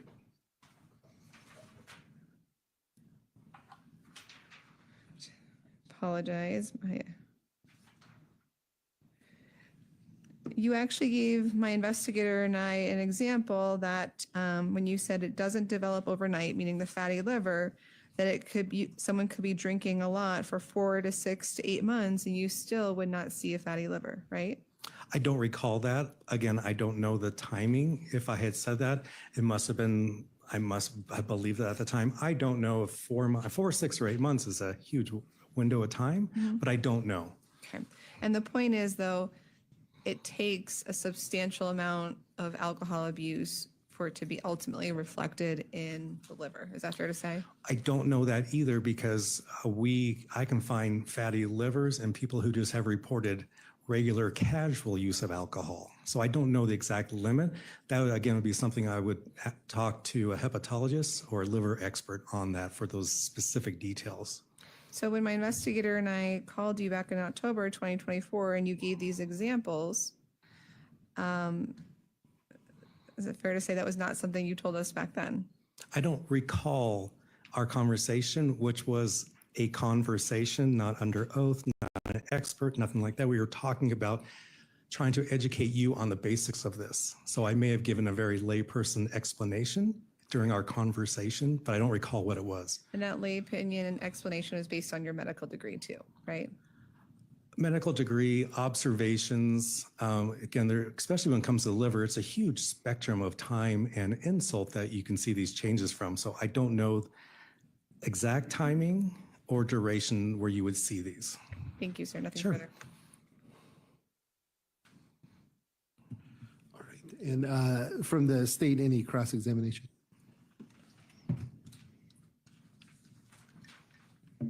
Hello, guy. Hello. How are you? I'm good. So just to make sure I understand this, the worksheet comes first, and that's some of your notes of things you need to look into. Just some notes of my observations at that time. Okay. Oftentimes, it just says pending, so I don't have a clue. So it's variable. And you noted something about the liver, and you looked into it in this case for Mr. Dickerson. Yes. And specifically, your ultimate conclusion after doing your microscopic examination was that Mr. Dickerson had a healthy liver. Yes. Okay. And that's your final determination, right? Yes. In my report, it says no abnormality. And then you were also asked about, well, what if somebody's a chronic alcoholic and all of this? Have you seen chronic alcoholic livers before? Yes. Okay. Do they look very different than Mr. Dickerson's? Again, if it depends on the individual. If we're just going to say a chronic alcoholic, documented history of that, Yes. yes, the liver would be microscopically, it would just be full of fat. It'd be very clear, all these white bubbles, it would just be fat. If it's a very bad alcoholism with cirrhosis, I would see that as well. We didn't have that here. I'm assuming based on that note on the worksheet, I saw a pale liver because normally the liver is this nice red brown, but when it's pale, which could be from fat deposition, or it could be from massive blood loss. I don't know. Tell me more about that. Massive blood loss. That could impact the liver? Well, sure, because blood flows through organs and it gives them that darker color. Kidneys normally look like an actual kidney bean, red, brown color, but when they're lost a lot of blood, it becomes more yellow tan. It's just an observation because there's no blood flowing through there. Another reason for a pale looking organ could be the artifactual effects of the heat that they're in. And here he was in a burning structure. So there are a number of reasons why his liver looked pale. I wrote down a note, I'm assuming at this point, looking back, because I saw it looked pale. Okay. So to summarize those other aspects, being stabbed in the carotid artery and losing lots of blood like you described could be a factor. Yes. And being burnt afterwards in very high heat could be a factor. Yes. Those are my questions. All right, thank you. Any redirect examination? No? No, thank you. Thank you. Doctor, you can leave the witness stand. Thank you. Thank you very much. And are we ready to resume with Mr. Burrows? Yes, sir. All right. All right, then we will resume the state's case. Mr. Burrows, you can go ahead and retake your seat.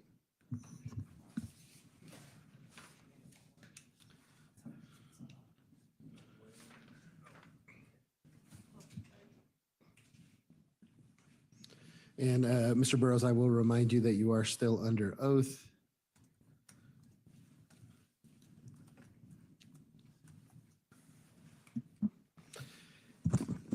And Mr. McCormick, I think we left off with admitting into the record 223. Are you intending on publishing that and asking questions about that at this time? I am, Judge, and I do have copies to pass out for the jurors to follow on. All right, thank you. Before you pass that out, ladies and gentlemen, I have an instruction to read you regarding Exhibit 223.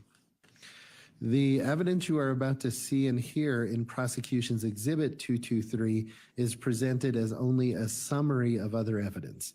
It does not replace your own independent memory or duty as a juror to determine the facts. It also does not place any more weight on the evidence summarized than any other evidence. You may consider it as a summary, but may not consider it for any other reason.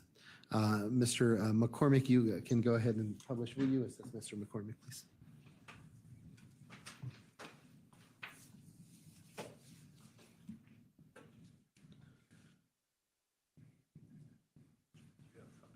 All right, stand by.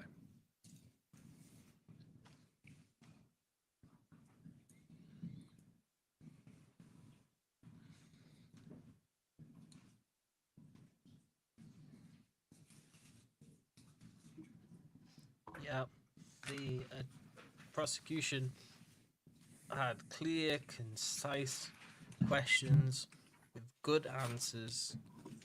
And the fact that he was drinking, then the Yes, heat and was Mr. there. McCormick, just so that I'm clear, This is what you'll turned have the little one light. official exhibit copy apart from the copies that are provided to the jury.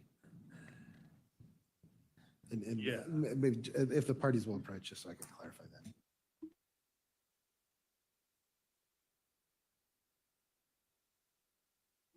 I keep muting and he stops talking. So, wow. She misread the fact that she was getting like a basic understanding of this autopsy report. And she drew her own conclusions. So obviously he wasn't a crazy drinker because he didn't have the fat in his liver. This is great. And obviously I'm talking too loud because TC has just closed the door.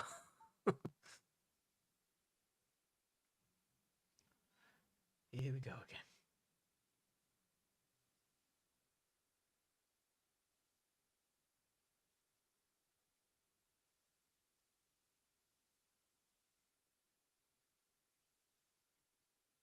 It's so interesting. He's holding a mic, putting stuff on record.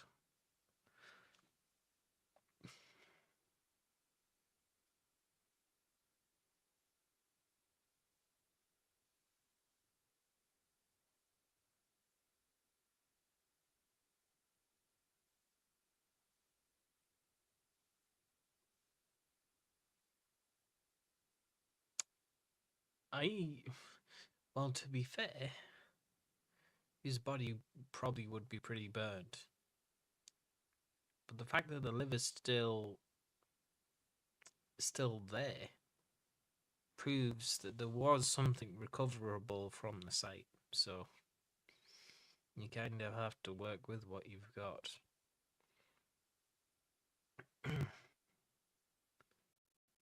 There must have been more than just the liver, though. You probably would have seen the skull maybe indented, or some damage to.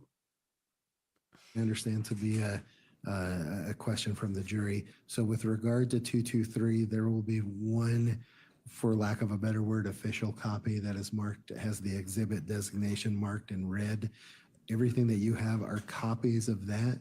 If you choose to take any notes on there, if you want to, you may. You're not required to do so, but you can use those copies as sort of a working copy. All right. Mr. McCormick, I'm sorry. Please go ahead. No problem. If we could publish 233, please, or 223.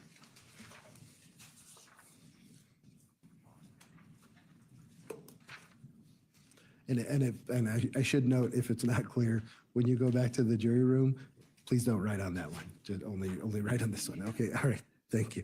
Mr. McCormick, go ahead.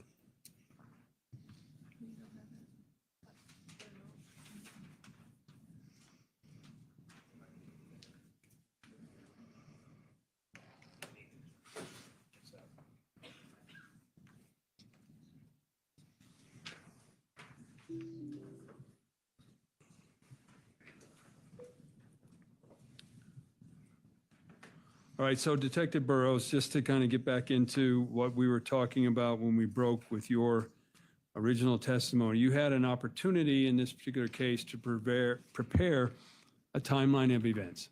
That's correct. And is this timeline is based on all the video surveillance that you observed, Yes.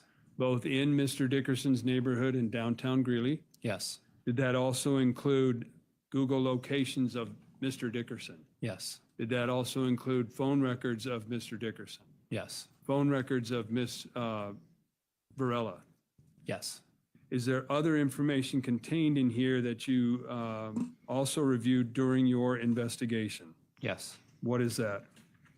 It speaks to like automatic license plate readers, cell phone indications, cell phone downloads, but it's primarily video surveillance, ALPRs, and then the Google locations and Ms. Varela's cell phone activity. As well as videos provided to you by Ms. Flores and Mr. Carrasco? Correct. So when this, to make sure, these timeline on every date that, or date and time, I guess time that you've entered in there, there's a corresponding exhibit number for reference. That's correct, yes. So let's start kind of a little bit at the top and talk about, if you would describe what we're looking at initially. Yeah, just at the top, I start with October 2nd. And what's to note is just when Christopher leaves for the downtown area. And so we're clear, underneath of that are corresponding exhibits that have been entered into evidence at this point for review and reference. Yeah, so essentially when I speak of a specific time, like 11:56 p.m., it says Christopher Dickerson leaves his neighborhood in his blue 2018 Hyundai Elantra. And then in the brackets, it gives the exhibits that basically corroborate my this based off the evidence. And is it fair to call this timeline kind of like an overlay? Sure. All right. Turning to page 2, at roughly 12, let's look at number 10, 12:46 a.m. What did you notice about that? This is just an example. So, you know, especially in this case, I was looking for time when things converged. So when video surveillance converged, when phone records converged, when Google locations converged, and that helped me kind of determine what was going on at that time. So 12:46, you just see two convergences. It's, you know, this is when Christopher arrives at the rear of Cubetta's, and then we cite his Google location shows him arriving at that time or around that time, and then we have video surveillance or still shots that also show him arriving. So it just is showing that the evidence is lining up with the timeline. Okay. let's go to page 3, please. Specifically, number 15. And what are we looking at 15? Again, so this is essentially Christopher is at Roasties at this point. And this is showing when he's inside of the bar. It speaks to when he was inside of the bar. And this time is when he gets a phone call from Dolores Vigil. And she also makes, let me rephrase that. He makes a phone call to Dolores. She receives that phone call. And that's backed by their phone records. And then the video surveillance, this is when you see Dolores holding Christopher's phone at the same time. All right. And we'll talk about that here in a moment. And then is that consistent through this timeline where you are able to make, like you said, these convergences or things that caught your attention from your review of video and video of the neighborhood and downtown video? Yes, that's correct. All right. And near the page 10, you incorporated in there as well the October 16th, 2021 date.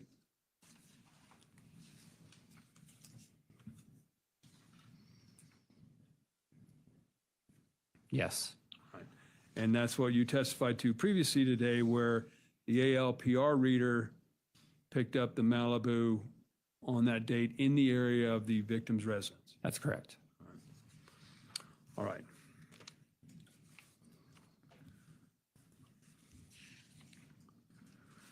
So let me ask, I want to ask a series of questions in this particular case. You got involved in this case right away. Yes. And when you went, you did go to the scene. Eventually, yes. You had other people assisting through the Greeley Police Department in regards to searching the scene. That's correct. And that included Detective Blair. Yes. And was Detective Blair's primary responsibility to collect evidence if there was any? Yes. Now, did you participate in that as well? I didn't collect any evidence directly, at least from the scene, no. Once evidence is collected, right, do you have an opportunity to go through it or review it? Yes. And do you, depending on the case, consider submitting things for further or additional testing? Yeah, it's on a case-by-case basis, but that is a determination we make. And who are we talking about when we say submitting for testing? What type of organizations are we talking about? Well, it goes to the Weld County Forensic Regional Laboratory and then CBI. That's a determination that we would send things in for them to be tested, and then they would make their determination and analysis of the things that we asked or requested to be tested. So some examples of things to be tested could be if a firearm was recovered or used in a crime? Correct. Fingerprints? Yes. DNA? Yes. There's multiple disciplines that can be tested, right? Yes. So based upon your review of the evidence that was collected in this case, did you consider submitting any items of evidence to the lab for further testing? So the only item we decided to submit was just the video surveillance to help us with that determination of clearing it up. When we looked at and when I reviewed the evidence that was on scene, due to it being an arson and everything being heavily destroyed, there was limited evidence that we could send in at the time. Is the nature of arson type cases or investigations difficult to send evidence in for further testing? It makes it challenging because it's not like a normal crime scene where we can have essentially what happened at the time for the most part, and we could gather evidence and try to reconstruct what took place. With an arson, mostly everything's destroyed for the most part. It makes it difficult to make that determination of what actually took place inside of the house. In this particular case, did you take into evidence some beer bottles or beer cans? Yes. All right. Were those sent down for testing? No. All right. Where were they located? The majority, I think, of the intact beer bottles and the cans, I think, were located in a trash can. I know the beer bottle, the Budweiser beer bottle, was located outside. And I think some pumpkin cans were located on the outside too. There might have been one that was located inside, but I think the majority were located outside. All right. And why weren't those sent down for further testing? So what that can tell us is essentially if there's serological or DNA evidence on it or latent fingerprints on there. At this time, I knew who was in the house. Stacy was in the house. Christopher was in the house. Hosanna was in the house. I had no doubt about who was in the house. It was unequivocal. So that evidence can't help me further determine anything else because I already know who's in the house. All right. Now, you're familiar with the term forensic evidence? Yes. All right. Would you agree that that's helpful in a case? It can be. Would you agree that is it all of the case? No. All right. What other types of aspects of a case do you look at? Forensic evidence is a piece of the case, and it can help us maybe potential puzzle pieces together or help us understand information we didn't know. But we also have other physical evidence that we gather, like surveillance footage in this case, cell phone records, that type of thing, and then witness statements as well. So it's just a piece of evidence that we look at and consider. Now, you sat here through the testimony of Detective Blair, former Lieutenant Cobb, and you've seen numerous photographs of Mr. Dickerson's residence. Yes. And you recall there being like kitchen knives that were shown in some of the photographs? Yeah, it looked like some common silverware or things associated with the kitchen, yes. So were any of those initially collected? Not that I know of, no. Right. And were they initially sent down to the laboratory? No. Is there a reason why? We had no indication that they were used at the time. I mean, they were heavily damaged by the fire. But we believed at the time that we had the weapon that killed Christopher Dickerson because it was in his neck. So we weren't sure that there was any other evidence or knife used. And speaking of that, while you were in the initial day or two of this investigation, you were advised by the coroner of that information? Objection leading. Okay. Were you advised by? And I'm sorry, Mr. McCormick. I'll do it again. That sounds like you're going to rephrase. Yeah. Go ahead. Were you advised in the initial 24 to 48 hours of anything unusual by the coroner? Yeah, if you're speaking to that, yeah, he had an instrument in his neck and he had 5 sharp force injuries, yes. Right. And were you advised as to what the cause and manner of the death was? It was a homicide. Is that important to you in your investigation? Absolutely. Why is that? Well, if it's a homicide, that means that somebody killed somebody. So it completely changes the course of our investigation. It wasn't an accidental death or anything along those lines or medical. But based upon some of the information that you had at that time, did you secure another warrant for Mr. Dickerson's residence? Yeah, over an abundance of caution, I secured a second warrant. One of the things we were looking at specifically, if there was any other knives or any other cutting instruments that we missed on the first search. And what were the results of that second search? I don't believe that we found anything of note as far as knives. We found some other unrelated material, but nothing as far as like a knife that we could determine that was used in any sort of manner to stab somebody. This was a fire. Yes. Was there anything sent down for analysis to determine causation of the fire? No. And why was that? So when we investigate fire scenes, we look at whether it was intentionally caused, whether it was recklessly caused, or whether it was a non-human causation of the fire. That would be like electrical or something along those lines. In this case, I knew it was intentionally caused because I watched it on video happen. So there was no doubt about whether or not this was an intentional cause. When we don't have direct video evidence or witness evidence, then we look to sending things off to forensics to determine what happened with this fire. And if there's an accelerant there, that can help us know if it was intentionally caused. But in this case, I already knew it was intentionally caused because I watched it happen on video. And also in your investigation, did you converse with then Lieutenant Cobb? Yes. Now, through this investigation, the defendant and Ms. Varela were arrested on November 11th of 2021? They were. And at that time, were any search warrants prepared for you or by you? Yes, there was. And did that include what? Well, the night that we arrested Hosanna and Stacy, I got a search warrant for the 4540 First Street Road residence where they stopped for that 6 minutes. We searched there. Then in the ensuing days, I got a search warrant for the Malibu, which was used during the morning of the homicide. And then I got a search warrant for the Tahoe, which they switched vehicles from the Malibu to the Tahoe that same morning of the homicide. In regards to that residence at, you said 4150? 4540. 4540, was anything located there? Nothing of note, no. And how is that residence associated with this defendant? It's her brother's residence. It's also the the address she gave us when we arrested her, and it's the registered out to her Tahoe. So that's the address associated with her Tahoe. And of course, the Malibu you've testified to a lot. Yes. That was, and were you able to determine who the individuals in the Malibu were? Yeah, Stacy and Hosanna. And the search of the Malibu, what did that yield? Nothing of note. And then the Tahoe? Yeah. We know from the ALPR reader that that was registered to the defendant. Yes. And through the course of that search, did you find anything? Mostly clothing items that I could corroborate were worn either the morning of October 3rd or on October 16th. And those photographs have been entered into evidence and displayed for the jury? Yes. Published for the jury, all right. Now, if I'm correct, the residents, Malibu and Tahoe are all associated with this defendant.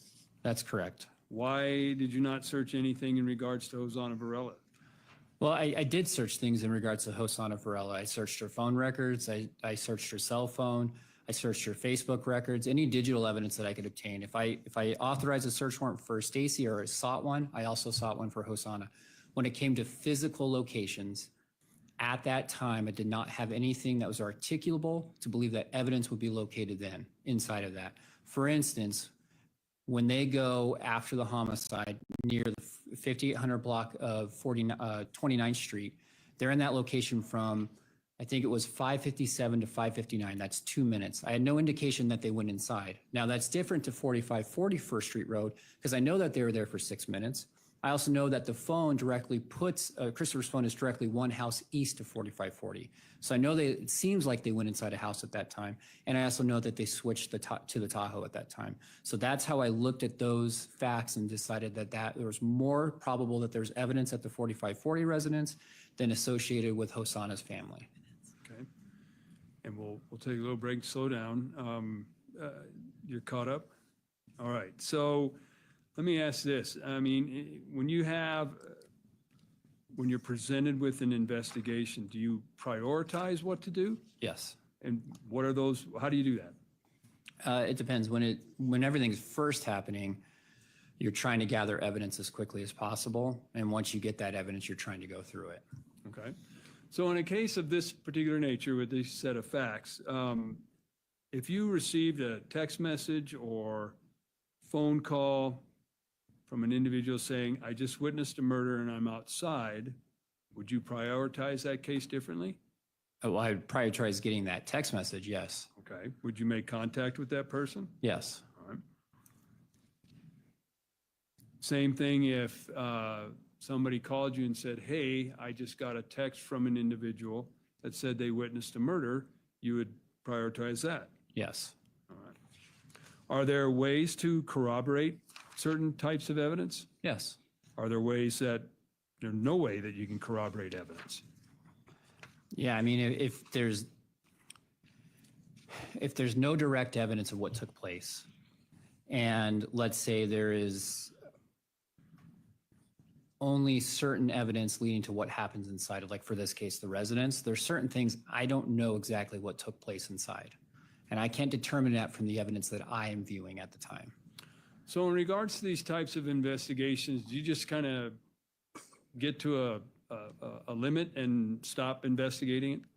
No, I mean, I'm always looking at evidence again, always thinking, is there another angle we can approach another way that we can come at something? So in this particular case, from November 11th of 2021 to approximately June 8th of 2022, did you continue to look into and investigate this case? Yes. And this is in addition to other cases I assume you were assigned? Yes. All right. Now, on June 8th of 2022, did you conduct a proffer with a Hosanna Varela? I did. And during that interview, did you receive information from Ms. Varela? I did, yes. So when I think you said you've been with the police department for 12 years? Total law enforcement close to 13 years. 13 years. And I take it you've interviewed a number of people? Yes. Do you formulate an outline, if you will, on how to approach an interview? Yeah, I have a general one that I do if I don't have time to prepare, but if I have time to prepare like this one, I do prepare ahead of time. Okay, so you kind of come up with a structured interview. Yes. So is it, do people sometimes add new information to the interview process? I mean, yeah, I mean, as that interview goes on, the way I structure it is I let them speak and just tell me what they want to tell me. And then I go back and ask clarifying questions. And as we ask those clarifying questions, more information comes out. Things may change slightly or differ slightly, but we're just trying to elicit more out of them by asking those clarifying questions. So in regards to the interview or proffer with Ms. Varela on June 8th of 2022, do you have kind of a, for lack of a better term, internal checklist as you're going through information being provided? Yes. And you knew the investigation? Yes. And a lot of the information that is contained in your timeline, People's 223, you had already, did you know that prior to the proffer? Yes. All right.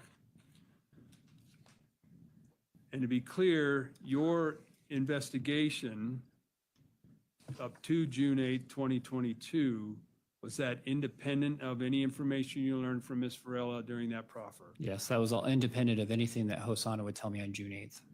When you were conducting your internal check, if you will, with the information provided, were there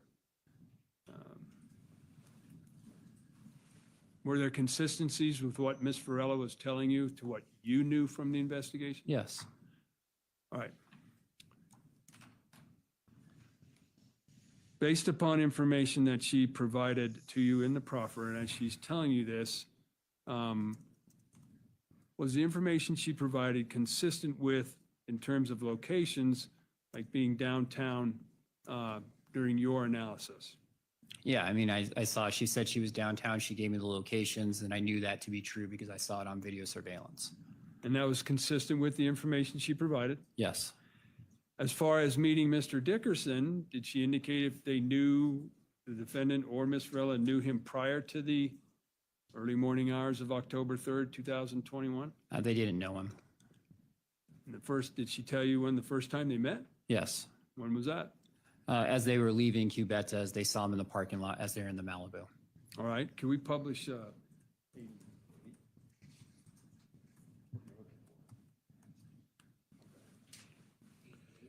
Yeah, please. And I'm sorry, Mr. McCormick, can you give me the number again? 88. 88. I'm going to publish, these have been entered into evidence already, 88, 89, 90, and 91. All right, go ahead. All right, so in regards to People's 88, which we've published before, what do we see here? That's when Christopher left Roasties. He's walking west of the parking lot, and that's the Malibu that Stacy and Hosanna are in. And based upon your investigation to that point, right, is that where they, quote, converge or meet? Yes. All right. And was there something unusual about this particular photograph or video that you observed that you noted in here? Just that Christopher's slight turning of his head towards the Malibu, and then he nods briefly. All right. Can we have 89, please?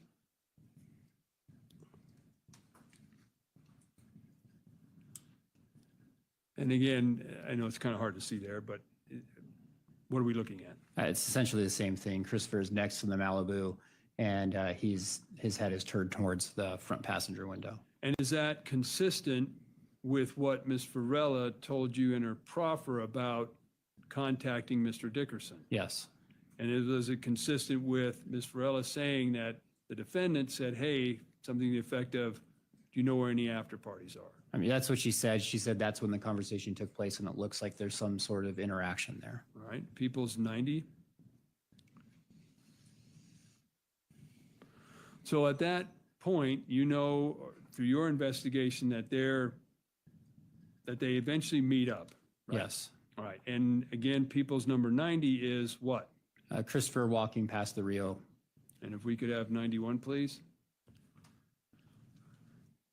And based upon your review, it's hard to see, but can you show us? All right, thank you. We've zoomed in on People's number 91. What do you see in the reflection? That's the Malibu going past the Rio as well. And is that consistent with what Ms. Varela told you, that they followed Mr. Dickerson to his car? Yes. All right. And to be clear, Ms. Varela never indicated to you that either she or the defendant had ever been to Mr. Dickerson's before? Yes. All right. You can go ahead and take that down. Based upon the information provided in the proffer and your knowledge of the neighborhood surveillance systems that you viewed, was Ms. Varela consistent about when they got to Mr. Dickerson's? Yes. Right.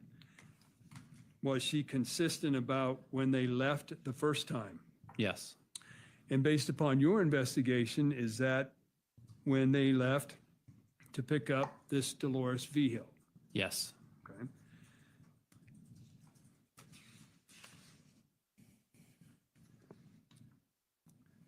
And you were able to verify that how? Well, I actually spoke to Dolores. Okay. And you also had video of Mr. Dickerson down at? Leading. Okay. Did you have, let me try it again. Did you have video of Mr. Dickerson at, is it Roasties? Yes. Do you recall a picture that was published that he was sitting alone? Yes. All right, if I can have just a minute. Sure.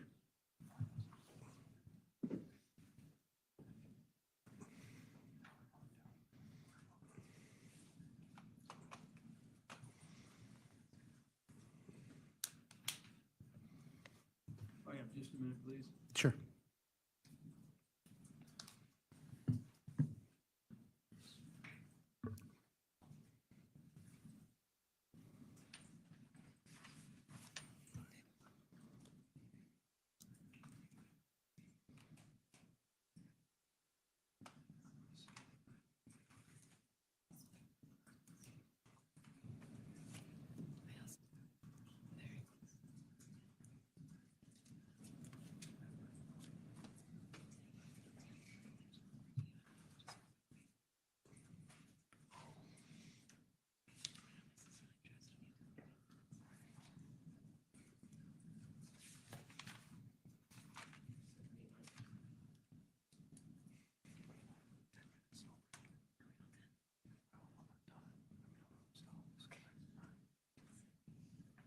All right, apologies. So I'm publishing to you now number 79.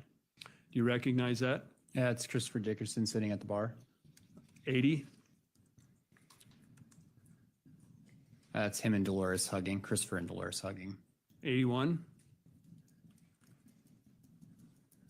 It's Dolores with Christopher's phone. All right. And through your investigation, based upon phone records obtained for Mr. Dickerson, as well as phone records obtained for Ms. Vigil, were you aware that they were communicating? Yes. All right. And were those phone calls, did Ms. Varela tell you that at some point during the evening, Mr. Dickerson's phone was getting blown up? Yes. Were you able to determine from neighborhood surveillance that the parties left around the time to go pick up Ms. Vigil? Yes. And did Ms. Varela tell you that in her proffer that that's where they were going? She said they were going to pick up one of Christopher's friends. Okay. Did you ask Ms. Varela if she could provide a description of that person? Yeah, and I don't think she really could recount who that person was. Okay. But she did indicate that they left to pick some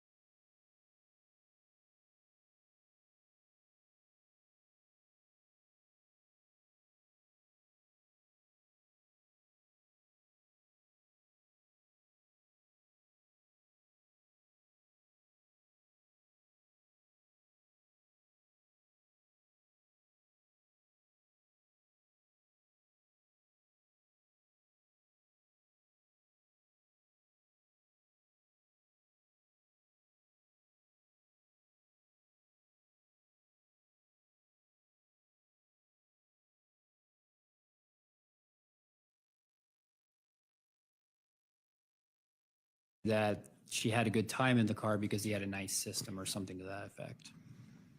And after they dropped off Miss Vigil, did she indicate if they came back to Mr. Dickerson's residence? Yes.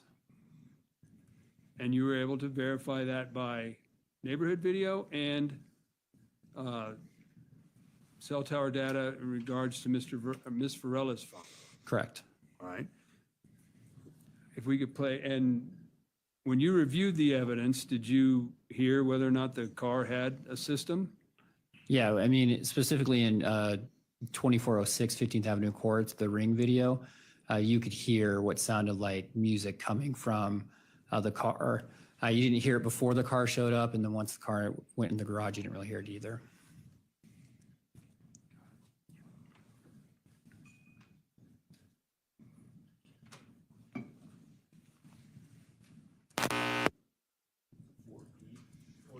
Yeah, I'm going to publish 4B. Or, yeah, 4B, 4B, 4B. And Mr. McCormick, I'm not sure how much more time that you have, but probably need to take a break at some point here in the next 10 or 15 minutes. If I can have 2 minutes? Sure, that sounds good. All right, go ahead.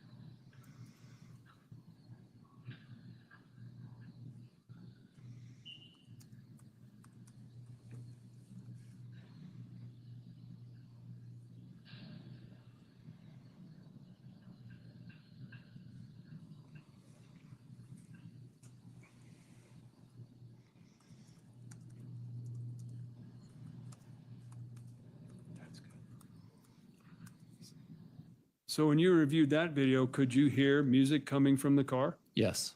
And you were able to verify that they left again? Yes. And at that point is when Mr. Dickerson was murdered? Yes. And then you were able to verify that they arrived back Yes. at Mr. Dickerson's residence, and you verified that through both video and Ms. Varela's cell phone Yes. information. And then eventually they left for the final time Mr. Dickerson's residence in the early morning hours of October 3rd, 2021. Yes. And that's when you observed both through neighborhood video, et cetera, the fire to the house. Yes. All right, Judge, this would be a good. Okay. All right. Ladies and gentlemen, we'll go ahead and take our afternoon recess at this time. Before I let you go, I want to remind you that until the trial is completed, you must not discuss this case with anyone, either in person, using the internet, or by any other means. This includes members of your family, people involved in the trial, other jurors, or anyone else. If someone approaches you and tries to discuss the trial with you, or if you see or hear anything about it, even accidentally, please let me know about it immediately. You must not conduct any research, undertake any investigation, or otherwise obtain information about the case from an outside source. You must not read or listen to any news reports or internet information or other electronic sources about the trial. If there has been or is any news coverage of this case, you must completely disregard it. Your verdict must be based solely on the evidence presented in the courtroom and the law as I instruct you. And finally, it is especially important that you do not form or express any opinion on the case until your deliberations at the end of trial. With that, I'll ask that you return at 3:30. Please rise for the jury.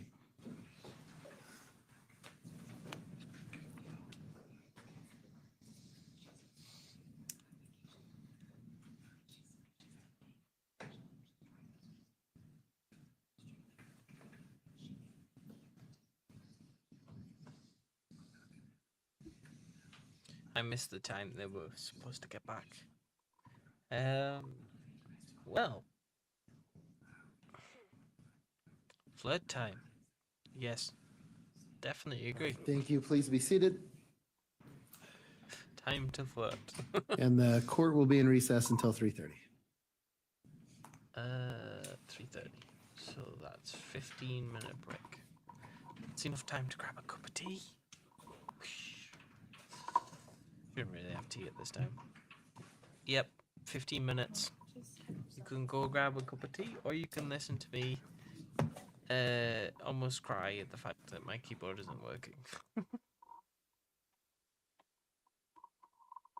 How old is the victim?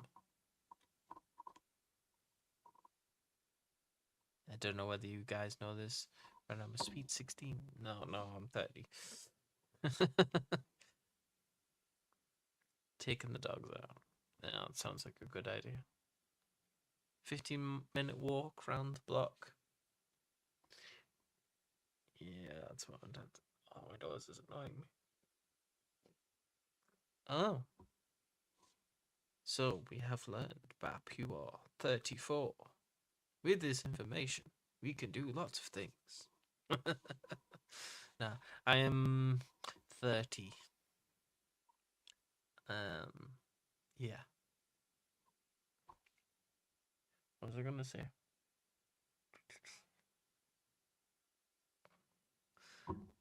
Mm, 35. I will say no more. We will say no more.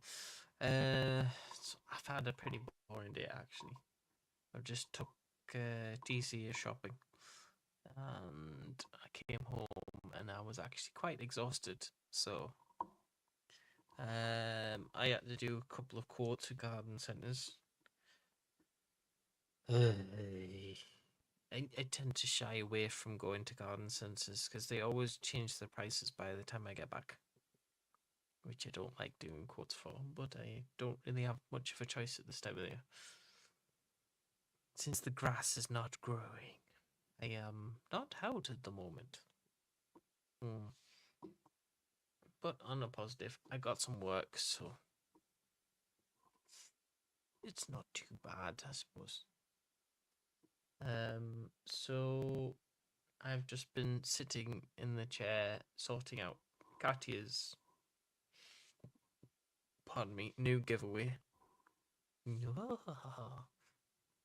She's probably already showed you a little black thing with a true crime addict that she has vowed she will paint them for everyone. So that is going to be exciting. I could actually go and grab one, but it will take me a minute. Yeah, I'll go grab one.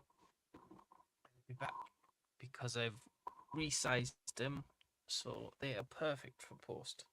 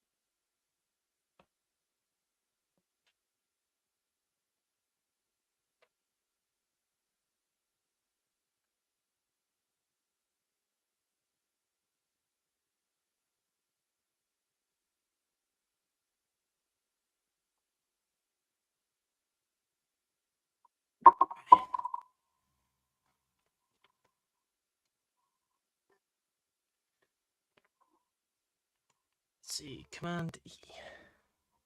And we're back. The keyboard keys are much easier to use. So, top's a bit bad. Never mind. I've reprimed TCA's true crime addict thing. I've got to show just a little bit of light, and it comes out quite nicely. There's obviously some cleanups and little bits of red to paint on, but that's her little project she wants to do with my Warhammer paints. So this is what it's turned into. I have to get right up near the camera, and I got tilt just right. Actually, I added a little hole on the side, so it can be clipped onto a keyring or something like that. It's still a work in progress because it has to be. Who? Mac is verifying something. That doesn't look good. What was I going to say? So it needs a little bit more paint, and it needs a gloss coating on the outside so that the paint doesn't rub off. Right, okay, I think everybody's gone for coffee. So they've missed my little preview. Ha ha ha ha ha. It was my evil plan all along. Yes.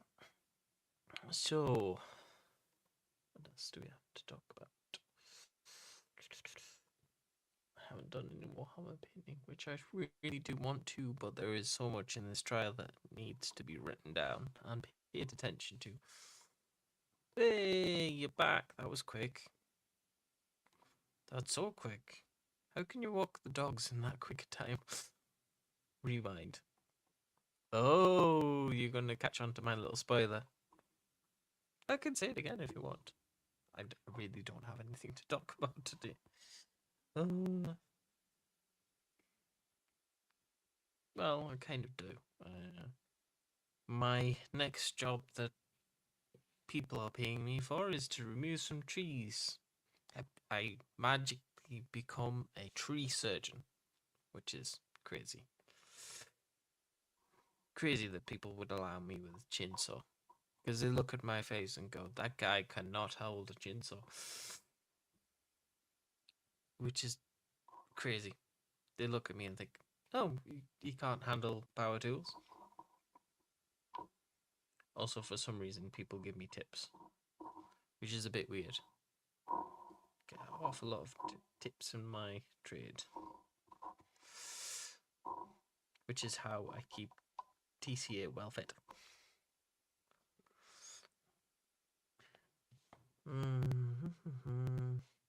Anything I've noticed? Let's have a look at the BBC News because, yeah, I just pretend to be strong, and I find ways to make things easier. I technically know the trees I'm going up against, so it's not gonna be that bad. It's more like paying off a huge bills that we have.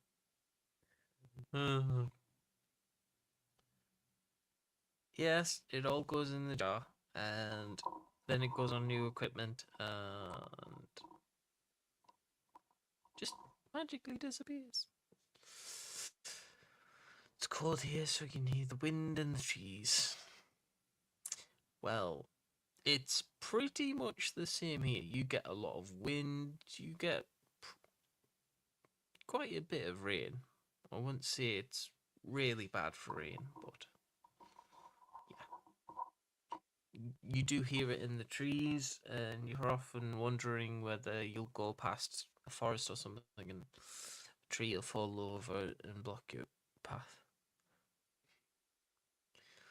Yes. However, in England, tipping is something you want to do. And it doesn't happen very often because the majority are just common average blokes. And they work very hard for a wage that's just not amazing. Oh, I want to see these videos. I will look forward to them. I have been debating about an idea, but I need permission from TCA to use her very smart looking camera. I would like to do time lapses of the work I do at my allotment. This is an idea in the works, which Katy will see tomorrow when she reviews the video. that I've just done tonight, which I've realized that she catches on to my camaraderie and reviews it and tells me whether she likes it or not. Yeah. Oh yes. So there's not many people in England that have a higher tier wage. Those are the ones that will pay better or are generous. Usually their generosity does not last very long. It's a very short period of time. There are exceptions, but the ones that really have a lot of money do not want to spend it. And I've got a kind of general idea of which ones they are. They'll give you the work, but like you'll be working for it. Yeah, I have an odd job. I'm tempted to adjust how I work because I do want specific days off. Because it is a very hard job, and I would like to switch my job eventually. And our break is almost over. No, guys, come back. I don't want to talk forever. Yes, so England is an unusual country. I want to see those videos. By the way, does anyone know how to cure a Mac condition where the space bar is continuously on a Mac? I cannot work out for the life of me why it keeps doing it, and I need to turn it off. Otherwise, I need to tell Katia about it. And if it's that bad of an issue, I'll have to take the Mac back to Costco.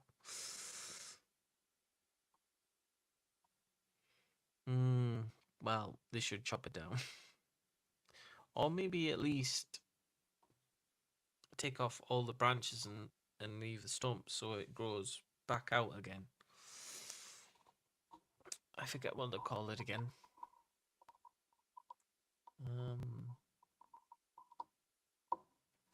It'll come back to me. Yeah, tree surgeon. I only take down medium-ish trees. Anything that's too big, I'm just like, no. I've got this tiny chainsaw from Lidl, and it is the most...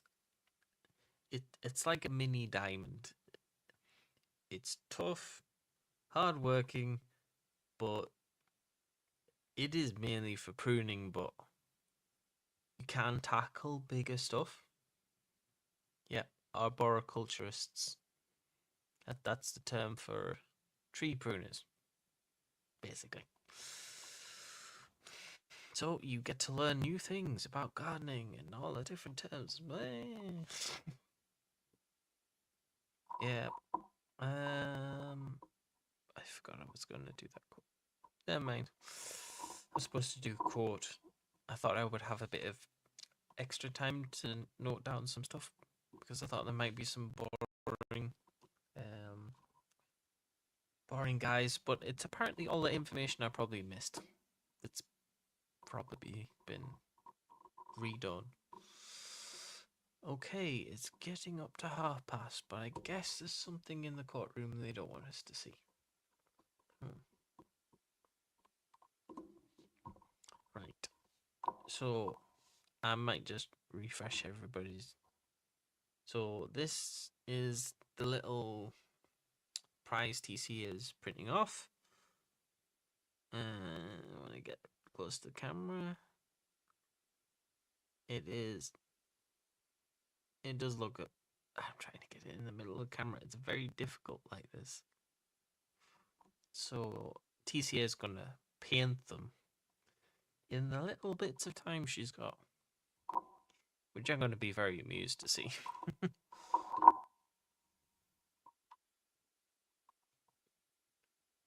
Oh, there she is, rocking back and forth.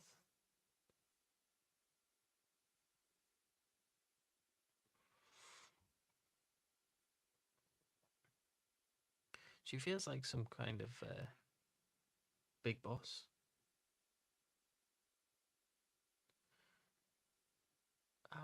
How she's been through it before.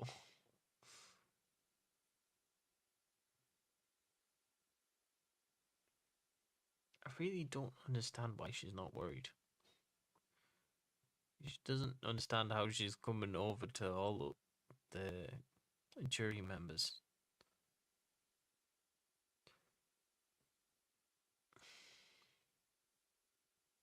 I hope they make a statement about circumstantial evidence, because that would just put her right into a jail cell. Hmm.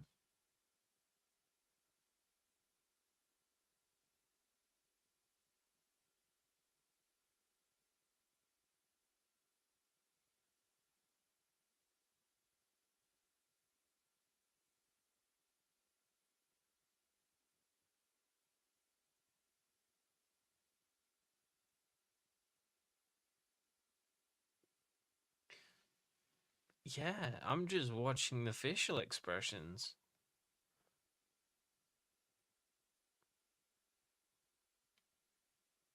Oh, that's something I've noticed. There's something she does in conversation where she's doing this with her lips, where she's like almost biting them. How late did they go yesterday? Well, in my time, they went up to 12 midnight. I'm guessing because the trial's 7 hours ahead. So I think I might be wrong, because my math isn't. I believe it's up until 5 o'clock. She's definitely flirting because she's trying to keep herself relaxed as she's in the chair. She's laughing about certain stuff, and then she does that little thing where she bites her lip, which means she likes someone. There's little tells that people do when they like somebody. It's crazy. You can look at people's facial expressions and read so much. It's actually a shame she doesn't get up on stand and we can just listen to her talk. She definitely She definitely lives up to her name of being the baby Joker, of just laughing all the time.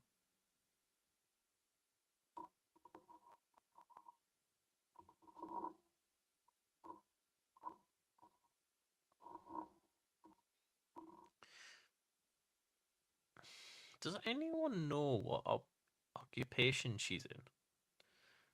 Because I believe she's jobless. I really do. I would actually be there for it. It's one of those things.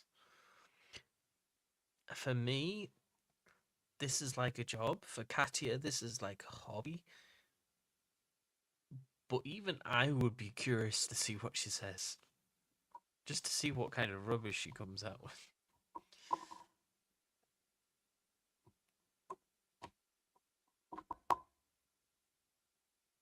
I thought she was unemployed as well.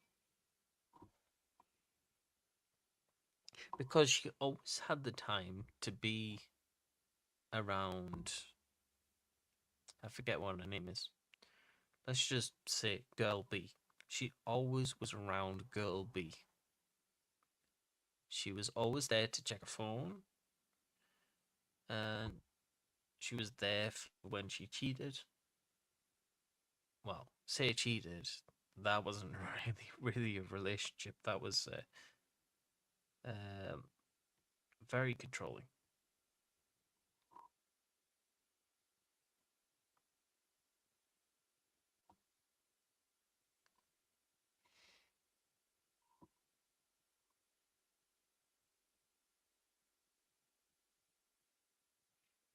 Hmm.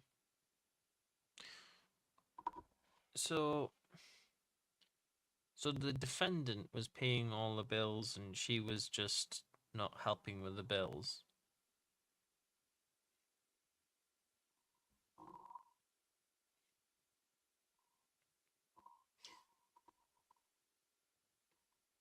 was it, or was it girl B that was paying all the bills, but she was just mooching?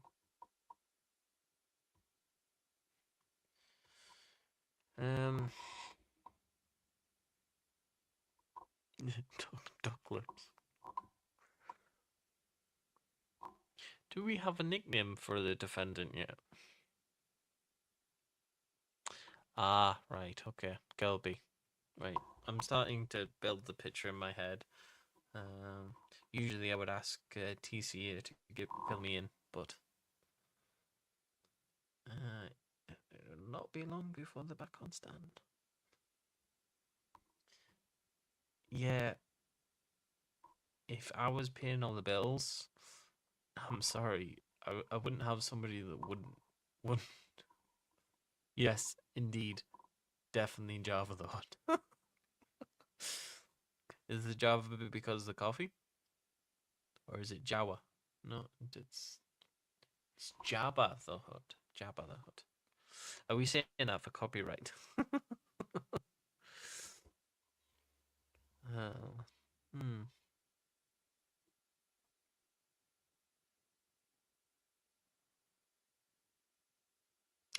It is weird. For a person that was unemployed, she has like tons of experiences and stories.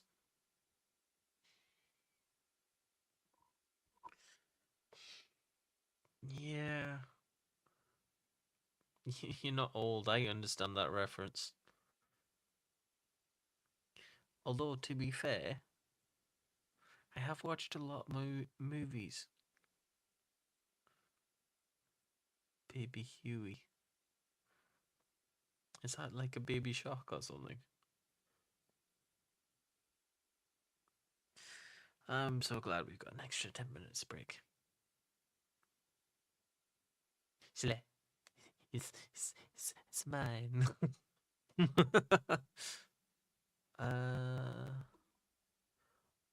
Oh, is Huey the guy from Lost? I'm googling. Oh my days! Come on, Google, help me.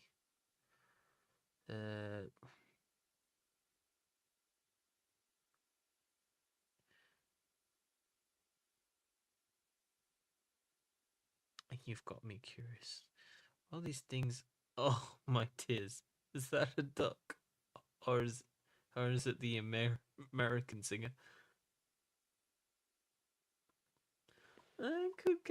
I could get away with the American singer. Could be both. Flippin' duck.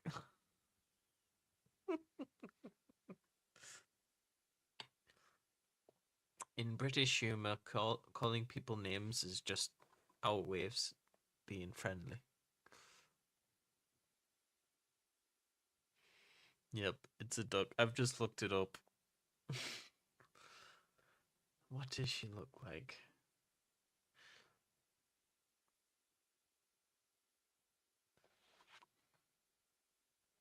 I thought she looked like Pepe the Frog.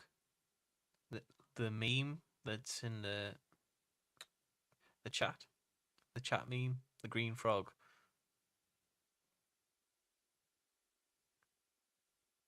Yes, there is a singer. Yeah. I mean, she kinda has a resemblance.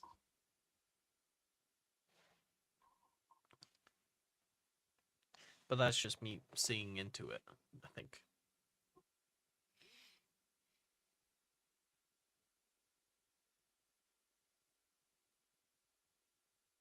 It's hard to think. Well, not so hard for me. But I would have said it's hard to think that somebody like that would threaten someone so readily and be smiling and laughing in court.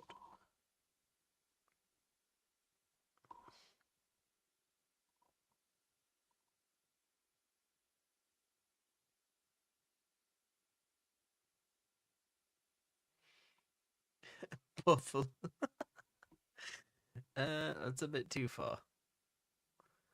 I don't know how appropriate that would be. But I like it.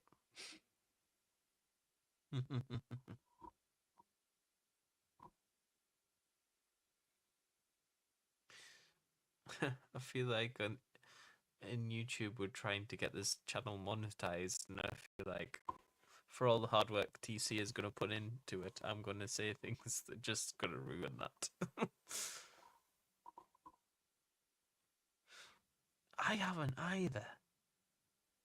They've always been worried about the fact that their defense is not going to be good enough. Or they're trying to put on a good show. I don't think there's ever been a case I've seen someone act so casual. Unless the defense lawyers are just going, well, if this is easy, you've got it in the bag. Her testimony doesn't even thingy up. They've got no evidence. But they really do.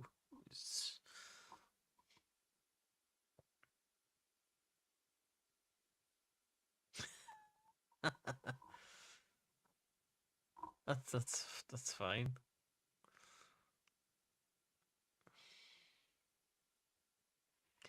Yeah, maybe they can be pen pals. Oh my days. We're gonna be dating in jail for years. Oh boy.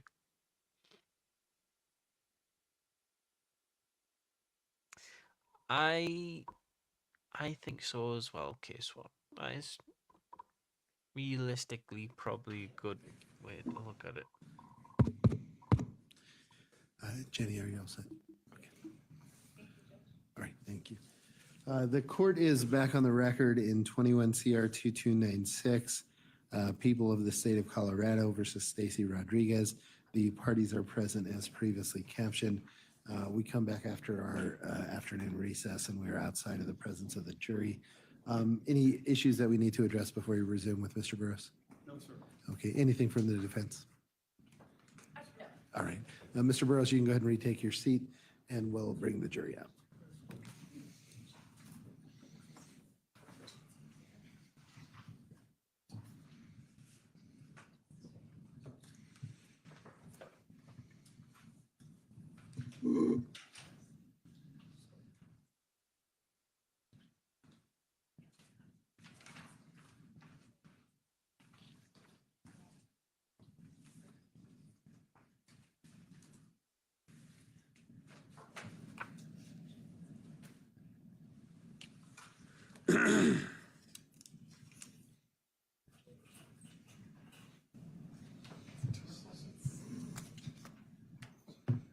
All right, please rise for the jury.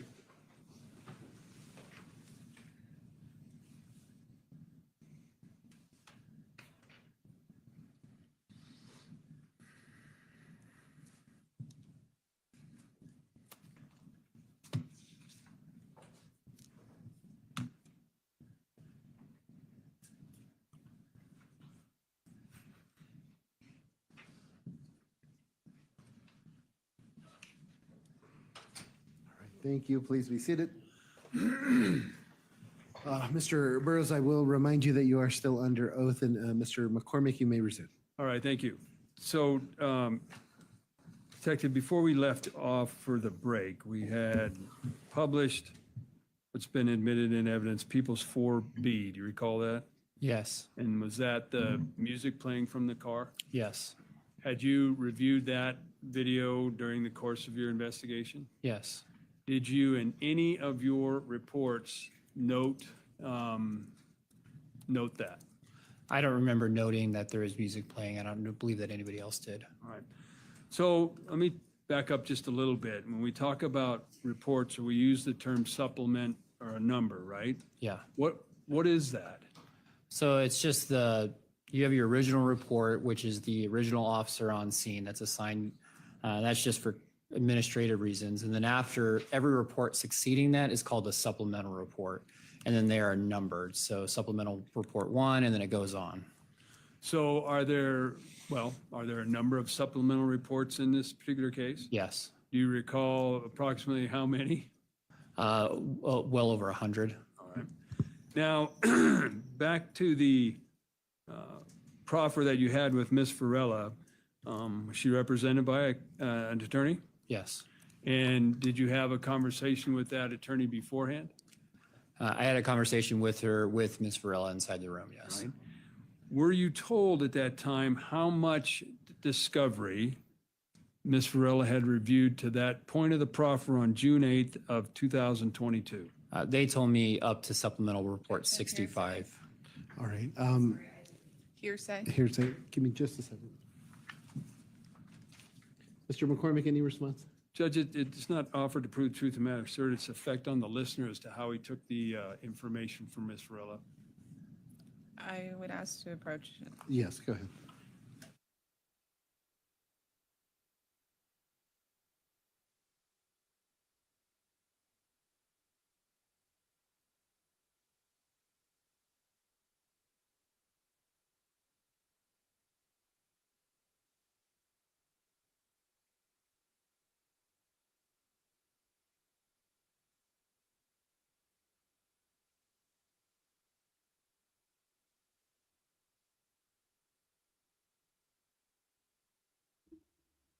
Man, I'm getting tired.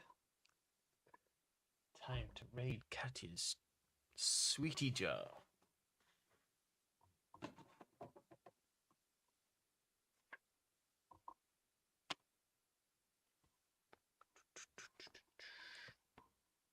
Actually, I probably shouldn't mute before I help.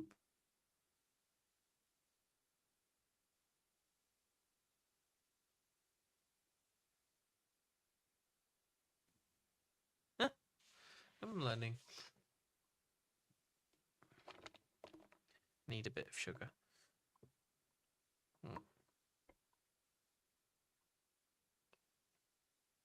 Wow, they're really having a discussion.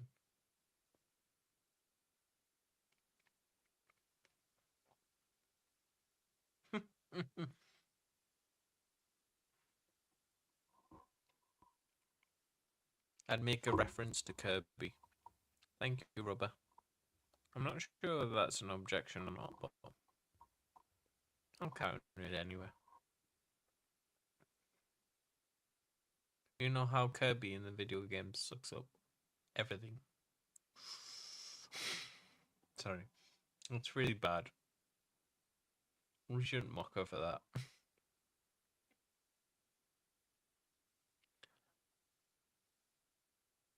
Alright, okay. Thank you. You're so good, Rubber. I can see why TCL likes you. Not just for your content as well, my dear. I don't mean that in a nasty way.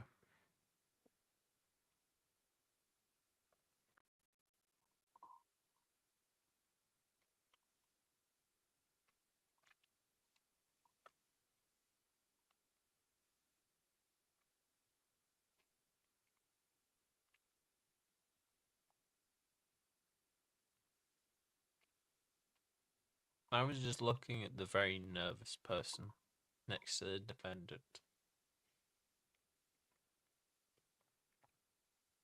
Do you call them pro se or something? Right, I'm gonna have to charge something.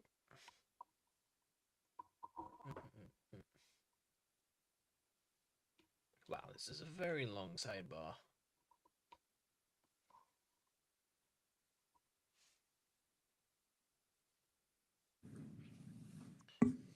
And apparently, according to TCA, you're doing very well. All right, thank you. Mr. McCormick, if you'll re-ask that last question. So, Detective, prior to beginning your proffer with Ms. Varela, were you advised as to how much discovery she had read to that point? Yes, supplemental report 65. And when I talk about discovery, are you familiar with that term? Yes. What is that term? Essentially, when we author our police reports, gather evidence, we then submit it into our internal database, and then that gets forwarded to the district attorney's office, and then that's later provided to Ms. Rodriguez's counsel. All right.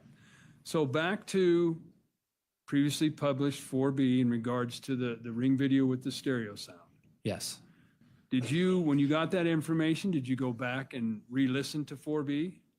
Yeah, when I learned that she talked about there being music being played and it was loud, I went back and I knew that the ring video actually had audio, and I was able to confirm. So what she told me was they were listening to music and they had a good system. And then I see when they returned from that trip that I hear the music as well. So that's something I can corroborate right then. I want to go back to your timeline, exhibit 223, please. If we could go to paragraph number 23.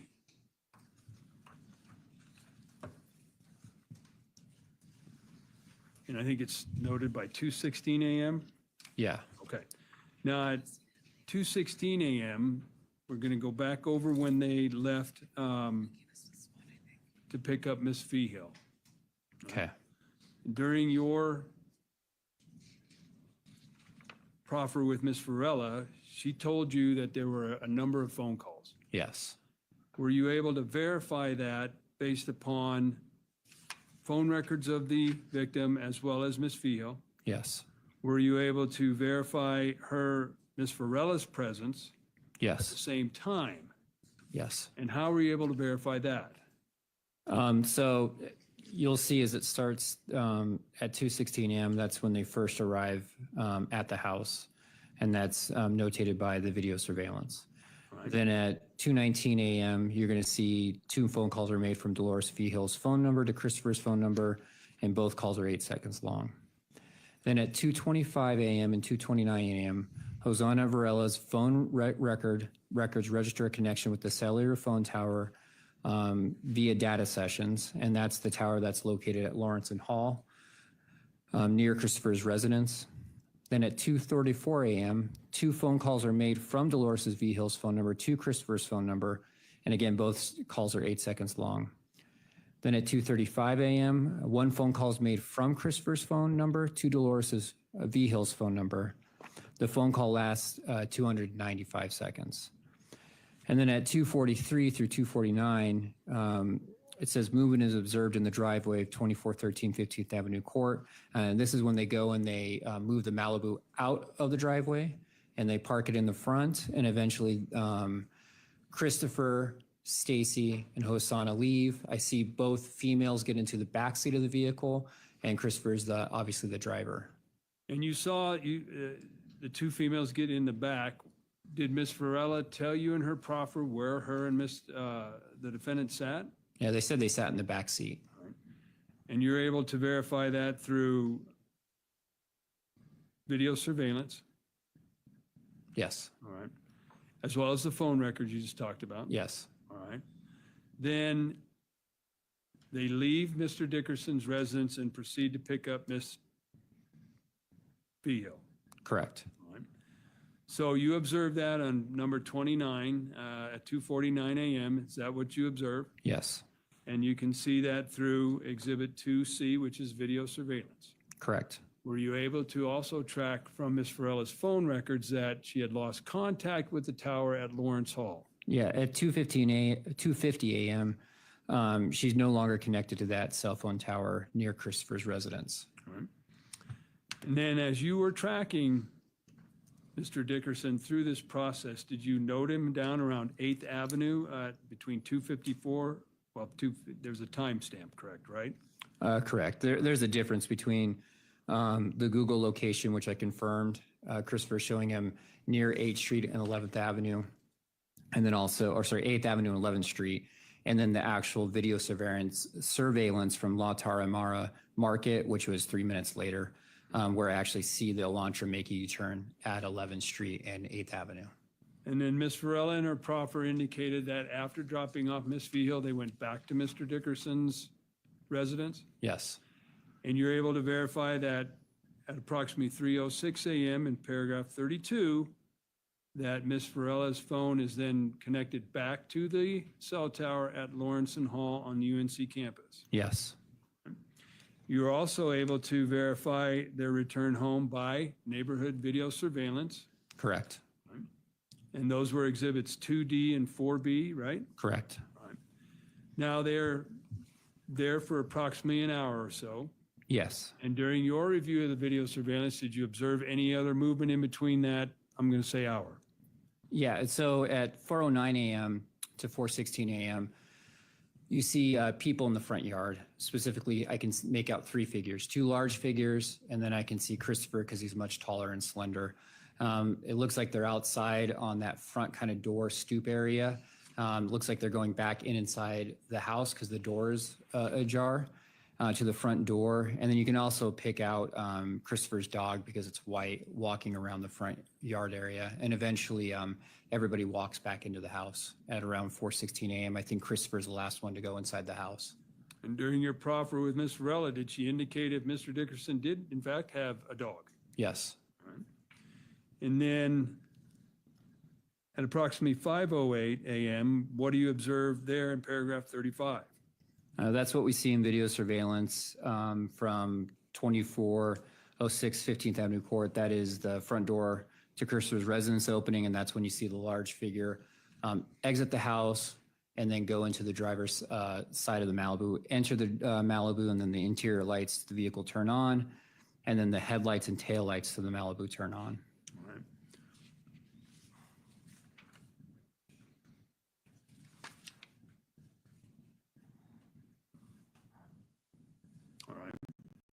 And then during that same time frame, were you able to see another individual exit the house? Yes, I was. All right, and let's paragraph 36. I'll come back to 35. Paragraph 36, what did we see at 5:11? So, after that approximate 3-minute time frame, that's when you see the second large figure exit the residence, walk out to the passenger side of the Malibu and get into the Malibu. And at that point, around that time, the Malibu's headlights turn off, and then the Malibu then leaves south on 15th Avenue Court towards 25th Street. During your proffer with Ms. Varela, did she tell you that around that time she was instructed by the defendant to exit the house and get in the car? Yes. Were you able to verify that based upon video surveillance? Yes. Then you said approximately 3 minutes later, another individual walks out of the house. Yes. Right? And was there any, based upon your review of the video, was there any urgency or rush to get out of the house? It didn't appear so, no. Right. Did you notice that the car lights or headlights of the vehicle Malibu were on or off when it left? They were off when it left. All right. And then in regards to Mr. Dickerson's phone, were you able to track movements away from the house at that point? I was, yes. Right. Were you able, through your investigation, to determine if Mr. Dickerson's phone was operating and functioning properly the early morning hours of October 3rd, 2021? Objection 702. Well, I'll rephrase it. Okay, if Let's you're get this way. if you're going to rephrase, go ahead. You had a chance to review Mr. Dickerson's, it's called a Google Takeout. Correct. Right? What is Google Takeout? That's essentially it's pulling everything from the Google account. So that includes like emails, location history, web searches, and things along that line. So it's the entirety of that Google account. And did you know if his phone was tied to that Google account? It was. And that phone shared his location. Objection leading. Did the phone share the location with Google? Did Mr. Dickerson's phone share the location with Google as he went downtown? Yes, it did. Were you able to track those movements of Mr. Dickerson that morning? Yes, I was. Did it appear to you that the phone was operating in order for it to record the location information? It was, because I was able to verify that by the video surveillance of him arriving at a location and then his phone location also matching with his arrival at the video location. So back to paragraph 36 at approximately 5:11 in the morning, you see the second figure come out. Correct. Get into the Malibu, correct? Yes. And the vehicle drives away. Correct. But based upon your review of Mr. Dickerson's Google locations and his Google Takeout, the phone went with him.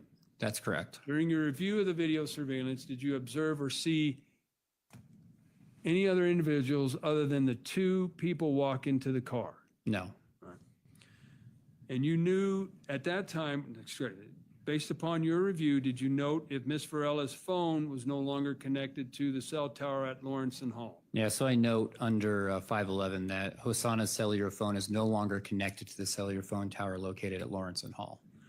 So you have all this information that you knew ahead of time from your T-Mobile phone records, Yes, from the Google location of Mr. Dickerson, correct, video surveillance from the neighborhood, correct, and then you had a still photo of the Malibu leaving from the video surveillance. correct, And you knew at that time that Mr. Dickerson was not in the vehicle, correct, his phone was working, yes, and that the phone left that particular area. yes, Is that what Ms. Varela told you in the proffer, how they ended up leaving at 5:08? that's correct, or at 511. 5:11.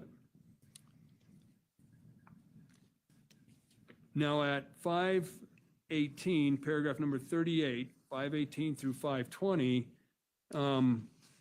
were you able to track or locate Mr. Dickerson's phone? I was. And were you able to determine a general location of that phone? It was near the Cosmic Market gas station. All right.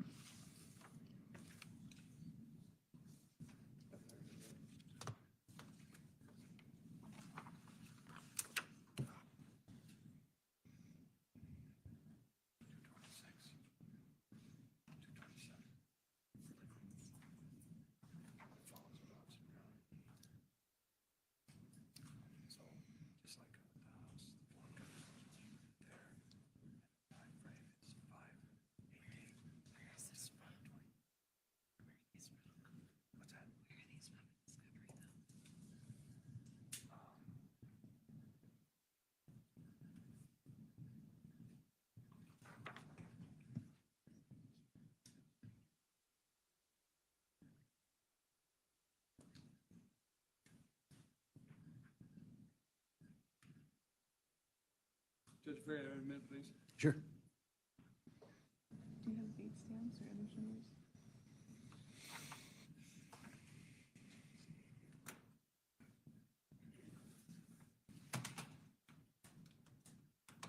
So that's that.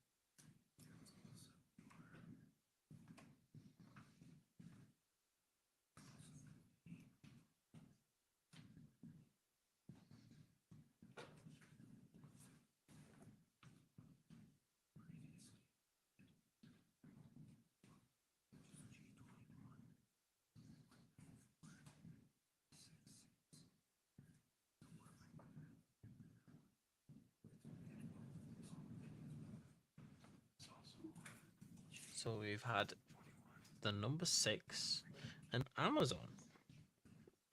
So they've been discussing something about those topics. 6.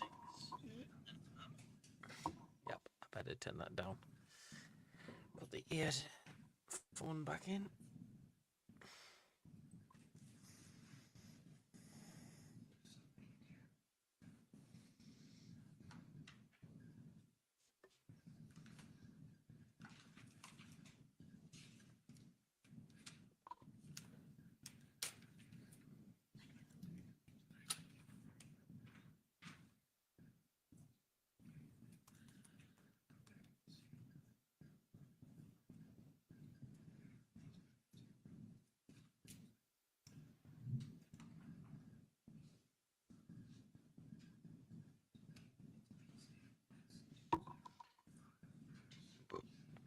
Pardon me. Sorry. Sorry you heard. I could have just said that. I'll just say it anyway. If she's as smart as she claims, she does want no eyewitnesses. So there won't be many people to testify. Hopefully. So mainly, the case is built off the character of the defendant. The one that threw her under the bus, that's girl B. The detective and the coroner.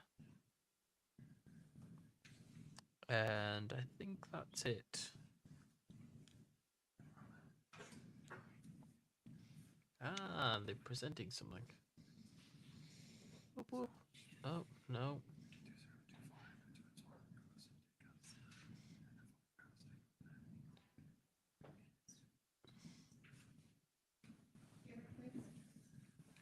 I'm sorry, Ms. Dever, I couldn't. Yes, please. It's true. They would have went and smashed the cameras, wouldn't they?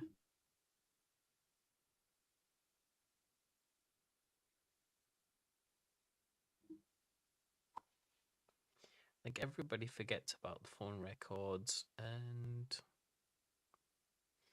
the surveillance of other people's doors. Though, to be fair, if they went and smashed them, there would have been a record of them going and smashing them.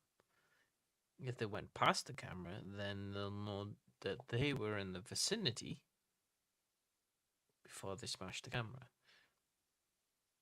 But Ring cameras have this thing where they only pick up things of movement.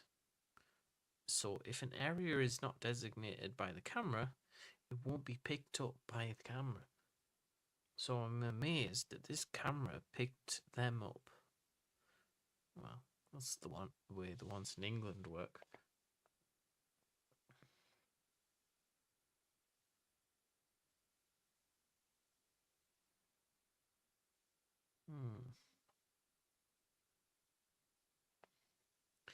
I do think it's one of those crimes that was just done off the cuff. It wasn't really thought about. And I do think she slipped up in a couple of areas. One, the fact that she was at the scene of the crime, going in and out. That's pretty hard to turn down as evidence that you're guilty. Anything else? Then we have the defendant's testimony. No, the other one. We had girl B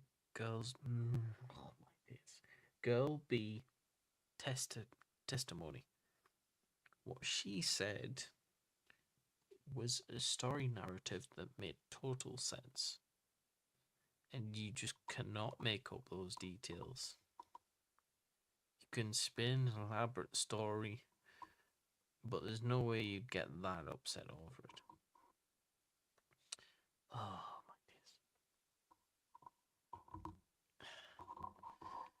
days. Apple has this thing. Nope, go away. There we go. That's how you get rid of it. Right.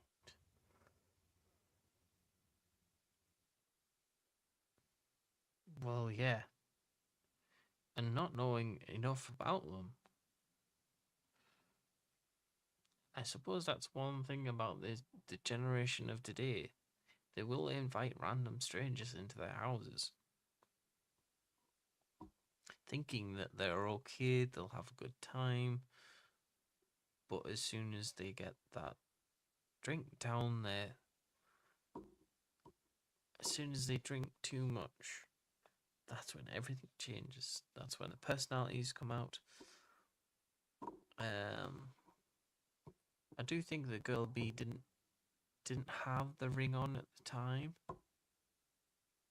so that would lead to a bit of confusion on Chris's part. They were just looking to have a party, and Chris was just like, yeah, come round and we'll party to the morning. I think he got a bit more than he bargained for. So, yep.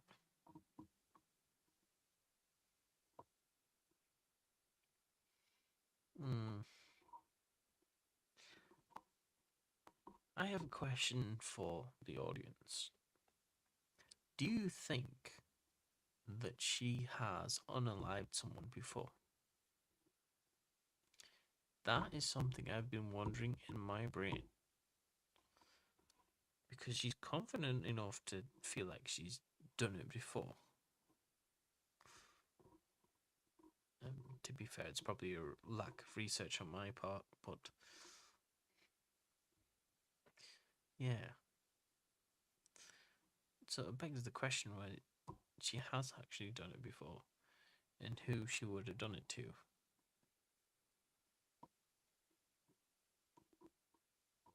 And how it would have happened.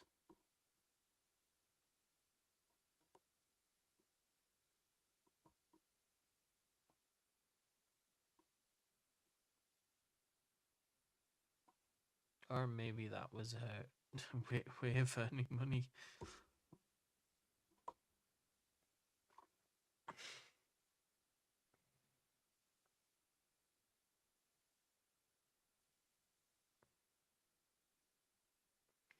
Is there anyone that actually thinks she's innocent?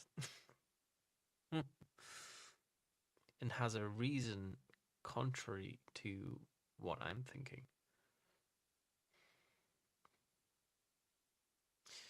Not really, case one. The detective talked about the cameras, who was where, and how he was able to recognize them, that kind of thing. But oh, another objection. I don't hear anything on my audio, so yeah, I'll just put it on. It's fine. Oh no, that was the objection. It's staying there.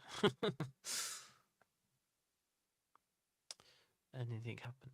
So we're trying to determine whether the defendant has actually unalived someone before, and what people think. Mr. McCormick, I apologize. I'm not sure if we got quite close to the point where you formally were offering those for admission. Have you done that already? Not yet. Okay. Then, Mr. McCormick, go ahead and continue.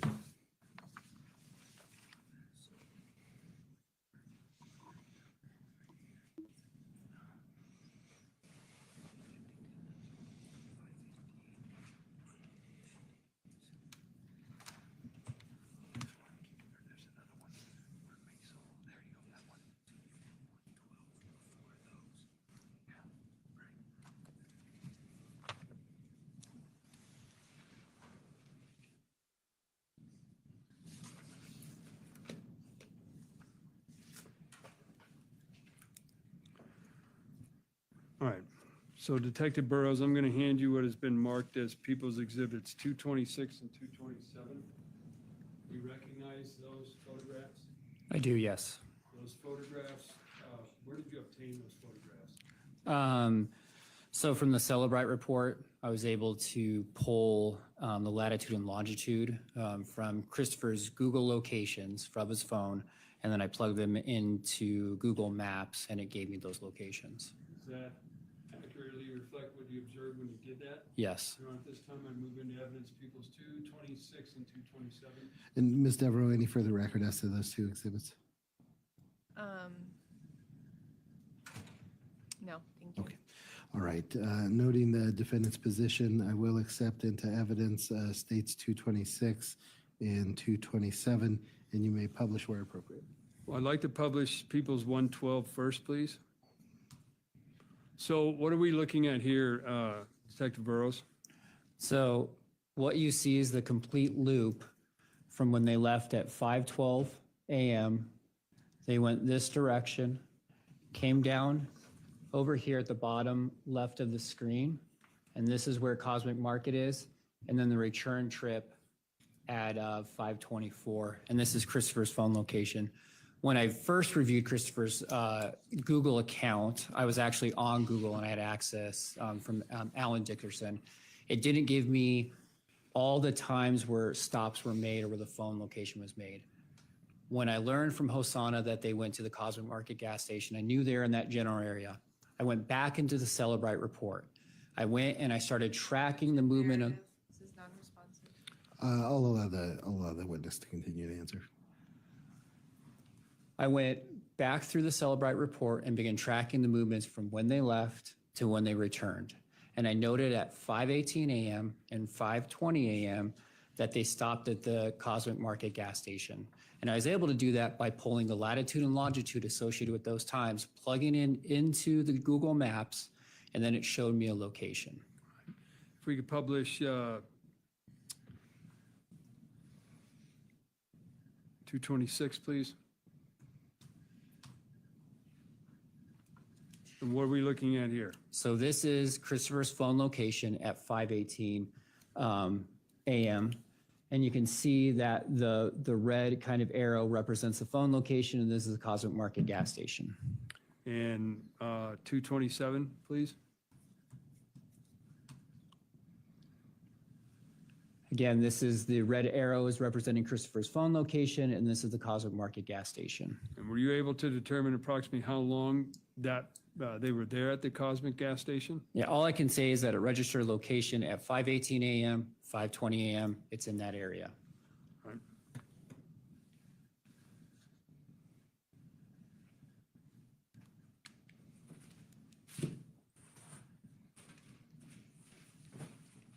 Let me show you what has already been entered into evidence as 177. You recognize that? I do, yes. What is that map of? So this is another aerial view of the Cosmic Market gas station. It's located right here towards the bottom of the screen. This is Highway 34. This is a bridge right here. This is 28th Street. This is 23rd Avenue, 27th Street. And when you spoke with Ms. Varela at her proffer on June 8th, 2022, did she describe that location to you? What she described in the proffer is that it was across the street from Almanzita's restaurant, which is right here. All right. Now,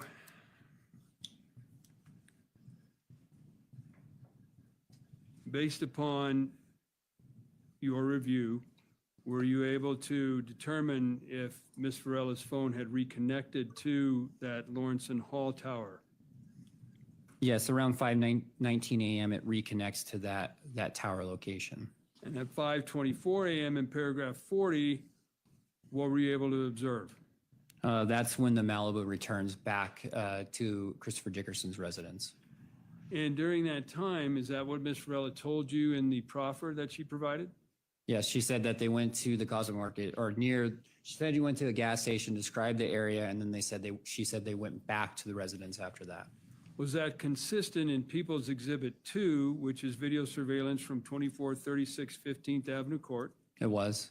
Was it consistent with evidence, Exhibit number 3E, video surveillance evidence from 2406 15th Avenue Court? It was. Consistent with Exhibit 4C, video surveillance from 2405 15th Avenue Court? It was. Was it also consistent with Exhibit number 112, the Google location for Mr. Christopher Dickerson's phone? Yes.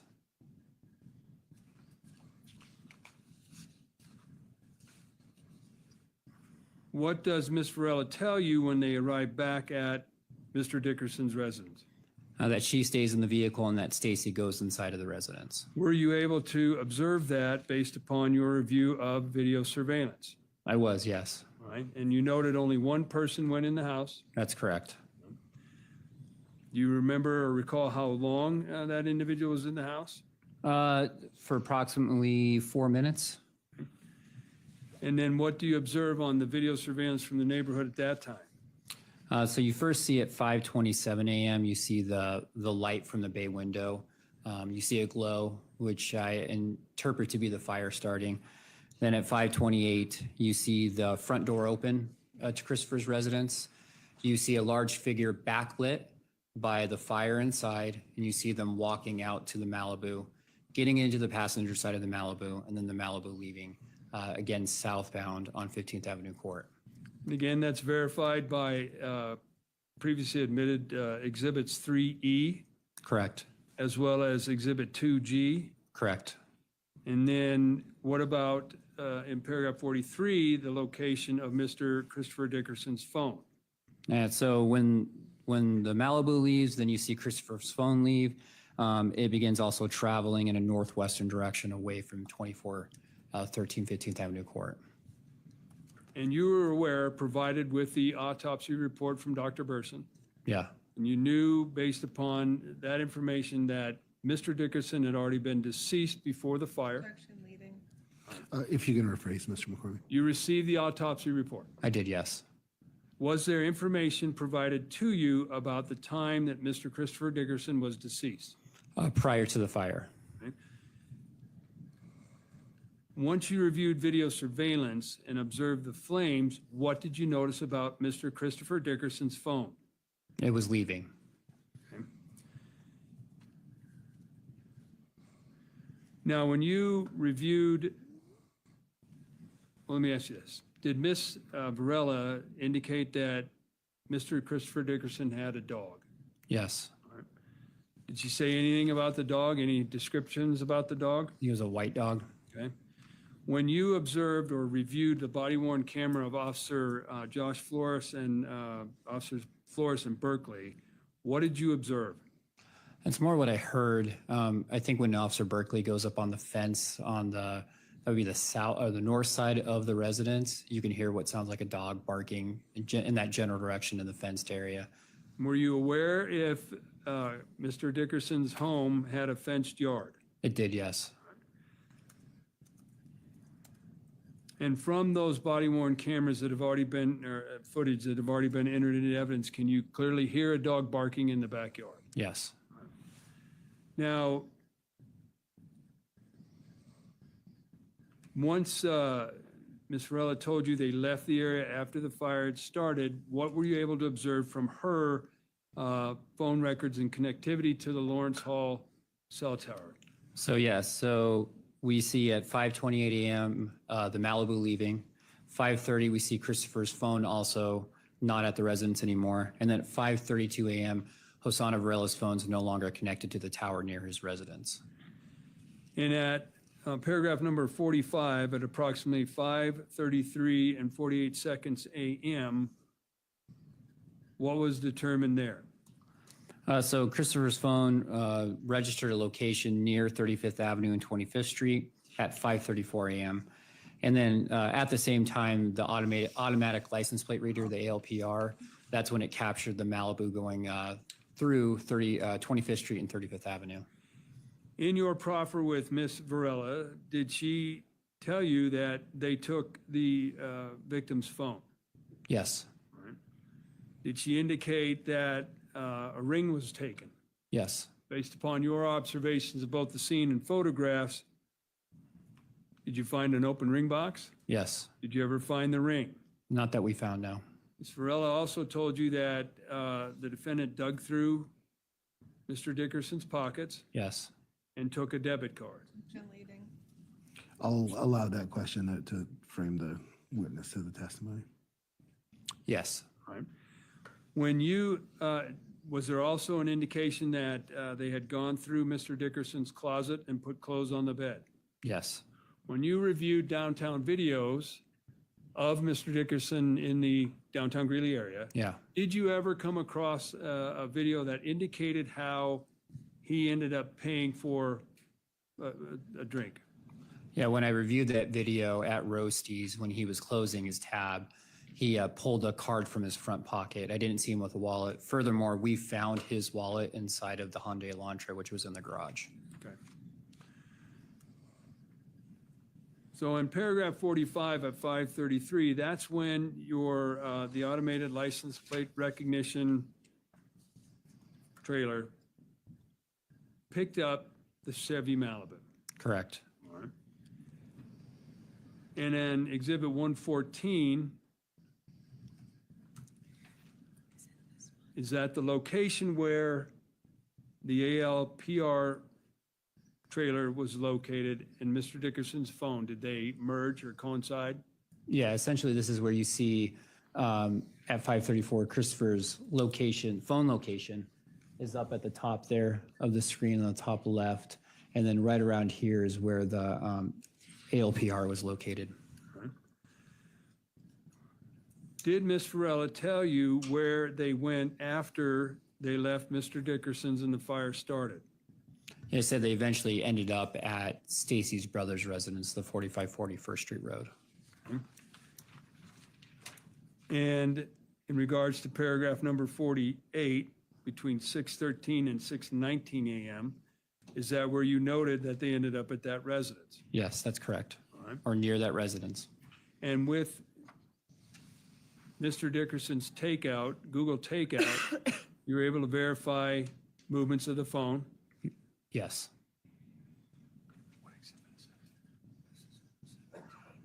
Okay, I have published 117. What are we looking at here? This is just at 6:13 a.m. You can see where Christopher's phone is stopped. It's right up here. And is that in the area of the 4540 First Street Road? Yes. All right. Do you notice, based upon your review of Mr. Dickerson's phones, that his phone then travels a different direction after leaving the 4540 First Street Road? Yes. And what direction was that? It comes out onto, that would be 4th Street, and then starts traveling east.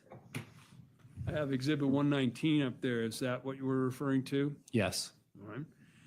Now, at some point later in the morning, about 5 minutes later, was Miss Varela's phone, based upon your review of her records, connected back to the Lawrence and Hall cell tower? Yeah, at 6:32 a.m. 6:32. What did you notice about Mr. Dickerson's phone at 6:33 a.m.? It was traveling in about the 2500 block of 11th Avenue. Did Miss Varela tell you in her proffer with you what they were doing during this time? By this time, they'd switched to the Tahoe, and they were traveling, she said to switch to the Tahoe, essentially. Switched to the Tahoe and took Mr. Dickerson's phone? Yes. All right.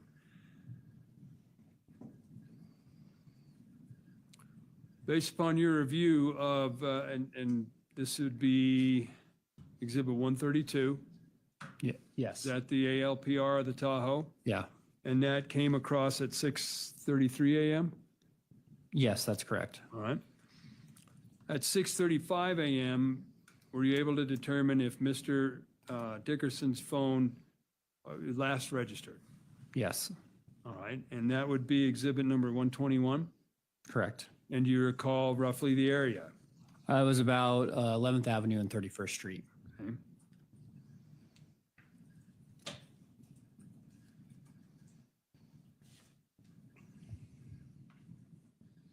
All right. And then, as you testified previously, you had set up the ALPR reader closer to Mr. Dickerson's residence after the fire. Yes. The Malibu that was registered to the defendant's brother and mother appeared on that? That's correct. Okay, all right, and that's people's number 133? Correct. All right. And then you also verified that it was a vehicle by previously admitted Exhibit 3G as in Gordon. Correct. All right. Video surveillance from 2406 15th Avenue Court. Correct. And then on November 11th of 2021, that's when the defendant and Ms. Varela were contacted and arrested. Correct. All right.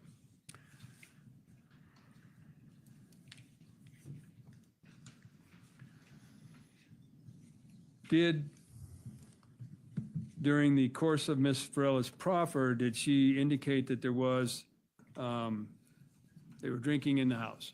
Yes. Did she specify what brand they were drinking or what type of beer or anything they were drinking? One of the things she mentioned was a Budweiser or Budweiser.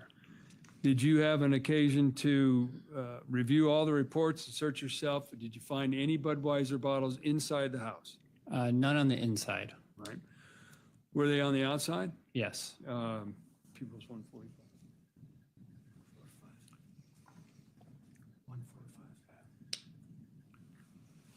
So I'm showing what's been marked as people's number 145, all right? So in a case like this,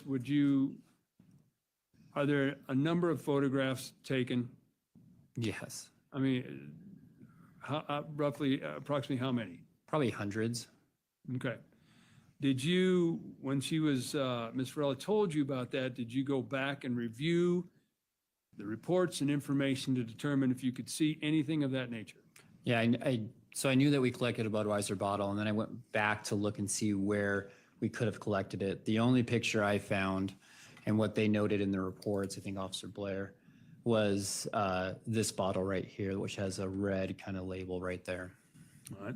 So out of all those pictures that were taken in terms of investigation and collection, was this the only one that had that bottle in it? That we can found intact. All right. Were there any alcohol containers found inside the house? Yes. Do you recall what kind? I don't. I think most of them were damaged. I don't remember if there was labels on there or not, but they were pretty heavily damaged.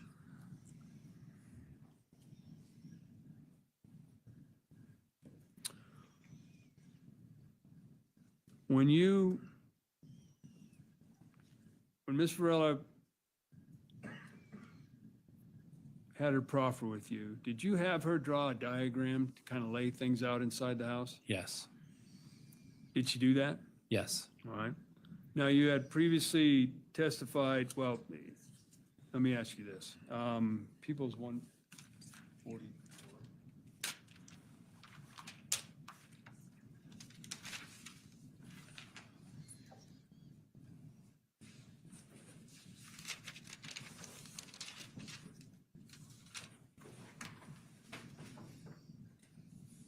This is People's 144.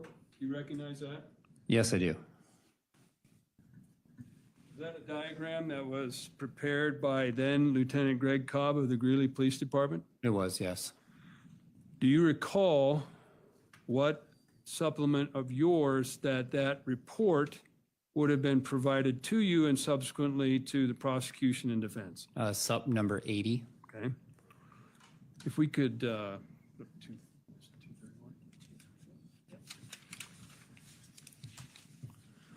So what I have up there now is People's 231, okay? That is that correct? That's the diagram that Ms. Varela drew for you in the proffer? It is, yes. And she had not seen diagram prepared by then Lieutenant Cobb of the Fire Department. What I can say is she said she reviewed up to sub Your Honor, 65. Objection. What's that? This is hearsay without any kind of exception. All right, I think we've addressed this specific question, so I'm going to overrule the objection and the witness can answer. What I can say is she reviewed up to sub 65. This was placed into our system and given to the DA's office at sub 80. So if she only reviewed up to sub 65, then this came after that sub 65. Okay. And in regards to People's 144, did Lieutenant Cobb indicate where Mr. Dickerson was found? Yes, you can see the stick figure on On the diagram, it's in the living room. This is the living room area. This is next to the kitchen. And this represents a couch, or I think a couch or a bay window right there.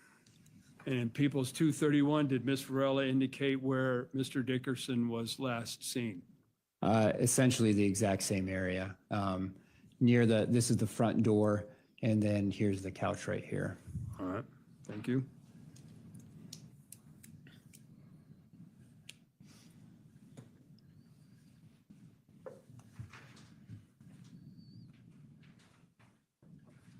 And you would have been entered as People's 143. Yes, that is the rat tail file that was found embedded in Christopher's neck. When Miss, Back to that clarification, or to that classification. Which, I'm not sure what you mean by classification. Sure.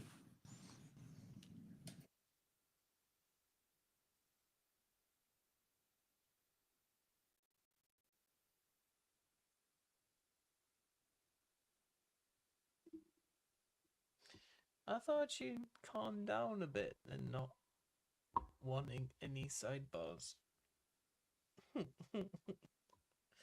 Oh.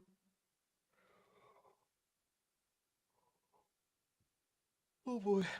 I think the reason why that drawing makes no sense is because it doesn't even follow the shape of the room. That room's square. Whereas if you look at the diagram, it's like a rectangle. You're just like, which room is it? You can't really see from where we're seated.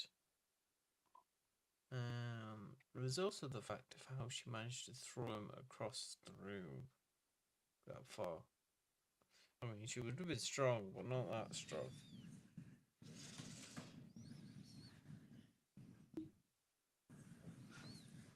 The objection's overruled. The witness can answer. thank you. Proceed. So in regards to People's 143, right?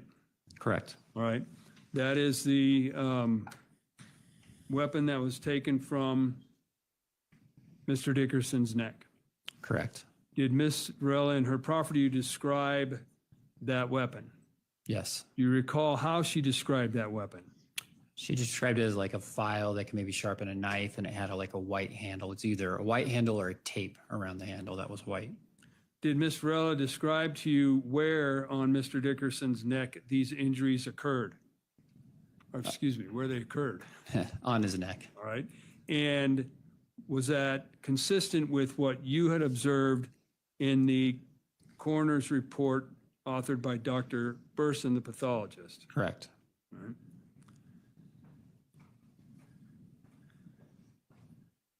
Did Ms. Varela indicate to you what end of that People's 143 was used by the defendant in stabbing Mr. Dickerson in the neck? I don't think she indicated that to me specifically.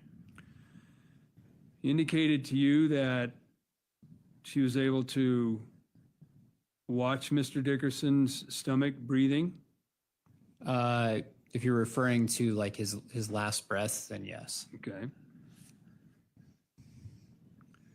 And she indicated to you that she was watching Mr. Dickerson take his last breath before the fire started. That's correct.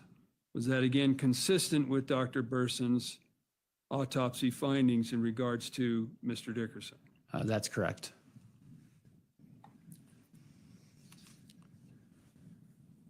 And are you aware, or do you recall what supplement you would have authored that contained Dr. Burson's coroner's report? It was sub 81. All right.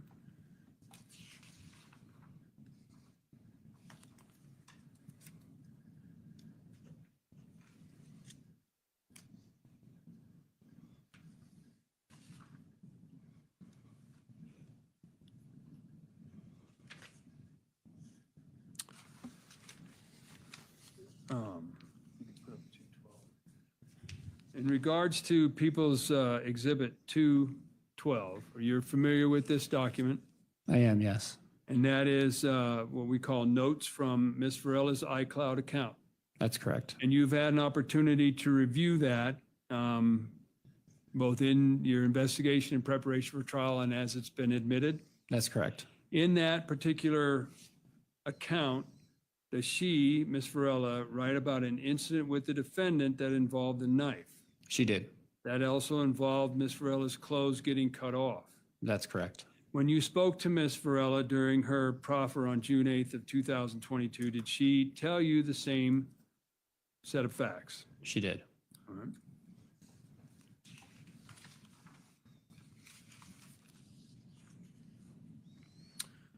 Now, during your entire investigation into this case, did you ever receive any calls from Ms. Varela regarding that this was a case of self-defense? No. During your entire investigation, did you ever receive any calls from the defendant that said this was a case of self-defense? No. During your entire investigation, On the defendant, we'd ask to strike. I'll sustain the objection and strike that question and answer. did you ever, during your entire investigation, get any phone calls at all in regards to the fire at Christopher Dickerson's house that indicated it was self-defense? No. Objection. I will sustain that objection and strike that question and answer. Did you get any calls at all during your investigation about any other information at Mr. Dickerson's house? Nothing about the facts of how Christopher was killed and what role of each person was. All right. Your Honor, objection, same objection. All right, I'll overrule that objection.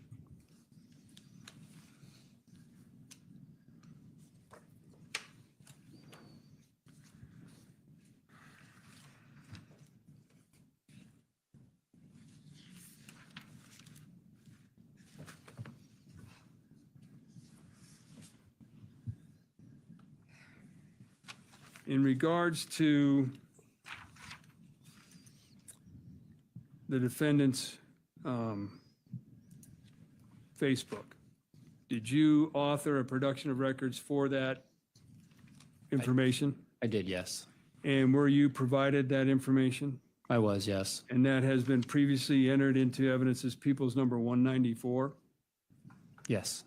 And did you have an opportunity to review that information provided to you from the Facebook records? I did.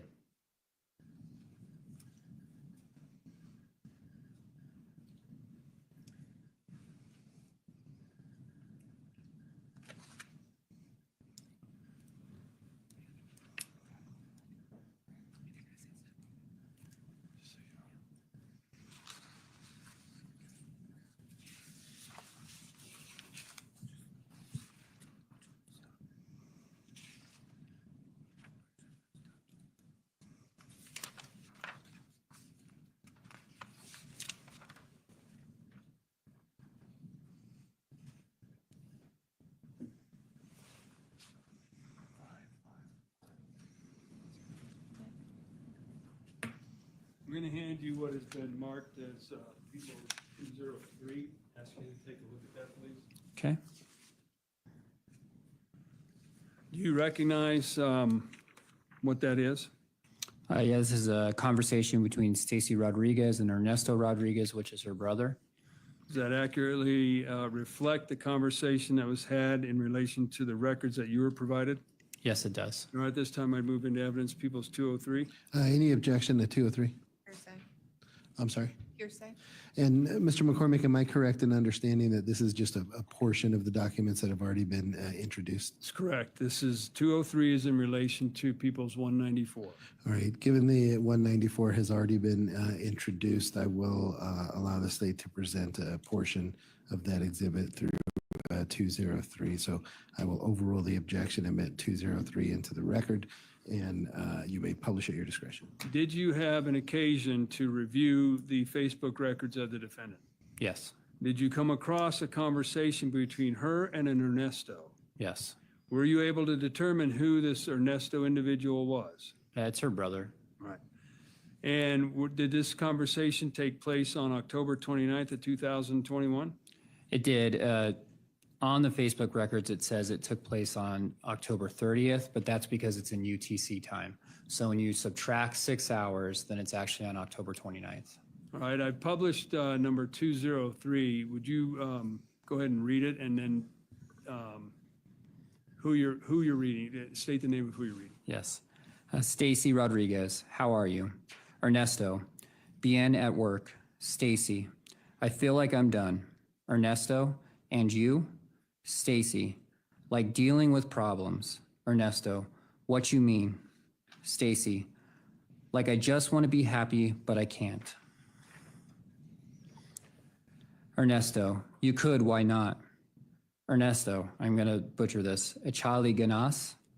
Stacy, I feel like I just don't have no one. I'm literally going through the hardest part of my life, and IDK if I want to keep going. Ernesto, YT Mora Q? Stacy, I feel like I want comfort, but Hosanna gives it to me, but I don't want it from her. Stacy, I think that thing I did is getting to me now. Stacy, like the guilt and regret. Stacy, and I can't even talk to no one about it. Ernesto, oh. Stacy, I just want to be alone, but I can't even be at my place. Stacy, I miss my life. Ernesto, well, just relax, fool. Shit happens. It happened for a reason, dog. Take a deep breath. Try to sleep, rest. Ernesto, I gotta go, fool. We'll talk. Despew. And Stacy ends with, I can't. Every time I close my eyes, I see him.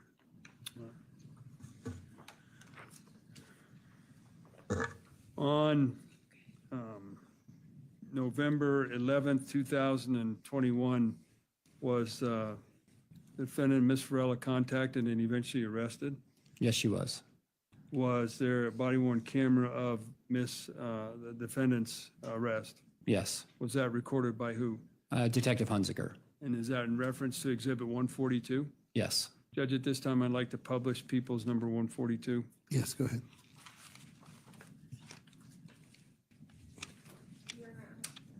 You're never going to object to cumulative. We've already watched this. All right, I'll overrule the objection. The state can publish 142.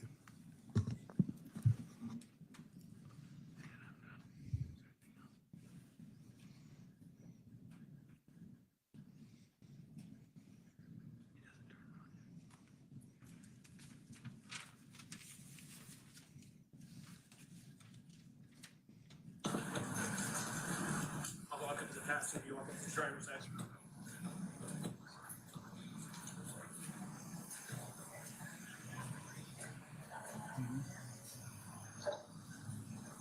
Am I gonna clear that thing?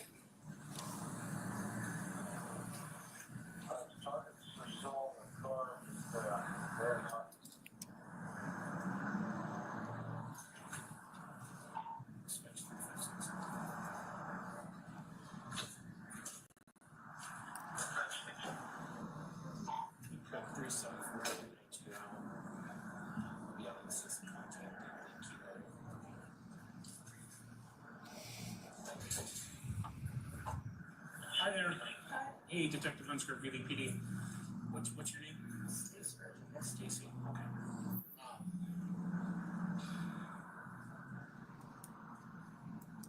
Were you guys coming here for a reason? For In the parking lot? oh, well, my alarm is here. Your alarm? Yeah, I don't see it. The what? My alarm. Oh, your keyless alarm? Yeah, Okay. that's because Okay. yeah. Let me grab a piece of paper real quick, okay?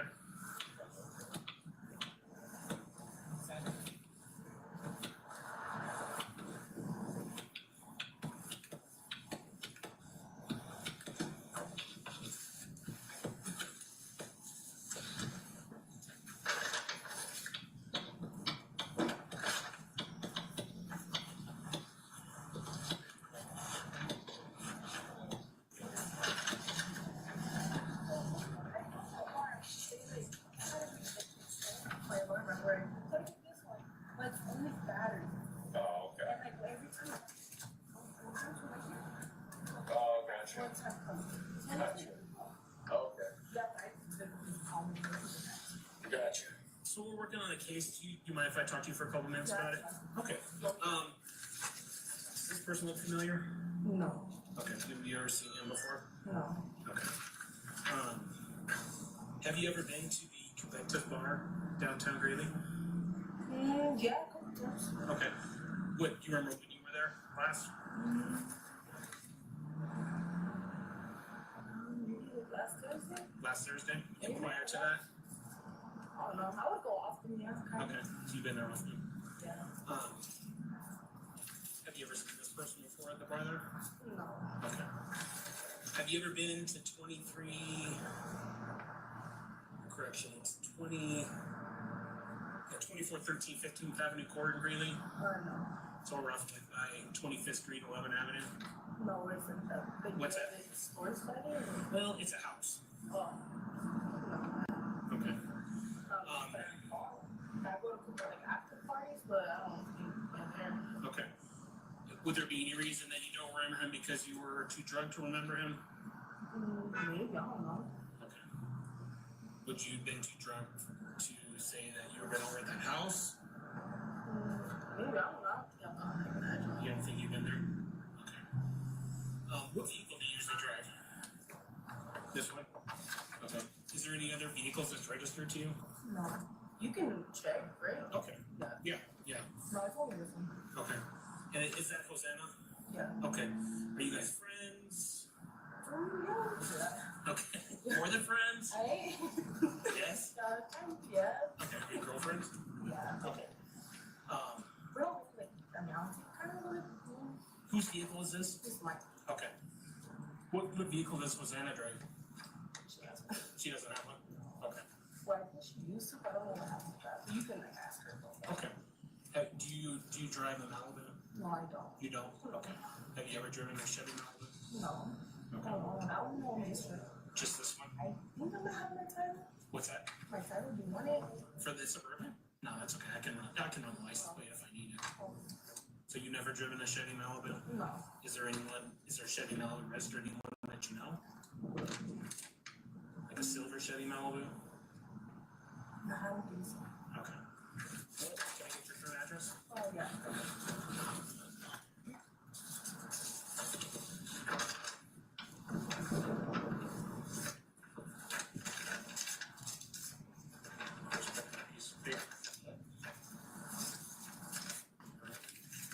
Yeah, I talked to Stacy here. She said she doesn't know who this is.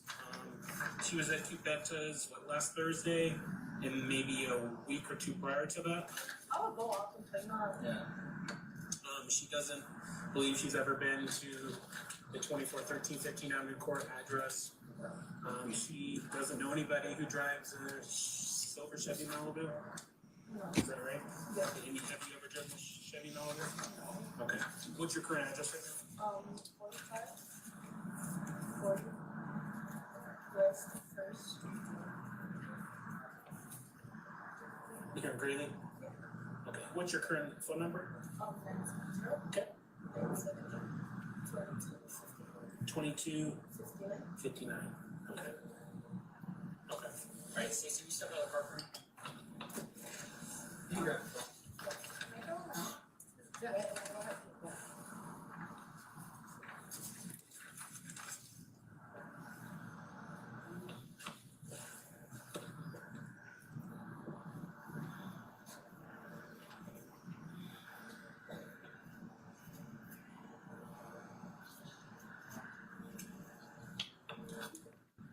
This is gold.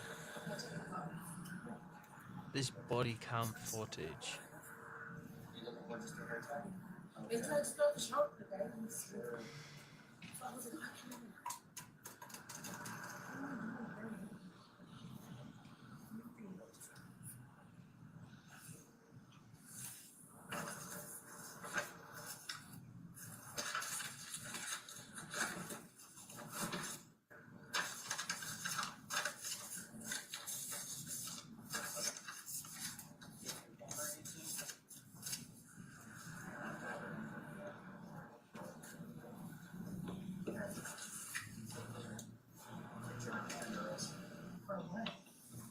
Second.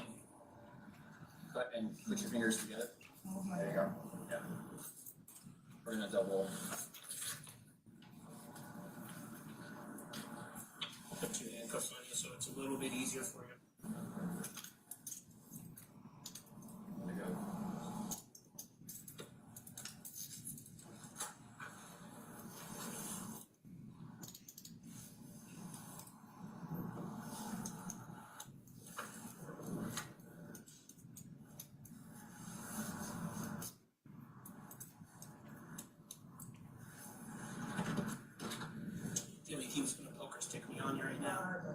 Can you just spread your feet for me? Are these actual pockets? Nope. Why is that? Like most women's pants don't have. No, they're like most okay. Anything hidden in your bra or anything like that? Money, cigarettes, lighters, anything like that? Okay.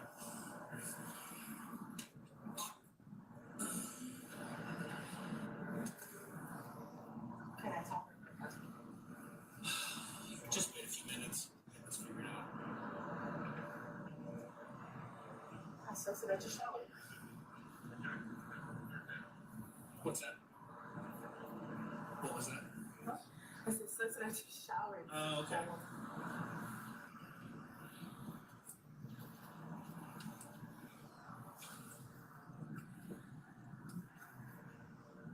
Do we have transport? Okay. We'll probably run to the station real quick. Detective Burroughs can talk to me. He might give you a chance to do that. Specs 346.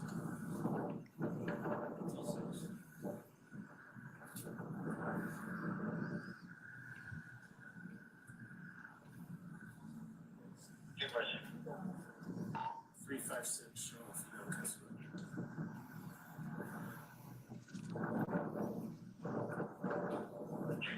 Can you repeat that? What's going on? Custody, female. How did you get to that?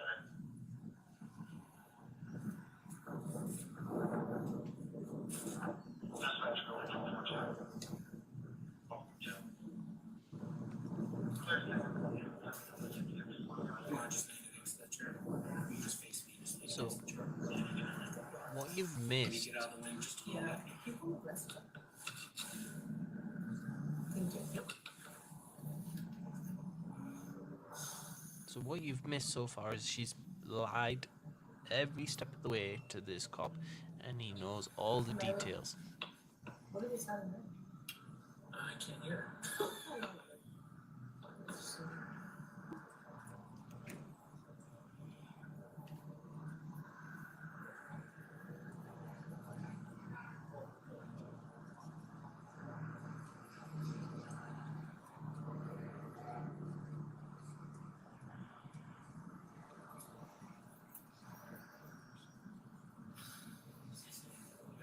What you're arrested for?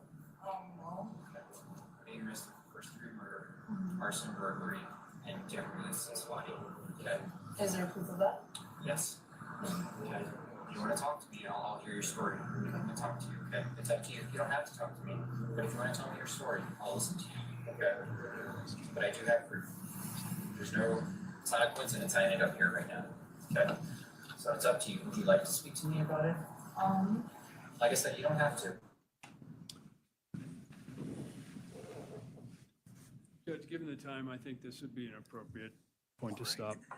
Ladies and gentlemen, we'll go ahead and break for the evening. Give me just a moment. I want to remind you that until the trial is completed, you must not discuss this case with anyone, either in person, using the internet, or by any other means. This includes members of your family, people involved in the trial, other jurors, or anyone else. If someone approaches you and tries to discuss the trial with you, or if you see or hear anything about it, even accidentally, please let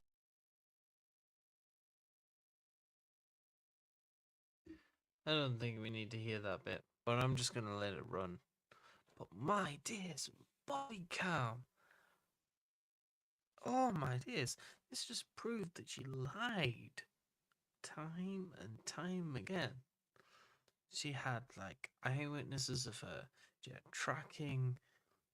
It's just unraveled the whole time. And guess what? Stacy's gonna blame it on. She's gonna blame the fact that she was inebriated. This is crazy. And you know what the scary thing is? Okay, I better unmute this bit. Make sure that I've not got anything to say.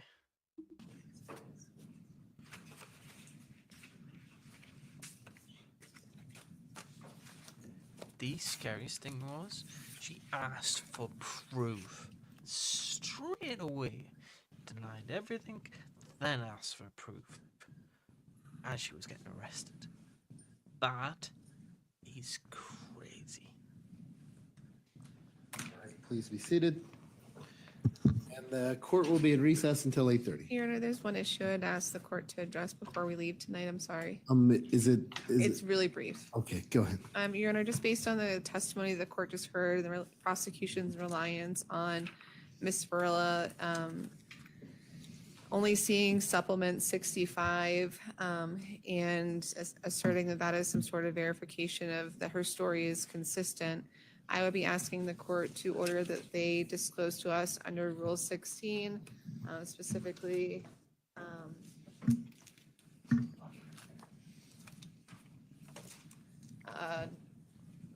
Part 1A1, Roman numeral 3, which says any reports or statements, I'm sorry, not reports or not 3. One moment.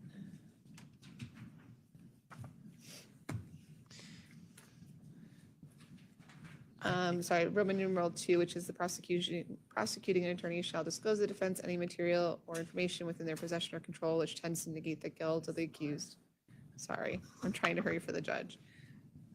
So I'm asking the court to order them to disclose to us their Colorado criminal e-discovery certificate, I think is documentation or report as to when Ms. Varela was discovered by their office up to or supplement 65, because otherwise we don't have any ability to verify what day that she received that.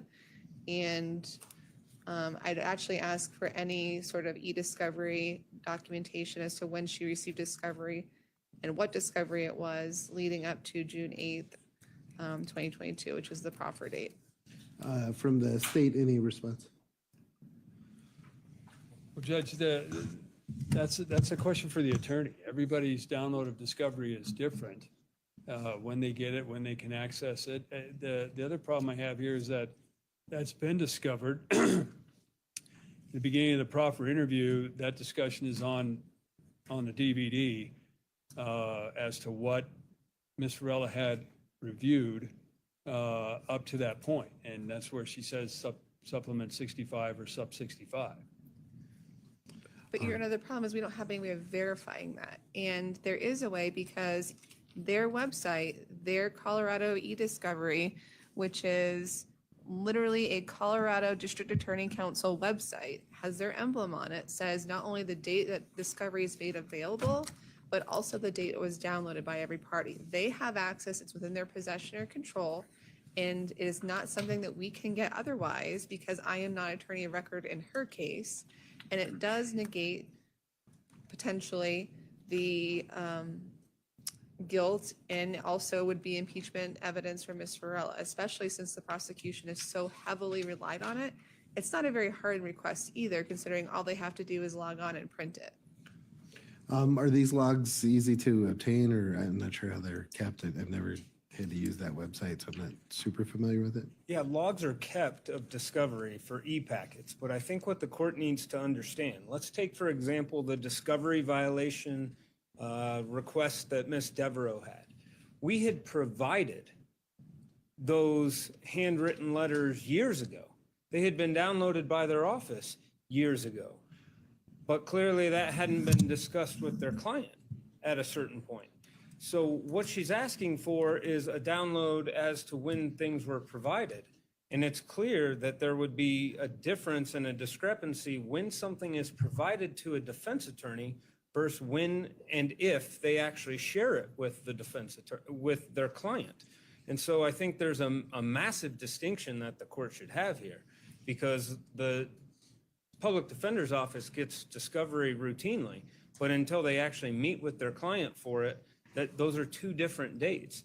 And specifically here, we have that there would be other supplements at the time of the proffer, but a specific date or line in the sand as to what she has reviewed in leading up to the proffer, and that's contained on the proffer interview. So that's the relevant supplement at that time. Can I ask, because I'm not familiar with the computer process, and correct me if I'm understanding, if my understanding is incorrect, those logs would show the date that they were made available and then would show the date of the download of those materials by whoever it was made available to? Correct. Okay, and that's basically the extent of it? Yes. Okay. Based on that record and based on the defendant's position, I am going to deny the request to compel the state to produce those logs pursuant to Rule 16. And Your All Honor, right. I would just make an appellate record. Your Honor, this is grossly depriving Ms. Rodriguez of her constitutional rights to due process and effective assistance of counsel. This material is clearly within their possession and control over it. It's readily available to them, and now we have absolutely no way of cross-examining the fact that Ms. Varela did in fact have beyond E65 at the time of her proffer. And I'd be making these requests under both the Colorado and United States constitutions. All right, thank you. Court will be in recess. Just thought of something. Okay.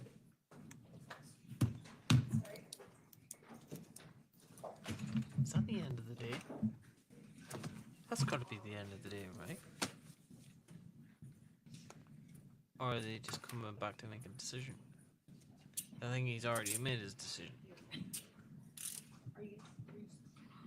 Yeah, judge has already made this decision. That's gonna get appealed. But my days. So what they were trying to do was they must have been trying to throw the court out because they weren't given the proper documents. Whereas the defense lawyer, not the defense one, the attacking lawyers, what they were saying was they have a website they can download from. But somebody must have downloaded 2 copies. So one copy was for the attacking and one was for the defense lawyers. I need to pause this so it doesn't go into another trial. So what she was saying was she didn't have access because it had been downloaded 2 times. So who downloaded the documents? That's if she's telling the truth. There's also the fact of she will provide a document only of when she showed the defendant the evidence, not when she actually downloaded it. Which is fascinating because then she has this weird argument how she will try and dismiss the court. She is trying everything to dismiss this court at this time. For the simple reason of that webcam evidence proves the fact that she denied being at the party. She denied being the driver of the Malibu car. She denied going to that house. And then when she got arrested because the cop knew she was lying through her teeth, she then asked for proof. I'm sorry, but there's just no way she is innocent. She's no way. And if if the jury cannot see that from that video, my days, this is going to be crazy. Well, on that bombshell, I think it's time for me to head off to bed because I am super tired. And the only thing that woke me up was that body cam video. Thank goodness that was the end because I was so struggling with the evidence. And probably one more thing before I go. The Google track records of where they were proved where they went. So they lined up with what